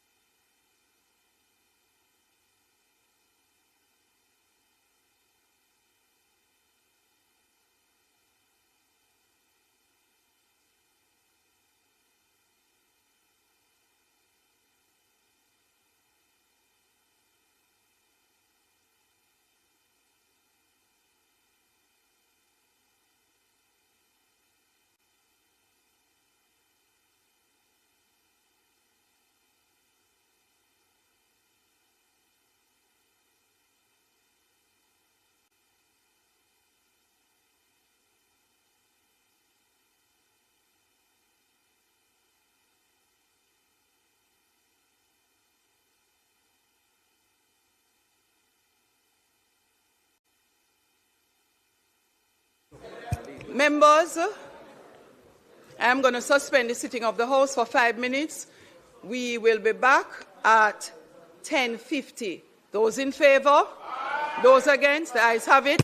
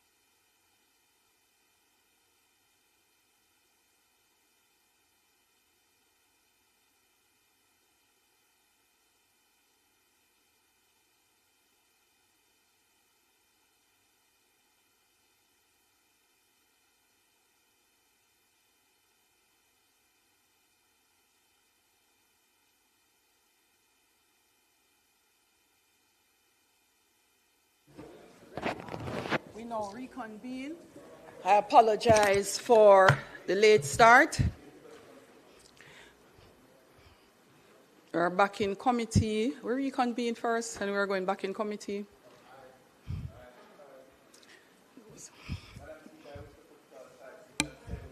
Your mic, please. Madam Speaker, I wish to put clause 5, 6, and 7 without amendments. No, hold Madam on. Speaker. Member Malahoo Ford, member from St. James West Central. Which of the clause do you have a challenge with? Clause 5, clause 6, clause commencing and questions and proposals. Okay, so Minister, could you please put clause 4 and then we go to clause 5 to see what is the concern of the member? Madam Speaker, we put clause 4 with the amendment in the... No, that was finished. Yeah. You said you have 5, 6, and 7? That's what I'm putting without amendment. No, the member is saying she has an issue. Okay. With number 5, you said. Go ahead, member. Thank you, Madam Chair. My understanding is that it is the intention that the remuneration of the CEO would be subject to a prescribed rate. That is my understanding, as all remuneration would be. But the way it is drafted, it leaves it unclear. So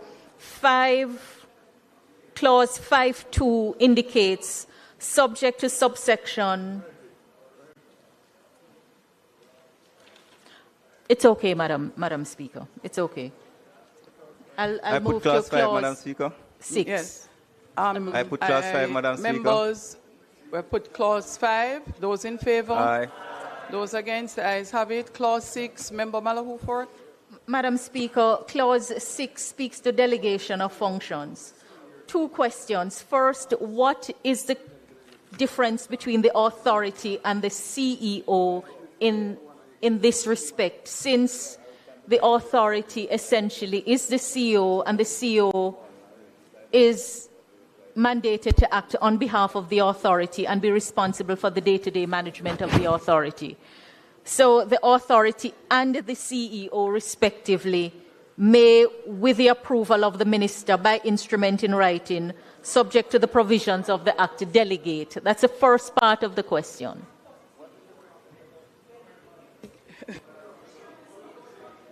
Madam Speaker, standard company matter. The authority and the CEO are 2 separate entities, legal entities. Can I put clause 6, Madam Speaker? No, I would want you to explain further to the member. So the other, Madam Speaker, please hear me out. So this delegation can be made to any person without qualification. And I was looking on something that has happened, which really triggers the concern. So we have this the town and country planning, Kingston and St. Andrew, and the Pedro Keys Provisional Development Order 2017, confirmation notification 2023. I recall on a previous occasion, I had reason to ask where it was prepared, and in particular whether the preparation was done within the division that has responsibility for it, and I was told no. When you open the order, as well-intentioned as it is in a form that you can't use without having to get other documents and other documents. And I know that was not the intention. So when a delegation is made to any person without qualification, it may be well-intentioned, but it may lead to something else. And given the functions that are set out and the very technical nature of the functions, does it make sense to have the delegation made to any person without any qualification? It may be problematic, and I don't think that is the intention.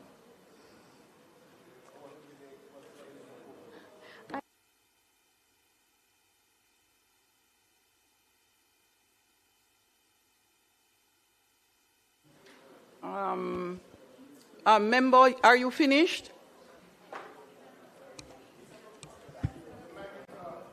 Person. You'll So have to start again. Your mic wasn't on. After which the member from Portland East will go. Member Green, Madam you Speaker, have a contribution as well? All right, so member from St. James may I first, ask that you go to someone else and I try to formulate a proposal? All right, so member from Portland East, you're next. Thank you, Madam Madam Chairman. The same point being raised, but to suggest in relation to the delegation function, that it be a little bit more, it be narrowed, as it is just simply, the powers is just simply too wide. And I do appreciate the fact that there may be multiple projects happening at the same time, but just inviting an amendment where that is concerned in terms of the powers to delegate, because it proves to be problematic. Thank you.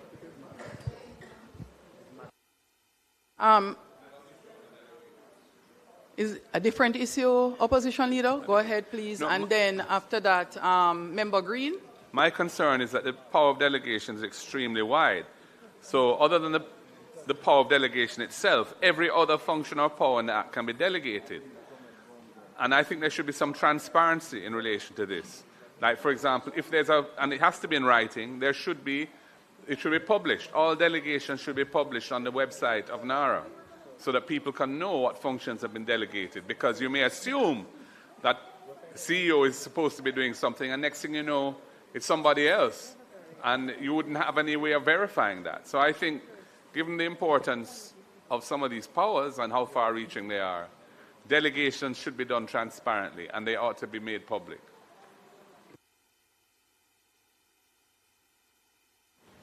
Sorry, go ahead. Madam Speaker, I have a different view. I think I appreciate the contribution of the members in relation to trying to provide a more restrictive framework, but I do believe it is clear that the delegation has to be in writing. It is clear that it cannot happen without the approval of the minister, which, in my mind, those two elements already provide a restrictive framework to which the delegation can be made.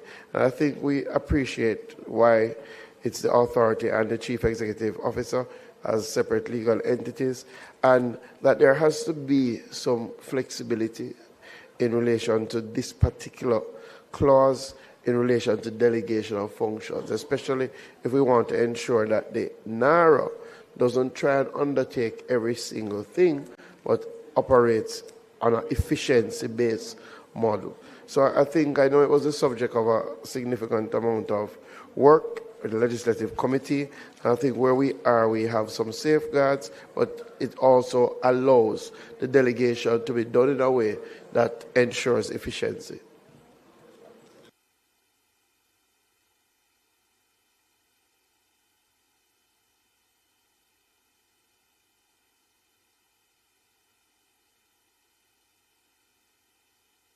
One moment, please.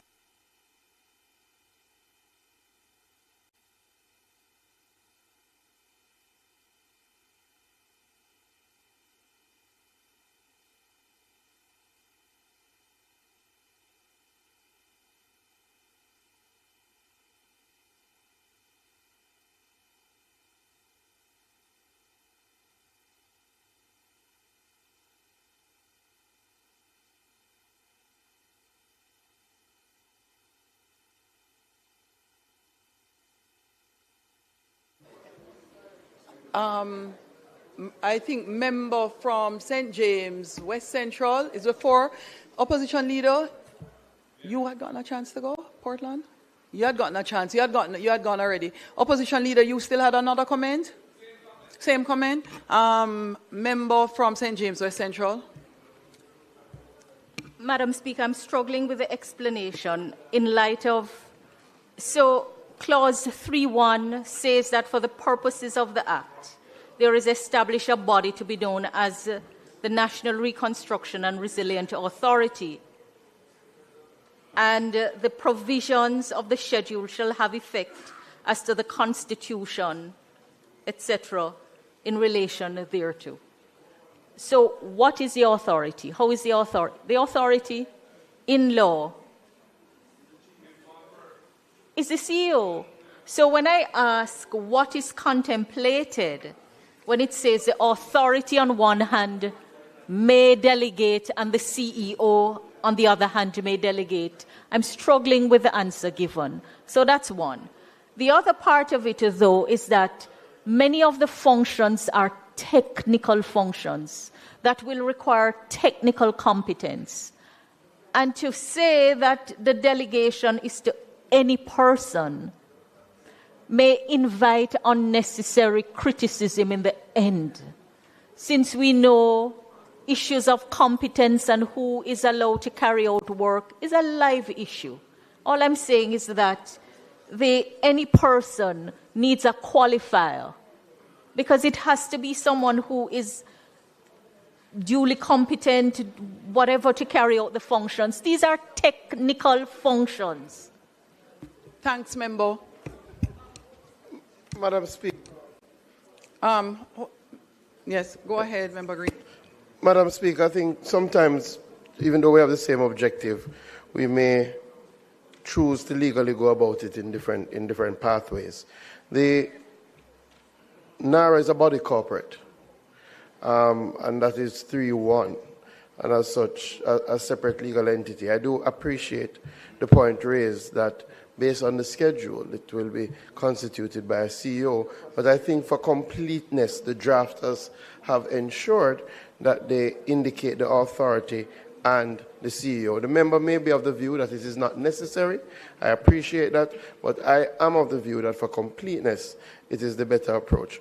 Outside of that, I think the limiting factor is that there has to be an approval by the minister, and it has to be done in writing.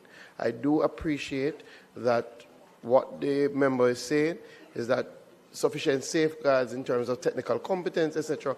But again, sometimes we disagree on what should be in legislation and what shouldn't be in the legislation, especially considering how hard it is oftentimes to get legislations to Parliament. So I believe it is sufficiently broad to allow flexibility, but also sufficiently constrained to ensure that there is oversight by the fact that it has to be in writing and that the minister provides a layer of approval. I think that's important. Thank you, Member Green. Member Morgan. Can we put the clause 6? Members, the question is that we put clause 6. Those in favor? Those against? Divide, clerk.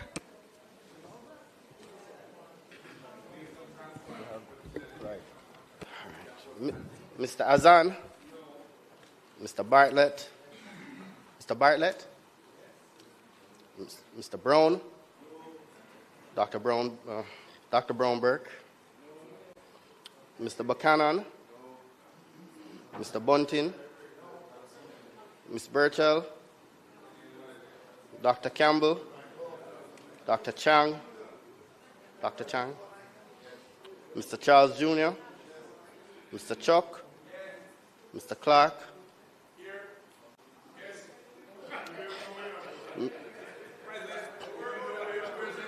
Mr. Cousins, Mr. Crawford, Miss Crawford, Mrs. Cuthbert Flynn, Miss Daly, Mrs. Dalrymple Philibert, Dr. Dawes, Mr. Golden, Mr. Gordon, Miss Grange, Mr. Green, Miss Hamilton, Mr. Hales, Mr. Hines, Dr. Holness, Mr. Hilton, Mr. Jackson, Miss Jess, Miss Lee, Mrs. Malahoo Fort,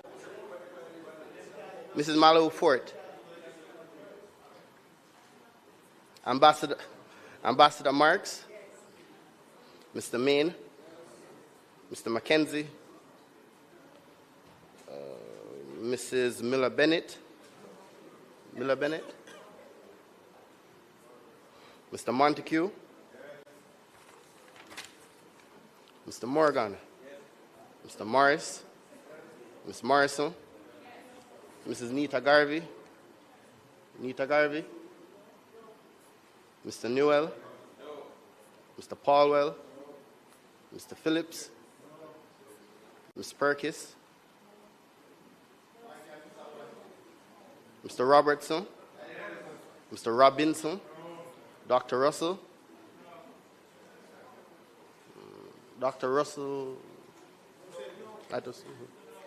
Mr. Samuda, Mr. Seabright, Ms. Shaw, Mr. Smith, Mr. Terrelong, Dr. Tufton, Mr. Darrell Vaz, Mr. Dwayne Vaz, Mr. Warmington, Dr. Wheatley, Mr. Williams Delroy, Mr. Donovan Williams, Mrs. Williams, and Mr. Witter.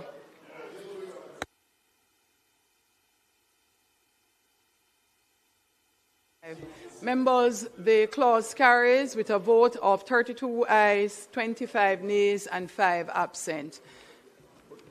I put clause 7. Member, put clause 7. Leader of opposition. Yes, I have a proposed amendment to clause 7. Well, the first amendment is to change the marginal note to say appointment of board and power to appoint committees. What? So appointment of board and power to appoint committees. And then I would renumber the existing subsection 1 as subsection 2, and I'd insert a new subsection 1 that would read, the authority shall have a board comprising not less than 5 nor more than 9 members with a mandate to ensure effective and accountable oversight of the operations of the authority and the functions and responsibilities of the Chief Executive Officer.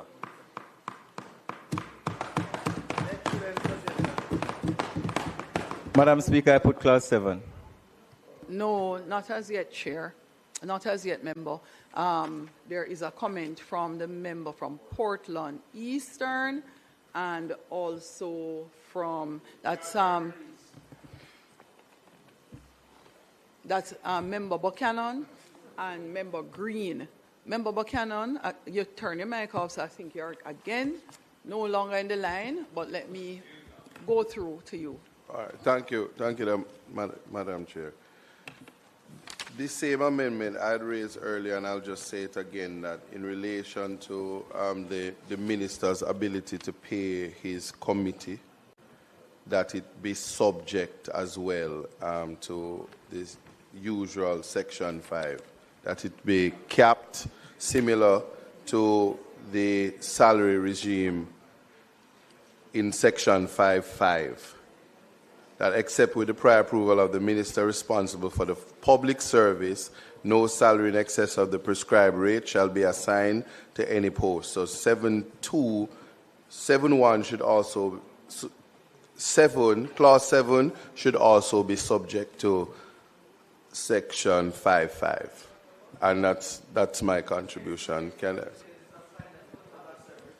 Just simply saying, again, that it's in reference to the capping, because when you look at Section 7, there is no restriction on the salaries that can be paid.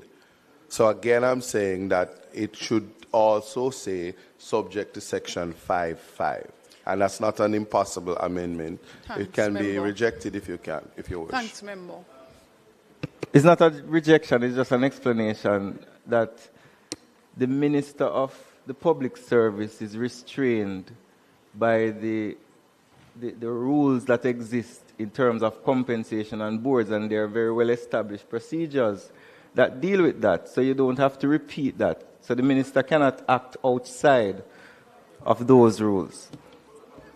Yeah, so Member Green, and then to you, Member Morgan, who is piloting the bill. Just, Madam Minister Speaker, Morgan. just to say, in this committee, as I indicated in my presentation, the best case models do not incorporate a board as suggested by the leader of the opposition. I do appreciate that our regular construct for designing organizations come with boards, but in the case of emergency response, which requires a sort of authority centralization and action, I had commended to the House the model used in New Zealand for their earthquake recovery, which models the model that we are using now, where there is no board, there is direct reporting to the minister with responsibility. But we have gone a step further, Madam Speaker, as the Prime Minister outlined, by incorporating JAMROC in keeping with our general oversight functions, taking the EPOC model. So again, I would suggest that we pass the clause as is so that we ensure the efficiency and speed of implementation and the transparency that is accorded throughout the bill.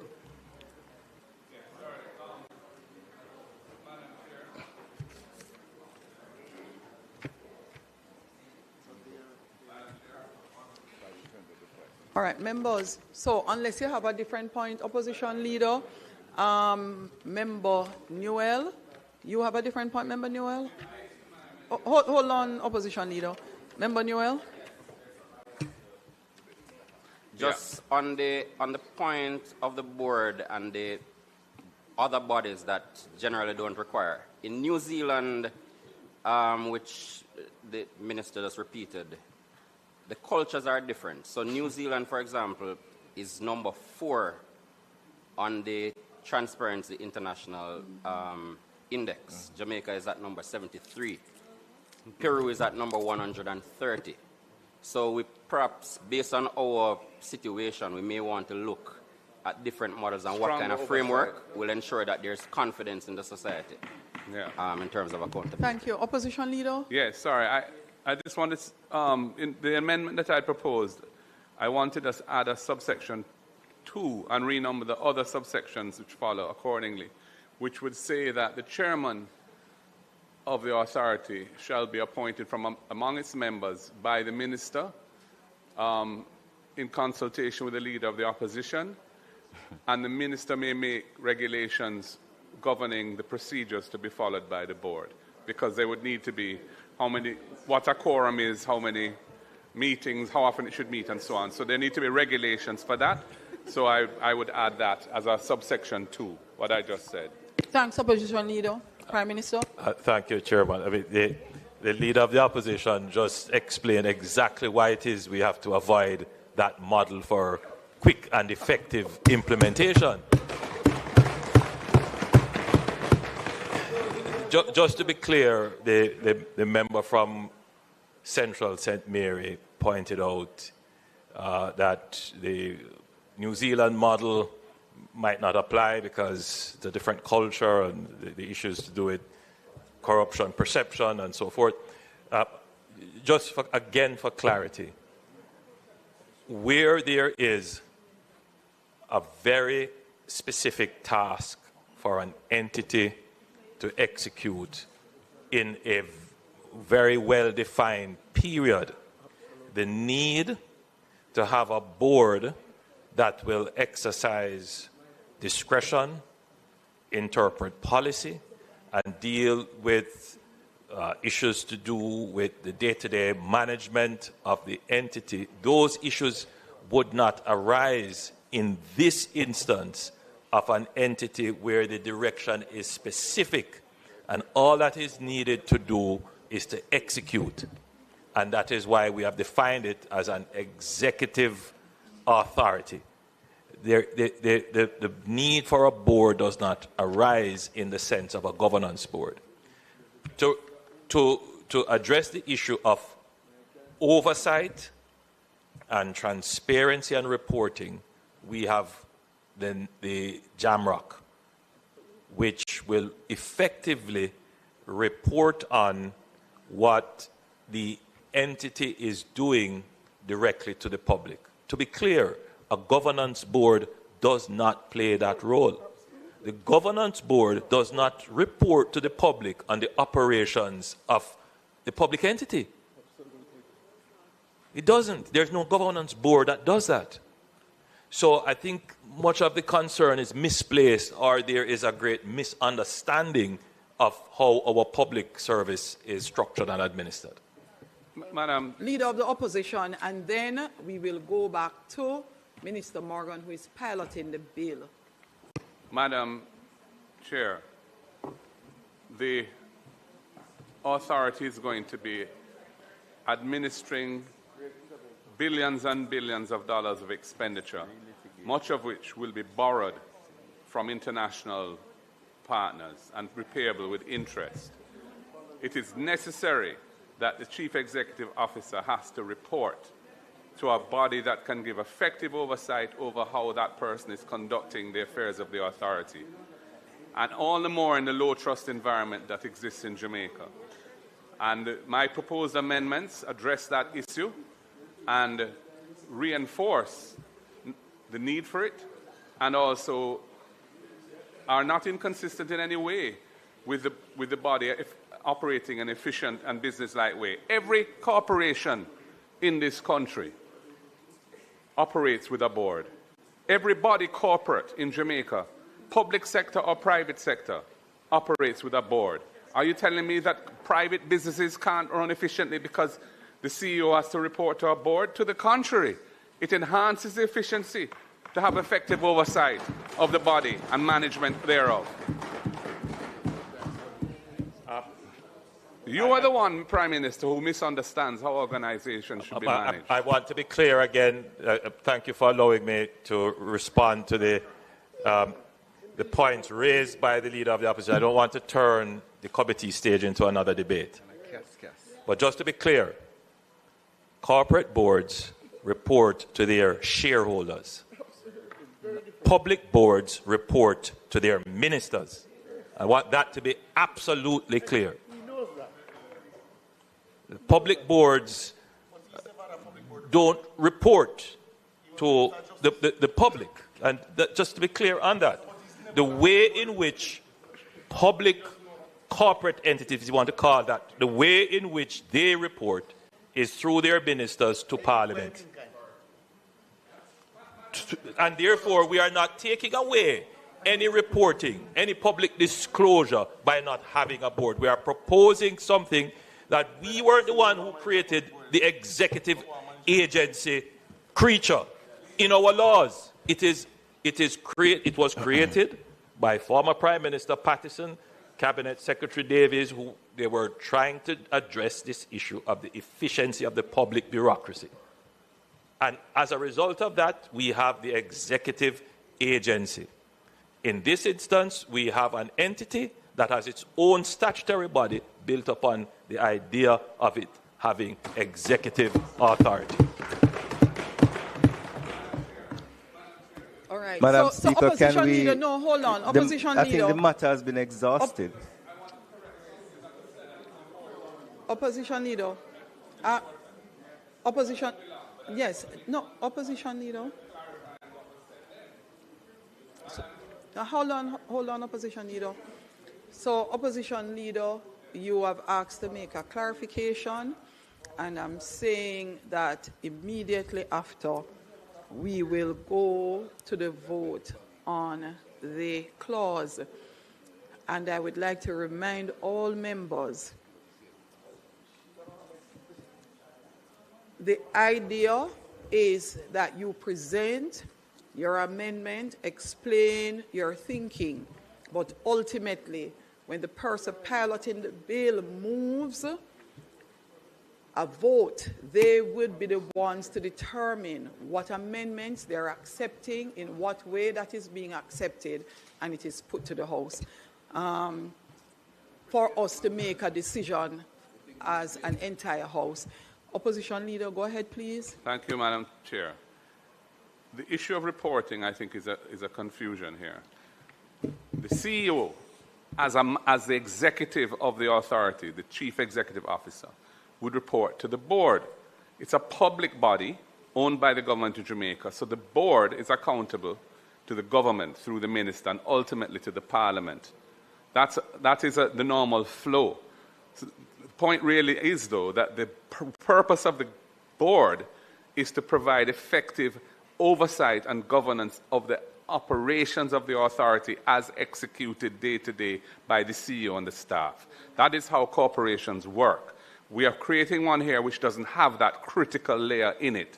It's not about reporting to the public. The methodology for that is elsewhere in the bill, and we have some comments on that. This is about governance and oversight within the authority itself. That's my last point on this. Go ahead and... Thanks, Opposition Leader. Madam Speaker, I wish that we would stop repeating the same points made in the debate and relitigating it. Can we put the clause to a vote, please? I put clause 7. Those in favor? Divide. Mr. Azan, Mr. Bartlett, Mr. Brown, Dr. Brown-Burke, Mr. Buchanan, Mr. Bunting, Ms. Burchell, Dr. Campbell, Dr. Chang, Mr. Charles Jr., Mr. Chuck, Mr. Clark, yes. Mr. Cousins, Mr. Crawford, Ms. Crawford, Mrs.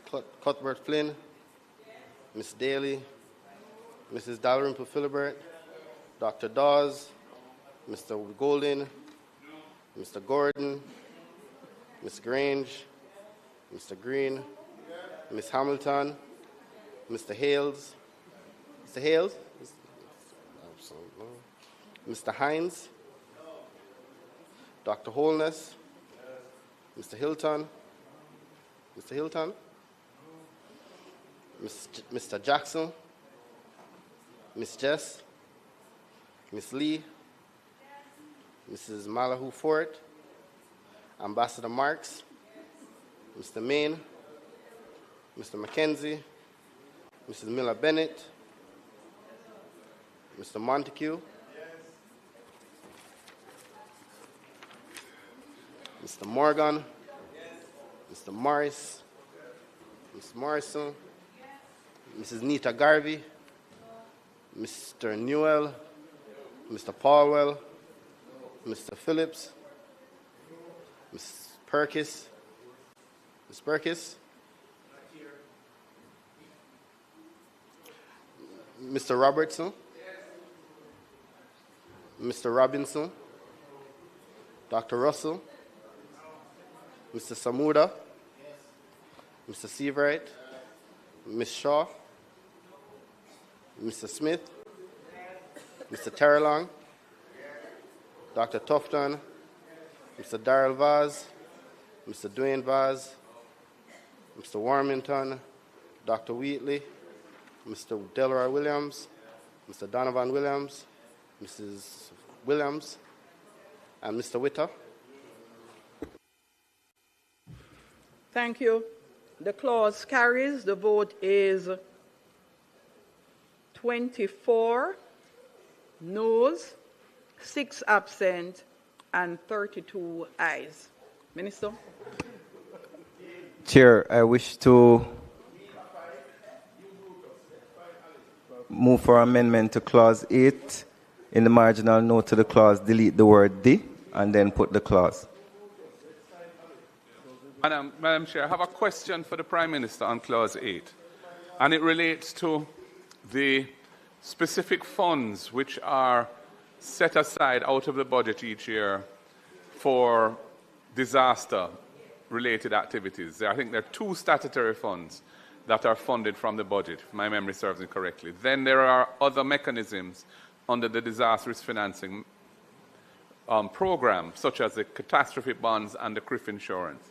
I believe the Minister of Finance had indicated at some point that those resources would be made available to NARA, for NARA to proceed, use them for reconstruction. I want to know whether or not that is the case, and if so, what is the mechanism by which that would be done, because Clause 8 doesn't really speak to it.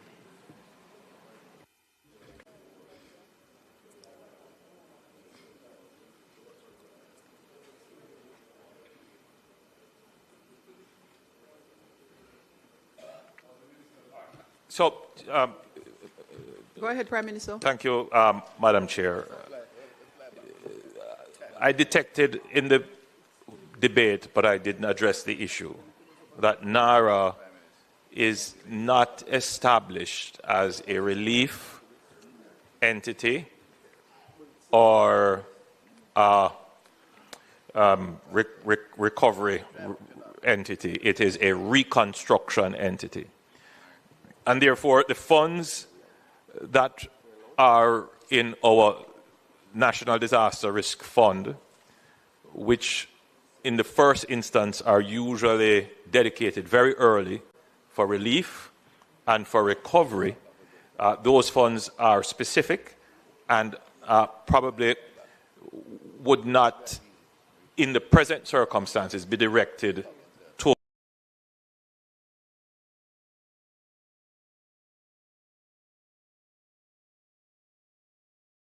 from what we get as a result of our negotiations with the international financial entities, in addition to possibly what remains out of the insurance and the disaster fund that we get, that there might be some balances left. But the totality of the funding will come from the additional resources that were secured from our discussions with the IMF, the IDB, the World Bank, CAF, and the CDB. So that is the pool of funds that will come. And those will come from the consolidated fund through the Ministry of Finance to NARA. Thank you, Prime Minister, for that extensive response. I hope we are reminded that that was the purpose for the debate. Minister Morgan, please proceed. Can we put a clause, please?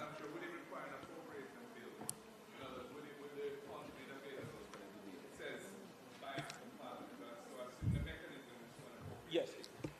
Just very quickly, Madam Speaker, the process of allocating the resources would be through the bill. I mean, there's no way for any money. Through an appropriation. Yes, there's no way for any money to come out of the consolidated fund other than through an so it has to be appropriation. budgeted, etc. Yeah. Chair, we wish to make the amendment in the marginal note to the clause. Delete the word the. Yes, that's clause 8. I put clause 8. Members, those in favor? Those against? The ayes have it. 9, go ahead. Chair, we wish to make an amendment to clause 9 in sub-clause 1. Delete the words, the Chief Executive Officer with the approval of the Cabinet Secretary, and substitute therefore the words, the Cabinet Secretary with the approval of the Cabinet. That's the amendment, and we wish to put the clause. Let me first put the amendment. Member from St. James West Central. Thank you, Madam Chairman.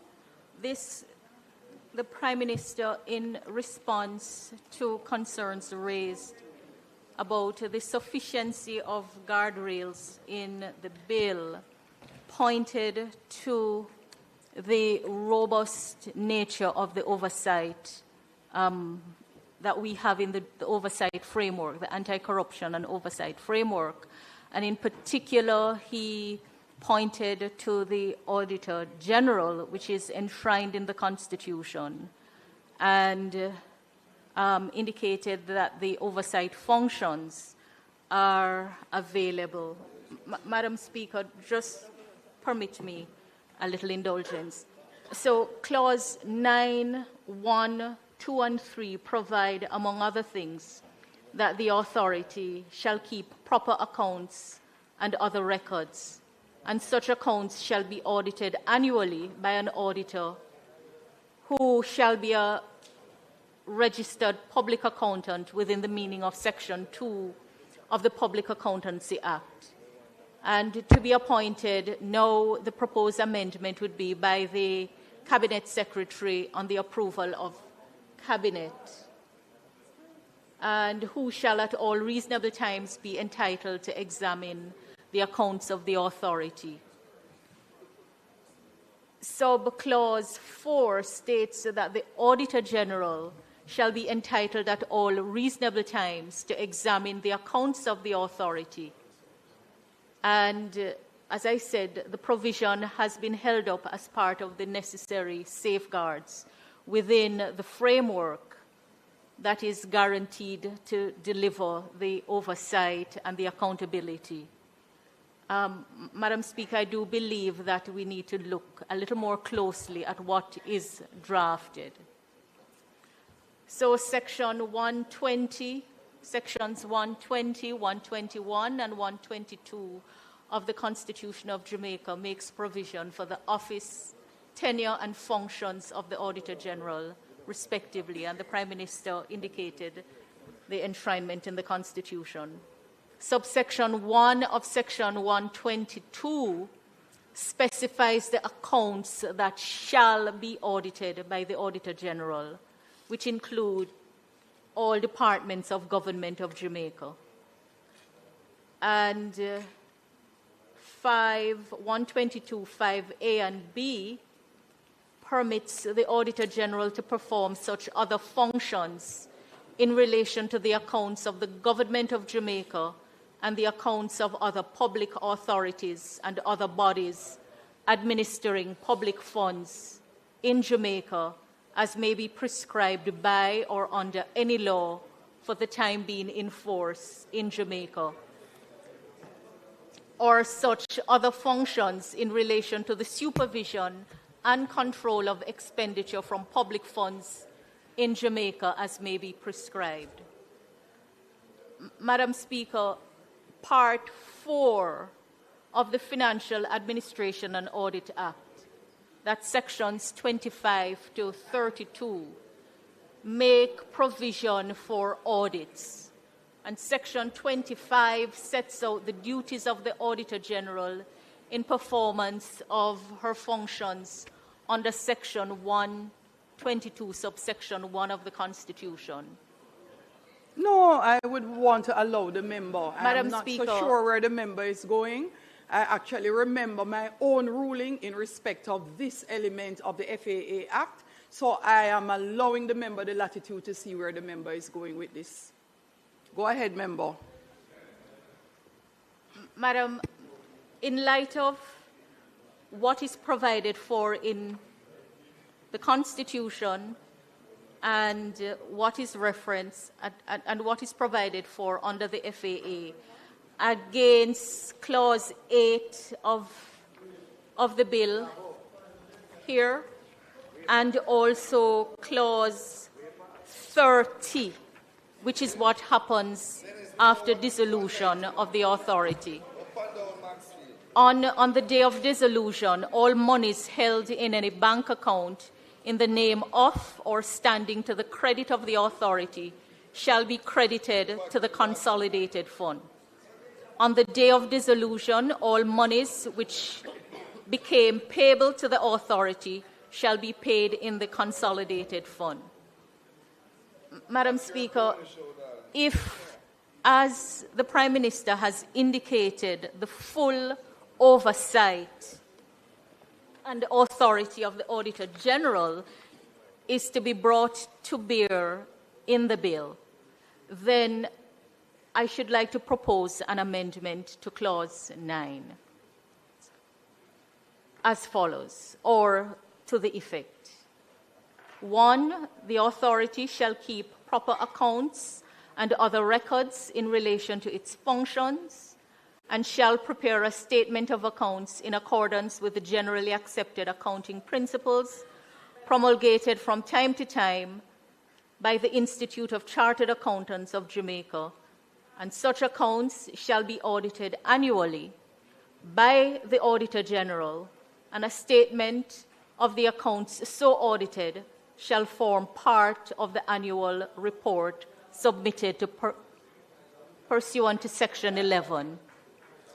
2, the provisions of Part 4 of the Financial Administration and Audit Act shall apply, perhaps mutatis mutandis, to any audit done under subsection 1. 3, Notwithstanding subsection 1, the authority may, where it considers it necessary in the public interest to so do, appoint, with the approval of the Cabinet Secretary, a registered public accountant within the meaning of Section 2 of the Public Accountancy Act to audit the accounts and other records kept pursuant to subsection 1, and a statement of the accounts so audited shall form part of the annual report submitted pursuant to Section 11. And then an auditor appointed pursuant to subsection 1 shall be entitled at all reasonable times to examine the accounts and records of the authority. I'd also like to propose a consequential amendment. It would require including another clause after clause 34 to indicate that the Financial Administration and Audit Act is amended in section 25(1) by deleting the chapeau and substituting therefore the following. The Auditor General shall, in performing his functions under section 122 subsection 1 or any law made pursuant to section 122 subsection 5 of the Constitution, shall ascertain whether, in her opinion, and then the section would continue to run. So it's really an amendment of the chapeau to reference section 122(5) of the Constitution, which permits the Auditor General to audit other accounts than those specified. And just to say that the rationale, again, is taking into account what has been said about the role of the Auditor General in the bill and looking on what has been actually drafted. Because as it is drafted, it would not achieve what is being said it would achieve. And, it would also result in a saving of funds of the authority, since the office is already established and enjoys trust and confidence of the people. That is my recommendation. Thank you, Member. Member Green. Madam Speaker, I hear the member. There are a number of challenges with the approach. But just to say a couple of things, I think what the bill is clear on is that the Auditor General has the authority under the law, as it does inside and out, but in this bill it is clear to examine the accounts. What the member proposes elevates the Auditor General as the primary auditor. The challenge with that is that we know that there are challenges oftentimes where we have legislated for the Auditor General to be the only auditor. Mind you, she suggested primary, not only, but based on the formulation, the NARA may decide. I suggest, Chair, that what we have proposed is a stronger scheme. It's a stronger scheme because it mandates the agency to employ an auditor, which would be selected by the Cabinet Secretary with the approval by the Cabinet. And I want to make the point that, having heard the concerns regarding the CEO being the person who recommends the auditor, this is being changed and now provides another layer of protection by the Cabinet Secretary, recommended with the approval of the Cabinet. Additionally, the Auditor General, it is clear, still has the authority. So I would support the section as amended. Madam Chair. Morgan, please just allow Member Samuda, member from St. Anne Northeast, an intervention, and then you may go ahead. Madam Chair, we have public bodies that have been waiting since 2010 for the Auditor General to complete their audits. let us not add to their burden. That is a matter of public record. Literally, public bodies that we criticize in this House are awaiting their audits and their annual reports since 2010. Let us not add to the burden of the Auditor General. Nothing in this bill stops the Auditor General from doing real-time audits, as they have done in recent time. Special audits, performance audits. Nothing in this bill reduces the role and the constitutional authority of the Auditor General. But to add work to an overburdened authority is not in the interest of this Parliament or of this country or of the intention of this bill. Please. Thank you, Member. Please turn your mic off. Member Morgan. Can we put the clause as amended, Chair? Members, the clause 9 is being put as amended. Those, let me first ask for the amendment as amended. Those in favor? Is it in the amendment sheet the Leader of Opposition is asking? Yes, it is. The answer is yes. I put the clause as amended. Those in favor? Aye. Those against? The ayes have it. Chair, we wish to propose an amendment for clause 10. And we want to delete the clause and substitute, therefore, the following: reports, returns, etc. 10.1. The Chief Executive Officer shall prepare and submit to the Minister a report on the activities of the authority in relation to the discharge of the authority's function under this Act in accordance with subsections 2 and 3. 2. The report referred to in subsection 1 shall be prepared in respect of an initial 6-month period commencing after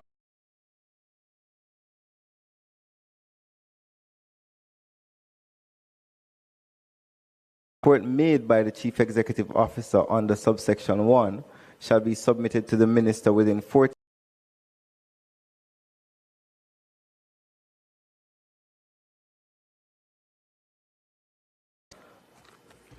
with facilities for verifying such information.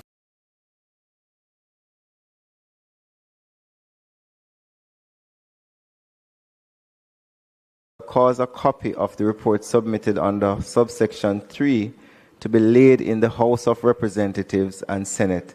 It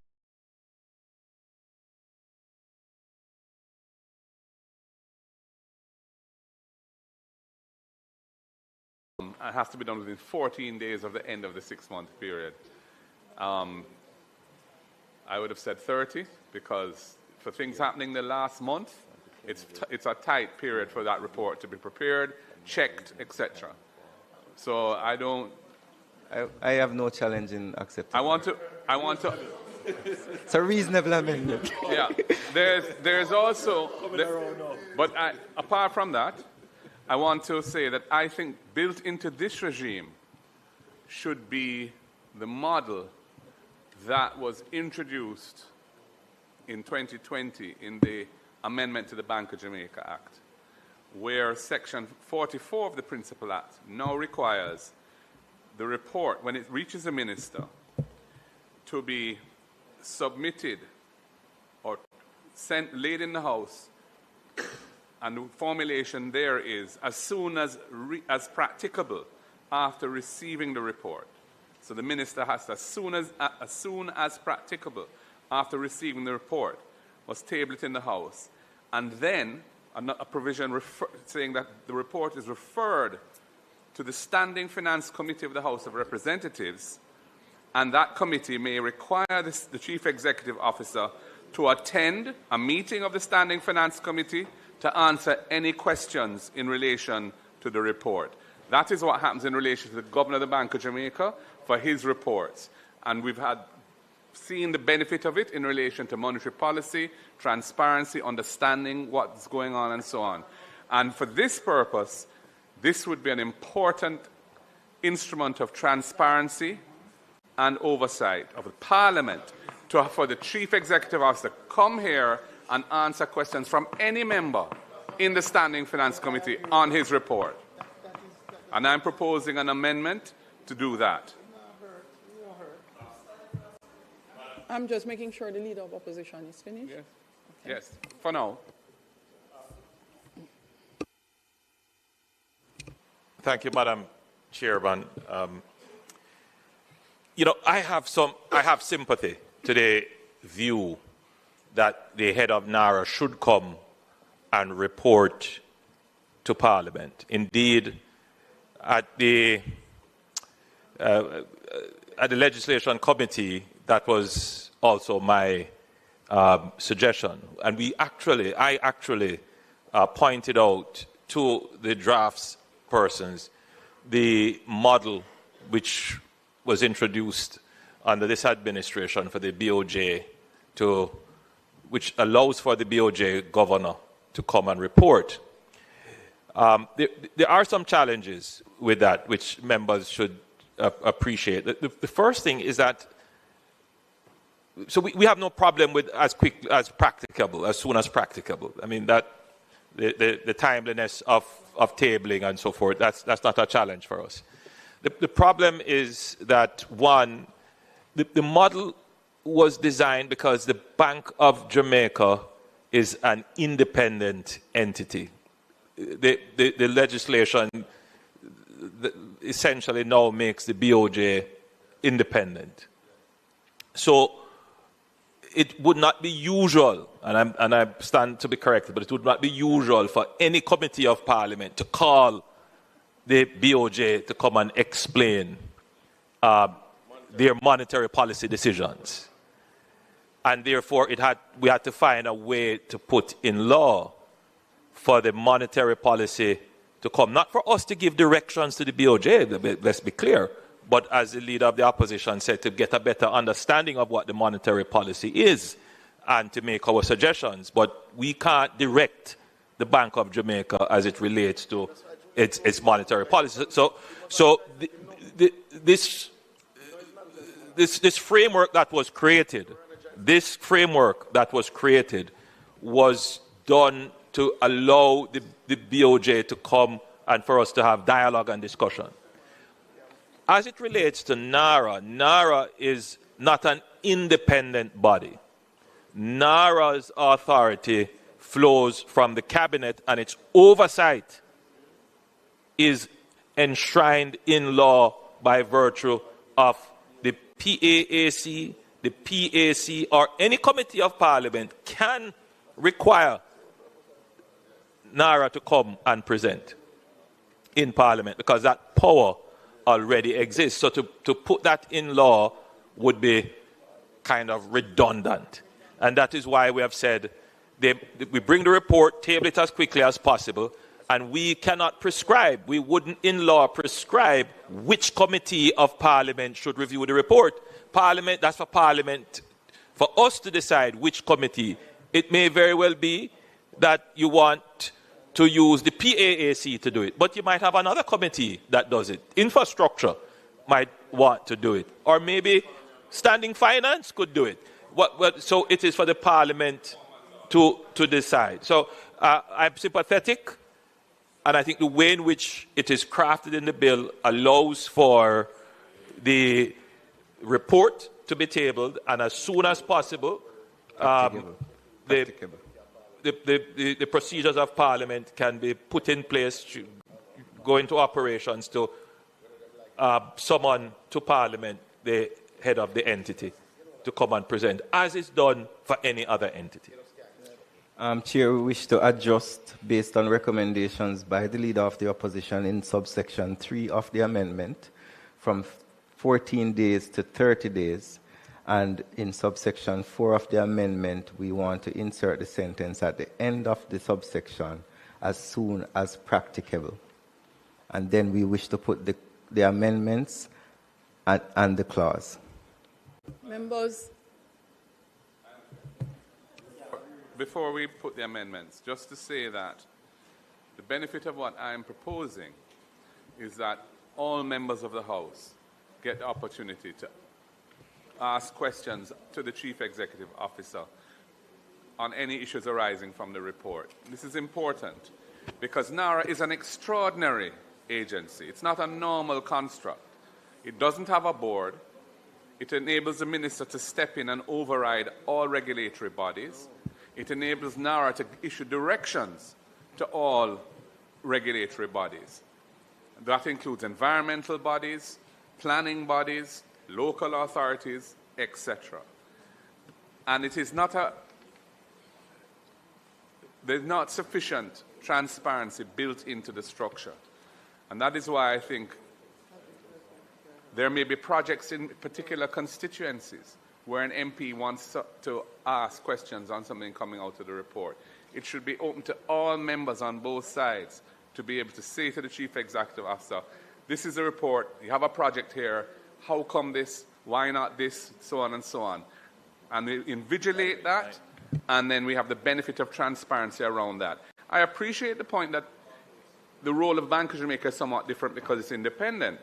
But I would say the same reasons why it is important that the governor come to the Parliament to give account on monetary policy and exchange rate policy, the same reason why the CEO of NARA, administering $6.7 billion US worth of funding or whatever it may end up being, which is new debt for the country, doing all these major projects, granting all kind of benefits to private sector projects that would otherwise have to fully comply with the regulatory regime, all of that, there ought to be that opportunity.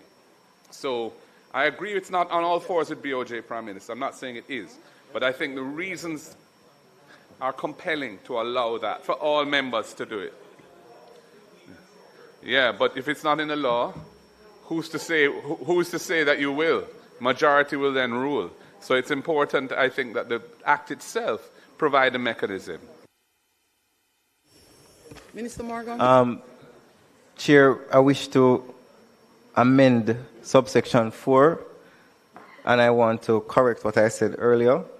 It should read, the minister shall, comma, as soon as practicable, comma, cause a copy of the report submitted under subsection 3 to be laid in the House of Representatives and the Senate, full stop. And we wish to put the amendments and the clause.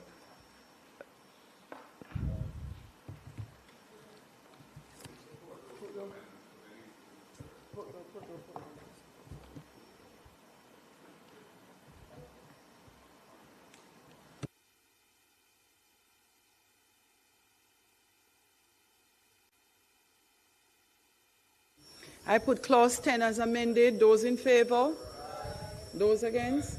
Pardon me? Divide.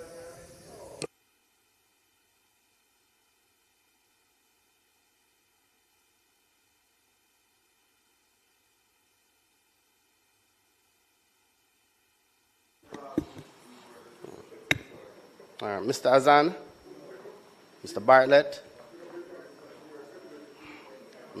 Mr. Brown, Dr. Brown-Burke, Mr. Buchanan, Mr. Bunting, Ms. Burchell, Dr. Campbell, Dr. Chang, Mr. Charles Jr., Mr. Chuck, Mr. Clark, Mr. Cousins, Mr. Crawford, Ms. Crawford, Mrs. Cuthbert Flynn, Ms. Daly, Mrs. Dalrymple Philibert, Dr. Dawes, Mr. Golding, Mr. Gordon, Ms. Grange, Mr. Green, Ms. Hamilton, Mr. Hales, Mr. Hines, Dr. Holness, Mr. Hilton, Mr. Jackson, Ms. Jess, Ms. Lee, Mrs. Malahu Fort, Mrs. Malahu Fort, she said yes. Ambassador Marks, Mr. Main, Mr. Mackenzie, Mrs. Miller Bennett, Mr. Montague, Mr. Morgan, Mr. Morris, Mrs. Morrison, Mrs. Nita Garvey, Mr. Newell, Mr. Paulwell, Mr. Phillips, Ms. Perkis, Mr. Robertson, Mr. Robinson, Dr. Russell, Mr. Samuda, Mr. Seavright, Ms. Shaw, Ms. Shaw,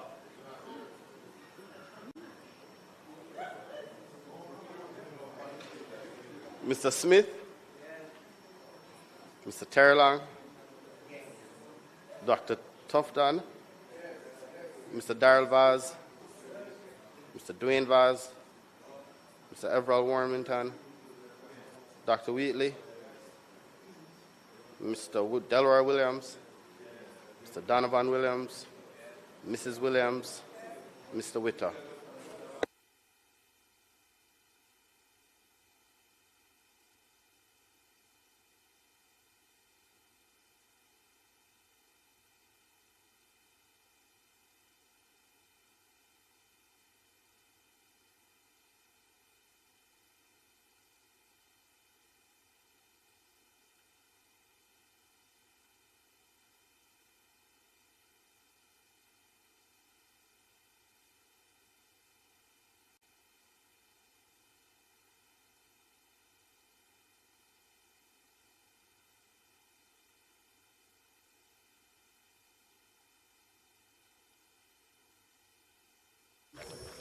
The clause carries, the vote being 31 for government. Dr. Chang, you stepped in a minute late or 1 vote late. So members, you can be reminded, the nays 24 and those absent 6. I am not sure whether Member Bunting voted yes or no. I'm not sure who said aye. Okay. I'm going to give the benefit of the doubt.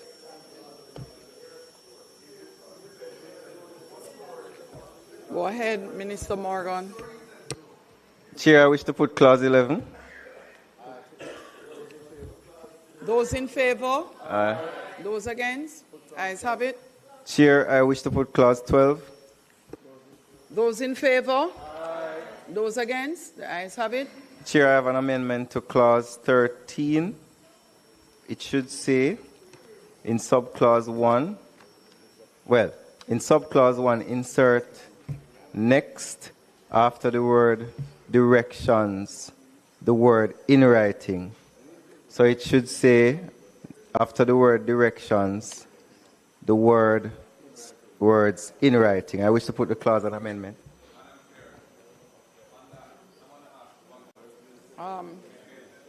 Hold on a minute, Leader of the Opposition. Going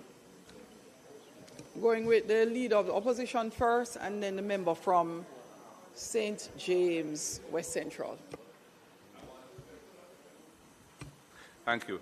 I wanted to ask the Prime Minister whether he would agree in subsection 1, where it says the Minister may give directions in writing to the authority, whether he would agree that those directions should be published on NARA's website.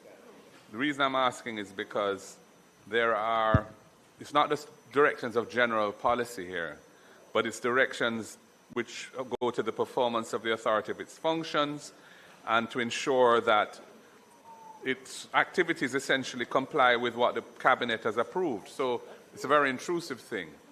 So if you're going to the route of ministerial directions, would you agree to having them published on the website of NARA? Member Malahu Ford. Thank you, Chairman. just seeking some understanding in relation to the directions that are to be given.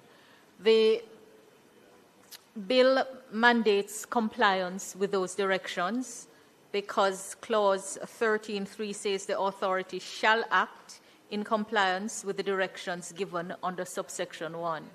And then at Clause 4, it says a contravention of any direction under this section shall not invalidate any transaction. If the directions are to be complied with mandatorily, how is it that a contravention of it may not invalidate a transaction? And then for any suit that arise, indemnity is to be provided. It just seems somewhat problematic. So that. Go ahead. I don't see an inconsistency between saying that the directions are mandatory, if that's what you want to say, but preserving transactions from illegality and unenforceability, which is very important, because third parties dealing with NARA should not be at risk of having their transactions invalidated as a result of non-compliance with the direction, especially when they may not even be aware of it. So the question really is, subsection 3, which says that the authority shall act in compliance, what is the remedy if it doesn't? And I suppose a remedy would be that the CEO would be fired, because that's a power that would be given to the minister, the Prime Minister, in the schedule. But I don't think it's a criminal act or anything of that nature, but it would be something which would be a breach of the act, and therefore grounds for removal from office. But it should not invalidate transactions with third parties. And there are many instances in the law where things which are prohibited in law are not invalidated in terms of their contractual effect. For example, I can think things to do with, for example, foreign currency transactions where you're supposed to be a prescribed or authorized dealer to engage in them. The fact that you're not may mean that you're subject to sanction, but it doesn't prevent the enforceability and validity of any transaction you may enter into with another player in the market. Yeah. Minister Morgan? The leader of the opposition agrees with my position and the position for the bill. Can we put the amendment and the clause? The question asks of the Prime Minister about putting all the letters on the website of NARA. This is a matter that we contemplated. It was raised, you raised it in the debate last week. We contemplated it. The better thought on it would not be to publish the written directions. In any event, those directions would come via, some of them would be based upon cabinet decisions, and they would be in the report to Parliament from the actual, from the CEO, because he would have to say what were directions given to him and what he has done. But it would, I think, create a challenge for the minister to be constantly publishing the instructions, including, you might issue an instruction today, you might have to change it tomorrow, because it's very fluid and dynamic. So I would not want to put that in the legislation. Minister Morgan? That if it is that the directions issued in writing by the minister are to be included in the CEO's report, which goes to Parliament, I'm okay with that. That is transparency. There's nothing in the provision that deals with that report which says that directions given to the CEO must be included in the report. But if it's the understanding of the House, based on what the Prime Minister has said, which is recorded in Hansard, that that report must or should include any directions given and followed or not followed, I would be content with that. because that achieves my objective, which is transparency. There's nothing I have suggested today which is designed to do anything other than make the body more accountable and transparent. Nothing that I have suggested today that would slow down its performance, its effectiveness. To the contrary, it will enhance trust and confidence in it and improve its performance. Thanks, Opposition Leader. Yes, Minister Morgan. I wish to put the clause as amended and the clause. I wish to put the amendment Those and in the clause. favor? Those against? The ayes have it. Minister? I wish to put clause 14, 15, and 16 without amendment. Those in favor? Those against? The ayes have it. I wish to make... Gone already. I wish to make amendments to clause 17. Come. So clause 17. So there are several amendments I wish to make. One of them is not in the amendment sheet. Clause 17 in subclause 2A, insert next after the word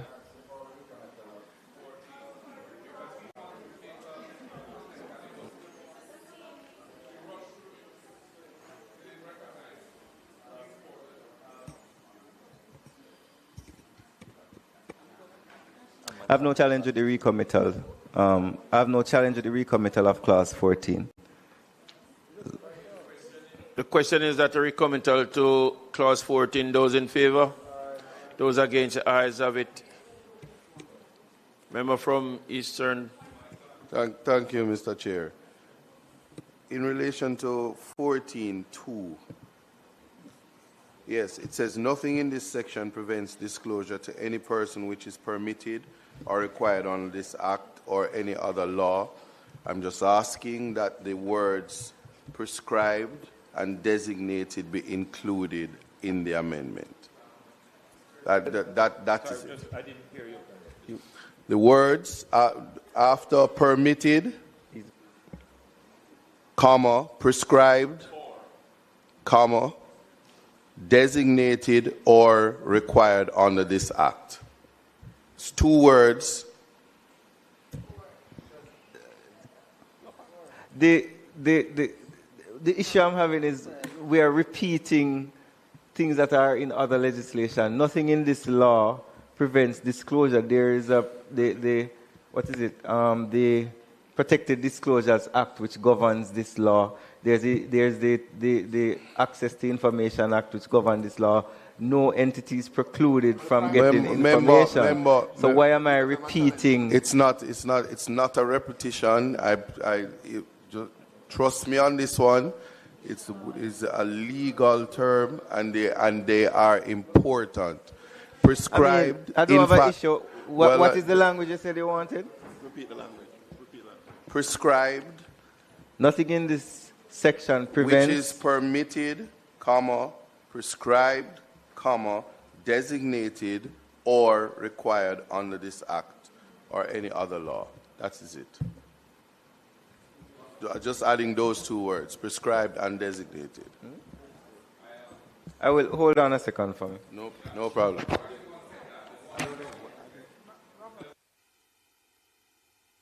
Just to ask you, also, if the court makes an order for disclosure of some kind in proceedings before the court involving NARA, that should be an exception from the secrecy provision.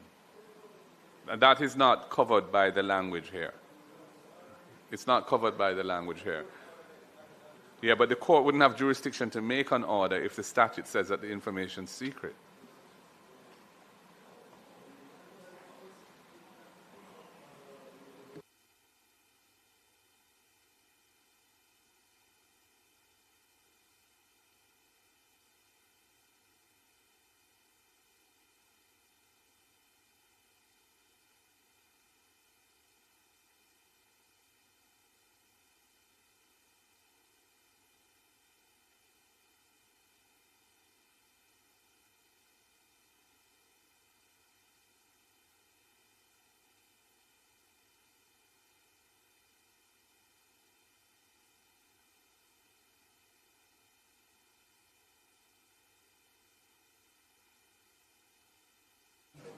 Portland Eastern, can you repeat for the team what your amendment was? After permitted, comma, prescribed, comma, designated, or required under this act or any other law. So you're only inserting after permitted, comma, prescribed, comma, designated.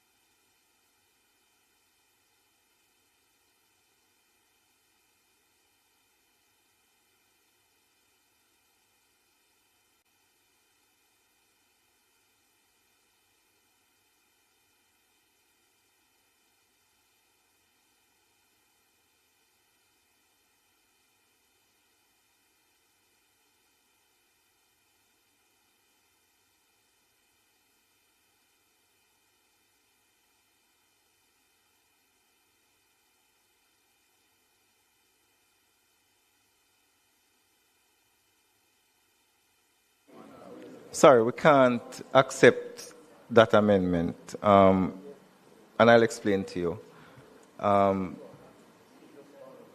So prescribed is defined in the Interpretation Act, right? And it says, means prescribed by the act in which the word occurs or by any regulation made thereunder and in relation to any regulations where no other authority is empowered. In that behalf, in the act means prescribed by the Governor General in Council. Right? That's not necessary to add to this act because it is, the act already covers pretty much all the variables that are contemplated. Can we put the clause as amended? No. I'm sorry. Clause 14 as amended, please put... No, clause 14, please put clause 14. My apologies. Not as amended. The request is that clause 14 be accepted. Those in favor? Those against? Ayes have it. Okay, so we are now at clause 17, and we have several amendments in clause 17. The first clause one... 18. No, 17. It's a 15 and 16. So now we're at 17. We did 15 and 16 already. We voted on that already. So we're now at clause 17, and there are a couple of amendments. One, for full disclosure, is not on the amendment sheet, so I'll read it for our members to know what it is. The first one, in subclause 2A, insert next after the word develop the word projects. So in subclause 2A, no man, there's another amendment that's not on the amendment sheet. And then there's another one, insert next after subclause 3 the following. 4. The authority shall, in developing and for monitoring the implementation of reconstruction and resilience projects, programs and plans, hold consultations with persons affected or likely to be affected by the implementation of a project. And that's an amendment that was requested by members of civil society. And there is a new clause, 5, for the avoidance of doubt, a reference in this act to a project shall be construed as a project included on the official list. Let me read that again. 5, and we're adding subsection 5. For the avoidance of doubt, a reference in this act to a project shall be construed as a project included on the official list. I wish to put the Opposition leader first. There's a reference to the official list. What is the official list? Because does that, I thought the official list was limited to the approved Reconstruction and Resilience project. It's in clause 17 and 20. If you read clause 17, Cabinet shall cause to be issued to the authority an official list of approved Reconstruction and Resilience project. Remember, the opposition called for... Right. All right. You called for a definition of projects. Yes, yes. It's an odd place to do it, but okay. They better somewhere than nowhere. Should really be in clause 2. I mean, somebody looking for a definition is not going to be looking in clause 17 for a definition. It's for the avoidance of doubt. Should be in clause 2, which is what I suggested before. Anyway, Madam Chair, in the original amendment sheet, there was a more extensive version of what is now the subsection 4. And it read, 4, this is what was tabled today during the debate by the government. It said, the authority shall, A, in developing and for monitoring the implementation of reconstruction and resilience projects, programs, and plans, 1, hold public consultations with members of the communities affected or likely to be affected by the implementation of a project. 2, discuss projects, programs, and plans with representatives of non-governmental organizations and vulnerable groups, including women, persons with disabilities, the elderly, children, and youth. And B, during the implementation of a reconstruction and resilience project, meet every 6 months with members of affected communities, civil society, the private sector, and other interested individuals to discuss and receive feedback on the implementation of the project, the programs and plans for the project, and the various related activities. Now, that's a much more comprehensive requirement than this very truncated version, which just says that in developing and for monitoring the implementation, hold consultations. But it doesn't say, it doesn't go into any kind of detail as to who should be included, etc. Why have you departed from which I had thought was a salutary and beneficial amendment, and you've come with something else which is much shorter? Not to me.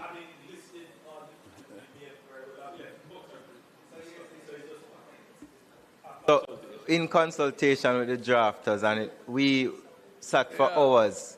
Well, Leader of the opposition, if you'll allow me. So we tabled it this afternoon, and you've been in here ever since. So when did you sit for hours? You noticed I was absent on the Prime Minister for a while.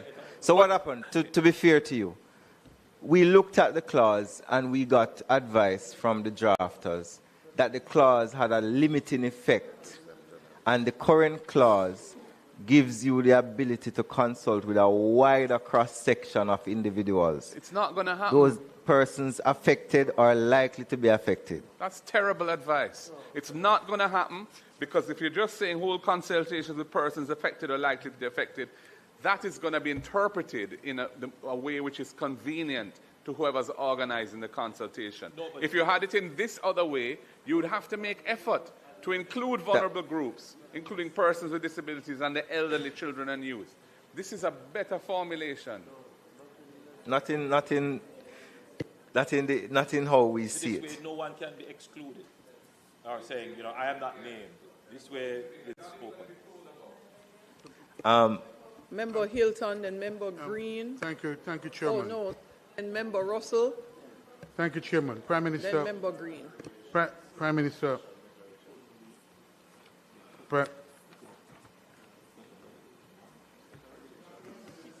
Can you give her? Prime Minister.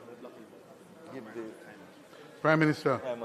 Remember, in my contribution, brief as it was, I argued and urged that communities that are affected should be consulted on, because the phrase was very wide. They would consult relevant persons. And I argued that the affected communities should be consulted with. And you referee said that that will be addressed. And when I saw this earlier iteration, I was quite pleased.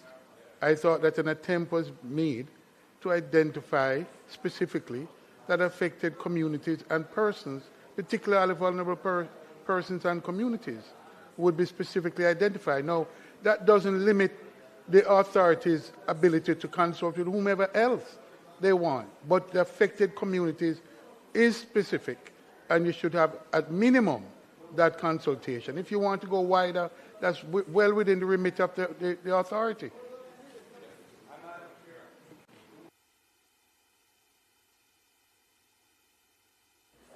All right. No. So, hold on, opposition leader.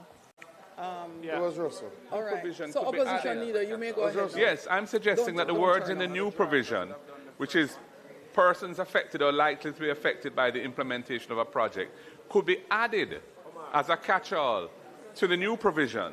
So it could say, discuss projects, programs, and plans with representatives of non-governmental organizations and vulnerable groups, including women, persons, the elderly, and children, youth, and any other persons affected or likely to be affected. Including but not limited to. That's what I was suggesting. Including but not limited. They're not going to do that. They're not going to say that. Trust me. They're not going to use that formulation. But no, because they just don't. But you're right. But the opposition leader's point carries because... So say a catch-all. Let's say, and any other persons affected or likely to be affected by the implementation of a project. I think it was Member Russell? Member Russell, you had another point, Member Russell, or that was it? That was your statement? Yeah. All right, so that's it from Member Russell. Member Green. So, Madam Speaker, I represent an area that we expect NARA will do significant reconstruction work. And as such, we value this new provision which codifies that consultation are to be held. I've said time and time again, Madam Speaker, that we have to be very careful how far we go in legislation. Because once we put it to law, that these persons must be consulted with, and you start defining the categories of consultation, we may actually lead to the paralysis that we're trying to avoid. Right? This gives the authority a wider breadth in terms of consultation because it subsumes all the categories without individually listing them. And this is a much better approach because, Madam Speaker, again, I will be clear.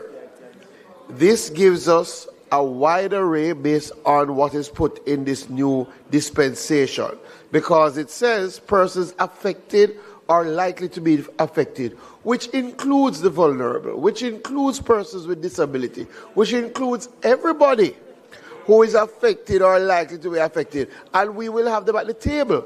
But what I disagree with,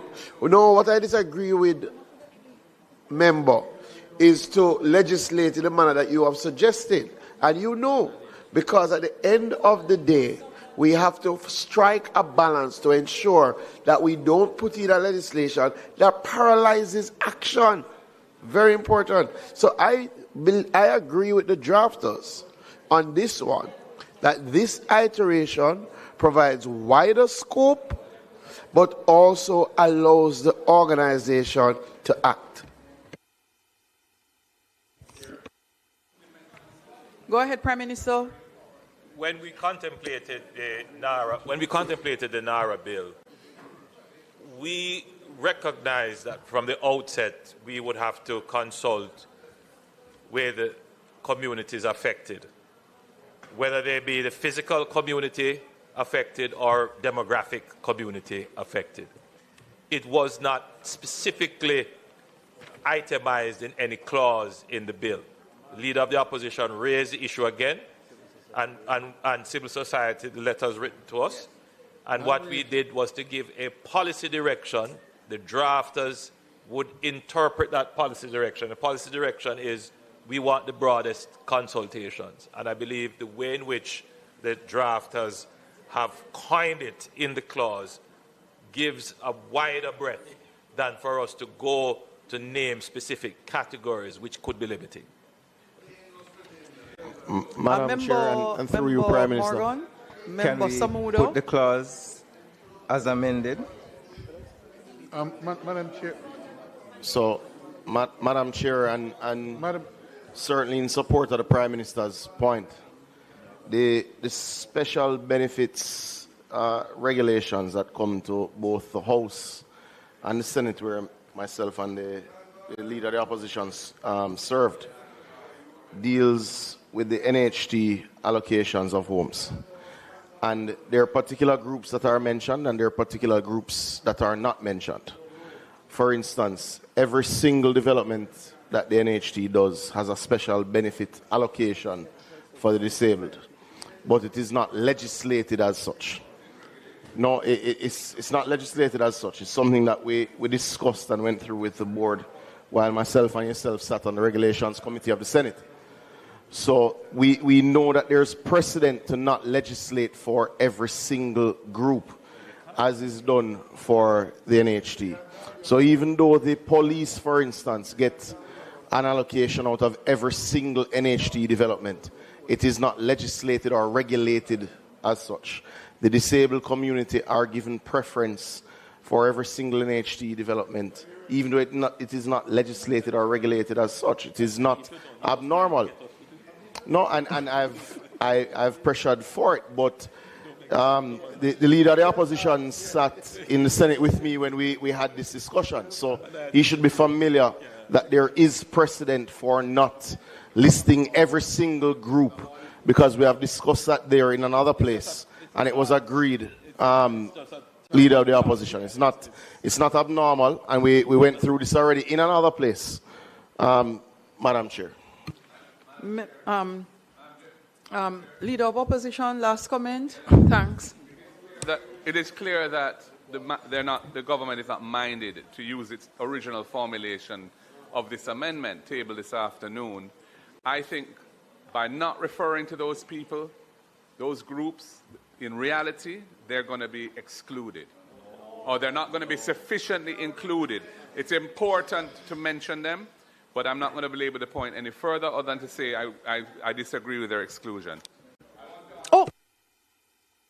No, hold on. I thought you were finished. Turn your mic on again, please. I want to ask, in the 17.2a, where you've put the word project, I think it is, or something. Projects. In the list of things that what must be included, it says project scope, delivery arrangements, and timelines. Why is the project budget not included in that list? This is what I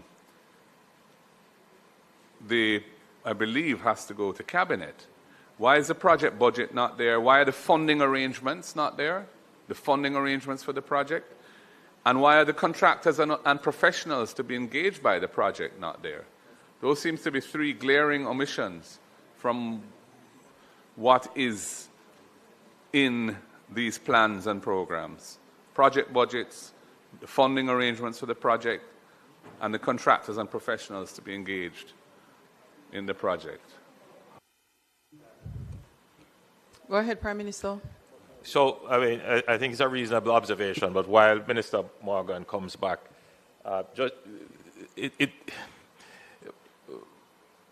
is not always the case, and I'm speaking now without having reference to what Minister Morgan may come back to say in response to it, but my initial view on it may be that some of those matters, such as budgets, may not be finalized. They might be preliminary.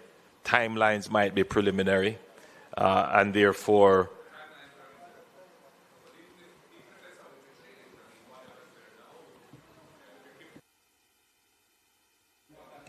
but it might not be. So we might approve a project, but not necessarily the project. So if you look at section clause 19, so you have clause 17, which speaks about The development of programs and detailed plans includes project scope, etc., and timelines. But then if you look at 19, it says the authority shall prepare plans for the implementation of approved reconstruction and resilience project. Those things will be in the implementation plan will include those things logically. The way it speaks to detailed but it's two plans. different things. It says detailed plans, and then it says including certain things, but some things are omitted, some fundamental things are omitted. The problem with I'm listing. not believing the point. I just wasn't sure why you'd left it out. You know. Yeah, but you've listed 3 things, but you haven't listed 3 other critical things. But they will be logically. Can we put the clause as amended, please? I put the clause as amended. Those in favor? Those against? Ayes have it. Hold on. We have something. What did you say? Yes, I said put the amendment and the clause. I put the amendments. Put the amendment and the clause. Those in favor? I put the clause as amended. Those in favor? Those against? Ayes have it. Chair, we wish to put clause 18 and 19. Let me just check to see if there are any comments there. Okay. Are there any amendments? No amendments to 18 and 19. I put clause 18 and 19. I wish to have an amendment to clause 20. Hold on a minute. Hold on. Member from St. James, West Central. I didn't have it. It's a new one. I'll read it. I'm sorry. Thank you, Madam Chair. Just querying, what are the functions of the authority? The functions at 19.1 speak to the approved reconstruction and resilience project. Would these functions also apply to the designated strategic investment project? I'm about to insert something in clause 20, which may be of assistance. Member Malonford, turn your mic off, please. Just a minute, Madam Chairman. The monitoring and implementation of plans. Go to clause 20, and then if it does not satisfy Member Malonford's concern, then we will go back to the clause. So continue with the insertion for clause 20. Insert in clause 20, insert in subclause 1, after the words resilience projects, the words and designated strategic investment projects. Let me repeat. 20. In clause 20, insert in subclause 1, next after the words resilience projects, the words and designated strategic investment projects. Member Malonford. Thank you, Madam Chair. The question still remains. So at clause 19, the authority is mandated to prepare plans for the implementation of approved reconstruction and resilience projects in consultation with the relevant persons, monitor the implementation of such plans, review and update the plans periodically, and after all any material change of which the authority has notice that is likely to adversely affect or delay implementation of the plan in whole or in part or otherwise as circumstances require. If you don't those mind, functions. Member Malonford, if you don't mind, instead of reading back the entire legislation, just get to what you believe would be the best amendment as best as you can. Madam Speaker. Madam Malonford, it is 12:45. It is 12:45. Madam Chair, Go ahead and just Is it go the to intention clause. for these functions to also apply to the designated strategic investment projects? I heard your question before, so yes. I know you could Because have the asked that reference, question the directly. inclusion of Minister, the designated strategic investment project at clause 20 does not answer the question at clause 19. Your question before at clause 19 was said, and it was so succinct that I couldn't understand why you needed to read the clause in its entirety. Minister?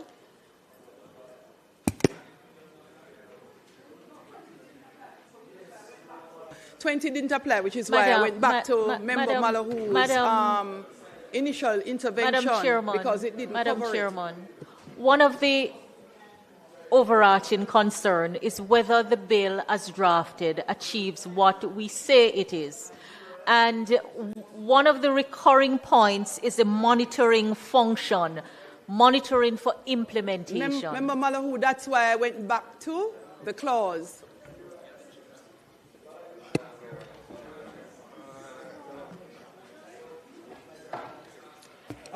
My understanding, member, is that in this regime, the clause 19 functions don't apply to the designated strategic investment projects at all.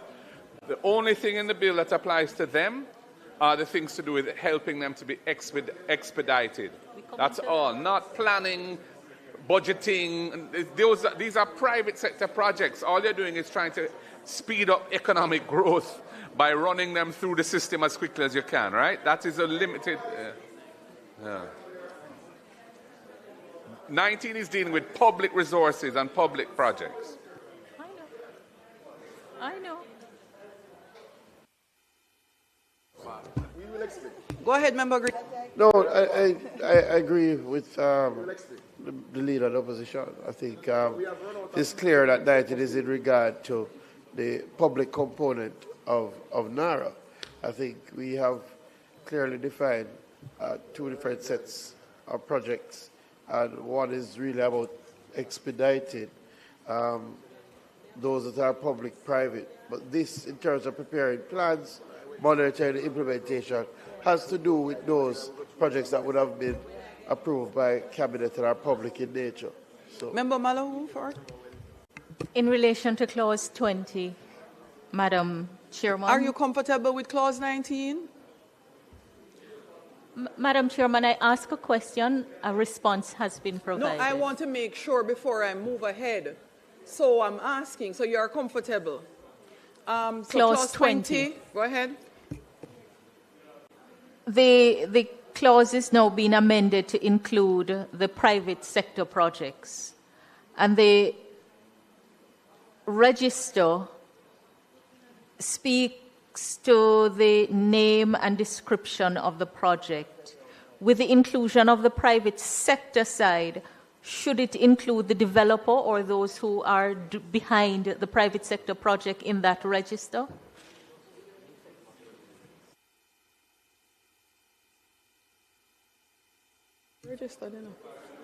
Member Green.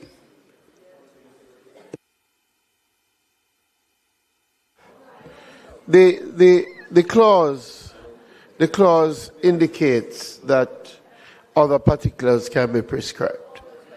Right, I think that is clear. So these are in relation to national strategic projects. I wouldn't specifically put in the legislation that the developer must be included, but the name, the description, and clearly other particulars can be prescribed. That's my view on it. Madam Chair, I guess the question is, what's the purpose of the register? Because if the register serves as a reference point, then other particulars should not be left to chance. So the developer, the sources of funding, if, for example, there's an environmental breach, does the register allow you to identify who has developed the project, who is... So let me recap for the minister who has probably missed the point. The question was asked, in the register. Should the developer be included in the register at 20? So the question is, what's the purpose of the register? If it is to serve, for example, to ensure that you can understand and, I guess, seek seek redress in case something goes wrong. So you would need more details, and it should not be left to chance as to what's included. So budget, developer. No. Sorry. Yeah? My understanding of the register is to provide public-facing detail or a resource that the public can see what projects are being undertaken by NARA. It is not to do the other things that you have suggested. It is not the route through which, if there is a breach, you would access. It's to ensure, as the Prime Minister has clearly said, that the projects that are under the NARA framework, that the public knows what those projects are, the name, description, etc. But how, if you bring in the private sector projects into the register now, how could you possibly have a project being executed by a private entity without saying which that entity is, which entity it is? I mean, that must be the minimum transparency required of a register. How can you have a register which lists a project without saying whose project? Who says it's not going to be in the register? It says any other particulars as may be But we're saying prescribed. those particulars should not be left to chance. It would be. It may never be prescribed. No, but you're asking us. In fact, I doubt it will be, knowing the rate at which we develop regulations. We cannot legislate every single minute detail of a process. But through you, Chair, reasonable. National development projects are gazetted in this way. This is not inconsistent. National development projects, which are so designated by the Minister of Finance, are already carried to the House and designated in this way. They're gazetted in this way. It's not inconsistent. This is actually the model that exists. It existed for the Western Resilience Water Project. It existed for the Rio Cobra project, certainly that I'm familiar with. The same way you gazette the project, you carry it to the House. The Minister of Finance has to carry the order written by the CPC. It's not inconsistent. It is. You don't, but when you designate that project, you don't designate who is doing it. You don't designate very much a lot of details around it. You designate it so that you can clear the pathway for it to be executed. It's not unusual.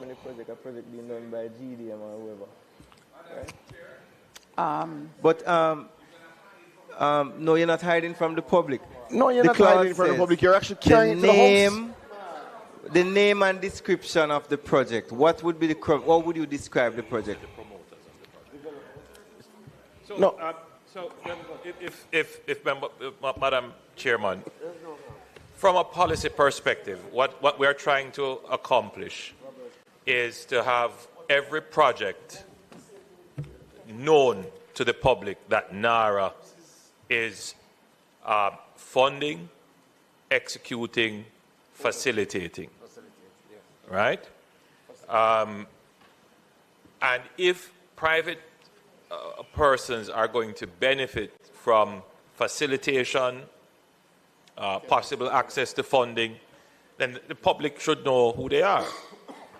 Now, the challenge that we have is, who do we name? Do we name an individual? Do we name a company?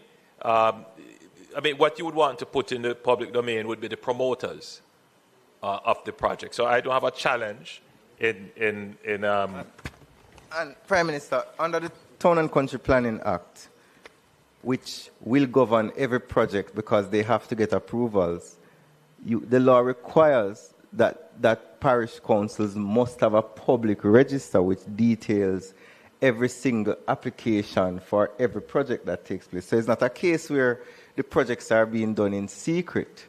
Right, but if it is that it is the intention to add... Yeah, we could put the promoters of the project, or developers, whichever it be, for the private one, promoters, because that's really what you want to who are the people who are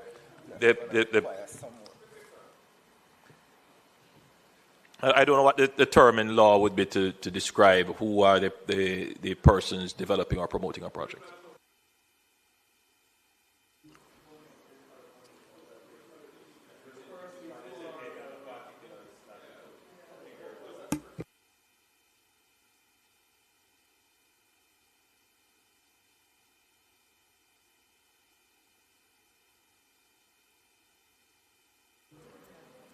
Just a quick question on the side. Is Member Bunting still here?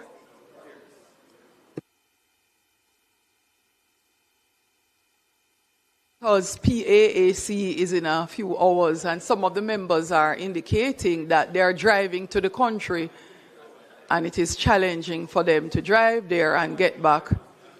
So they're asking House Leader to consider postponement because they're still here at 1 a.m.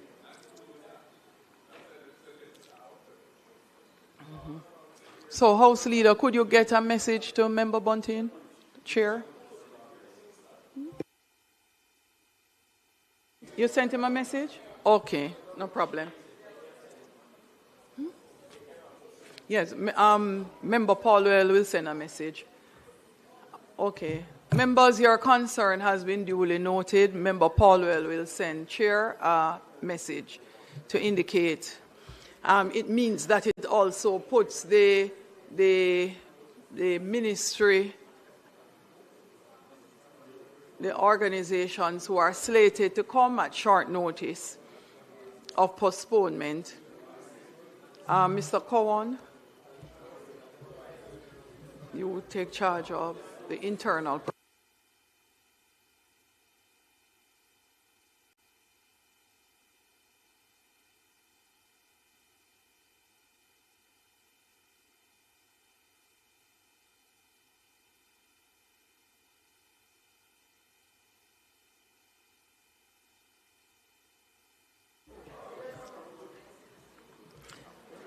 All right, continuing. Minister.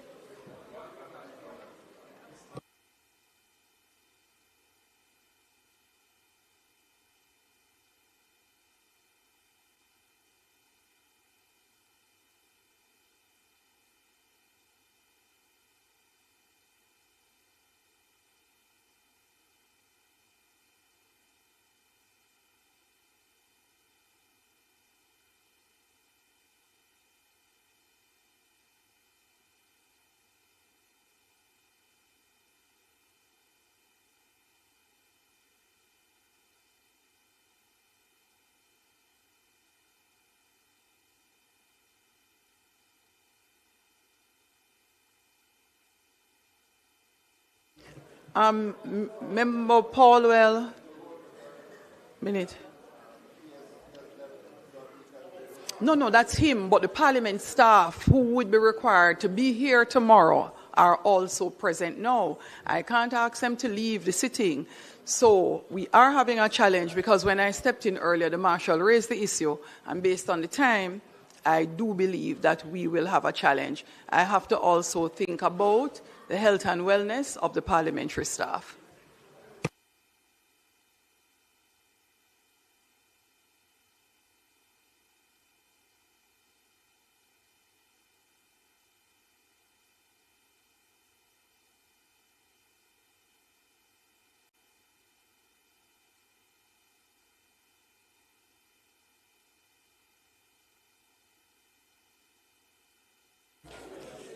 So we agree in principle, but we are trying to determine the language. So can we move on while we determine the language? I wish to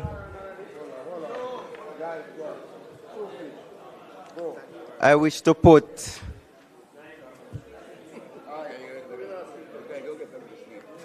'21, '22, '23, '24, and '25. We're coming back to 20. Chair? So you're coming back to 20. However, yes. We are taken 18 and 19. Right. And it means it stands because right. I've not heard of any amendment that really right. now adjusts 18 and 19. I'd gone back to allow Chair? The member. Chair? To elucidate. So we're skipping 20 and we're going to 21. 21, 22, 23, 24, and 25. I wish to take those. I wish to put favor? Those. Those against? The ayes have it. For clause 26. For clause 26. I want to renumber clause 26, 27, 28, 29, 30, 31, 32, 33, and 34 as sections 27, 28, 29, 30, 31, 32, 33, 34, and 35 respectively. And there's a reason why I was very slow in reading. And insert next after clause 25 the following: exemption from PIMS. 26. Section 48B2B, comma, 40, Chair.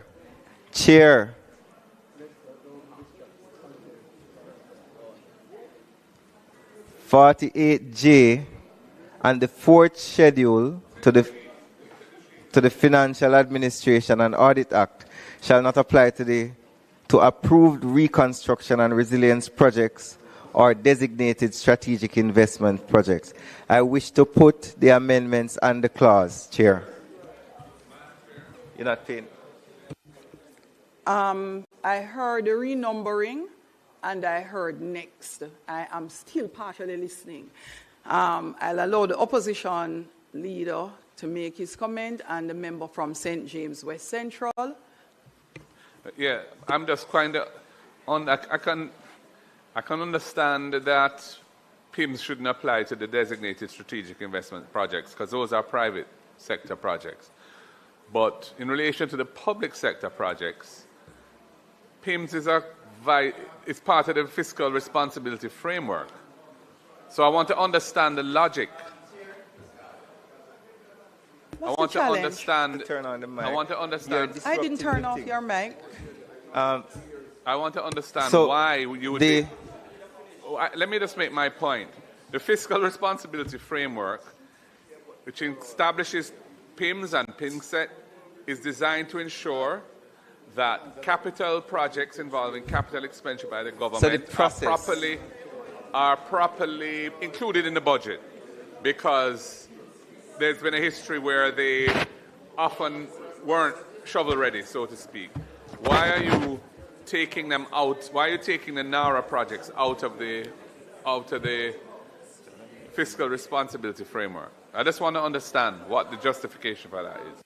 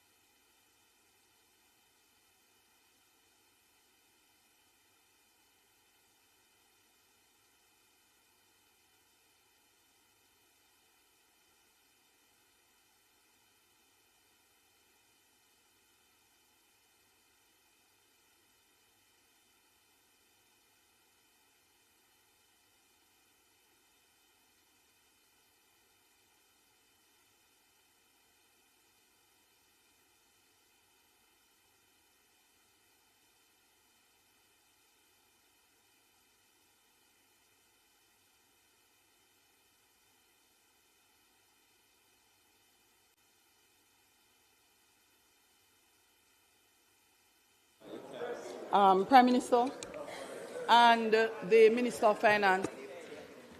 All right, thank you, Madam Chair.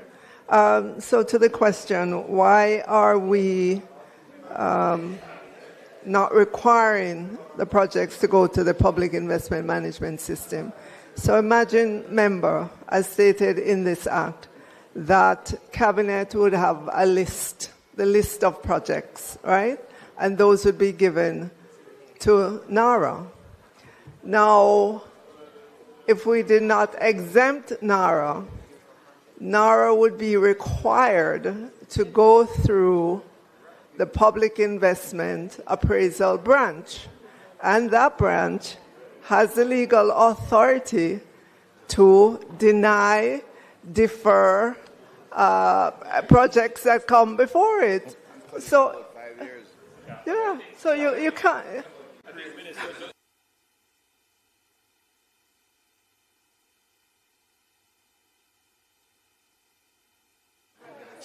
Prime Minister, your mic is now on. Thank you, Madam Chair.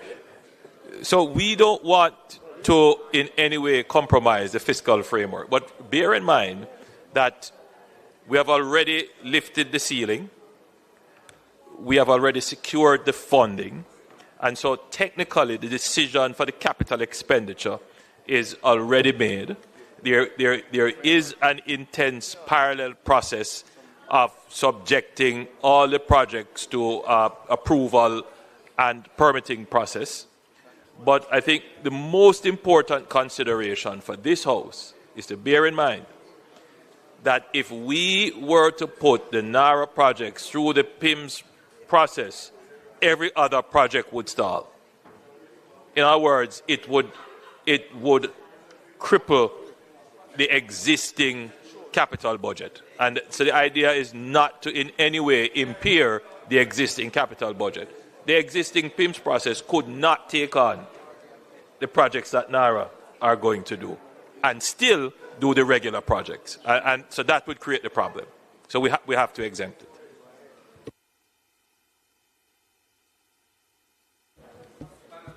Go ahead, Sean, quickly, and then to Minister Morgan. NARA's projects would be provided for in the annual budget, I would imagine, of the country, right? The funding to be supplied to them. So that would be approved or put into the budget on the basis of what they say they can execute through the year without the benefit of the PIMS adjudication as to whether that's really so or not. So remember. So they would, yeah. No, so they would issue, but the normal drawdown of those funds would apply so that there would be warrants and so on at the time the funds are actually needed to be disbursed. Yes. Yeah. All right. Yeah. Chair? Yes, go ahead, Minister Can Morgan. we put the amendments to clause 26 and the clause? Members, we put the amendments to clause 26 and we put clause 26 as amended. Those in favor? Those against? The ayes have it. Yeah. Can we now go back to clause 20 to resolve the matter? The renumbering as well, Minister. I would prefer to put the renumbering unless you have any other amendments to just concretize the renumbering done, 27, 28 onwards. No, we have already renumbered. No, we didn't put it. Yes, I put the amendments and then the clause. Oh, in 26? Yes. Okay, no problem. And now we want to... Going back to clause 20. So the amendment we wish to put for clause 20 is we're going to modify 21A to say the name, a description, and the promoter of the project. And I wish to put that amendment. I put the amendment and the clause as amended. Those in favor? Those against? The ayes have it. Let me read it again. Read it as amended, please, Minister. Minister Morgan. Please read the clause as amended. The name, a description, and the promoter of the project.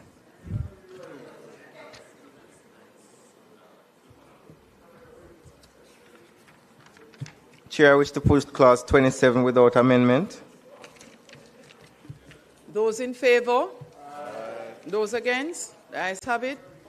Chair, I wish to make an amendment to clause 28. In the marginal note to the clause, delete the word the. I wish to put the amendment and the clause. We put clause 28, the amendment and the clause. Those in favor? Those against? The ayes have it. For clause 29, I wish to make the amendment. Delete the word section 31 and substitute therefore the words Section 32. I wish to put the amendment and the clause.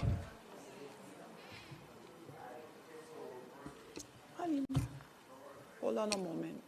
Member from St. James West Central. Madam Chairman, I wanted to ask a question in relation to Clause 28 as renumbered. The authority is dissolved. What criteria would trigger the dissolution of the authority? There's nothing that says when it comes to an end, but on it coming to an end, so many other things happen. So what are the criteria? I don't think so, the minister.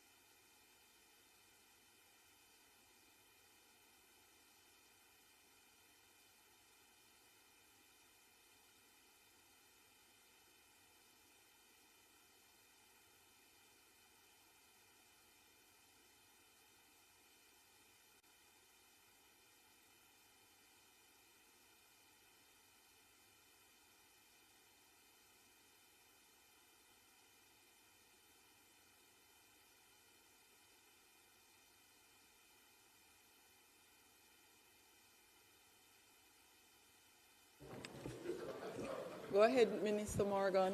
So it would not have been wise to put in the legislation the end date of the entity. And if you look at Section 1, subsection 3, you'll see Part 4, dissolution and transitional arrangements shall come into operation on a date to be appointed by the minister by notice in the Gazette. And in the bill, generally, you have provisions as it relates to the assets and liabilities of the entity.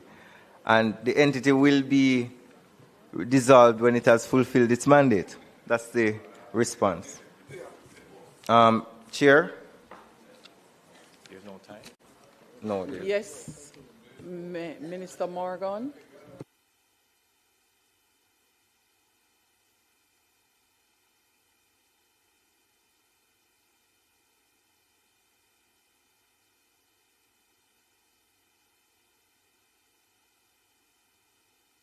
Having the objects and reasons reflected in the bill.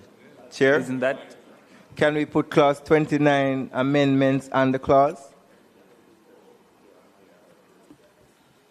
I put the amendment. Amendments. The amendment was delete the word section 31 and substitute therefore the word section 32. I put the amendments, which is already documented on the amendment sheet and the clause as amended. Those in favor?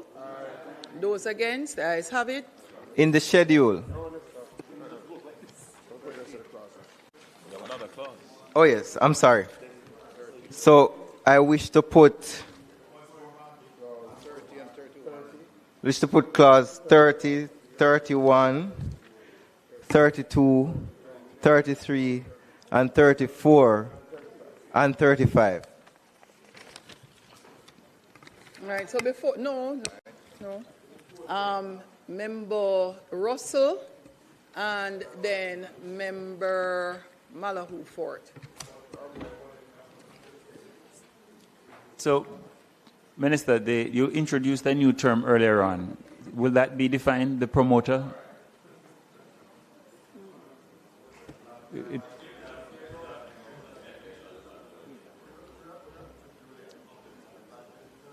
Okay. All right. And then you said because the mandate isn't specific in the Act. So I thought the closest thing to the mandate was the objects and reasons. So the suggestion earlier on of having that copied and put in. Yeah, man, but... No, but I'm saying, but what he said, the question was, when will it be dissolved? And the response was, no, the response was that when it's fulfilled its mandate.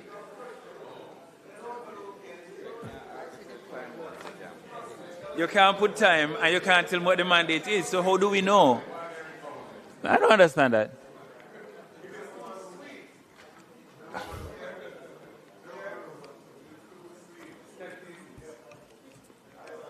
From?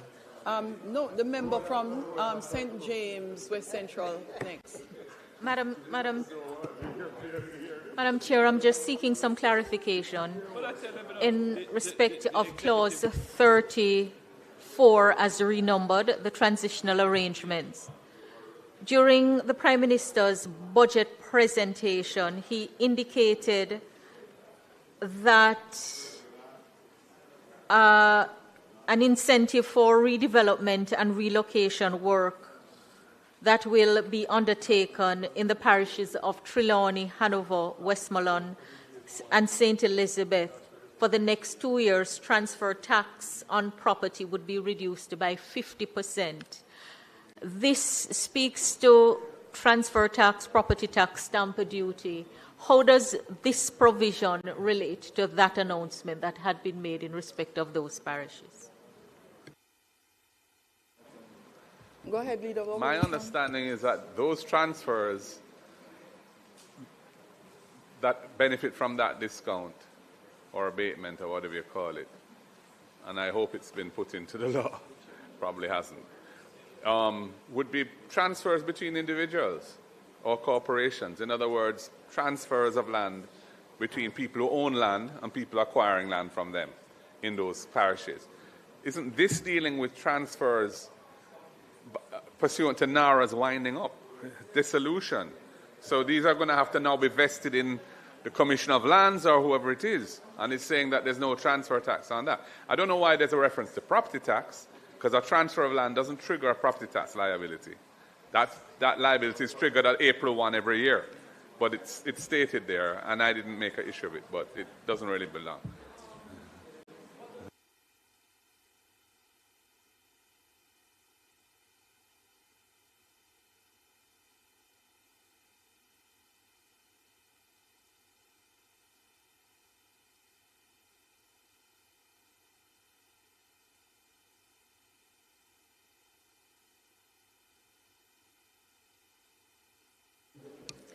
Members, I know as asked, put clause 30 to 35. Those in favor? Aye. Those against? The ayes have it.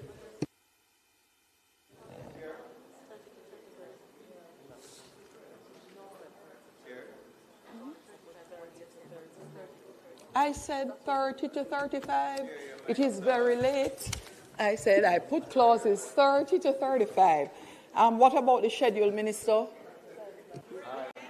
Thank you, Chair. Chair, I wish to make amendments to the schedule. I wish to renumber paragraphs 5, 6, and 7 as paragraphs 6, 7, and 8 respectively, and insert next after paragraph 4 the following. Conflict of interest. 5.1. The Chief Executive Officer shall not have a direct interest in a procurement contract made or proposed to be made by the authority. 2. Where the Chief Executive Officer has knowledge of a direct interest, the Chief Executive Officer shall forthwith disclose that interest in writing to the minister. 3. On receipt of the disclosure referred to in subsection 2, the minister may, if he thinks fit, require the chief executive officer to dispose of such interest held by him within such time as the minister may specify in writing. I put the amendments to the schedule and the schedule. Any concerns with that? Member Malahoo Fort. Thank you, Madam Chair. The inclusion of this amendment is a welcome. Is welcome. I just wonder whether, in light of the delegation, the fact that the authority may delegate to anyone, any person, critical functions, whether the conflict of interest provision should not extend to anyone who performs a function under the law, a major function.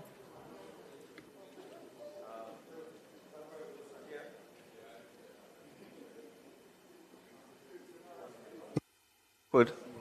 Chair, there are, in debating the inclusion of this clause, as you know, this is a new clause.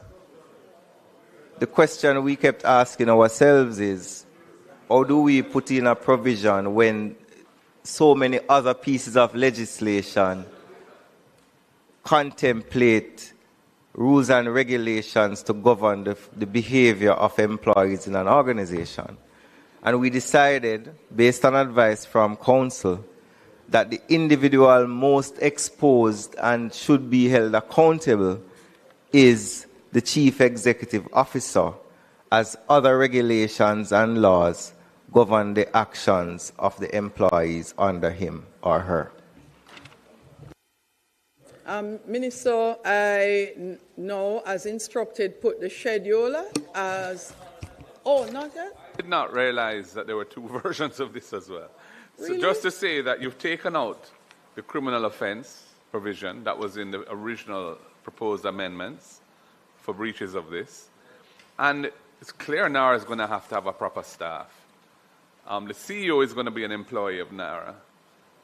So I don't really understand the logic as to why the only employee of NARA who doesn't have to avoid conflicts of interest is the CEO.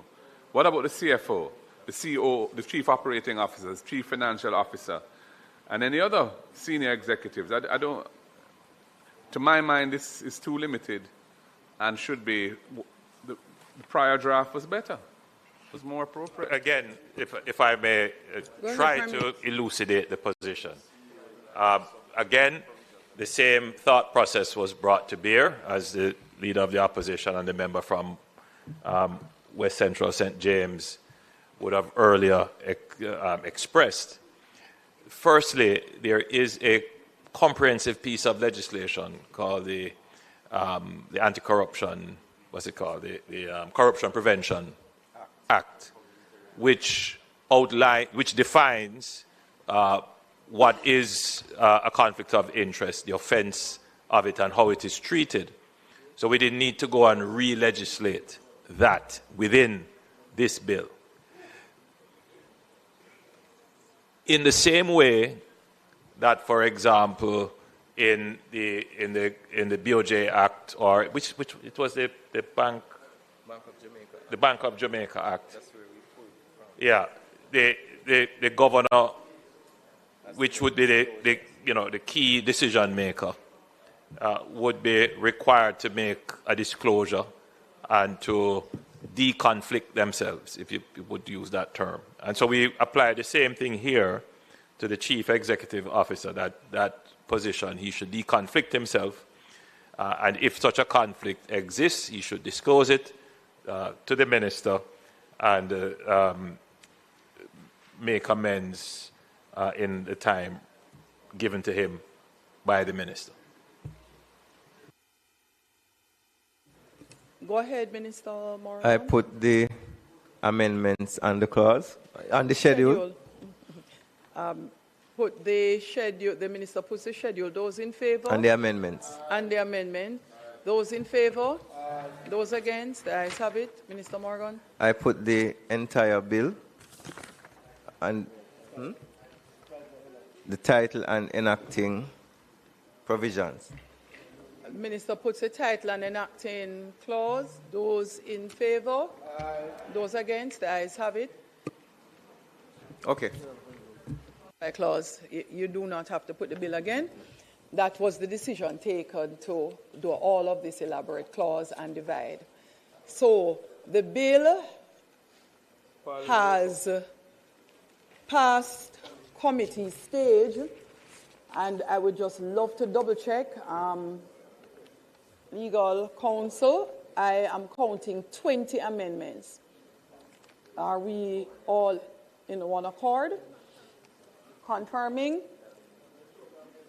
So, I do report the bill as having passed committee stage with 20 amendments. Those in favor?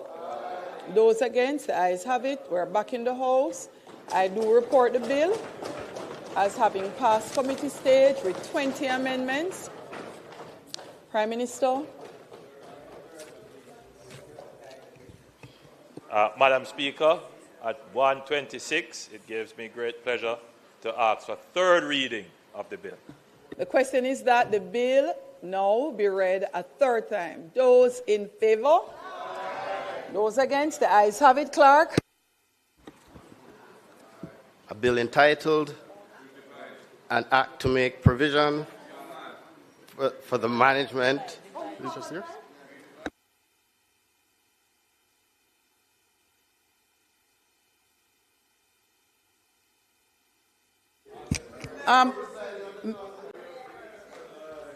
No, that's fine. That's members. That's fine. The opposition has asked for a divide on the third reading of the bill.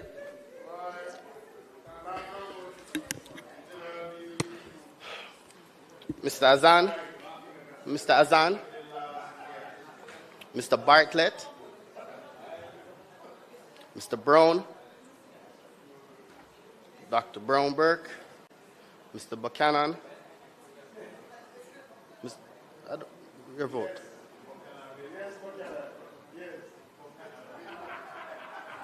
Mr. Bunting, Mr. Burchell,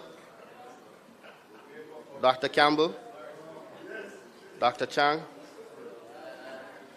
Mr. Charles Jr., Mr. Chuck, Mr. Clark,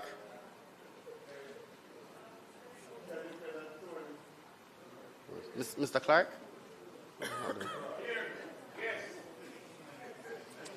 Mr. Cousins,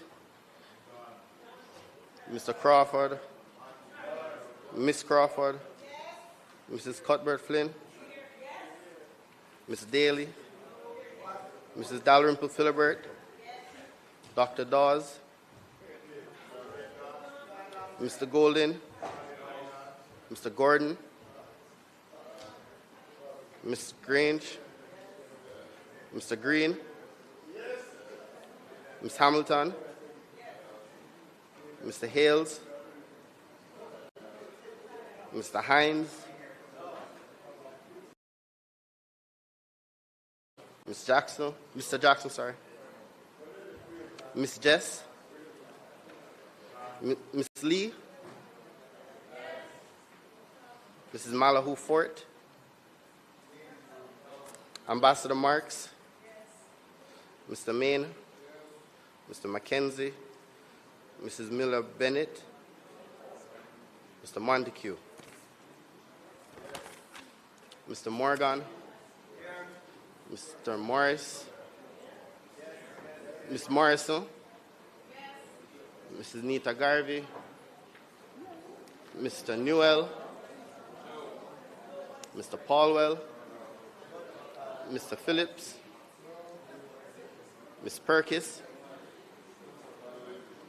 Mr. Robertson, Mr. Robinson, Dr. Russell, Mr. Samuda, Mr. Seavright, Ms. Shaw, Mr. Smith, Mr. Terrelong, Dr. Tufton, Mr. Darrell Vaz, Mr. Dwayne Vaz, Mr. Warmington, Dr. Wheatley, Mr. Delroy Williams, Mr. Donovan Williams, Mrs. Williams, and Mr. Witter.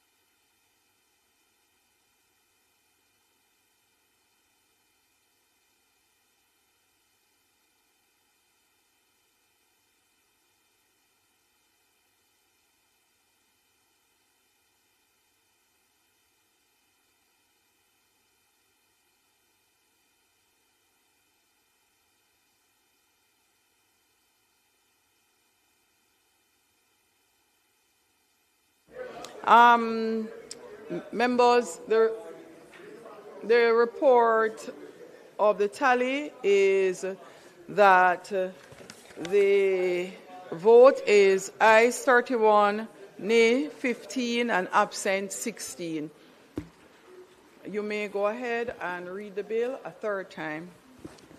A bill entitled, An Act to Make Provision for the Management and Implementation of the Post-Disaster Reconstruction and Resilience Efforts consequent on the passage of Hurricane Melissa and for resilience generally, to establish the National Reconstruction and Resilience Authority and for connected matters for the third time and passed.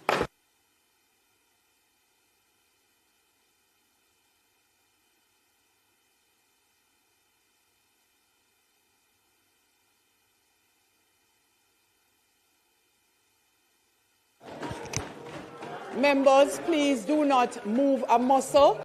The business of the House for the day continues. We will go back to House Leader in respect of the agenda. Madam Speaker, we had gone straight to public business. I now ask for the recommittal of all the items on the agenda. The request is that all items on the agenda be recommitted. Those in favour? Those against? The ayes have it. Statement by ministers. Announcements. Clerk. Laid on the table of the House are the following. Ministry paper number 2324 of 2025-26, titled Cabinet Agenda Issues, dated the 12th of January 2026, January 19, 2026, and January 26, 2026, respectively. Overarching Policy for Jamaica's Protected Areas System 2026 and its related ministry paper numbered 26 of 2026, titled Overarching Policy for Jamaica's Protected Areas System. National Keys Management Policy for Jamaica and its related ministry paper number 27 of 2026, titled The National Keys Management Policy for Jamaica. Report of the Regulations Committee of the House of Representatives on its deliberations on the Insurance Amendment of 20th Schedule Regulations 2026, the General Consumption Tax Amendment of Schedules Order 2026 and its resolution under the General Consumption Tax Act, and amendment to Ministry Paper numbered 17 of 2026, entitled Revenue Measures for the Financial Year 2026-2027.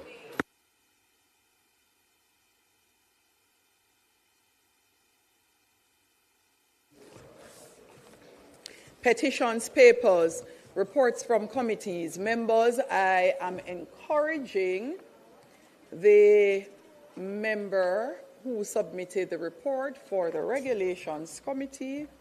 Going ahead? Okay, here, go ahead, member. Thank you very much, Madam Speaker.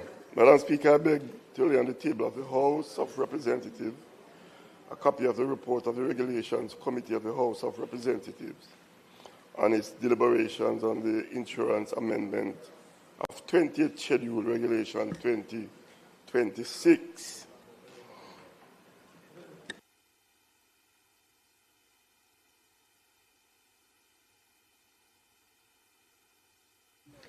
Minister of Finance, please. Oh, sorry.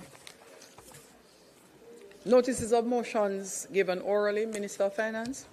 Thank you, Madam Speaker. Madam Speaker, I beg to give notice that at the next meeting of the House, I will move the following motion. Whereas by virtue of Section 61 of the General Consumption Tax Act, herein referred to as the Act, the Minister may, by order published in the Gazette, amend the schedules to the Act. And whereas the schedules to the Act specify the general consumption tax and the special consumption tax imposed on the supply in Jamaica or the importation into Jamaica of goods and services. And whereas on the 28th day of April 2026, the Minister made the General Consumption Tax Amendment of Schedules Order 2026. And whereas it is provided by Section 62 of the Act that an order amending the schedules to the Act shall be subject to affirmative resolution of the House of Representatives. And whereas it is desirable that the General Consumption Tax Amendment of Schedules Order 2026 be affirmed by resolution. Now, therefore, be it resolved by this Honourable House as follows. This resolution may be cited as the General Consumption Tax Amendment of Schedules Order 2026 Resolution. The General Consumption Tax Amendment of Schedules Order 2026, which was laid on the table on the 28th day of April 2026, is hereby affirmed. Madam Speaker, I further give notice that at a later stage today, I will move for the suspension of the standing orders to enable me to take this motion.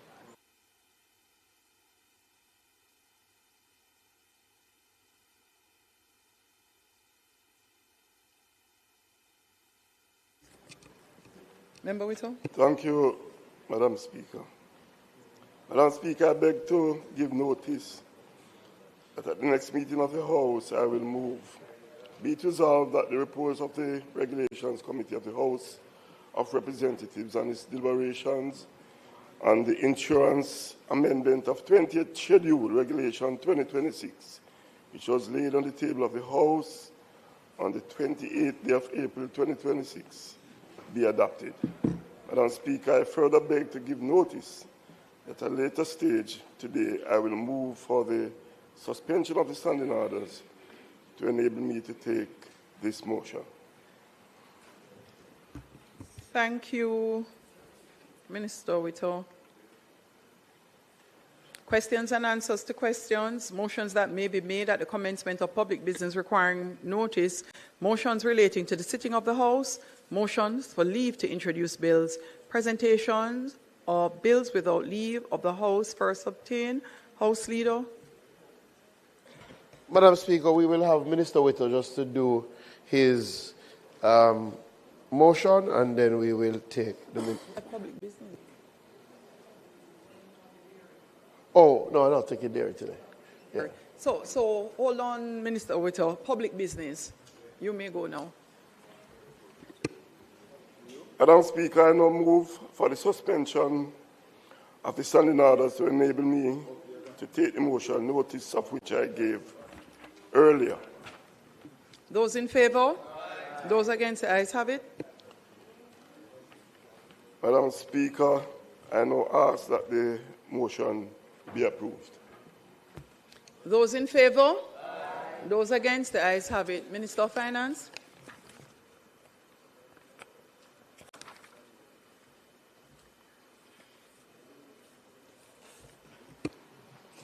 Madam Speaker, I now move for the suspension of the standing orders to enable me to take the motion, notice of which I gave earlier. Question is that the standing orders be suspended to enable the Minister to take the motion, notice of which was given earlier. Those in favour? Those against? The ayes have it.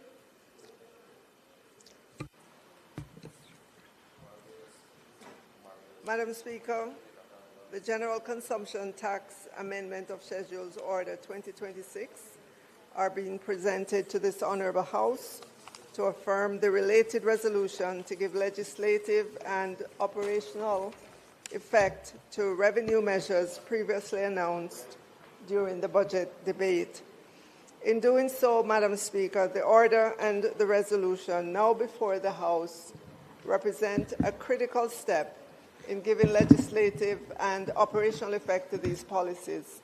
They provide for the implementation of targeted adjustments within the general consumption tax and special consumption tax regimes. These measures, Madam Speaker, are not introduced in isolation. Rather, they form part of the government's broader fiscal response to the current economic environment, including the increased expenditure pressures arising in the aftermath of Hurricane Melissa and the continued need to safeguard fiscal stability while maintaining essential public services. Against that background, Madam Speaker, I will now briefly outline the order and resolution to give effect to the measures as previously announced.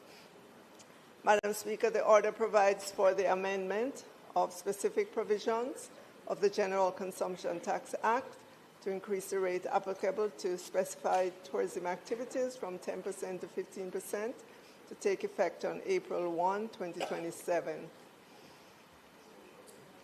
Madam Speaker, the order also gives effect to the modification of the existing 20% duty concession on motor vehicles or specified persons. Under the revised arrangement, the import duty will remain payable, the special consumption tax exemption will be retained, and the general consumption tax will now become payable. Madam Speaker, the order also gives effect to the increase in the specific special consumption tax on alcoholic beverages from $1,230 to $1,400 per litre of pure alcohol. In a similar vein, Madam Speaker, the resolution also provides for the increase in the special consumption tax on cigarette products from $17 to $20 per stick. Both measures, Madam Speaker, will take effect on May 1, 2026. Finally, following extensive consultation and careful policy refinement, the order gives effect to the imposition of a special consumption tax on non-alcoholic sweetened beverages. As the House will recall, Madam Speaker, this measure has been the subject of considerable discussion, technical review, and stakeholder engagement. That process has allowed for a more refined approach, strengthening both the design and the application of the tax. Under the revised framework, tax is imposed at a rate of 22 cents per gram of added sweetener. In doing so, it establishes a direct relationship between tax liability and the product's sweetener content, improving its overall effectiveness and alignment with the intended policy objectives. This measure will take effect on May 1, 2026. Madam Speaker, taken together, the order and the resolution before this Honourable House give full legislative and administrative effect to the revenue measures previously announced.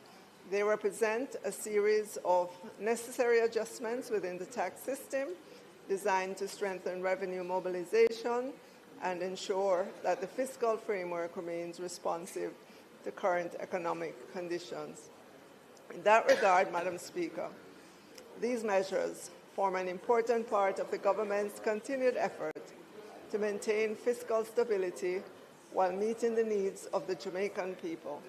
I therefore ask this House to approve the General Consumption Tax Amendment of Schedules Order 2026 and affirm its related resolution. Thank you, Madam Speaker.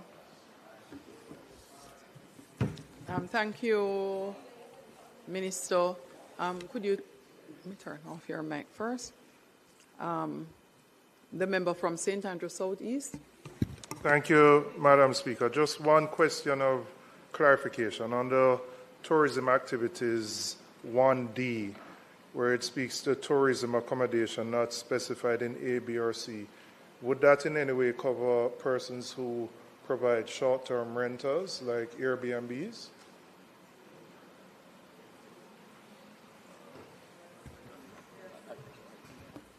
Turn your mic on, Minister, to respond. Yes, it would. So this would, in effect, be a new category then that would be eligible to start paying tax as of April 1st, 2027. Because prior to this, they would not have been captured in any form. Yes? Okay.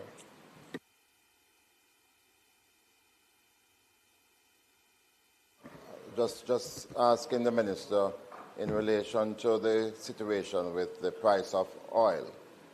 The budget was calculated, revenues, based on the price of oil at a certain dollar value per barrel. Could the Minister indicate, in light of the acknowledged pressures by the Minister of Energy in relation to the burden that consumers face, whether or not there's contemplation for an easing of the SCT, especially that you, the ministry, will be receiving a surplus over the assumed revenues based on the price that you had originally.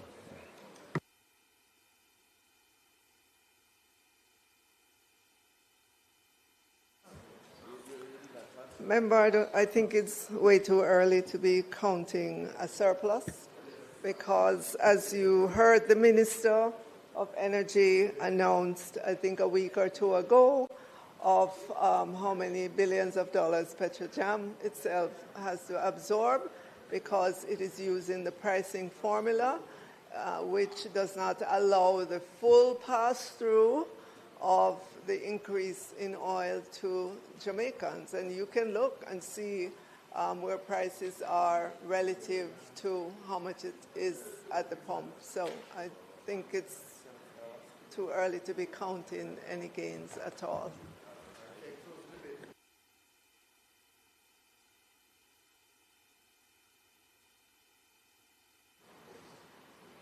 Madam Speaker, I close the debate and ask that the motion be approved. Question is that the motion be approved. Those in favor? Those against? The ayes have it. House Leader. Madam Speaker, we have one more matter, which is to move for the adjournment of the House. And as such, I ask that the House be adjourned for a date to be fixed.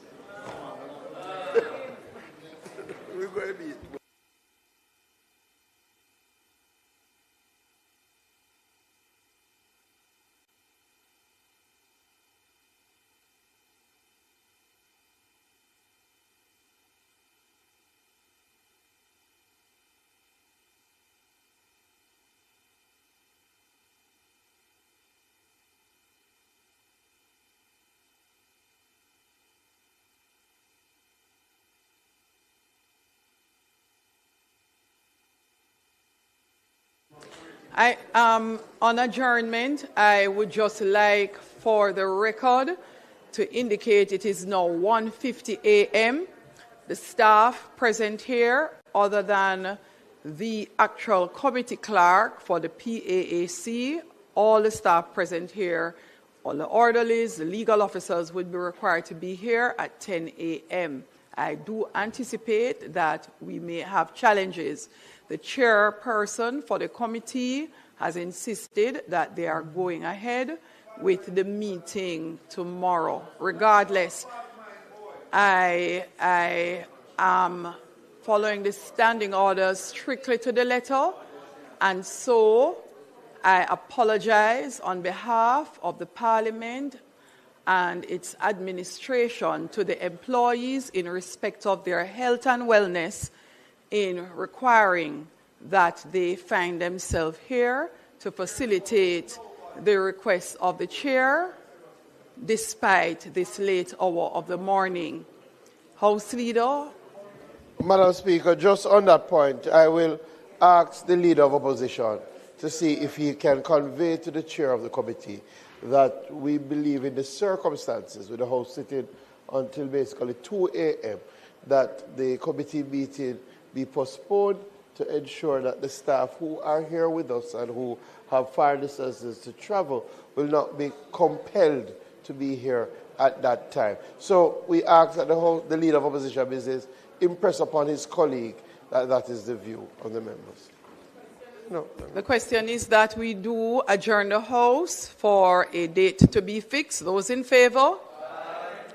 The ayes have it. This Honourable House now stands adjourned.